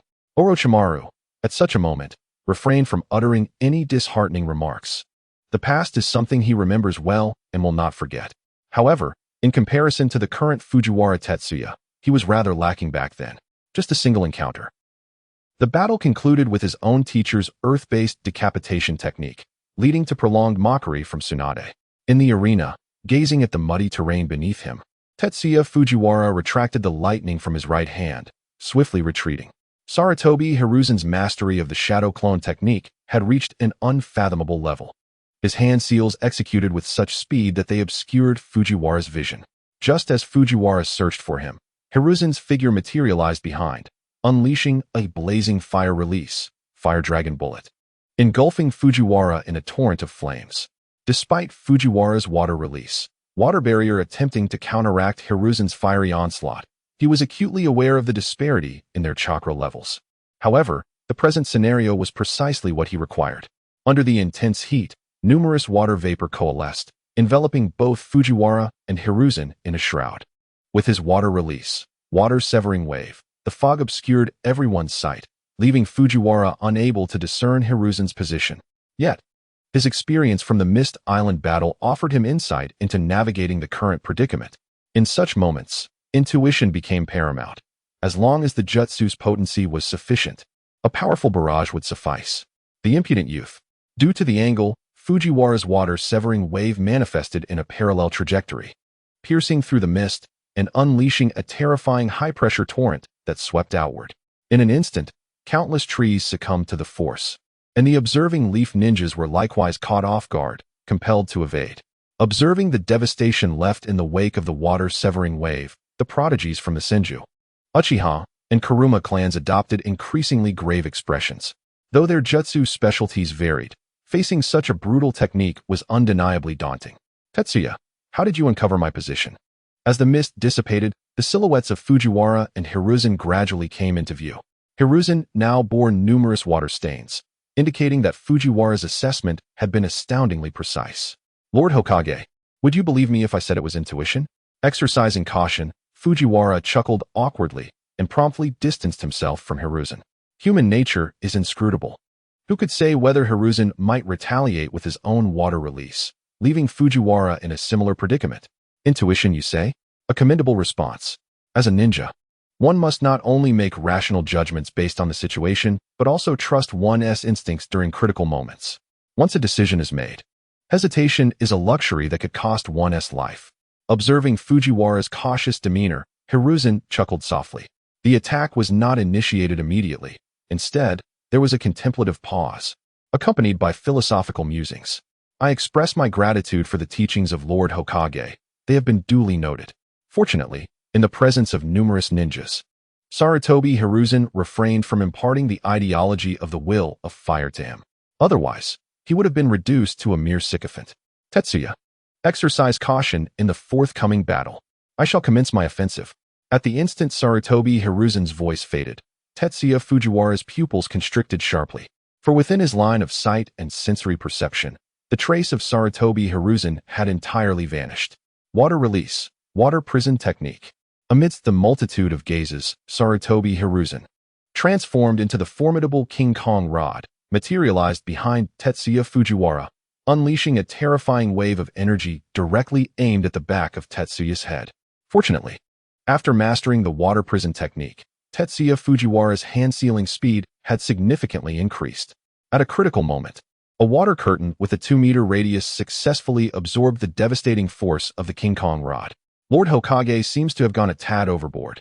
To contend with a mere child, he has summoned forth the mighty Saru. Onlookers, many of whom were Konoha's elite jonin, couldn't help but twitch their mouths at the sight of the King Kong rod in Sarutobi Hiruzen's grasp. Who can say? Perhaps it was merely a spontaneous decision by Lord Hokage. Nevertheless, this young scion of the Fujiwara clan is about to face dire consequences. As anticipated, confronted by the Saru-wielding Sarutobi Hiruzen, Tetsuya Fujiwara exhibited no capacity for resistance whatsoever. The heavy water curtain, under the onslaught of the King Kong rod, endured merely a few seconds before dissolving into a mere puddle. Techniques such as water bullets and water dragon whips proved inadequate against the relentless strikes of the King Kong rod. If one blow fails, then another shall follow. This unscrupulous tactic gradually rendered Tetsuya Fujiwara increasingly beleaguered. After enduring 20 minutes of relentless punishment, Tetsuya Fujiwara's chakra was ultimately depleted. As he gazed at the impending shadow of the rod, he decisively surrendered. To battle until one's chakra is exhausted is indeed a testament to his final defiance. At long last, it has concluded. Has this young scion of the Fujiwara clan truly matured to such an extent without anyone noticing? Compared to his performance during the Chunin exams, the pace of his advancement is indeed astonishing. With the conclusion of this spar, those around began to acknowledge the gravity of the confrontation. Even in a mere trial run, facing the third Hokage-wielding Saru presented a challenge beyond the capacity of most ordinary jonin. Hinata Hayashi, alongside Hinata Hizashi, was reminded by an elder from the clan about the honor of the Byakugan. They must vanquish this young boy. However, in response to the elder's words, neither Hayashi nor Hizashi offered an immediate reply. Presently, Tetsuya Fujiwara has yet to reach the age of 9, bullying a mere 9-year-old. Such actions only serve to further disgrace the Hinata clan. As for waiting for Fujiwara Tetsuya to mature, after witnessing his battle today, the two did not possess absolute confidence. An indescribable pressure gradually enveloped the hearts of these twin brothers. Tetsuya, I have come to understand your prowess. Whether it be in swordsmanship, lightning release, or water release, your mastery far surpasses that of your peers. You indeed possess the qualification to tread upon that path. Observing the panting Fujiwara Tetsuya, Sarutobi Hizashi's gaze softened once more. Indeed, his choice was vindicated. to ardently support the development of the Ninja Academy and continuously cultivate talent for Konoha. Such efforts have finally yielded returns in recent years. The potential to become strong no longer lies solely with those of noble lineage, but also with prodigies like Fujiwara Tetsuya, hailing from a once-declining ninja clan. Perhaps in a decade or so, he might completely alter the fates of the Senju, Uchiha, and Hyuga clans, names that have long represented the shackles of power. The sparring session between Sarutobi Hisashi and Fujiwara Tetsuya concluded. As Hisashi departed, many observing jonin followed suit. In the end, Hisashi symbolically pointed out Tetsuya's current shortcomings. Although lacking substantial content, it provided Tetsuya with new avenues of thought. Lightning release and water release are both jutsu he excels at. However, he had never contemplated how to synergize their usage. While it pertains to combined ninjutsu, overcoming this hurdle would undoubtedly bring enhancements beyond ordinary imagination. Tetsuya, well done. As the higher-ups of Konoha took their leave, the sun set, and oil woman Kurama, Uchiha Mikoto soon approached, their expressions brimming with uncontainable excitement and exhilaration. To face the Hokage. Engaging in combat with the Hokage would undoubtedly usher in a peak period for Team 13's reputation within Konoha. Mikoto, you're chirping. Confronted by the terrifying presence of Sarutobi, Tetsuya dared not employ his chirping in subsequent battles, fearing it would not withstand such formidable power. Though even if it were to shatter, given his relationship with Uchiha Mikoto, he would not need to compensate. However, Mikoto is Mikoto. She does not represent the entire Uchiha clan. Ultimately, this chirping remains a possession of the Uchiha. Tetsuya, I have already stated my disinterest in swordsmanship. You can keep this chirping for now. Once Hokage-sama delivers the promised ninja tools, you may return it to me. The girl's gaze remained as warm as ever, her light voice carrying a hint of youthful tenderness. Despite its almost irresistible charm, Tetsuya nonetheless forcefully placed the chirping into Mikoto's hands. A man may partake in the comforts of life, but he must not do so without dignity. As previously discussed, Fujiwara, Tanaka, and Usuji clans submitted their tasks accordingly. The 13th squad has entered a period of tranquility. The sun sets, casting a golden hue as Jinwa lingers by Sato Keiko's side throughout the day. Given their current pace, it seems likely they will embark on the journey of matrimony within this year. As for Oil Woman, she is wholly absorbed in her entomological pursuits. Apart from occasional dining engagements, her presence is scarcely felt. Meanwhile, Fujiwara Tetsuya, constrained by limited opportunities for combat, dedicates his time to the relentless practice of ninjutsu, taijutsu, and kenjutsu, while pouring his heart into nurturing the children of the three clans.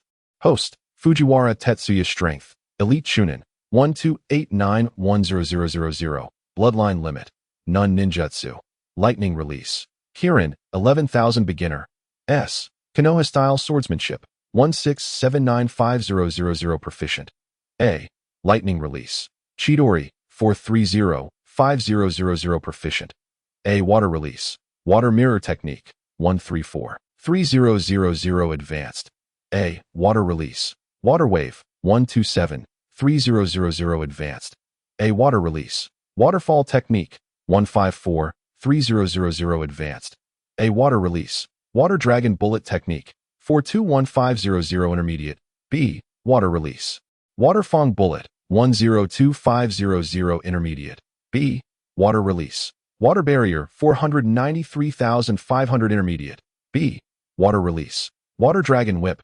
871000 Advanced, B, Lightning Release, Lightning Beast Pursuit Fong, 561000 Proficient, C, Lightning Release, Ground Walk, 158500 Advanced, C, Water Release, Water Clone Technique, 435500 Advanced, C, Water Release, Water Prison Technique, 185100 Proficient, C, Body Flicker Technique, Advanced, D, Body Replacement Technique, Advanced, E-Kill Value, 1000 in. The vacant lot behind the house. Tanakajiro had early on cleared the space. Following Fujiwara Tetsuya's request, he installed training equipment akin to that of the practice field. Additionally, the clan procured a new set of second-hand ninja tools, which were distributed among the children after a bit of polishing. Yusuke, Rina, your movements when throwing shuriken are too rigid. Remember, your wrists must be supple, allowing the force to flow naturally rather than merely aiming at the target.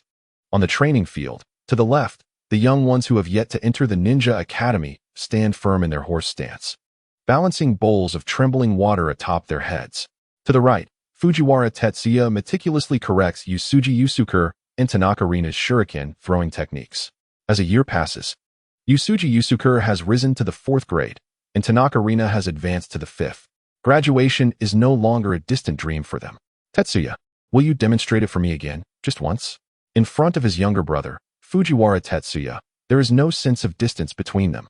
Even after his promotion to Chunin, the two of them reach out with their hands, playfully touching his face. Just as Yusuji Yusuke and Tanaka Rina indulge in their playful antics, Tanaka Jiro approaches, seemingly out of nowhere.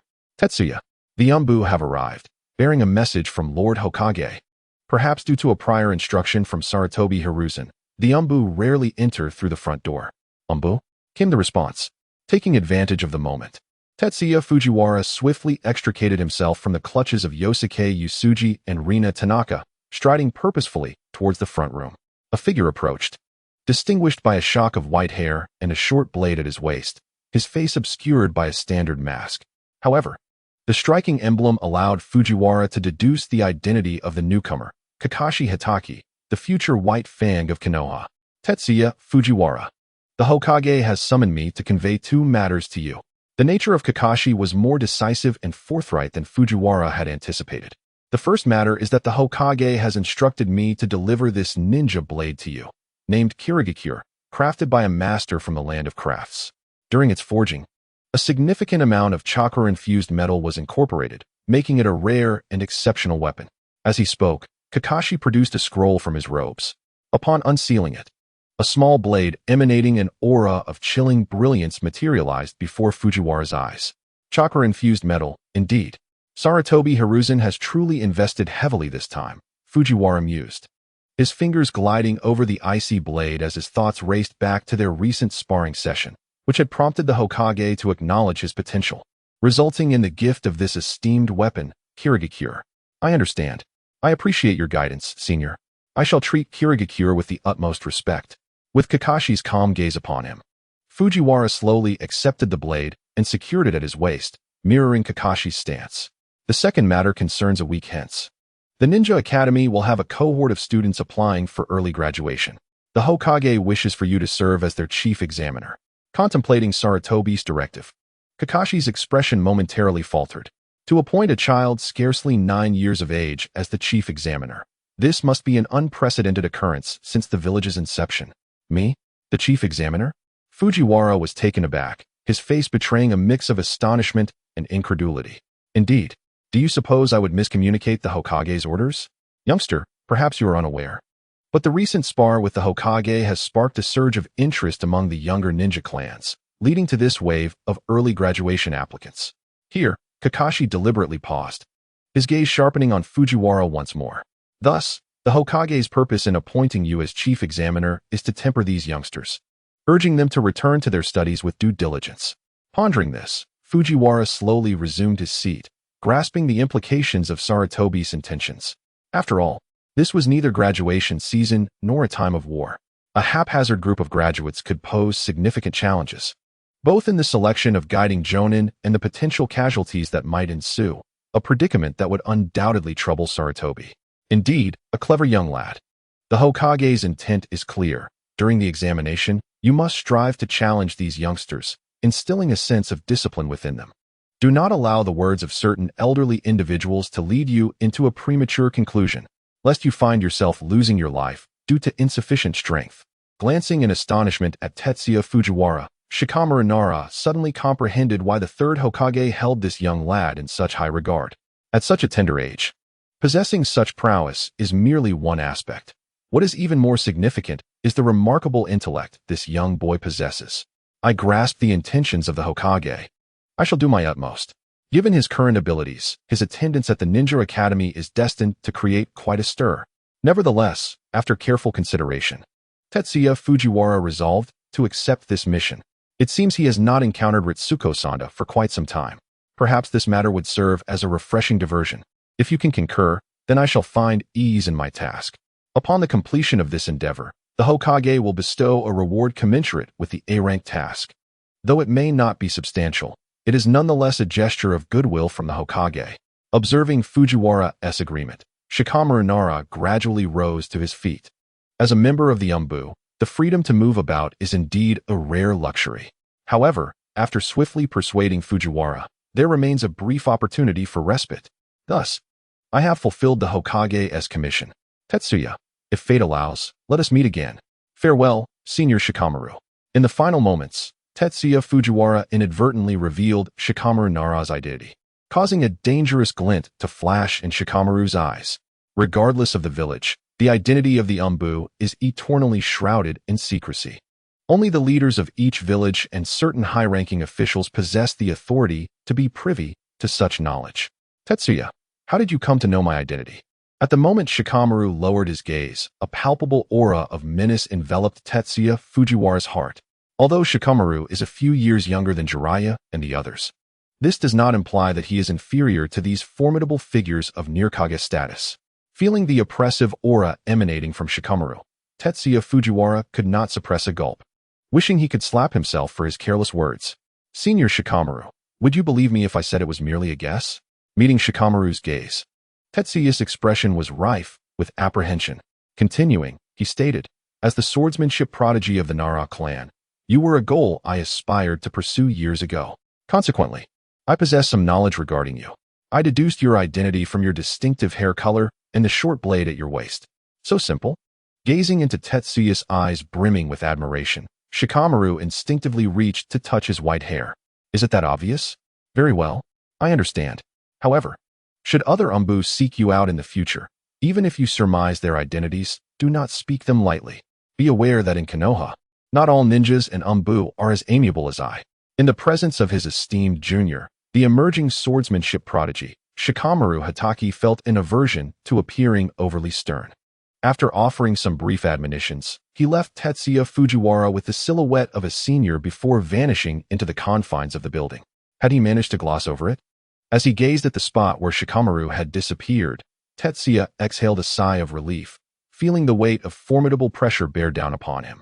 However, as he caressed the kunai at his waist, a spark of eagerness ignited in his eyes. The chakra-infused metallic weapon, a creation of the renowned craftsman from the land of crafts, held promise for aiding him in ways yet to be discovered. Brother Tetsuya. Just as Tetsuya was lost in contemplation, a bare-bottomed child scampered in, his voice a sweet lilt as he approached Tetsuya. It was Kazuki. What brings you to seek Brother Tetsuya? At Tetsuya's playful tease, Yusuji Kazuki erupted in giggles. Brother Tetsuya. It's Mikoto. Sister Mikoto is here to see you. Grasping Tetsuya's fingers, Kazuki chuckled for several seconds before finally speaking. Mikoto. At the mention of her name, Tetsuya's expression faltered, rising slowly while holding Kazuki. He reflected that apart from training the children of his clan, the most significant obligation he had recently was accompanying Uchiha Mikoto on walks. Indeed, steadfastly so.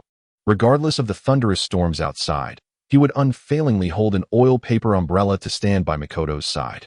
Consequently, in these recent days, he had inadvertently attracted numerous glances laden with unspoken meanings. So, Tetsuya-kun, are you really going to the Ninja Academy in a week? Along the nameless riverbank on the outskirts of Konoha, Tetsuya ambled ahead, with Uchiha Mikoto donning a kimono beside him. The low neckline of her garment revealed her fair neck, compelling Tetsuya to consciously avert his gaze towards the distant river. Indeed, it was a source of vexation, yet ultimately, it was the Hokage's directive, and he had no choice but to comply. However, Mikoto, I must say that the Hokage has truly invested much this time. The kunai is a chakra-infused tool. If my mastery of lightning release could ascend to a higher level, the might of Chidori would become even more terrifying. In a week's time, at the ninja school, due to an influx of students applying for early graduation, and at the behest of Sarutobi Hiruzen, the venue for the graduation examination was deliberately set in the training grounds of the Ninja Academy. Furthermore, teachers from the academy would observe this grand graduation examination, and students from 1st to 6th grade would be granted the privilege of spectating. Early in the morning, countless students from the Ninja Academy had gathered at the training ground. In the center stood dozens of figures. These were the protagonists of the day, the prodigies from grades 4 to 6 who were applying for early graduation. Kiku, you inquired about the rank of the chief examiner for our upcoming assessment. Will it be a chunin, a special jonin, or perhaps a jonin? Indeed, Among the students applying for early graduation, aside from numerous minor characters, there are true prodigies such as Yamanaka Ino, Akimichi Choza, Narashikaku, and Narasuzuku. What a troublesome situation. How could I possibly know? Nevertheless, I have a hunch that the individual arriving this time might be someone entirely unexpected. As Narashikaku responded with a yawn to Yamanaka Ino, the arrival of the Ninja Academy instructors stirred the surroundings into a cacophony of chatter. Ishinasuke, you must give it your all. I believe you will surely pass the graduation exam. Mizuno, you look as dashing as ever today. Be sure to put forth your best effort in the exam. Hey, look, that teacher Sanjadu Suzuko. Truly, her figure remains as captivating as ever. Taoju, you scoundrel. How dare you gaze at other women in my presence? Just wait until I teach you a proper lesson. Amidst laughter and jest, the atmosphere surrounding the graduation examination began to rise to a crescendo. As time drew near, a sense of urgency filled the air. Why had the chief examiner appointed by the Hokage not yet arrived? Speaking of which, do you know who the chief examiner is this time? Surely, this individual hasn't forgotten such an important event. For safety's sake, perhaps we should send someone to check in. If this delay were to hinder the graduation exam, we would not be able to answer to the Hokage's expectations. As the appointed time approached, several Chunin instructors grew restless, casting their gazes towards a few elite Chunin ahead. Hey, do not look at me like that. Even if you stare, I do not possess the answers. That day, the Hokage merely informed me that he had decided on the chief examiner's selection, but kept the identity secret for confidentiality. I knew it. You have never been reliable. If it weren't for the Hokage's formidable presence, such an important matter would never have been entrusted to you. Faced with the reproaches of his peers, the elite Chunin responsible for coordinating the graduation exam could only scratch his head, silently setting aside the blame. Indeed, this was a matter he had mishandled. However, under the circumstances at that time, anyone would have felt the same. Who among us could remain unshaken before the Hokage? All right, enough of the ruckus. Since we do not know, we must patiently wait. The chief examiner recognized by the Hokage surely cannot be so unreliable. With soft murmurs, dozens of Ninja Academy instructors directed their gazes toward the entrance, quietly anticipating the arrival of that figure. After an indeterminate amount of time, two silhouettes finally emerged outside the academy gates. Indeed, too, alongside Chief Examiner Fujiwara Tetsuya was Uchiha Mikoto, adorned in a refreshing outfit. In truth, Fujiwara Tetsuya had risen early today. However, Uchiha Mikoto had taken far too long to prepare.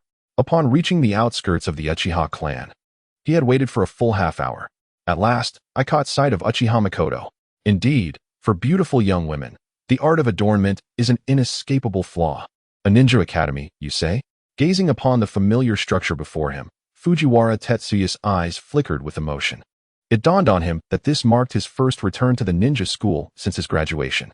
He wondered how his former classmates had fared since then. Tetsuya, it's time for us to depart. Just as Fujiwara Tetsuya was lost in thought, Uchiha Mikoto drew closer. Due to Tetsuya's growth, the height difference between them was no longer as pronounced as during their first encounter. However, perhaps due to her tardiness that morning, a faint blush lingered on Mikoto's cheeks. Very well, let us proceed. With his scattered thoughts gathered, Fujiwara Tetsuya swiftly entered the Ninja Academy. Everything had changed, nothing remained the same. Tetsuya. At the edge of the training grounds, the moment Fujiwara Tetsuya and Uchiha Mikoto appeared, Sanada Rinko spotted Tetsuya. An indescribable joy suddenly illuminated her calm visage. The wind howled as, under the gaze of countless onlookers, Sanada Rinko instantly materialized beside Tetsuya, embracing this student of whom she was so proud. Sanada-sensei. Tetsuya felt the softness emanating from Rinko's bosom and the overwhelming pressure that accompanied it, leaving him with a sudden sensation of suffocation.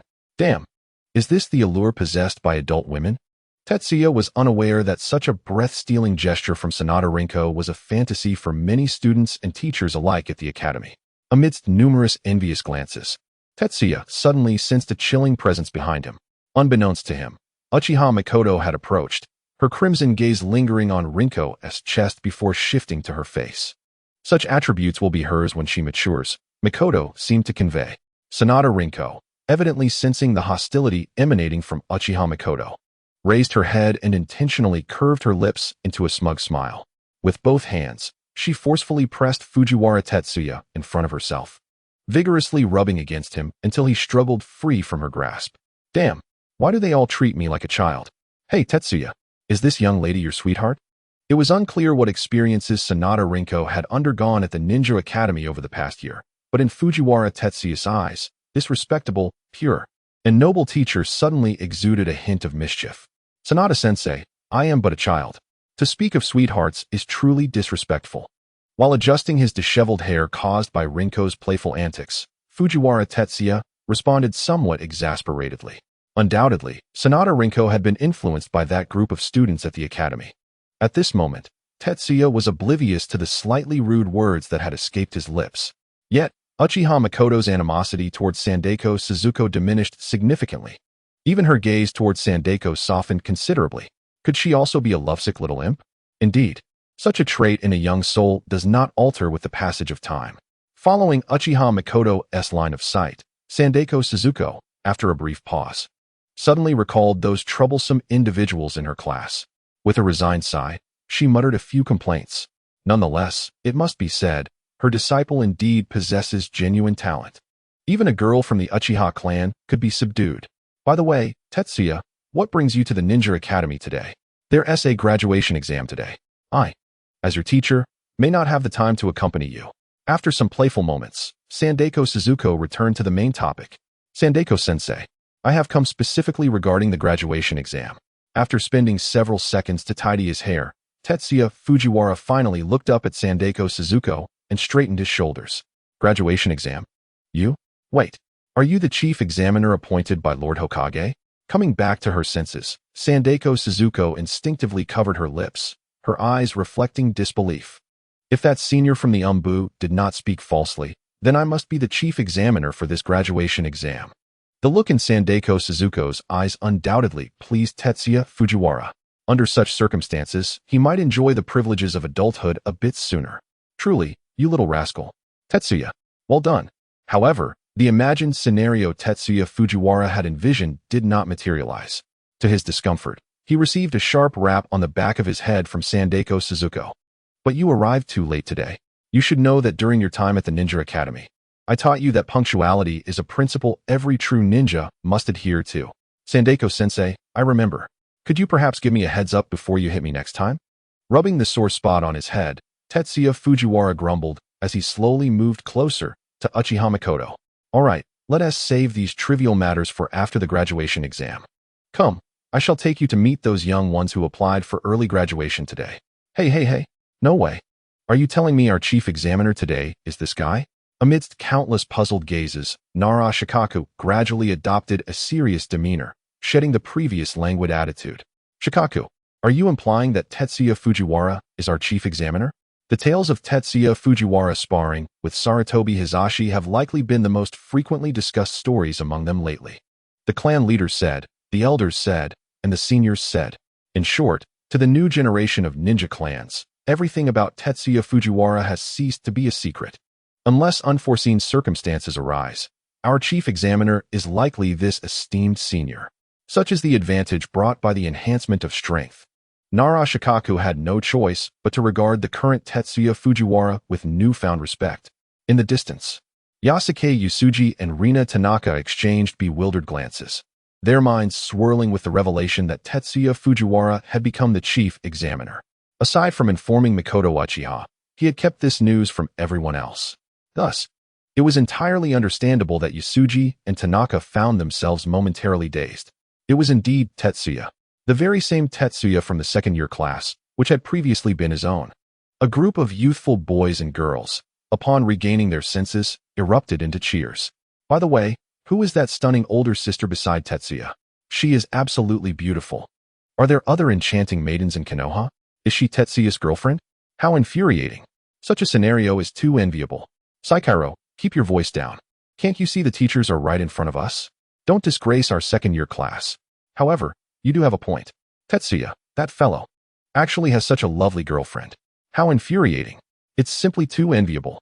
In a corner unnoticed by the crowd, a few carefree youngsters suddenly embraced one another, weeping uncontrollably. Meanwhile, on Tetsuya Fujiwara's side, he and the elite Chunin teacher, Suzuko Sangedu, spent several minutes greeting the instructors of the Ninja Academy. Despite the passage of a year, the teachers still retained a vivid memory of this student who had successfully graduated from the first year. Thus, it was announced that during this graduation examination, Tetsuya would serve as the chief examiner. Tetsuya was a prodigy nurtured by our ninja school. Though younger than you, he now stands as your senior. Young ones, relish this moment. This may very well be your final lesson before embarking on the path of a ninja. After a brief introduction, the elite Chunin teacher discreetly stepped back, allowing Tetsuya Fujiwara the space to take center stage. Greetings, everyone. I am Tetsuya Fujiwara, today as chief examiner. As he faced the intense gazes directed at him, Tetsuya nodded towards Mikoto Uchiha and gradually moved forward. In truth, he had contemplated the graduation examination extensively over the past week. However, orchestrating a high-caliber exam was not something he could accomplish alone. The resources required were immense, and the final outcome might not align with Sarutobi Hiruzen's expectations. After much deliberation, he decided to keep it straightforward and unadorned. The rules for today's graduation examination were simple. All means were permitted. You may all attack at once. If you can defeat me within 5 minutes, or endure for 5 minutes against me, you shall be deemed qualified. Naturally, should any of you fail to withstand the challenge during these 5 minutes, I will consider those individuals as having failed the examination. Rest assured, in order to ensure the fairness of this graduation examination, I will refrain from utilizing ninja tools or large-scale ninjutsu. What an arrogant fellow. Has he underestimated me? Has this mere scion of a fallen ninja clan lost himself entirely after ascending to the rank of Chunin? Such is the nature of this individual. Far from being endearing, his face is quite the contrary. That scoundrel. I am determined to give him a sound thrashing. So what if he is a Chunin? In our clan, Chunin are far more numerous than Genin. What is there to boast about? The unremarkable voice of Fujiwara Tetsuya undoubtedly ignited the fighting spirit of the students participating in the assessment. It allowed these students to momentarily forget the warnings of their elders. Everyone, what are you waiting for? Time is limited to 5 minutes. Why aren't you making your move? Observing the dozens of figures ahead, Fujiwara Tetsuya's lips curled into a confident smirk. The instant the mist fell, his silhouette appeared among the students taking the graduation exam. Be careful. That despicable fellow. Fujiwara Tetsuya's sudden assault triggered chaos in an instant. The more rational candidates immediately retreated to the periphery, like Naruto and Yamamoto Kaichi. However, in a place like the Ninja Academy, there is never a shortage of hot-blooded individuals. A dozen or so students still charged at Fujiwara Tetsuya with kunai in hand. To recklessly attack without gauging the strength of your opponent. You lot seem rather unqualified. With the aid of the body flicker technique, Fujiwara Tetsuya's figure flickered continuously. In just 10 seconds, he deftly incapacitated these fervent individuals with his right hand. Has the body flicker technique reached such a level? Indeed, as rumored, Fujiwara Tetsuya is an absolute monster. Observing his relaxed demeanor, the surrounding students participating in the graduation exam felt the pressure of Fujiwara Tetsuya for the first time. In 10 seconds, he had overwhelmed more than 10 upperclassmen. Such power, is it truly attainable at this age? Everyone, his speed is astonishing. Even if we perceive his movements, our bodies may not respond in time. At this moment, if we cluster together, it will only hinder our actions. Therefore, I propose we disperse as per the usual combat formations. Among the remaining 20-odd upperclassmen, there were indeed true geniuses. After the initial panic, they swiftly formed combat teams, dispersing in all directions around Fujiwara Tetsuya. Trying to buy time? What a foolish choice. Fujiwara Tetsuya's gaze swept across the surroundings, and after selecting his initial target for elimination, he dashed forward with remarkable speed. Damn, why is he coming this way? Attack. Use ninjutsu. Fire style. Currently, Fujiwara Tetsuya's hand-signing speed had stabilized at a level of 4 seals per second. If he were to go all out, 5 seals per second was not beyond the realm of possibility. From such a height, looking down, a speed of 2 seals per second was undeniably abysmally slow. In the terrified gazes of this small team, Fujiwara Tetsuya casually picked up several pebbles. With the sound of slicing air, he accurately struck their wrists, completely thwarting their attempts to use ninjutsu to buy time. Indeed, returning to the Ninja Academy during this period of study is indeed a judicious choice. Otherwise, Lord Hokage, along with your future guiding Jonin, may find themselves in quite the predicament. Observing the current squad's lack of synergy reveals a complete absence of coordination. This, of course, is also tied to the training environment they have been exposed to. As Fujiwara Tetsuya gazed at the unconscious figure beneath him, he found himself reflecting briefly. The battle squad, comprising Nara Shikaku, Yamanaka Kaichi, Akimichi Choza, and Nara Suzuku, was already maneuvering to encircle him. A commendable assessment. Is this the Nara clan's secret technique?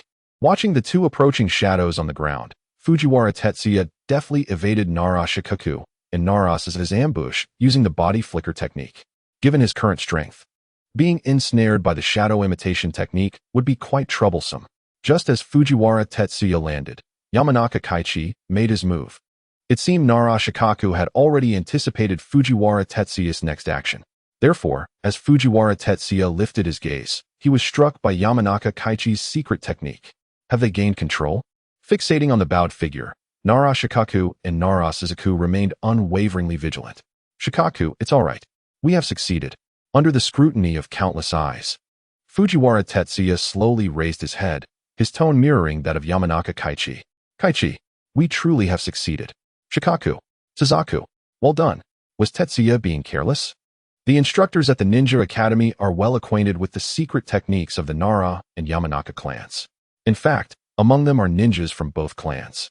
This understanding underscores just how formidable Yamanaka's techniques can be. Have we won? Does this mean we are qualified? We can graduate. Observing the scene around them, the scattered battle squads gradually converged. Gazing at Fujiwara Tetsuya, who appeared to be under control, some could hardly contain their disdain. The genius of the Fujiwara clan. The top of the Chunin exam is not so impressive after all. The Yamanaka clan's secret techniques are indeed noteworthy. Just as several upperclassmen, emboldened, approached to leave their marks on Fujiwara Tetsuya, he suddenly took 2 steps forward, stretching nonchalantly and casting a playful glance in the direction of Nara Shikaku and Nara Suzuku. The strategic minds of Konoha's clans are undeniably more intriguing compared to other less mature youths. Had his will not been sufficiently robust, he might have indeed been controlled by Yamanaka Kaichi, the future leader of the Konoha analytical class. Has he broken free from the mind-turned-technique? Truly a troublesome individual. Just before Yamanaka Kaichi collapsed from the backlash of his technique, Nara Shikaku arrived in time to gently place him on the ground.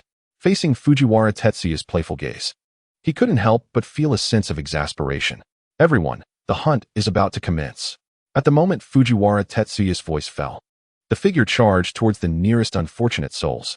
Although the lightning release technique was merely of C-rank ninjutsu, it was a large-scale technique capable of controlling its area of effect. In the eyes of Fujiwara Tetsuya, it was perfectly suited for clearing out the lesser opponents. Amidst the cries of despair, 2 small teams of upperclassmen were instantaneously rendered unconscious. Do not allow him any room to maneuver. All of you who consider yourselves proficient in taijutsu, come forth. All other students capable of ninjutsu, gather together. I refuse to believe that a group of children, not yet 9 years old, can evade such a multitude of ninjutsu. Under the leadership of a member of the Senju clan, the remaining upperclassmen participating in the graduation exams swiftly initiated a counteroffensive. Senju, Uchiha, Hyuga, Nara, Hatake, approximately 7 or 8 upperclassmen from various clans materialized within Fujiwara Tetsuya's line of sight. Taijutsu? Though it is my weak point, that depends on who I am facing.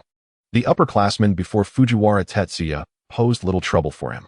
Compared to his own journey along the path of a ninja, these students from the Ninja Academy were far too gentle in their approach to taijutsu, lacking the conviction to deliver a decisive blow. Not only did they fail to restrain Fujiwara Tetsuya, but they also inadvertently provided their upperclassmen with precious time to unleash their ninjutsu. Clearly, you are prepared. Very well. For your efforts, I shall grant you an opportunity. Observing the gathering of over a dozen figures, Fujiwara Tetsuya did not disrupt the upperclassmen preparing to cast their techniques. Instead, he slowly advanced until he reached a relatively open space devoid of fallen bodies, at which point he finally halted. Water release, water prison technique. Come forth. This may very well be your only chance. Shatter the water barrier and severely injure me. Otherwise, this graduation exam shall come to an end. Pointing at the 2-meter-deep water barrier beside him, Fujiwara Tetsuya's gaze was filled with provocation. Damn you, arrogant fool. We will surely break through this water barrier and pummel you into the ground. Fujiwara Tetsuya's actions once again stirred the emotions of the Ninja Academy students. Only Nara Shikamaru and Nara Shizuku seemed to perceive the unfolding reality, silently averting their eyes. At that moment, they finally understood why, since the establishment of Konoha, the village's higher-ups had placed such emphasis on the configuration of ninja teams. Fire release, Phoenix fire technique. Water release, water surge wave. Fire release, great fireball technique. Wind release, great breakthrough. Binding technique. Irrespective of their effectiveness, the upperclassmen before him unleashed every ninjutsu they could currently master against Fujiwara Tetsuya. Alas, despite the grand spectacle, the outcome was profoundly disappointing. How could this be? Water release, water prison technique. Return. I know it is merely of C-rank ninjutsu. Why is it that we can withstand so many onslaughts of ninjutsu? Observing that unchanging curtain of water, many upperclassmen, having exhausted their chakra, appeared profoundly impacted. Their voices laced with disbelief and skepticism. Why? While ninjutsu is undoubtedly significant, what matters even more is the wielder of such techniques. If one possesses sufficient strength, even a mere B-rank ninjutsu can unleash power comparable to that of A or even S-rank techniques. Your perspectives are far too narrow. In the deep, resonant voice of Fujiwara Tetsuya, the surrounding curtain of water suddenly shattered, transforming into slender streams that bound the 10 or so upperclassmen before him. Congratulations, you are eliminated.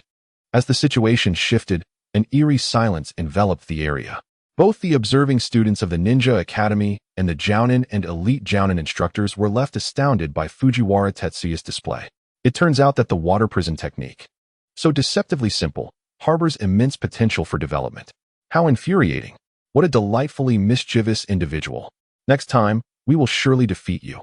As they gazed at Fujiwara Tetsuya's departing figure, several upperclassmen from prestigious clans could not suppress their frustrated roars.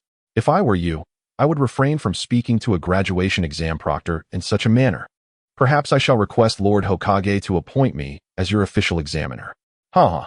After all, one can never tell with such matters. Rubbing the back of his head, Fujiwara Tetsuya did not look back, yet it was evident that his words had made an impact. At least, within his perception, the group of defeated students had settled down considerably. This little brat, could he be a demon? At that moment, glances converged upon the bound upperclassmen, who could not help but shiver. Should they encounter this individual again in the next graduation exam, the outcome may not differ much from today's. Now, my three esteemed opponents, how shall you choose? Will you continue to battle me, or will you opt to forfeit? Following Fujiwara Tetsuya's gaze, three figures gradually emerged: Nara Shikaku, Nara Shizuku, and Akimichi Choza, displaying the wisdom of keen intellect.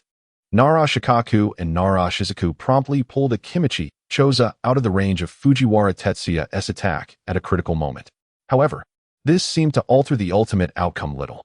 We forfeit. Although there was less than a minute remaining until the time set by Fujiwara Tetsuya, Nara Shikaku decisively chose to concede after glancing at the scattered figures and their bizarre postures not far away.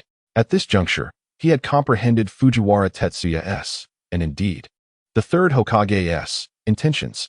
Continuing this battle would undoubtedly result in Fujiwara Tetsuya's most formidable counterattack, one that, given their current capabilities, they might not withstand.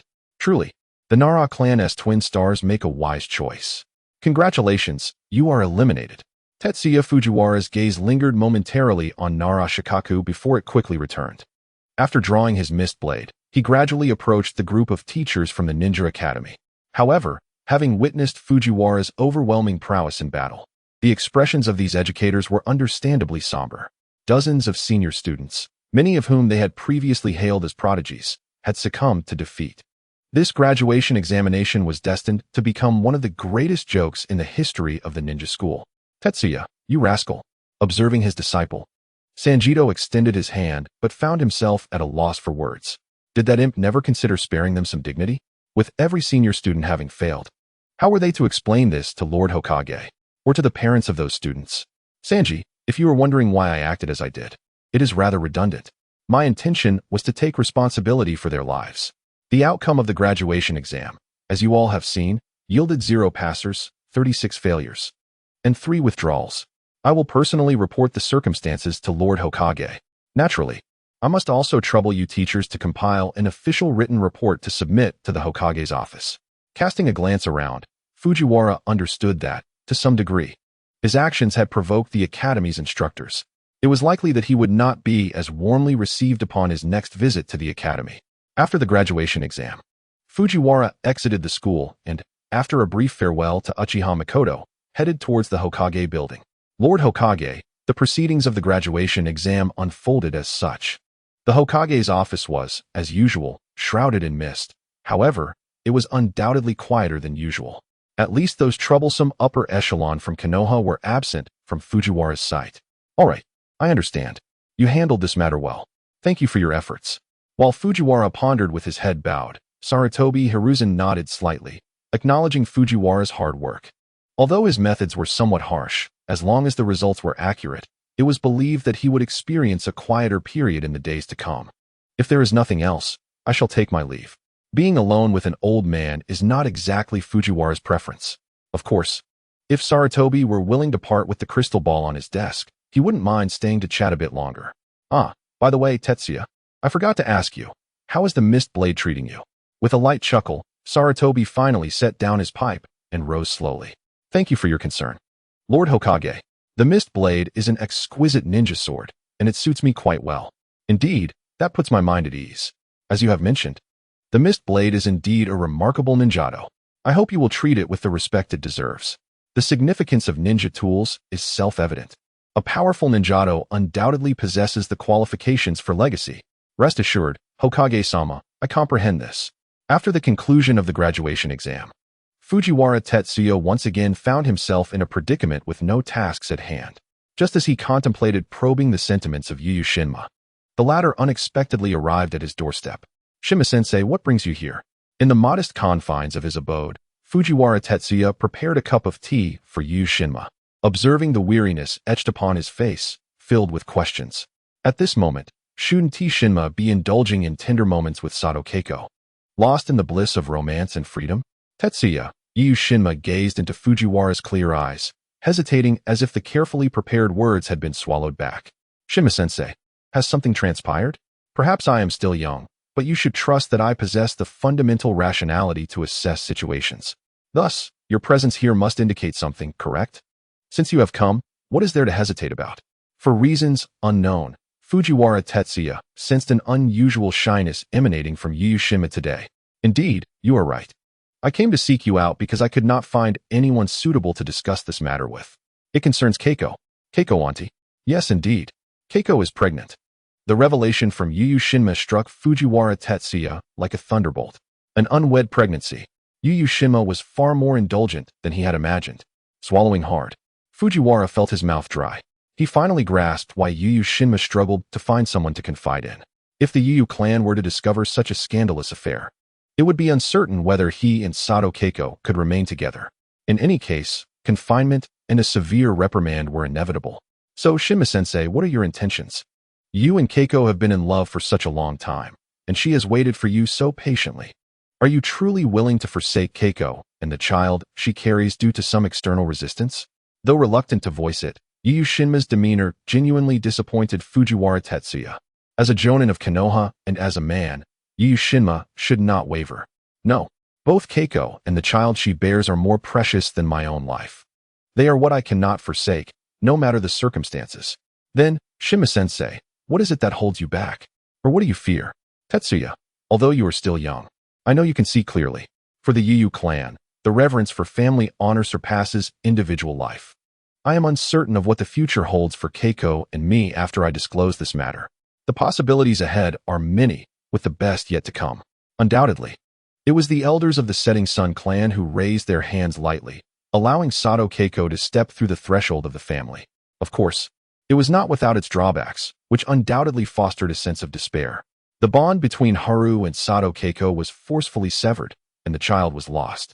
Tragically, in the face of such circumstances, Haru found himself devoid of the strength to resist. Ah well, Teacher Haru, I comprehend your sentiment. Yet, if I may be so bold as to inquire, how many months along is Aunt Keiko? After a brief silence, Fujiwara Tetsuya scratched his head. Clearly, such matters were not for him to observe passively. Approximately 2 months, I believe. 2 months? That is fortunate. It is not too late. Teacher Haru, you and Aunt Keiko should hastily wed. Then, request a year's leave from the Hokage, or embark on a mission to the border. In any case, take Aunt Keiko away from Konoha. Above all, find every possible means to evade the gaze of the Setting Sun clan. Once Aunt Keiko has given birth, return after a few months. By that time, simply misreport the child's age by a month or two, and this matter shall pass. Going out. A splendid suggestion. Tetsuya, I knew consulting you would not lead me astray. Tetsuya's words undoubtedly opened a door filled with hope for Haru, enabling him to navigate this predicament with relative ease. However, if I were to go to the border, what would become of you all? Reflecting on Fujiwara Tetsuya, Uchiha Mikoto, and Aburame Kijin, Haru found himself once again engulfed in turmoil. The only place that could keep him away for an extended period was the border defense team. Should he depart, Team 13 would disband. Would they receive a new guiding jonin? Teacher Haru, you needn't worry about us. We are more than capable now. The fledglings must eventually soar. Tetsuya could keenly sense Haru's hesitation. This was what they referred to as bonds. Yet, in this world, no banquet lasts forever. Both he and Haru had their own paths to tread. Tetsuya, I apologize. In the end, Haru was persuaded by Fujiwara Tetsuya and acquiesced to his proposed plan. That very afternoon, the members of Team 13 gathered once more. This reunion, perhaps, was one of the few they would share. Starting tomorrow, Haru would embark on a new chapter of life, while they would set forth on new journeys of their own. That night, Haru drank to excess, while Tetsuya and the others, due to their youth, refrained from alcohol, yet seemed to feel a slight intoxication in the atmosphere of farewell. Teacher Haru, I wish you and Aunt Keiko happiness. Haru's wedding was hastily arranged, with merely 2 days allocated for preparation. On the day of the ceremony, the guest list comprised only a modest few dozen people. Aside from a handful of clan members from the Setting Sun clan, who came to assist, and the family of Sato Keiko, it included only the members of Team 13 and several elite jonin. Despite the simplicity of the ceremony, however, Tetsuya, Fujiwara, Mikoto Uchiha, and Kunoichi Aburame could still sense the radiant happiness emanating from Aiko Sato's smile.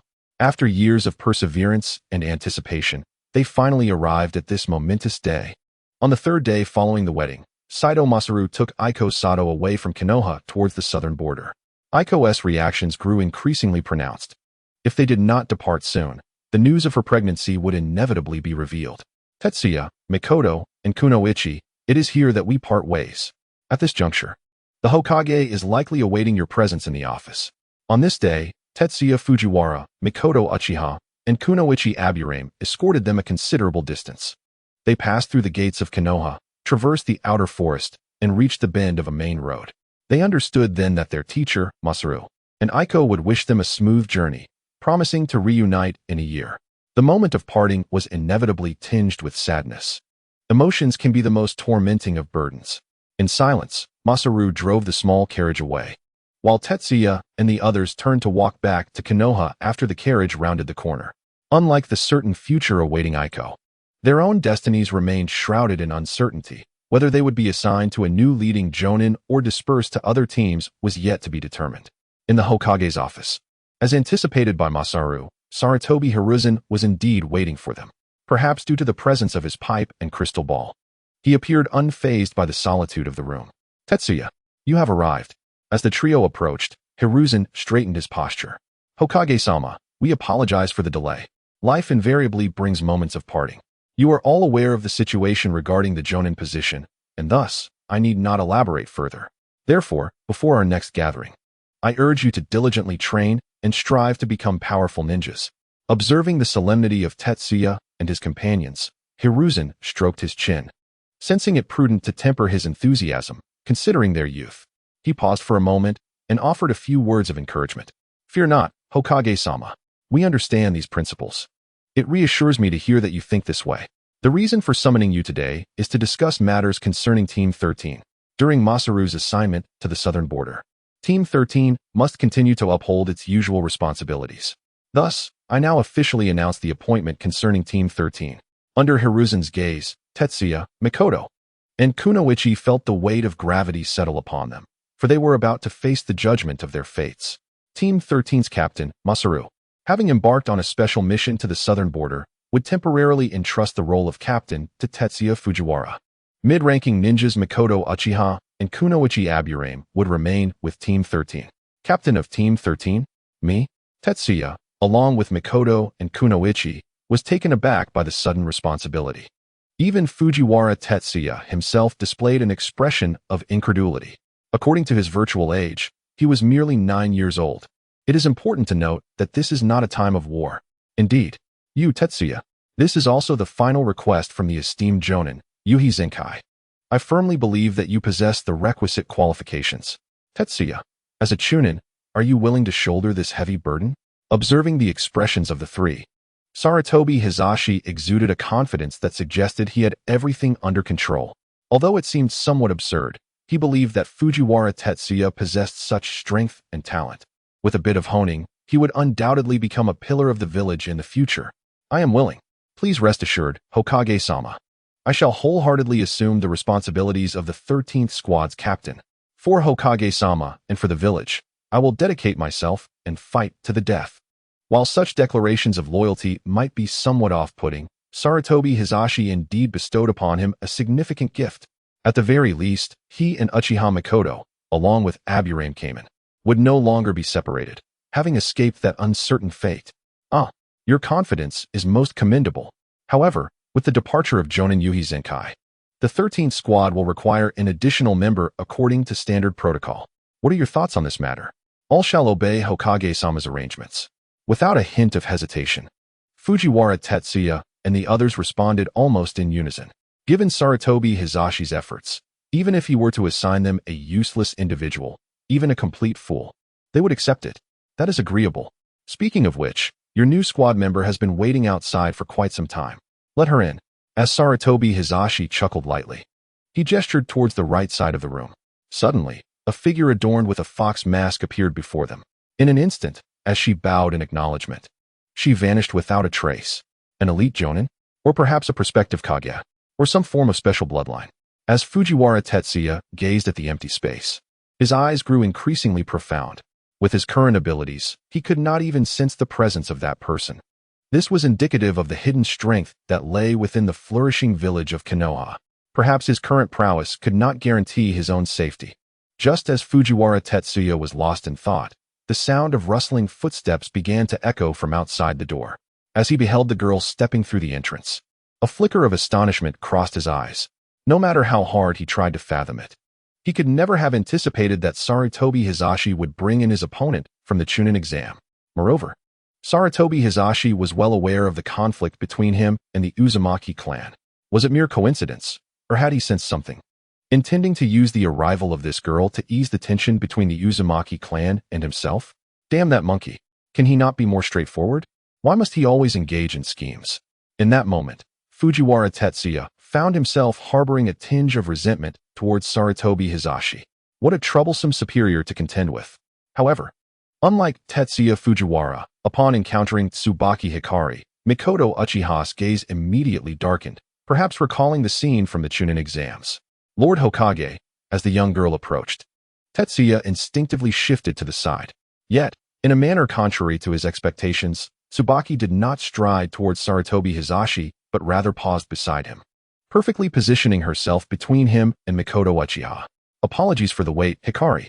As of today, you are assigned to Team 13, under Tetsuya's command. Sarutobi Hizashi maintained a benevolent demeanor towards his comrade's kin. His exceedingly gentle tone caused Tetsuya to involuntarily shudder. Indeed, Lord Hokage, I understand. Tetsuya-kun, it has been a while. I look forward to your guidance in the days to come. Under Tetsuya's watchful gaze, Tsubaki's face flushed a delicate crimson, reminiscent of the expressions Mikoto often revealed during their solitary strolls. It was in the brief 2 seconds of Tetsuya's daze that Mikoto's discontented glare resurfaced, casting a fleeting shard of animosity towards Tsubaki. Hikari, let us be courteous. It is essential that we assist one another. With Sarutobi Hizashi present, even if Tetsuya felt overwhelmed, he could not afford to appear overly aloof. Yet, a sense of foreboding lingered within him. Team 13, or rather, he himself, would likely encounter tumultuous times ahead. Seeing you all coexist harmoniously puts my mind at ease. Now, you may take your leave. I have matters to attend to. Under Sarutobi Hizashi's watchful eye, Tetsuya Fujiwara, Mikoto Uchiha, and Aburane Kimu, along with the new member of Team 13, exited the Hokage's office and stepped out of the Hokage building. The moment they crossed the threshold, the atmosphere within the team grew notably tense. Mikoto Uchiha and Tsubaki Hikari flanked Tetsuya, effectively sandwiching him in between. Subtle glances exchanged above his head created an unspoken tension, while poor Kimu was regrettably overlooked by the two girls. Well, Mikoto, Kimu, and Hikari, shall we find an open space to introduce ourselves? Leading a ninja team was undoubtedly Tetsuya's inaugural experience. As he felt the occasional brush of contact from either side, an overwhelming urge to flee welled up within him. Yet, he dared not act on it. Aside from the possibility of Sarutobi Hizashi, the voyeur, taking notice, he was also at a loss regarding how to engage with Mikoto and Tsubaki moving forward. In a certain training ground of Kanehagakure, as noon approached, the area became remarkably desolate, providing ample space for Tetsuya and his three companions. In keeping with tradition, they proceeded to introduce themselves succinctly. Then, let me supplement the aspects in which I excel. I shall commence first. Gazing at the silent duo, Tetsuya Fujiwara felt a slight headache. He cleared his throat and began his self-introduction. His introduction, alongside that of Akane Yanaka, bore little distinction from their initial encounter.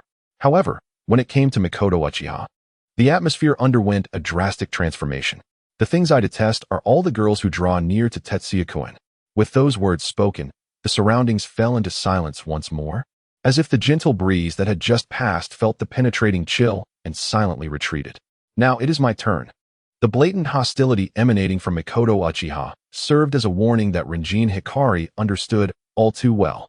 Yet, while Rinjin Hikari shared the same clan as Rinjin Koharu, she did not appear as fragile as she seemed. To keep it simple, I am Rinjin Hikari from the Rinjin clan. Having recently attained the rank of Chunin a month ago, I specialize in water release and medical ninjutsu. Naturally, my proficiency in water release pales in comparison to Tetsuya-kun's. As for what I dislike, it is winter melons. However, what I cherish has some connection to what Mikoto just mentioned. I admire individuals like Tetsuya-kun, who possess a domineering exterior yet harbor a gentle nature within, perhaps due to having expressed her innermost feelings or for other reasons. Rinjin Hikari awkwardly tucked her hands behind her back, inadvertently highlighting her budding figure. Ahem. I must concede that this sudden revelation indeed caught Tetsuya Fujiwara off guard and rendered Mikoto Uchiha's gaze even more frigid. Before long, the crimson hue unique to the Uchiha clan began to swirl once more. Very well, I comprehend. However, Hikari, you are mistaken. I am not inherently gentle. Now that we have briefly acquainted ourselves, let us conclude for today. We shall gather at the Hokage building tomorrow morning at 9 o'clock. During this period, I will lead you through numerous missions, so prepare yourselves mentally. Anyone with a modicum of common sense should realize that in a situation veering towards a battlefield, the wisest choice is to retreat.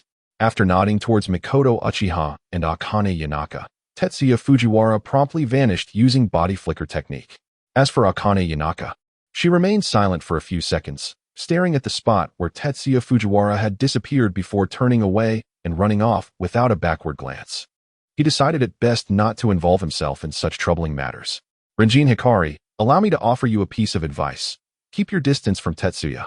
Otherwise, I shall not spare you. Once Tetsuya Fujiwara and Akane Yanaka had departed, the air between Mikoto Uchiha and Rinjin Hikari no longer required estimation. The scent of gunpowder in the atmosphere grew increasingly pungent. Mikoto Uchiha, the prodigious young woman of the Uchiha clan, questioned, "Are you threatening me?" She boldly inquired. "What exactly is your relationship with Tetsuya-kun? Are you comrades, friends, lovers, or something else entirely? If it is merely the first two, then I must apologize. Tetsuya-kun is not your possession. Until Tetsuya-kun nods in acknowledgement, I equally possess the right to pursue him." Before the Uchiha clan's Sharingan, Tokinari felt an immense pressure. Yet, deep within her heart, she understood that retreating at this moment would mean forfeiting all future opportunities. Henceforth, regardless of her actions, when confronting Uchiha Mikoto, she would always find herself at an overwhelming disadvantage. This was also knowledge imparted to her by her elders since childhood. Indeed, as you have surmised, Tetsuya and I are not lovers. However, you remain unaware of the experiences shared between Tetsuya and me. Following the events on the deserted island, Uchiha Mikoto felt that the distance between them had narrowed, not merely in physical terms, but in matters of the heart. It was a sensation that words could scarcely encapsulate. I am acutely aware that you have spent a year with Tetsuya-kun, and your shared experiences must have been filled with countless remarkable moments. This disparity is indeed something I, in my current state, cannot hope to bridge. Nevertheless, Uchiha Mikoto, do not rejoice too soon. Currently, I am also part of Team 13. In any case, I shall devise a way to equalize and even surpass these perceptions. One day, Tetsuya-kun will come to understand that I am his rightful choice. The verbal skirmish between the two temporarily reached a pause as they turned away from one another. Through this encounter, they realized that neither was easily swayed. The path ahead is destined to be fraught with turmoil. The territories of Fujiwara, Tanaka, and Usuji. It was not until Fujiwara Tetsuya returned to his room that he finally exhaled, as if the piercing gaze had finally dissipated. At long last, has this moment arrived? Although it came much earlier than he anticipated. Upon becoming the captain of Team 13, Fujiwara Tetsuya naturally acquired the authority to select missions. In the past, his true self would weigh the risks, rewards, and time consumption of a task, among various factors. This led to the instability of the kill value he had accrued, which often relied solely on mission rewards. However, that is no longer the case.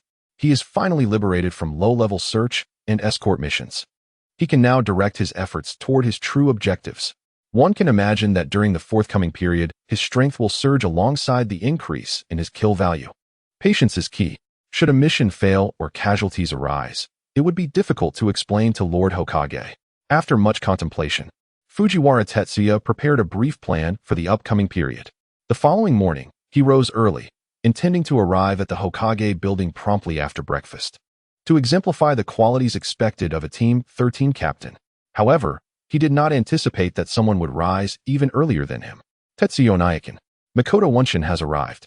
Just as Fujiwara Tetsuya was enjoying his kanji accompanied by salted fish, he was greeted by this cheerful announcement. Fujiwara Aiko rushed in, closely followed by Uchiha Mikoto, clad in a form-fitting outfit. Mikoto, what brings you here? Fujiwara Tetsuya felt a twinge of guilt as he gazed at the girl before him, suddenly finding the bowl of kanji less appetizing. I woke up early today, thinking you might still be here, so I decided to drop by. Drop by? Tetsuya's lips twitched slightly as he observed the girl who had taken a seat beside him. The Uchiha clan's estate is quite distant from where the Fujiwara, Tanaka, and Usuji clans reside, making her visit far from a mere detour. It was akin to traversing half of Konoha. Have you eaten? If not, I could fetch you a meal, he offered, though the culinary offerings of the Fujiwara, Tanaka, and Usuji clans, despite having improved significantly with Tetsuya's increased income, paled in comparison to the lavish feasts of the Uchiha clan. However, the ingrained humility from his past life compelled Tetsuya to make the suggestion. Well, thank you, Tetsuya-kun. Mikoto replied. This was perhaps the longest breakfast Tetsuya had experienced since his time on the deserted island. With Mikoto's presence, the members of the Fujiwara, Tanaka, and Usuji clans quickly finished their meals and departed, leaving only Tetsuya and Mikoto in the expansive room. Tetsuya had to force himself to avert his gaze, fearing he might succumb to the urge to swallow in her presence. Today, Mikoto appeared even more demure and enchanting than before, eliciting an involuntary desire to draw closer to her. After their breakfast, the two departed from the clan's territory, making their way to the Hokage building. Although they arrived half an hour later than anticipated, it remained within manageable limits. Shortly after Tetsuya and Mikoto's arrival, Oil Girl Kiba and Tsurun Hikari reached the Hokage building a few minutes ahead of schedule. Mikoto, Kiba, Hikari. The new journey of Team 13 is about to commence. Tetsuya observed the grand structure before him, momentarily pausing as he stepped forward with resolute determination, ready to embrace a new beginning. Perhaps due to the last A-rank mission Team 13 undertook, which disrupted the surveillance of various ninja villages in the Western nations, the western border had grown increasingly unstable. Merchant caravans heading to the Wind Country, Rain Country, and even the Earth Country frequently fell victim to banditry. Undoubtedly, there were hidden masterminds behind these incidents. This time, Team 13's mission involved investigating a case of missing goods at the border between the Fire Country and the Rain Country, near the Land of Grass. Tetsuya, ahead lies Yuminzen. According to the information provided by Lord Hokage, once we reach Yuminzen, we must locate the Jonin Inazuka at the border defense team. shadows darted swiftly through the forest. And while Tsurun Hikari's strength may not be remarkable, it was undeniable. However, the fundamental skills of a ninja are quite solid, at the very least. Despite the relentless journey thus far, none have fallen behind. Very well, Murin. I comprehend. The current border is anything but tranquil. Everyone must remain perpetually prepared for battle. Mount Yumen, a perilous peak situated in the western part of the Land of Fire, lies directly west and northwest of the Land of Rain and the Land of Grass respectively. In recent years, with the rise of Hanzo and the Rain Ninjas, the village's focus has inevitably shifted towards the Land of Rain. Hence, Mount Yumen has been established as a permanent outpost to monitor the movements of the Land of Rain. Because of a personal letter from Sarutobi Hizashi, after a brief inspection, Fujiwara Tetsuya and his 3 companions were fortunate enough to meet with the esteemed jonin of the Inazuka clan, Inazuka Ho. To my astonishment, Lord Hokage has dispatched you for youngsters? This matter is not so simple. Youngsters of Team 13, you must prepare yourselves psychologically. The issue of age is indeed a hurdle that Fujiwara Tetsuya cannot surmount at present. Increased experiences have taught him the art of disregard. Ho Jonin, since Lord Hokage has sent us, it is undoubtedly a well-considered decision. I am confident that my team and I possess the capability to accomplish this task. Nevertheless, I appreciate your warning. As rumored, you truly are an intriguing young lad. Just as Fujiwara Tetsuya lowered his head, Inazuka Ho delivered a sharp slap to his shoulder, catching him off guard with an overwhelming force that nearly knocked him off balance. Clearly, Inazuka Ho was well aware of Fujiwara Tetsuya's identity. Enough of idle chatter for now. Next, I shall divulge the latest intelligence regarding this mission. As this matter pertains to the Lord of Sakufu, our comrades in the Border Defense Unit have been particularly vigilant. Just 2 days ago, a patrol team, 10 miles northwest of the looting site, discovered certain traces suggesting those individuals were likely ninjas from the Land of Rain. However, due to their overwhelming numbers, the patrol team dared not delve deeper, and after a brief pursuit of several miles, they returned to Mount Yumen. Upon mentioning the Rain Ninjas, Inazuka Ho's demeanor suddenly turned grave. During this period of duty at the Border Defense Unit, he has palpably sensed the pressure emanating from the Land of Rain. 2 days ago, by the timeline, this infiltration team from the Land of Rain should have already returned home. Stroking his chin, Fujiwara Tetsuya pondered swiftly. If this infiltration team returned to the Land of Rain with the looted goods, then this mission, despite involving the nobility of the Land of Fire, would have to be deemed a failure. Presently, the Land of Rain and the Rain Hidden Village are undoubtedly among the most dreaded territories for ninjas from other villages. With their diminutive frames, even traversing the border of the Land of Rain, surviving 3 days would be a formidable challenge.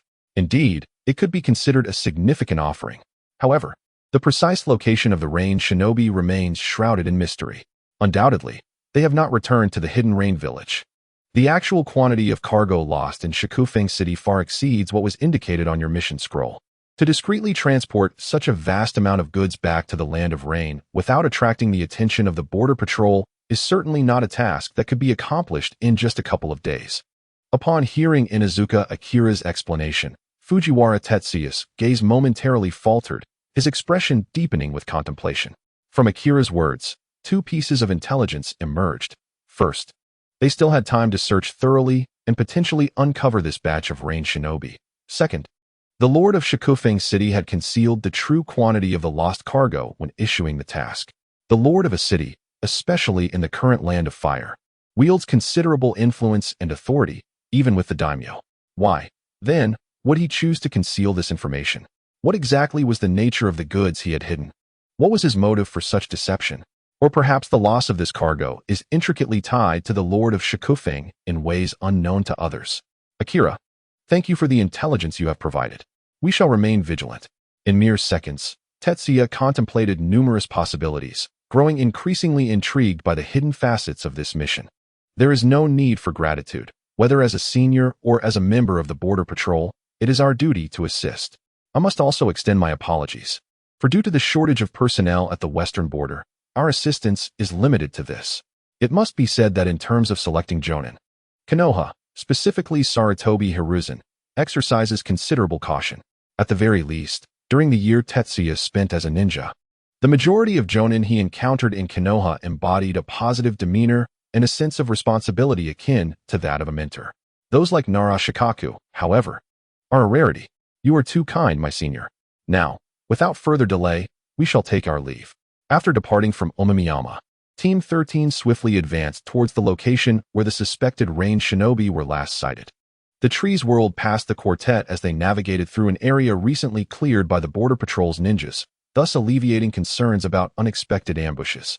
Tetsuya, this is the spot. The wheel marks along the path, though deliberately obscured, were ultimately uncovered after Tetsuya and his companions conducted a thorough investigation, revealing some traces. Moku, release your insects. The team spread out into a combat formation. The depth of the wheel marks indicated the accuracy of Inuzuka Akira's hypothesis. The pace at which these ninjas moved was slower than anticipated. After several hours of travel, the trail vanished entirely due to a suddenly appearing lake. Tetsuya, do we need to cross the lake? The lake ahead is quite expansive. Even with their Chunin abilities, traversing it completely would pose a significant challenge. If one were to construct a makeshift raft, it would undoubtedly require at least 2 to 3 hours.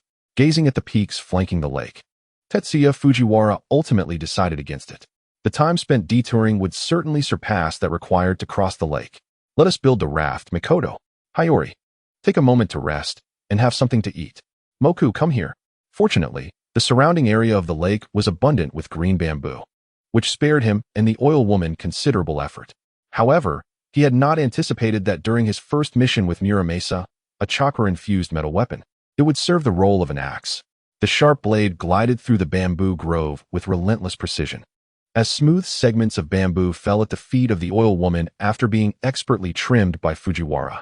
Tetsuya, your swordsmanship has become increasingly formidable. Setting aside ninjutsu, your current skill with the blade instills in me a sense of insurmountable challenge. Observing the cold glimmer emanating from the Muramasa in Fujiwara's hands, the oil woman couldn't help but glance at the kunai in her possession, letting out a long sigh before silently stepping aside. The progress on the bamboo raft exceeded Fujiwara's expectations. Thankfully, the wind direction and speed today were favorable, alleviating concerns of turbulent waters. Tetsuya, the traces of the cart have vanished. After crossing the lake, all signs of what was previously seen have completely disappeared. Despite the meticulous search conducted by Team 13 along the lake shore, no clues were uncovered. Tetsuya-kun, shall we continue our pursuit?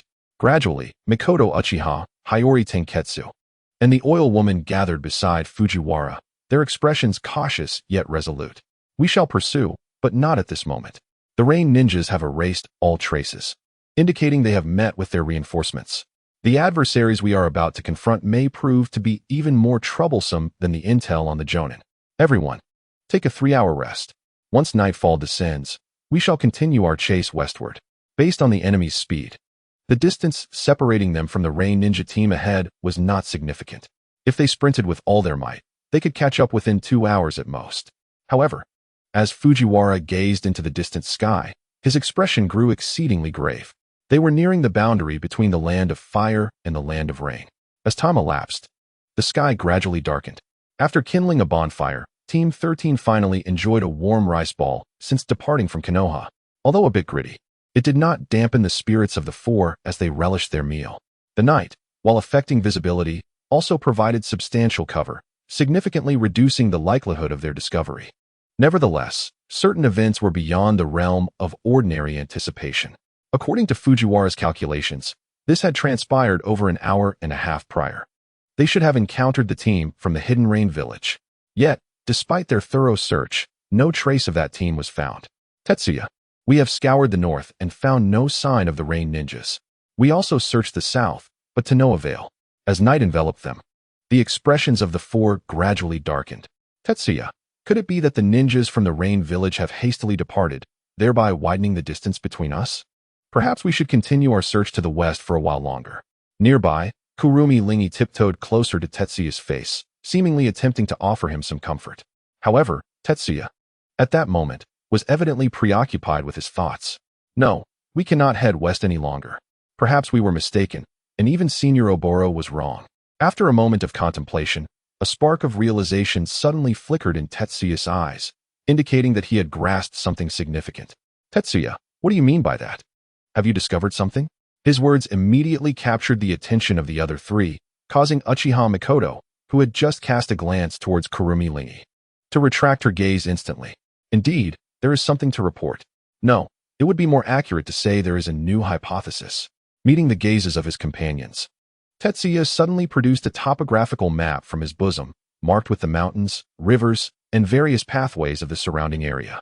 In truth, we had allowed our preconceived notions to cloud our judgment. Since we learned from Senior Oboro that the marauders of the cargo from Tsukike City were ninjas from the Rain Village, we had focused solely on the west, completely dismissing other possibilities. Tetsuya, you need not look at us, just speak your mind. Observing Tetsuya's gaze, Abure Moku was still somewhat bewildered, evidently failing to comprehend his meaning. As for Uchiha Mikoto and Kurumi Lingi, they lowered their eyes, perhaps feeling a sense of inadequacy for not being able to assist Tetsuya. Very well, I shall speak. Under the urging of Abure Moku, Tetsuya sighed in resignation. One must understand that exercising one's intellect can be quite exhausting. According to my hypothesis, the culprits behind the plunder of Tsukike City's goods are not from the Rain Village. Even if we were to pursue them to the borders of the Land of Fire and the Land of Rain, we would find no trace of them. Not from the Rain Village. But, Senior Oboro clearly stated, wait, Tetsuya, are you suggesting that someone is impersonating the ninjas of the Rain Village to plunder Tsukike City's cargo? At this moment, Uchiha Mikoto, Abure Moku, and Kurumi Lingi all exhibited a dawning realization, as if they had grasped the implications of his words. Tetsuya, we understand your point. However, who could be behind these impersonating ninjas from the Rain Village? Furthermore, what could be their motive for such impersonation? Moku, that is precisely why I wanted you to examine this topographical map. The mastermind behind this, as well as the direction we must pursue next, is concealed within this very map. Amidst the puzzled gazes of the trio, Tetsuya Fujiwara's finger pointed towards a specific location of a lake. This lake was indeed the very one they had just traversed. Behold, he exclaimed, this lake runs north to south, although there are mountains separating it after crossing the lake. Aside from the western passage, the northern area remains accessible. At that time, our focus was entirely on the western region, neglecting the inspection of the northern area. Wait, Tetsuya-kun, are you suggesting that the perpetrators who plundered the goods from Suifeng City, masquerading as Rain Shinobi, are from Kusagakure? The oil woman, although still somewhat bewildered, was met with a quick response from Mikoto Uchiha. Intelligence, it was evident, was not cultivated overnight. Indeed, Mikoto is correct. If my hypothesis holds true, the culprits are indeed ninjas from Kusagakure. The north of the lake, following the undulating mountain range, leads directly to the Land of Grass. Were it any other ninja village, I might have approached this with caution, but I possess absolute confidence regarding Kusagakure. After all, it is renowned for its opportunism during the Second and Third Great Ninja Wars, devoid of any code of conduct, driven solely by immediate gain. As for why they masquerade as Rain Shinobi, I need not elaborate further. No, that's unnecessary. The oil woman waved her hand in resignation, realizing that had this been explained earlier, she would have understood. The actions of those grass ninjas were merely a ploy to deflect blame and obscure the truth. With a unified understanding, Tetsuya Fujiwara led Mikoto Uchiha and the others swiftly back along their original path. Upon reaching the lake, they promptly veered northward, hastening their pace to recover lost time. Tetsuya. At the sound of the oil woman's call, Fujiwara's figure instantly returned, joining Mikoto and Suzune Hikari at her side. At that moment, the oil woman was crouched down, clearing away the dried twigs and leaves guided by a few insects. Upon the damp soil, several distinct wheel marks, approximately 3 fingers deep, were clearly visible. Tetsuya, it appears your deduction was entirely accurate. The goods from Suifeng City were indeed taken by ninjas from Kusagakure. As they examined the wheel marks on the ground, a glimmer of excitement flickered in their eyes. Judging by the traces, the Kusagakure team had likely departed not long ago. There was still ample time to pursue them. However, Tetsuya cautioned, until we ascertain the number of ninjas from Kusagakure, no one is permitted to act rashly. Mikoto Uchiha, Suzune Hikari, and the oil woman seemed to grasp the gravity of the situation they were about to face, their expressions growing considerably more serious. Meeting Fujiwara's gaze, they nodded gravely. As dusk faded with the rising sun, the dense forest nearby remained shrouded in mystery. Several grass ninjas clustered around more than a dozen carts, steadily advancing toward the Land of Grass. As the sunlight dispersed, The moisture lingering in the mountains and forests seemed to diminish slightly, prompting many grass ninjas, who had endured a sleepless night, to yawn languidly during their breaks from driving the carts. Lord Wumo, if we successfully transport this cargo back to the village, you shall undoubtedly receive the chief's esteemed attention. At that time, ascending to higher ranks should not pose a challenge. We hope you will remember our past camaraderie and extend your support to us. At the forefront of the convoy, several grass ninjas surrounded a man, showering him with flattery. This man, known as Wumo, was the mastermind behind the plunder of goods from Shufeng City and a high-ranking ninja of the grass-hidden village. This matter is not as simple as you perceive. Although we have indeed reaped substantial rewards while casting aspersions on the Rain Ninja Village and diverting the attention of the Leaf Village ninjas, this affair was ultimately prearranged between the chief and that individual, which is why our task has been so effortless. There will be rewards. But as for promotions to higher ranks, with my current qualifications, I am still far from that goal. Gazing at the ninjas beside him, Wumo's expression shifted, and he suddenly shook his head. Remember, do not speak of these matters again in the future. If such words reach the ears of those with ulterior motives, even I would be unable to save you. The upper echelons equate to power. While power is undeniably alluring, one must prioritize survival above all else. We understand.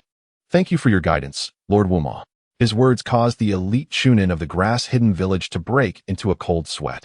After exchanging furtive glances, they lowered their heads in unison. Tetsuya, the grass ninja's team is just ahead. According to the intelligence relayed by the insects, it aligns with our previous speculations. Indeed, there is a Jonin-level powerhouse among their ranks, but fortunately, there is only one. The number of Chunin and elite Chunin ninjas is approximately 10, while the ranks of Jinin total 37. Gently stroking the black beetle at his fingertips, Oil Girl Murin's deep voice gradually resonated in the ears of Fujiwara Tetsuya and his companions. 1 Jonin, 10 between Chunin and elite Chunin, he whispered, resolutely disregarding the Jinin. However, considering the strength of Team 13, emerging victorious from this battle would not be a trivial matter. There was a significant risk of casualties, and failure was a looming threat. Should they engage in battle or retreat and inform Lord Hokage of everything here? As Fujiwara Tetsuya pondered, wavering between the choices of fighting or retreating, Uchiha Mikoto and Oil Girl Murin had already placed a hand on his shoulder. Tetsuya, let us proceed. After all, we are no longer the individuals we once were. Following the mission on Mist Island, in the unseen corners where Tetsuya could not perceive, both Oil Girl Murin and Uchiha Mikoto had been tirelessly training, striving to become stronger. Perhaps today's encounter, it is precisely the moment for them to test the fruits of their training. Very well, let us commence. Let us vanquish this group of grass ninjas. Faith, such a powerful force, is indeed contagious. Moreover, Tetsuya Fujiwara has never been one to relinquish hope easily. He did not retreat, even in the face of mist ninjas. So why should he falter against mere grass ninjas? In that fleeting moment of raising his gaze, Tetsuya Fujiwara allocated all his killing intent to the water mirror technique. To restrain or swiftly defeat that elite Jonin from the hidden grass village is undoubtedly the key to their victory. Notification: killing intent allocation complete. Host panel synchronously updated. Host: Tetsuya Fujiwara strength, elite Chunin, 128910000, bloodline limit, none ninjutsu, lightning release. Kirin, 11,000 beginner. S, Konoha style swordsmanship, 1630500 mastery. A, lightning release. Chidori, 4285000 mastery. A, water release, water mirror technique, 1136300 advanced. A, water release, water break wave, 1293000 advanced. A, water release, great waterfall technique, 1753000 advanced. A, water release, water dragon bullet technique, 436500 intermediate. B, water release, Waterfong bullet, 103500 intermediate. B, water release, water barrier, 493,500 intermediate. B, water release, water dragon whip, 931000 advanced. B, lightning release, lightning beast tracking fong, 671000 mastery. C, lightning release, body flicker, 172500 advanced. C, water release, water clone technique, 449500 advanced. C, water release, water prison technique, 201 1000 Mastery. C. Body Flicker Technique, Advanced. D. 3 Body Technique, Advanced. E. Killing Intent. 0 In the face of the numerous grass ninjas, the selection of tactics is of paramount importance. Were it not for the burden of their cargo, 2 great waterfall techniques would undoubtedly alleviate significant pressure from Team 13. However, they cannot afford such a luxury. Mikoto. We must survive. As the embodiment of combat prowess among the team, Tetsuya Fujiwara and Uchiha Mikoto naturally became the vanguard of the assault. Tetsuya Fujiwara's focus was on the Ten Chunin and Elite Chunin, while Uchiha Mikoto's role was to assist Tetsuya Fujiwara by creating water clones with the water mirror technique to delay the Elite Jonin from the grass village. Strike! As the grass ninja squad traversed through the dense shadows of the forest, Tetsuya Fujiwara finally issued the command to attack. In an instant, over a dozen kunai, each bearing explosive tags, sliced through the air and embedded themselves into the oncoming convoy. Enemy attack. The reaction of the grass ninja was swift. Yet the direction indicated by the kunai was not aimed at the Chunin, but rather at the lower-ranking ninjas acting as drivers and laborers. Within mere seconds, deafening explosions resounded, accompanied by the agonizing struggles and wails of the young boys and girls, shattering the tranquil forest. As the technique of the magical netherworld appeared, Uchiha Mikoto's dual tomo spun rapidly, ensnaring numerous lower-ranking grass ninjas in a large-scale, low-level illusion. The Konoha-style swordsmanship, Divine Slash, unleashed a terrifying arc of light. In this moment, amidst the swirling smoke, the solidity and sharpness of the fog bullets are unparalleled. Truly the most remarkable sight that Tetsuya Fujiwara has ever encountered in his lifetime. Empowered by the technique of instantaneous movement, each turn he makes claims the lives of 1 or 2 lower-ranking ninjas from the grass village, blocking their path and gazing at the smoke rising from the nearby explosion. The expression on Yuma's face darkens ominously. Just a moment more, and they could have returned to the grass village securely. Why now? Is it the border patrol from Konoha, or reinforcements sent by the Leaf Village? At this moment, Yuma can no longer ponder how his flawless framing scheme has been uncovered. With a furious roar, he unsheaths the katana at his waist and charges into the smoke. With the combined might of 3 mid-ranking grass ninjas, a howling tempest erupts, swiftly clearing the smoke produced by the explosion. At this instant, everything concealed within the fog is laid bare before Yuma and 10 elite mid-ranking grass ninjas. The once even road is now a scene of devastation, littered with craters of varying sizes along its sides. In the center of the convoy stand 4 young ninjas from Konoha, 2 boys and 2 girls. Beneath their feet lies a multitude of corpses of lower-ranking grass ninjas. Not far off, a swarm of unfamiliar insects feasts upon a few bodies still clinging to life, their crunching sounds adding to the terror of the scene. Even the mid-ranking ninjas from the grass village cannot help but feel a chill at this horrifying sight. 37 lower-ranking ninjas have perished in mere seconds. Is this truly something that a mere 4 children could accomplish? Damn it, the kids from Konoha must pay. They all must die. Attack. Eliminate them all. In this moment, Yuma's heart bleeds as he realizes that 37 lower-ranking ninjas have been lost. Following the plan, Tetsuya Fujiwara quietly instructs as he advances toward the rushing figures ahead. Be careful, Mikoto. From behind, Abure Muijin cannot help but offer a cautionary word to Tsumuji Hiyori as they charge into the fray. Tetsuya, don't worry. I'll hold off the Jonin from the grass village. I will survive. As her gaze shifts, Uchiha Mikoto's left hand reaches for a kunai at her waist, a weapon transformed from Tetsuya Fujiwara's water clone. At the opportune moment, she will unleash the water mirror technique against the Jonin from the grass village. The battle rages on. In a heartbeat, Tetsuya Fujiwara intercepts 6 grass ninjas, leaving the remaining 4 to be dealt with by Abure Muijin and Tsumuji Hiyori. Just as Yuma is about to make his move, Mikoto steps forward to confront him. The 2 figures clash rapidly through the forest, and in that moment of engagement, the disparity in strength between a Jonin and a Chunin becomes evident. Is this a child of the Uchiha clan? Those eyes, quite impressive indeed.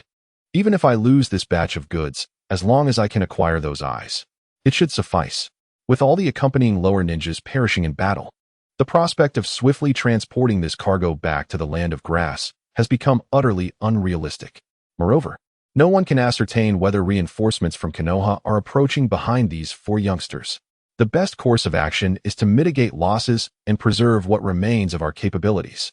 As the shockwave sent forth from the attack reverberated, Uchiha Mikoto's hands moved with remarkable agility, conjuring a searing fireball that successfully thwarted the pursuit of No-Mo. The Uchiha clan's great fireball technique, if I were not familiar with its nature, could indeed pose a significant challenge at such close quarters.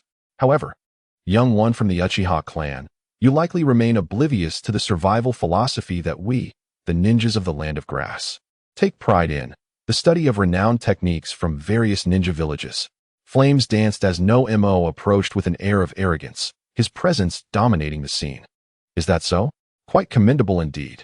A flippant voice echoed forth, emanating from Fujiwara Tetsuya's water clone, which had been deliberately misfired during the earlier skirmish. Landing behind No-Mo. A clone? Do the youngsters from Konoha presume that a mere chunin and a water clone could vanquish us? Those insufferable children. Have they underestimated the might of No-Mo? Perhaps the unfolding events had deviated from No-Mo's expectations, or perhaps he truly felt the sting of contempt. As he let out a low growl, a terrifying chakra materialized around him. Has he entered a state of berserk? Truly, he is a mastermind behind the scenes. I knew it would not be resolved so easily. The water release, water mirror technique. A pristine mirror formed as Fujiwara Tetsuya's water clone emerged abruptly. In that reflective moment, a water clone resembling No-Mo gracefully appeared before him. Yet, Fujiwara Tetsuya's water clone, having exhausted its chakra, dissolved into a puddle. The water mirror technique. What sort of ninjutsu is this? Those insufferable little brats. Do they think that simply mimicking my appearance with some ninjutsu grants them my strength? Very well. Allow me to demonstrate the terror of my prowess. As a secret technique of the Hidden Mist Village, the confidentiality surrounding the water mirror technique is evidently well maintained. At least it has not become commonplace. This is also tied to the geographical positioning of the Land of Water and the Land of Grass. The fire release, ghost lantern technique.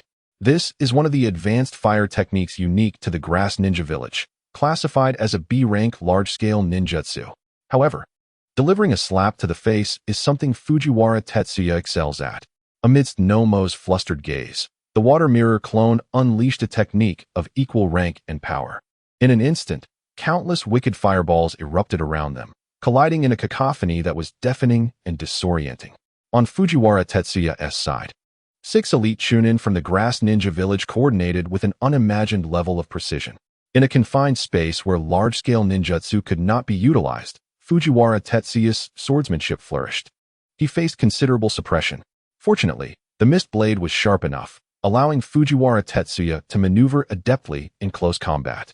Seizing the opportunity during the retreat after a strike with the lightning release, Chidori, Fujiwara Tetsuya finally awaited the long-sought chance for battle. Amidst the shriek of Chidori, his right hand pierced directly into the chest of an elite chunin from the Grass Village. At the instant Fujiwara Tetsuya withdrew his hand, bright crimson blood, mingled with fragments of flesh and bone, splattered onto the muddy ground. Damn it! Ishitaro, witnessing the fall of his comrade. Several grass ninjas around him were instantly engulfed in murderous intent. With a roar, they united in their assault against Fujiwara Tetsuya. What a headache! The sensation of being bound and restrained is truly discomforting. With a sweeping glance across the faces of the 5 grass ninjas, Fujiwara Tetsuya let out a quiet sigh. Mukin, Hiyori, hold on for a moment. I will deal with them swiftly and return as soon as possible. After a brief hesitation, Fujiwara Tetsuya resolved to find a way to quickly eliminate these 5 grass ninjas. Grasping the mist blade once more, he maneuvered to restrain the 5 grass ninjas while diverting towards the eastern thicket. With Fujiwara Tetsuya's departure, the pressure on Ninja Mukin surged dramatically. It was not merely the stress of battle, but also the psychological burden. After all, Suin Hiyori had only recently advanced to Chunin. Lacking the support of a bloodline limit and clan secret techniques, she could barely maintain a relatively equal footing against 1 grass Chunin, let alone 2. A moment's carelessness could cost her life. Thus, the overwhelming pressure soon fell upon Ninja Mukin, leveraging the secret techniques of the Ninja clan. And with an ample supply of chakra, Ninja Mukin managed to maintain a relatively balanced state. However, chakra is a resource that can be depleted, especially in the midst of such intense combat. In the nearby mountains and forests, after assessing the terrain and the expansive reach of large-scale ninjutsu, Fujiwara Tetsuya swiftly sheathed the mist blade. In a backward flight, His hands moved rapidly to form seals. Water release. Water-severing wave unleashed a torrent of water, akin to a volcano long suppressed. The terrifying force cleaved through one grass ninja at the waist. Although the remaining 4 managed to evade in time, they were still affected to some degree. Witnessing the ravaged forest from the water-severing wave and the severed remains of their comrade, fear flickered in the eyes of the 4 grass ninjas. Exceptional swordsmanship, superb tactical skills, and the mastery of high-level ninjutsu like lightning release and water release. Damn it! Is this truly a ninja cultivated by Konoha? At such a young age, he wielded such formidable ninjutsu. Time was of the essence for the 4 from the grass village. They had to fight for their lives. Water release, great waterfall technique, lightning release, lightning bolt. Though Fujiwara Tetsuya's control over lightning release and water release still could not rival that of Sarutobi Hiruzen in executing combined ninjutsu. As long as his seal formation speed kept pace, he would prevail. Yet it unleashed a power beyond imagination. The terrifying torrents surged with relentless waves, akin to a sudden mountain flood, sweeping away countless stones and timber, evoking a sensation akin to the earth shaking beneath one's feet. Damn! Is this little brat a monster? Gazing at the deluge pouring forth, the 4 grass ninjas gulped nervously, showing no hesitation as they frantically fled into the distance. However, the opportune moment for releasing ninjutsu had been meticulously observed by Fujiwara Tetsuya. How could one evade the slanting torrent so easily? In a mere span of 10 seconds, the 4 grass ninjas were successively engulfed by the flood, followed closely by the surging lightning. My apologies. I mentioned I was pressed for time. The tumult caused by the great waterfall technique is not so easily quelled. Following the terrain, it continued to spread further away. Fujiwara Tetsuya soared above the sparse trees in this area, surveying the site where the 4 grass ninjas had been concealed. Without a moment's pause, he hurried towards the location of the convoy. As for confirming life or death, the system would handle it. There was no need for concern. Ding. Congratulations, host, for slaying a chunin and earning 73 points of killing value. Ding. Congratulations, host, for slaying a chunin and earning 79 points of killing value. Ding. Congratulations, host, for slaying a chunin and earning 62 points of killing value. Ding. Congratulations, host, for slaying an elite chunin and earning 93 points of killing value. Not far from the battlefield, Fujiwara Tetsuya's water mirror clone had unknowingly exhausted its chakra, becoming nothing more than a puddle in the eyes of the unsuspecting Yumo. Yet, before Yumo could catch his breath, the distant mountains and forests began to tremble violently, as if a mountain flood was tilting. In any case, though the cause remained unclear, an overwhelming sense of urgency surged within Yumo, as if failure to depart swiftly would result in death. You little brat of the Uchiha clan, your greatest trump card has dissipated. Do not struggle in vain. Surrender those eyes to me. Suppressing the panic within, Yumo fixed his gaze upon Uchiha Mikoto ahead. With a steely glint in his eyes, after much hesitation, he resolved to bring the Sharingan back for his report.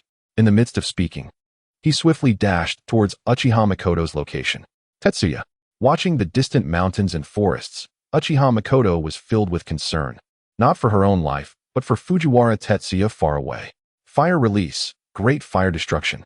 Earth release, earth flow wall. Uchiha Mikoto's fire ninjutsu was entirely intercepted by Yumo's earth ninjutsu at a critical moment. In just a few fleeting seconds, Yumo seized the opportunity amidst the clash of fire and earth, appearing just a few meters away from Uchiha Mikoto. Little brat, prepare to meet your end. The terrifying flash of the blade conjured a fierce whirlwind, sending the kunai from Uchiha Mikoto's hand flying into the air. After tracing several arcs, it fell helplessly to the ground. As for Uchiha Mikoto, under the weight of such terrifying power, she was hurled several meters away. Her fragile body was slashed by the sharp stones beneath her, leaving multiple wounds. The vivid crimson fluid gradually stained Uchiha Mikoto's garments a captivating shade of wine red. Is this where it ends? Due to the blood loss, her vision began to blur. The Sharingan, too, forcefully closed due to the chaotic chakra. All that remained was the sound of almost maniacal laughter ringing in her ears. Indeed, as the rumors suggested, the women of the Uchiha clan are rare beauties. To possess such grace at such a tender age is truly remarkable. In just a few years, she would undoubtedly rival the most renowned courtesans in the grand cities. What a pity. Little one, your path as a ninja, your life, ends here. Gazing upon the unconscious Uchiha Mikoto, Unmo's tone was filled with sentiment. Yet, a seasoned jonin like Unmo, who had faced countless life-and-death missions, was not easily swayed by the current state of Uchiha Mikoto. After a whispered reflection, the ninja blade in Unmo's hand slowly descended towards her. "Hey, you scoundrel from the grass village. What do you intend to do to my beautiful, gentle, and lovely companion?" At the critical moment when the blade was about to fall, Fujiwara Tetsuya appeared behind Unmo, exuding an aura of coldness as his misty weapon pressed against Unmo's waist. "A brat from Konoha, is it?" One after another, just a bunch of bothersome individuals. Feeling the blade at his waist, Unmo paused momentarily, his expression shifting before darkening once more. "No, that statement should be mine. A pack of trash from the land of grass. Instead of staying docile in your own territory, you dare to cause trouble in our land of fire, in the very place protected by Konoha. You grass shinobi certainly have some nerve. All right, Mr. Grass Shinobi. I advise you to drop your weapon. After all, if I were to fumble even slightly, it might cost you the happiness of your remaining years." A glance at the unconscious Uchiha Mikoto revealed a flicker of compassion in Fujiwara Tetsuya's eyes. However, as he looked up, that feeling was swiftly replaced by an overwhelming aura of murderous intent. If it weren't for his concern that Unmo might harm Uchiha Mikoto, he would have already risked everything to dismantle Unmo piece by piece. "You don't need to threaten me, Konoha brat. You still lack the finesse to play mind games with me. If I were to drop my blade, the best outcome would merely be to be imprisoned in Konoha. Growing old there. Such a conclusion is certainly not what you, Lord Unmo, desire. If you wish to keep your companion safe, I suggest you step back. I can assure you that I will return to the grass village and will not trouble you again." Both Fujiwara Tetsuya and Unmo were not fools. They were acutely aware of the current circumstances. The first to yield would lose the initiative and fall into an utterly passive situation. It seems that reasoning has failed. Very well, I shall propose another condition. We simultaneously discarded our ninja tools.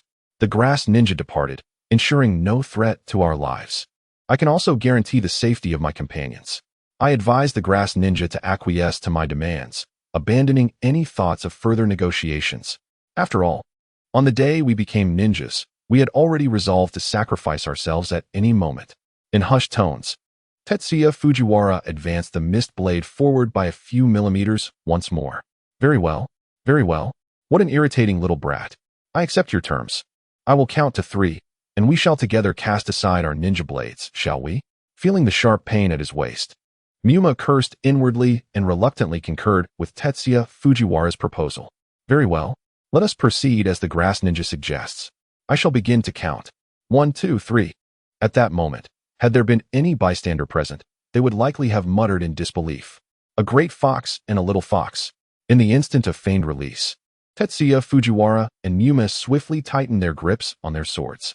As they withdrew, they each struck towards one another. Clang! A terrifying shockwave spread with the clash of blades. In the contest of strength, Tetsuya Fujiwara found himself at a considerable disadvantage.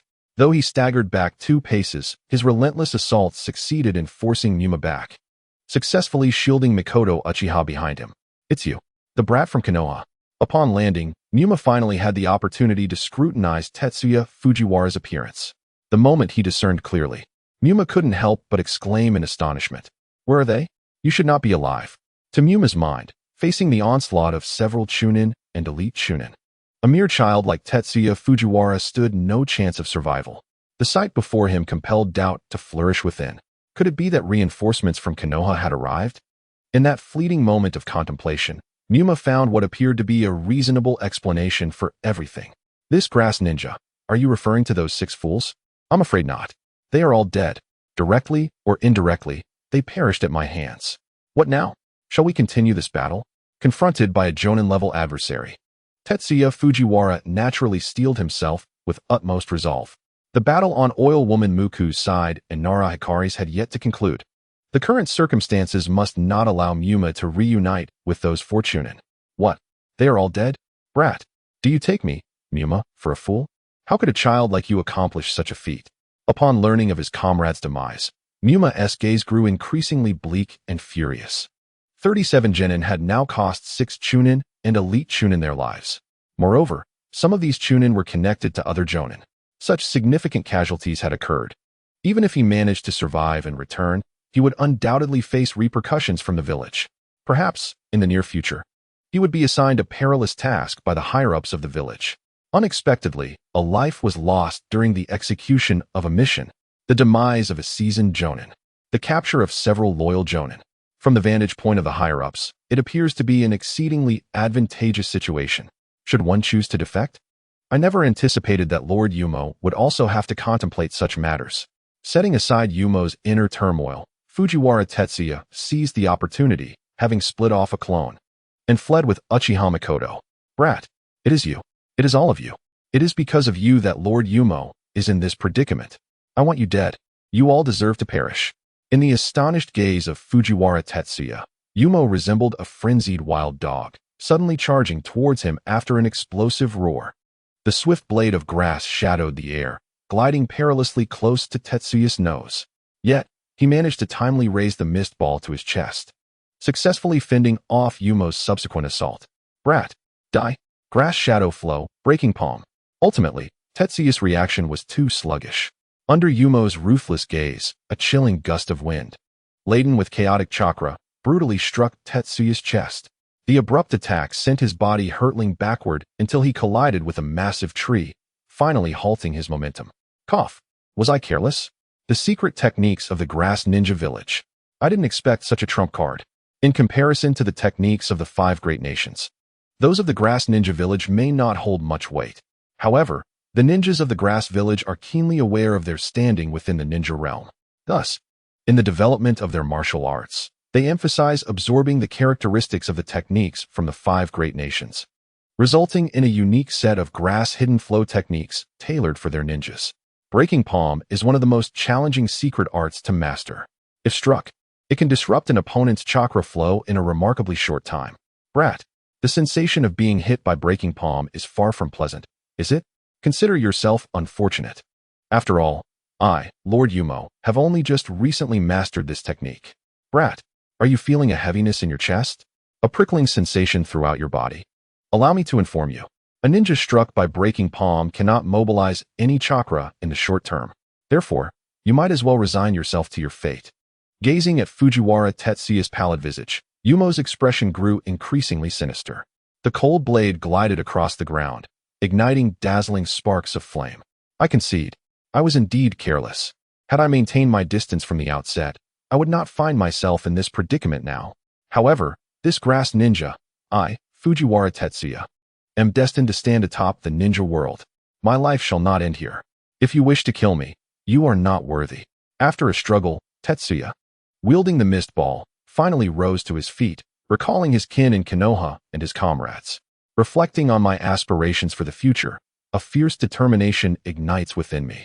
In this world, who has not faced the brink of despair? True strength lies in unwavering commitment to one's path, regardless of what lies ahead. One must forge ahead, severing all obstacles in their way. The Leaf Village sword technique descends, and in the moment of an enraged roar, the figure of Tetsuya Fujiwara rushes forth with unparalleled speed, charging towards the implacable Momo. Although his chakra remains dormant, he still wields the mist ball, which is sufficient. Unbeknownst to him, dark clouds begin to gather in the tranquil mountain forest. From the distant depths, the ominous rumble of thunder echoes intermittently. The battle rages on. Meanwhile, within the convoy, the oil user, Muki, exhausts every ounce of strength to take down an opponent, yet finds his chakra significantly depleted. Now, alongside the skilled Shizun, they barely manage to counter the assaults of 3 Chunin from the Grass Village. Without external intervention, defeat is merely a matter of time. The divine strike of the Leaf Village sword technique remains out of reach for Fujiwara Tetsuya, as his chakra is restrained. Nevertheless, even in this exchange of injuries, he maintains a relative balance and gradually gains some initiative amidst Momo's relentless fury. The clash of blades resounds sharply through the forest, due to the disparity in height. As Fujiwara bends to evade Momo's grass-hidden sword slash, he lands a strike on Momo's abdomen. In an instant, a torrent of blood sprays forth like an unbridled fountain, drenching the ground below. How could this be? The illustrious Momo, vanquished by a mere child? At this juncture, both Fujiwara and Momo are utterly exhausted, relying solely on their indomitable willpower. Fujiwara's unexpected strike not only delivers a grievous blow to Momo's body, but, more critically, shatters the unwavering belief in his own victory. The collapse of this conviction sends the severely wounded Momo spiraling toward the end of his life. Coughing, this grass ninja, no, rather, this esteemed Jounin Momo, I acknowledge your strength, yet your vision remains woefully narrow. The world of ninjas is far broader than you can fathom, harboring countless unknowns that lie buried. What may seem abnormal is often the most ordinary occurrence. Just as you perceive me, Fujiwara stands over the fallen Momo, unyielding and vigilant. Their battle has concluded, yet the ambush remains unresolved. Ah, Jounin Momo, before I guide you to the Pure Land, there is something I wish to impart. True strength is meant to be surpassed. Farewell. As the Jounin of the Grass Village and the orchestrator of the caravan's plunder, Momo undoubtedly understands the ramifications of this heist, even matters within the village of Grass. However, from a perspective of value assessment, a living Noemo possesses far greater worth.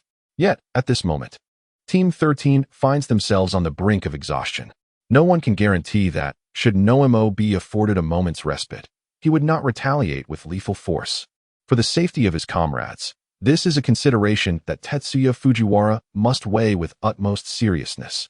Moreover, as long as they can transport Noemo's corpse back to Mount Yumen in the swiftest manner possible, preserving it through special means before returning to Konoha, they are bound to uncover something of significance. The cold blade sliced through the air, and in the midst of Noemo's terrified gaze, the life of this grass ninja Jonin drew to a close. Ding! Congratulations, host. You have slain one Jonin and acquired 276 points of kill value. From the depths of the sky, as Tetsuya Fujiwara turned, a sudden rumble of thunder erupted, followed by a torrential downpour cascading from above. Sensing the refreshing breeze, Fujiwara paid no heed to Noemo's lifeless body, hastening towards Yuya Muki and Zenkai Hikari with the mist ball and Noemo's unique ninja blade in hand. Upon Fujiwara's arrival, the remaining 3 Chunin of the Grass Village could not help but feel a surge of panic. It was then that they realized, somehow, the sounds of battle surrounding them had completely ceased. Where are our comrades? Where is Lord Noemo? After distancing themselves from Yuya Muki and Zenkai Hikari, the 3 Grass Chunin fixed their gaze upon Tetsuya Fujiwara. The anxiety they felt was starkly evident before the eyes of Team 13. Noemo is indeed dead. Likewise, your comrades have perished as well. You should recognize this ninja blade, correct? Casting his gaze towards the 3 Chunin not far away, Tetsuya Fujiwara slowly approached Yuya Muki and Zenkai Hikari. Upon confirming their safety, the lingering worry in his heart dissipated entirely. In a swift motion, he turned and cast Noemo's ninja blade at the feet of the 3 Grass Chunin. This is Lord Noemo's weapon. How can this be possible? Like Noemo, they were incredulous until the very end, unable to fathom that Fujiwara could achieve such a feat. Nothing is impossible. Gentlemen of the Grass Village, it is now time for you to make your choice. Will you remain and continue fighting us to the bitter end, risking mutual destruction? Or will you take Noemo's blade and return to the village of Grass to report? In order to avoid revealing any vulnerabilities, Tetsuya Fujiwara exerted every effort to maintain his current momentum. With a sharp utterance, the mist ball in his hand gradually pointed forward. Damn it! Though they could not comprehend how Noemo had met his demise, they were acutely aware that, trapped within the borders of the Land of Fire and facing an equal number of foes, a fight to the death was far from the wisest choice. We shall take Lord Noemo's blade and depart. After a few seconds of deliberation, the eldest among the 3 Chunin clenched his teeth, ultimately reaching a decision. Are we leaving? After the departure of the 3 Grass Ninjas, Fujiwara Tetsuya remained unwaveringly vigilant. It was not until several seconds later that Oil Woman Moku cast him a determined glance. In that instant, Tetsuya's spirit abruptly faltered, and he collapsed onto the ground. Tetsuya-kun. Upon witnessing his transformation, both Oil Woman Moku and Tsunejiri Hiyori's expressions shifted dramatically. Only then did they notice the multitude of wounds adorning Tetsuya's body. Tetsuya-kun, please bear with it. I will tend to your injuries. No, Hiyori, do not waste your chakra on me. I am fully aware of my condition. I am fine. I merely need to rest. Go. Save Mikoto. She has sustained grave injuries from Wuma. I instructed my water clone to take her southward. Moku, you must accompany Hiyori. No matter what, ensure Mikoto is rescued. At that moment, Tetsuya seemed to grasp the immense pressure Tsunade had been shouldering, compelling the higher echelons of Konoha to diligently cultivate medical ninjas. Mikoto, At this juncture, Oil Woman Moku and Tsunejiri Hiyori finally directed their attention towards Uchiha Mikoto. Regardless of the private matters between Hiyori and Mikoto, they were ultimately comrades, unified by their village. Tetsuya, you cannot undertake this alone. Moku's expression was still rife with hesitation. Fear not, I have yet to reach my limits. Now, in the name of the captain of Team 13, I command you to immediately search the southern region for Chunin Mikoto. Ensure her survival at all costs. Furthermore, upon locating Mikoto, you must promptly head to Yaminzen and inform Jonin Ryo of the situation here. Please request the senior members of the border defense team for assistance. These supplies are what we fought tirelessly to acquire and must not be left behind. The carriages carrying the goods had suffered catastrophic losses in the initial battle, with most perishing due to explosive tags, and only a scant few remained, having been knocked unconscious and fortunate to survive. However, given the scale of the situation, relying solely on Team 13 to transport everything back would be nothing short of absurd. The strength of the border defense team was an absolute necessity. Understood, Tetsuya? No. I should say Captain. Under Fujiwara Tetsuya's resolute gaze, Moku's eyes momentarily faltered. Yet, after several seconds of hesitation, she acquiesced, vanishing into the southern thickets alongside the tearful Hiyori. Finally, I can catch my breath.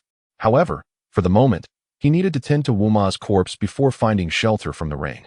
Drenched by the torrential downpour, Tetsuya's clothing was thoroughly soaked, and the biting chill compelled him to stifle a few sneezes. After several attempts to navigate, he ultimately stumbled upon a large animal den nestled within the right side woodland. Yet, perhaps due to the earlier battle, the surrounding wildlife had long since scattered in fright. Although the flavor was somewhat lacking, it excelled in providing shelter from the elements. Gazing down, Fujiwara Tetsuya beheld the utterly motionless, cold body of his adversary. He inhaled sharply, gradually shifting his focus to the spoils of battle. In the recent confrontation, he had successfully vanquished 27 lower ninjas, 6 mid-ranking ninjas, and 1 upper ninja, accumulating a total of 297 points in killing value. It was undeniable that as his strength grew, so too did his insatiable appetite for killing value. The harvest of such value began to feel increasingly inadequate. System, allocate all my killing value to my strength template. After much deliberation, Fujiwara Tetsuya ultimately resolved to prioritize his own survival. The enhancement of his abilities provided not merely an increase in combat prowess and chakra, but also subtle benefits such as stamina, endurance, flexibility, bone density, and that elusive vitality which still felt intangible to him. All of these improvements were potentially life-saving at this juncture. Ding. Killing value distribution complete. Host panel synchronously updated. Host, Fujiwara Tetsuya Strength. Elite Mid-Ranking Ninja. 2586100000. Bloodline Limit. None Ninjutsu. Lightning Release. Kirin, 11,000 Beginner. S. Konoha Style Kenjutsu. 1642500 Mastery. A. Lightning Release. Chidori, 4295000 Mastery. Water Release. Water Mirror Technique. 1137300 Advanced. A. Water Release. Water Severing Wave. 1303000 Advanced. A. Water Release. Great Waterfall Technique. 1763000 Advanced. A. Water Release. Water Dragon Bullet Technique. 43650 Intermediate. B. Water Release. Waterfong Bullet. 103500 Intermediate. B. Water Release. Water Barrier Technique. 49350 Intermediate. B. Water Release. Water Dragon Whip. 931000 Advanced. B. Lightning Release. Lightning Beast Tracking Fong. 671000 Mastery. C. Lightning Release. Earthwalk. 173500 Advanced. C. Water Release. Water Clone Technique. 45150 Advanced. C. Water Release. Water Prison Technique. 201100 Mastery. C. Body Flicker Technique. Advanced. D. 3 Body Technique. Advanced. E. Killing Value. 0. The thunder outside the cave continued to rumble incessantly. Despite feeling somewhat fatigued, Fujiwara Tetsuya was devoid of any inclination to sleep, quietly observing the distant droplets of water. South of the battle site, Yaninja Moku and Torin Hikari searched diligently, only discovering the traces of Fujiwara Tetsuya's water clone and Uchiha Mikoto as they neared a nearby lake. Upon seeing the two approach, Fujiwara Tetsuya's water clone finally breathed a sigh of relief, uttering a brief instruction before dissipating into countless streams of water, clearly having reached its limits. Hikari, use your medical ninjutsu to treat Mikoto first. I will procure a raft to cross the lake. After Ninja Moku departed, Torin Hikari's gaze gradually settled upon Uchiha Mikoto, whose complexion was pallid, her body marred by numerous wounds that numbered no less than a dozen. She looked upon the unconscious girl with concern. Zhuanqin Lingyi's eyes flickered, and after a moment of hesitation, she came to a halt. You are fortunate. If it weren't for Lord Tetsuya's instruction, I would never have saved you. An hour later, Murin returned to the location where Zhuanqin Lingyi and Uchiha Mikoto had taken refuge after finding the bamboo raft he had previously crafted. Following Zhuanqin Lingyi's initial treatment, Uchiha Mikoto's injuries had been stabilized. However, true recovery would evidently require some time. Thank you for your efforts, Lingyi. The bamboo raft is ready. We shall cross the lake immediately. After Team 13's departure, Inuzuka-ro took special care to ensure that the patrolling squads kept a vigilant watch on their situation. Whether it was Tetsuya, the esteemed Chunin, or Zhuanqin Lingyi, a member of the Hokage's advisory family, or the talented Uchiha Mikoto and Murin, both scions of their respective clans, they all represented the future flame of Konoha. Yet, gazing upon the thick clouds in the distance, Inuzuka-ro's expression gradually darkened. Lord Ro, the members of Team 13 have returned. As Inuzuka-ro pondered, an elite Chunin of common descent approached from outside. They're back. At this, Inuzuka-ro's countenance brightened, and he quickly followed the elite Chunin outside. In approximately 10 minutes, Inuzuka-ro personally led the way, accompanied by 3 elite squads composed of Jonin and Chunin, departing from Wuming Mountain at great speed towards the northwest. Tetsuya, you must return safely. Though Murin and Zhuanqin Lingyi had not sustained injuries, they were still placed on beds by the medical ninjas of Wuming Mountain, lying side by side with Uchiha Mikoto in the warm wooden infirmary. At this moment, all they could do was convert their concerns for Tetsuya into gazes cast upward. As time passed, the rain began to subside, and the thick clouds were dispersed by a gentle breeze. Gazing at the moonlight outside the cave, Tetsuya, carrying Mistmaru, stepped out of the cave with a leisurely stride. After a prolonged rest, he was now able to utilize chakra once more, no longer needing to be as cautious as before. Indeed, he remained curious about the cargo being transported to Shikofeng City. On the several carriages ahead were valuable items commonly seen, as well as specialties from the land of fire that Tetsuya had only heard about in rumors. However, upon opening the middle carriages, his expression changed dramatically. Explosive tags, unknown scrolls, and a plethora of ninja tools filled 5 entire carriages. No wonder the wheel tracks left on the mountain path were so deep. The lord of Shikofeng City had such audacity. Was he secretly trafficking these items, or was he deliberately mixing them in to send to the grass ninja village? The truth lay hidden within the mind of Mumu, and at this moment, Tetsuya could only hope that the border defense team would act swiftly. Perhaps this A-rank mission would take a turn. It is destined to evolve into a monumental event involving the upper echelons of the land of fire. The scrolls are sealed with corresponding techniques. Even if Fujiwara Tetsuya is filled with curiosity, he can only watch anxiously. After circling a few times in the chilling mountain breeze, Fujiwara Tetsuya must return to the cave where he temporarily took refuge. In the early morning, the sky is shrouded in mist. Inuzuka Kage, accompanied by 3 small teams, has finally arrived here. Although the rain has washed away the foul stench of blood, it cannot move the cold bodies that lie scattered about. Thus, the scene before them is still profoundly impactful to some of the Chunin. Could it truly be the work of those young ones? Gazing at the numerous corpses of the grass shinobi strewn across the ground, several Konoha Chunin cannot help but draw a sharp breath. Tang, Haoki, you 2 take your teams and clean up the battlefield here. Remember to clear away all traces of the nearby conflict. Yuzu, you follow me to find Captain Tetsuya. Indeed, Captain, a person's standing can fluctuate based on their strength. At this moment, Inuzuka Kage places Fujiwara Tetsuya at an appropriate stature. Yes, the Inuzuka clan is indeed adept at reconnaissance, with the assistance of their ninja dogs.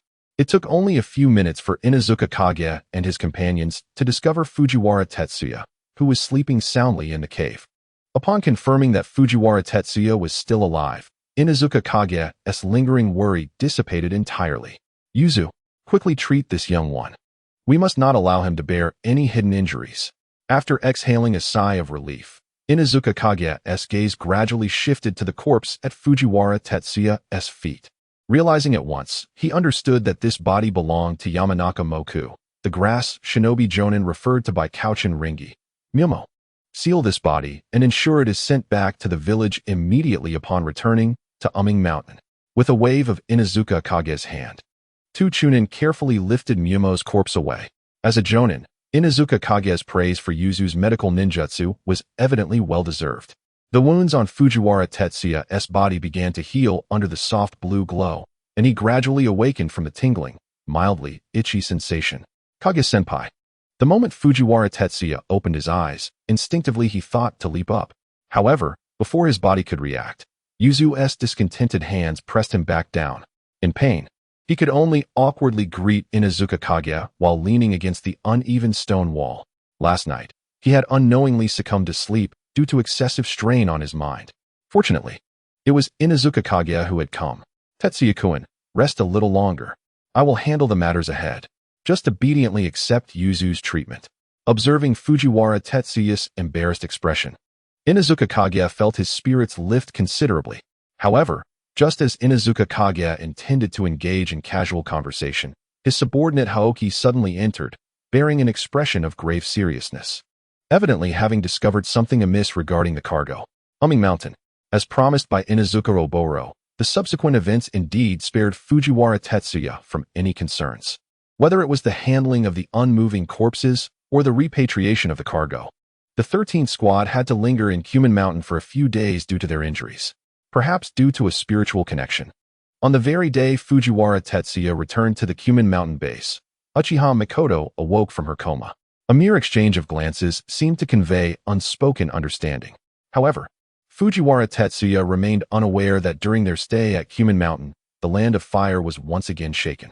In Konoha, the moment the intelligence unit presented the information extracted from the mind of the unmoving body to the third Hokage, Sarutobi Hiruzen, this seasoned and composed ninja could no longer contain himself and shattered his cup. He summoned the two Hokage advisors and Danzo. After venting his frustration, Sarutobi Hiruzen gradually regained his composure and had to contemplate how to address this matter. This issue not only implicated the lord of a city, but also exposed myriad affairs lurking in the shadows. It is essential to recognize that the land of fire is vast, and Shikufeng City is merely an ordinary town in the western part of this great nation.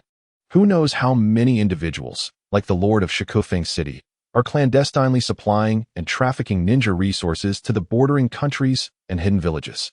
The actions of the Umbu were swift. Within approximately 10 minutes, Shimura Danzo, Nara Shikamaru, and Mito Gatika appeared in the Hokage's office. Hiruzen, why have you summoned us at this juncture? As they gazed upon the shattered pieces of the cup, the pupils of the three narrowed in surprise. Their familiarity with Hiruzen made the situation even more unexpected. Take a look for yourselves, Hiruzen sighed, turning back to his seat and tossing the scroll containing the intelligence into Nara Shikamaru's hands, before leisurely puffing on his pipe. It took the trio over 10 minutes to thoroughly review the scroll's contents. Their expressions gradually darkened, mirroring Hiruzen's earlier demeanor, with a hint of chilling murderous intent flickering in their eyes. Hiruzen, let Root handle this matter. Within 3 days, I will ensure that all officials in Shikufeng City connected to this affair and the Grass Village are eliminated. If Fujiwara Tetsuya were present, he would undoubtedly comment on Danzo's demeanor. This isn't like you. In the shadows of Konoha, Danzo declared, no. We cannot be the ones to carry out the executions of the officials in Shikufeng City tied to this matter. In contrast to Danzo's iron-fisted approach, Nara Shikamaru's pragmatic reasoning, characteristic of a mature woman, was undoubtedly more rational. Hiruzen, I believe it is imperative for you to personally visit the capital. Convey all pertinent information to the esteemed daimyo. I have faith. As the sovereign of the land of fire, your excellency will undoubtedly make the judicious choice. Furthermore, to prevent any leaks, it is imperative to adopt necessary precautions. We could dispatch a covert team to monitor the Lord of Shikufeng in secrecy. Menyen, what is your perspective? From a rational standpoint, Chunin Koharu's proposal is undoubtedly the most prudent. A relatively moderate approach could avert unnecessary complications between Konoha and the daimyo. However, as he puffs on his pipe, Saratobi Hisashi feels an unsettling weight in his heart. Hisashi, let us proceed according to Koharu's suggestion. Nevertheless, I believe it is time to enhance our control within the borders of the Land of Fire, particularly in the western, northern, and even eastern frontier cities. Perhaps it is alarmist to say so, but my instincts tell me that the current Land of Fire harbors more than just Shikufeng in its clandestine dealings. Minyan, you speak wisely. These are indeed my concerns. For some reason, I have a foreboding feeling that the coming days in the ninja world shall not be tranquil. Setting down his pipe, a heaviness is evident in Saratobi Hisashi's gaze. Let us proceed as per Koharu's proposal. I shall personally journey to the capital to meet the daimyo. Additionally, I summoned you today not only regarding this matter, but also to discuss another issue. As he spoke, Saratobi Hisashi's gaze paused, sweeping over Shimura Danzo, Chunin Koharu, and Mito Minyan. I intend to expand 2 teams of the Umbu. Upon hearing Hisashi's words, Koharu and Minyan were momentarily taken aback, but Danzo's eyes gleamed with excitement as he stood up abruptly. Hisashi, to address the current situation, I believe the root personnel should also receive adequate reinforcement. However, Danzo refrained from specifying the scale of the expansion, well aware of his companion's penchant for maintaining control over all matters. The expansion of root will entirely depend on the number of personnel added to the Hokage's direct Umbu. Root, you say? I shall contemplate it. After a few seconds of reflection, Saratobi Hisashi nodded faintly. In a sense, this could be viewed as a transaction between the two. In exchange for the expansion of root, he secures Danzo's support. Since both of you share this sentiment, Minyan and I have no objections. After all, the village's finances currently possess considerable surplus. Saratobi Hisashi departed, accompanied by 3 teams of Umbu, swiftly making his way toward the capital. Merely 2 days after Hisashi's arrival at the capital, a large-scale upheaval erupted in Shikufeng. The Lord of Shikufeng was executed on the spot by officials dispatched by the daimyo. All officials involved in the smuggling of ninja supplies, along with their families, faced dire consequences. Only a fortunate few managed to escape the confines of Shikufeng. Those who died, perished. Those who were imprisoned, were incarcerated. Once this incident spread throughout the Land of Fire, the western and northern regions seemingly fell into a hushed silence. Clearly, such iron-fisted measures, it served as a significant warning, subtly indicating that the ruler of the Land of Fire, despite his indulgence in lavish pleasures and the company of entertainers, is not a fool. He understands that the stability of the Land of Fire is the foundation of his enjoyment. Following the events in Shufeng City, Saratobi Hiruzen did not linger in the capital but returned directly to Konoha. However, before his departure, perhaps out of appreciation for Hiruzen's adept handling of the situation, the daimyo of the Land of Fire granted additional financial support to Konoha for the next 3 years. This bolstered Hiruzen's confidence in expanding the Umbu. After recuperating for several days on Mount Wuming, Fujiwara Tetsuya and his 3 companions finally embarked on their journey back. It was during this journey that they learned of the Shufeng City incident. Despite the bloodshed, there was little to mourn in this world. Making mistakes or choosing the wrong side inevitably incurs a cost, regardless of one's identity. As Konoha came into view, Fujiwara Tetsuya and Uchiha Mikoto visibly relaxed. Upon entering the village, they no longer had to maintain their heightened vigilance as they executed their missions. Nevertheless, it was not yet time for them to fully unwind. They still needed to visit the Hokage's office to meet with the esteemed Hokage. Hokage-sama, Team 13 has arrived. After a brief announcement, the 4 entered the office in succession. Hokage-sama, Saratobi Hiruzen appears to be in good spirits, looking notably more vibrant than before. Clearly, the financial relief has brought him considerable comfort. Oh, Tetsuya, you have returned. Team 13 performed admirably on this mission. I have also received information from Inuzuka Irika regarding the task. It was indeed a perilous battle. Recognizing the efforts of Team 13 and the benefits their success brought to Konoha, Hiruzen's gaze softened considerably, which stirred an uncomfortable feeling within Fujiwara Tetsuya, still a mere child. Hokage-sama, as ninjas of the village, these tasks are our duty. Tetsuya, there is no need for excessive modesty. Your lives were at stake, and you deserve this commendation. Furthermore, to honor your performance in this mission, the village has decided to elevate its classification to an S rank. Not only will this enhance your ninja profiles with the completion of an S rank mission, but the remuneration will also be adjusted accordingly. S rank. Gazing at Hiruzen's amiable countenance, Even the steadfast Fujiwara Tetsuya felt a stir of emotion. The reward for an S-rank mission typically hovers around 1,000,000 Ryo. Yet this time, unlike the previous mission where he assisted Jiraiya on the Mist Island reconnaissance, he was leading the team himself, which would affect the distribution of the rewards. After deducting the appropriate proportion from the village, he is likely to receive between 300 to 400,000 pieces of silver. Truly a path to sudden wealth. Grateful thanks to Lord Hokage for such a windfall. Upon leaving the Hokage building, the members of Team 13 dispersed. Naturally, Fujiwara Tetsuya granted his companions a reprieve, ensuring that for at least the next 2 or 3 days, they would not return to the Hokage building for missions. In October of the 36th year of Konoha, a year had swiftly passed.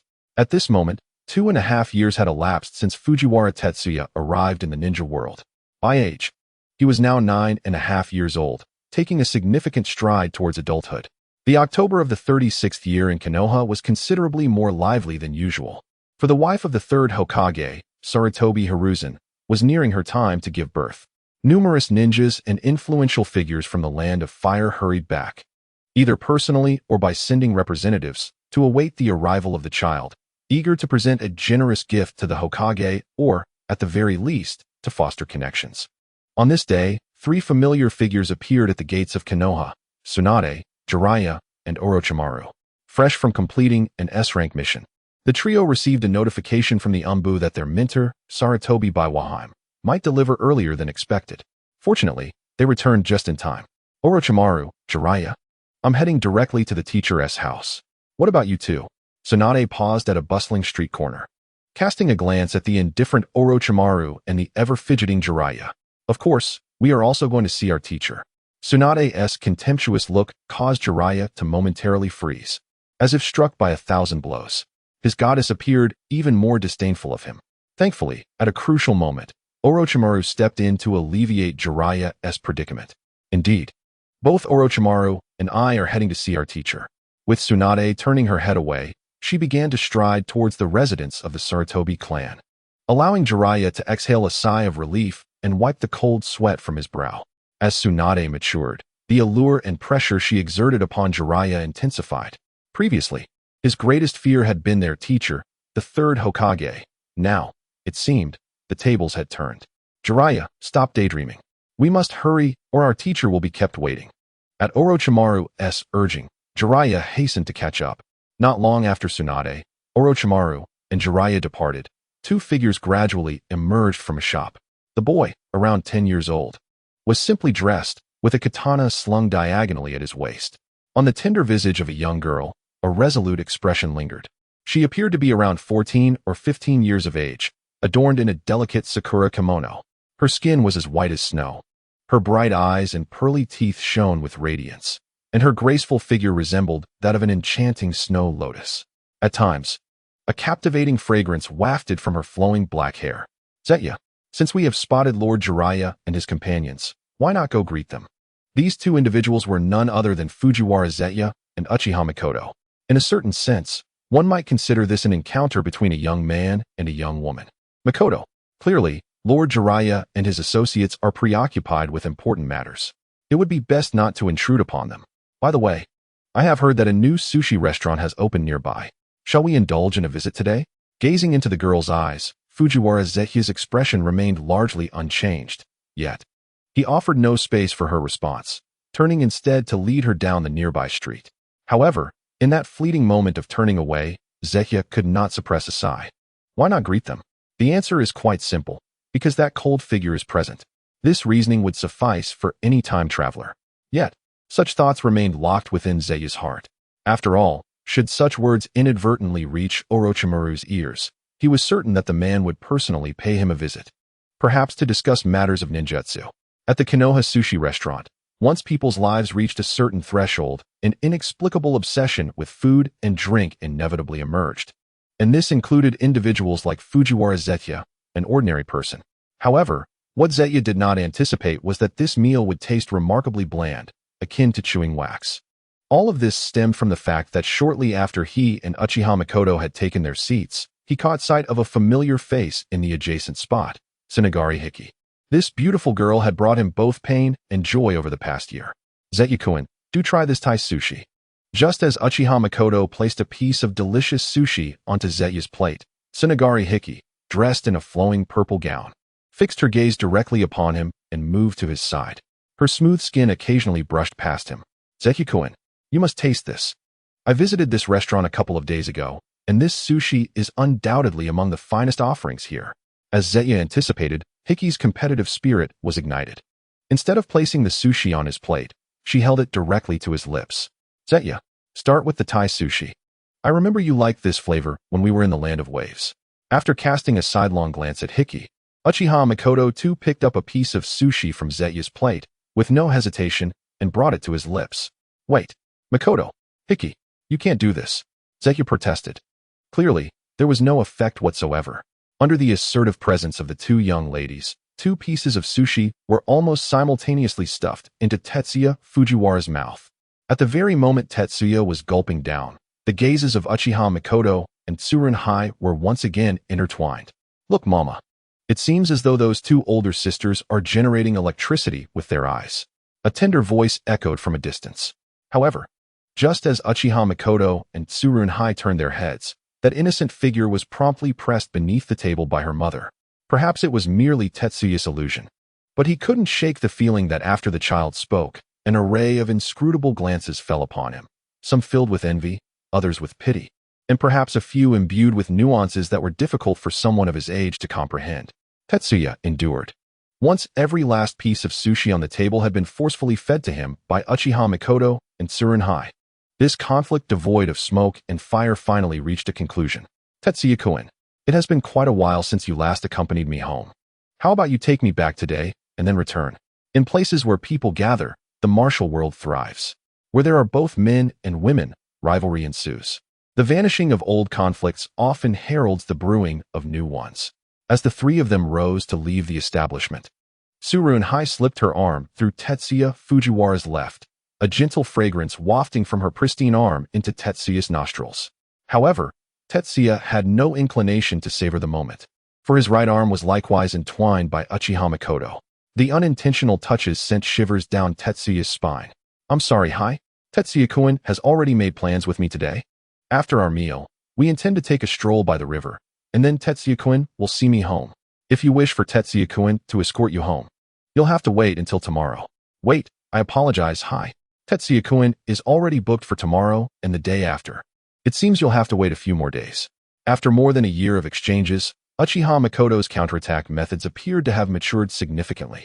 Unlike the initial months of her interactions with Tsurunen, when she would frequently resort to her Sharingan. Humph, how vain. You gluttonous creature. It's merely a walk. I've just had my fill.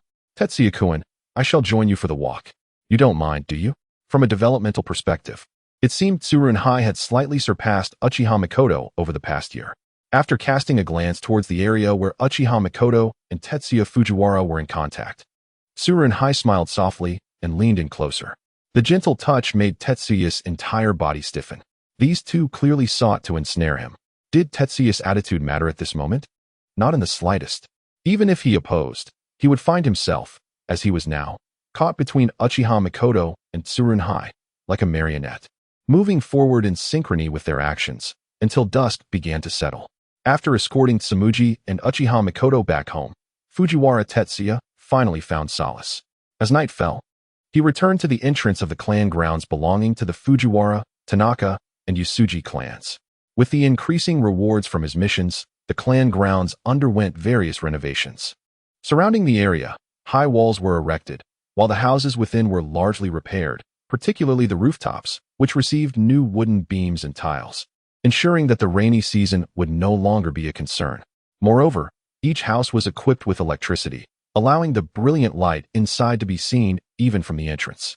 Indeed, not everyone could experience the brutality of the battlefield. Pausing for a few seconds, Fujiwara Tetsuya took a deep breath and, clearing his mind of distractions, strode into the courtyard. Brother Tetsuya is back. As night descended, Fujiwara Tetsuya lay on the bed he had recently purchased, his hands behind his head, gazing quietly at the moonlight streaming through the window, reflecting on the myriad experiences of the past year. Over the past year, Team 13 had encountered countless perilous missions, and Tetsuya had showcased his strength and leadership, proving his worthiness as the captain. It was with this consideration that, 2 months prior, after Yueying Shinji returned from the southern border with Sato Keiko, Sarutobi Hisashi did not reinstate him to Team 13, but instead assigned him to another team as a guiding jonin. Indeed, some people and events, once missed, are irrevocably lost.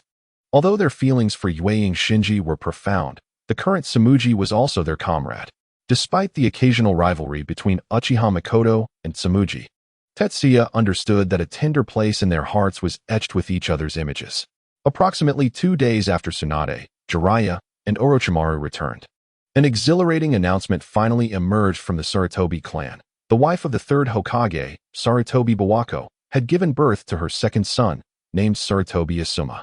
Outside the Sarutobi clan grounds, Fujiwara Tetsuya quietly gazed at the entrance of the Sarutobi clan.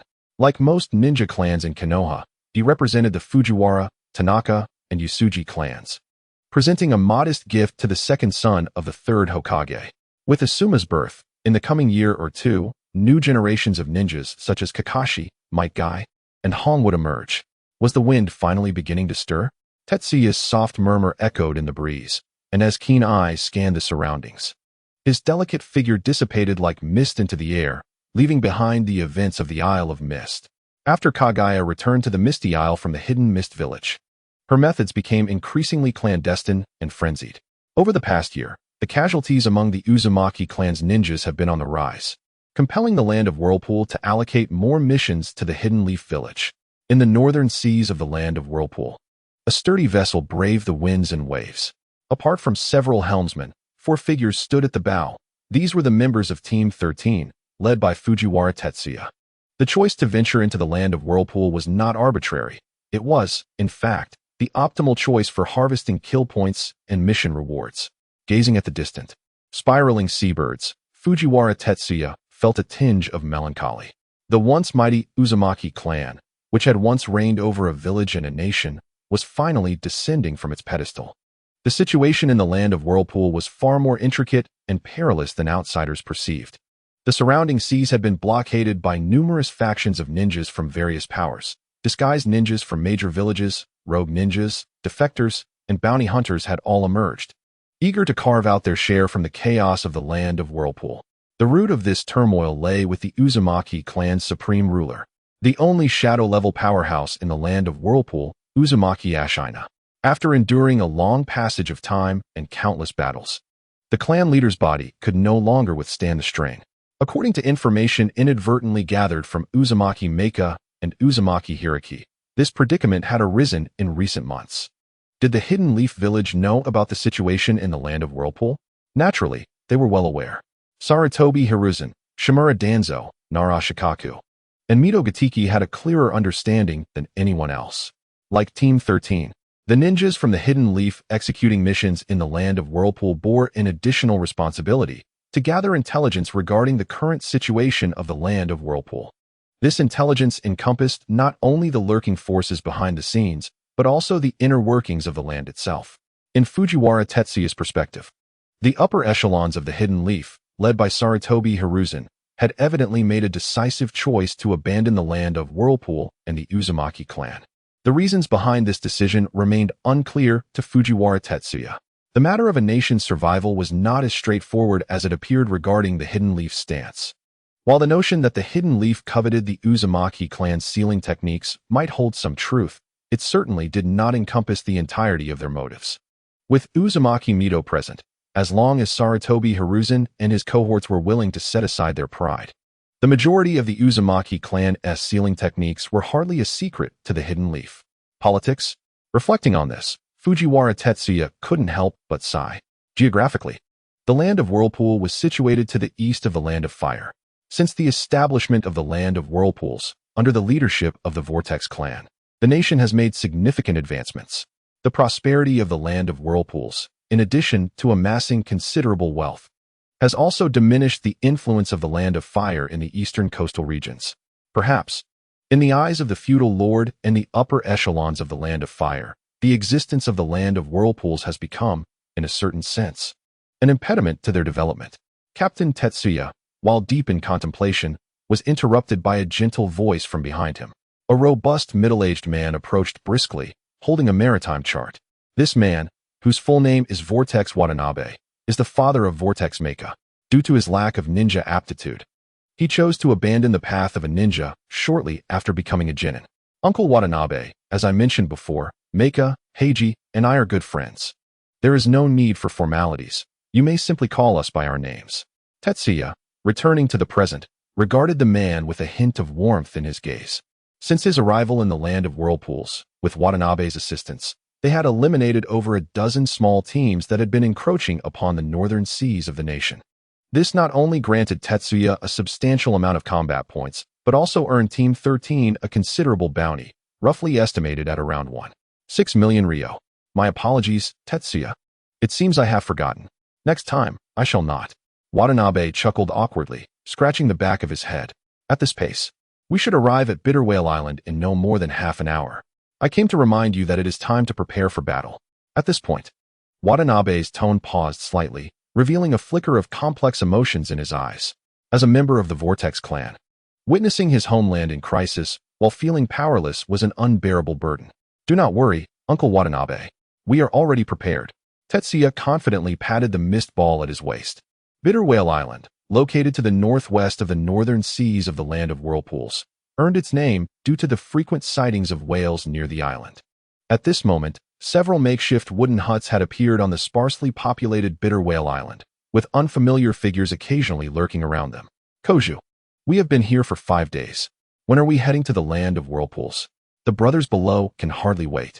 In a corner beside the wooden huts, 2 masked men surrounded a scar-faced individual, their eyes occasionally glinting with a bloodthirsty intent. Soon, tell the brothers below to hold on a little longer.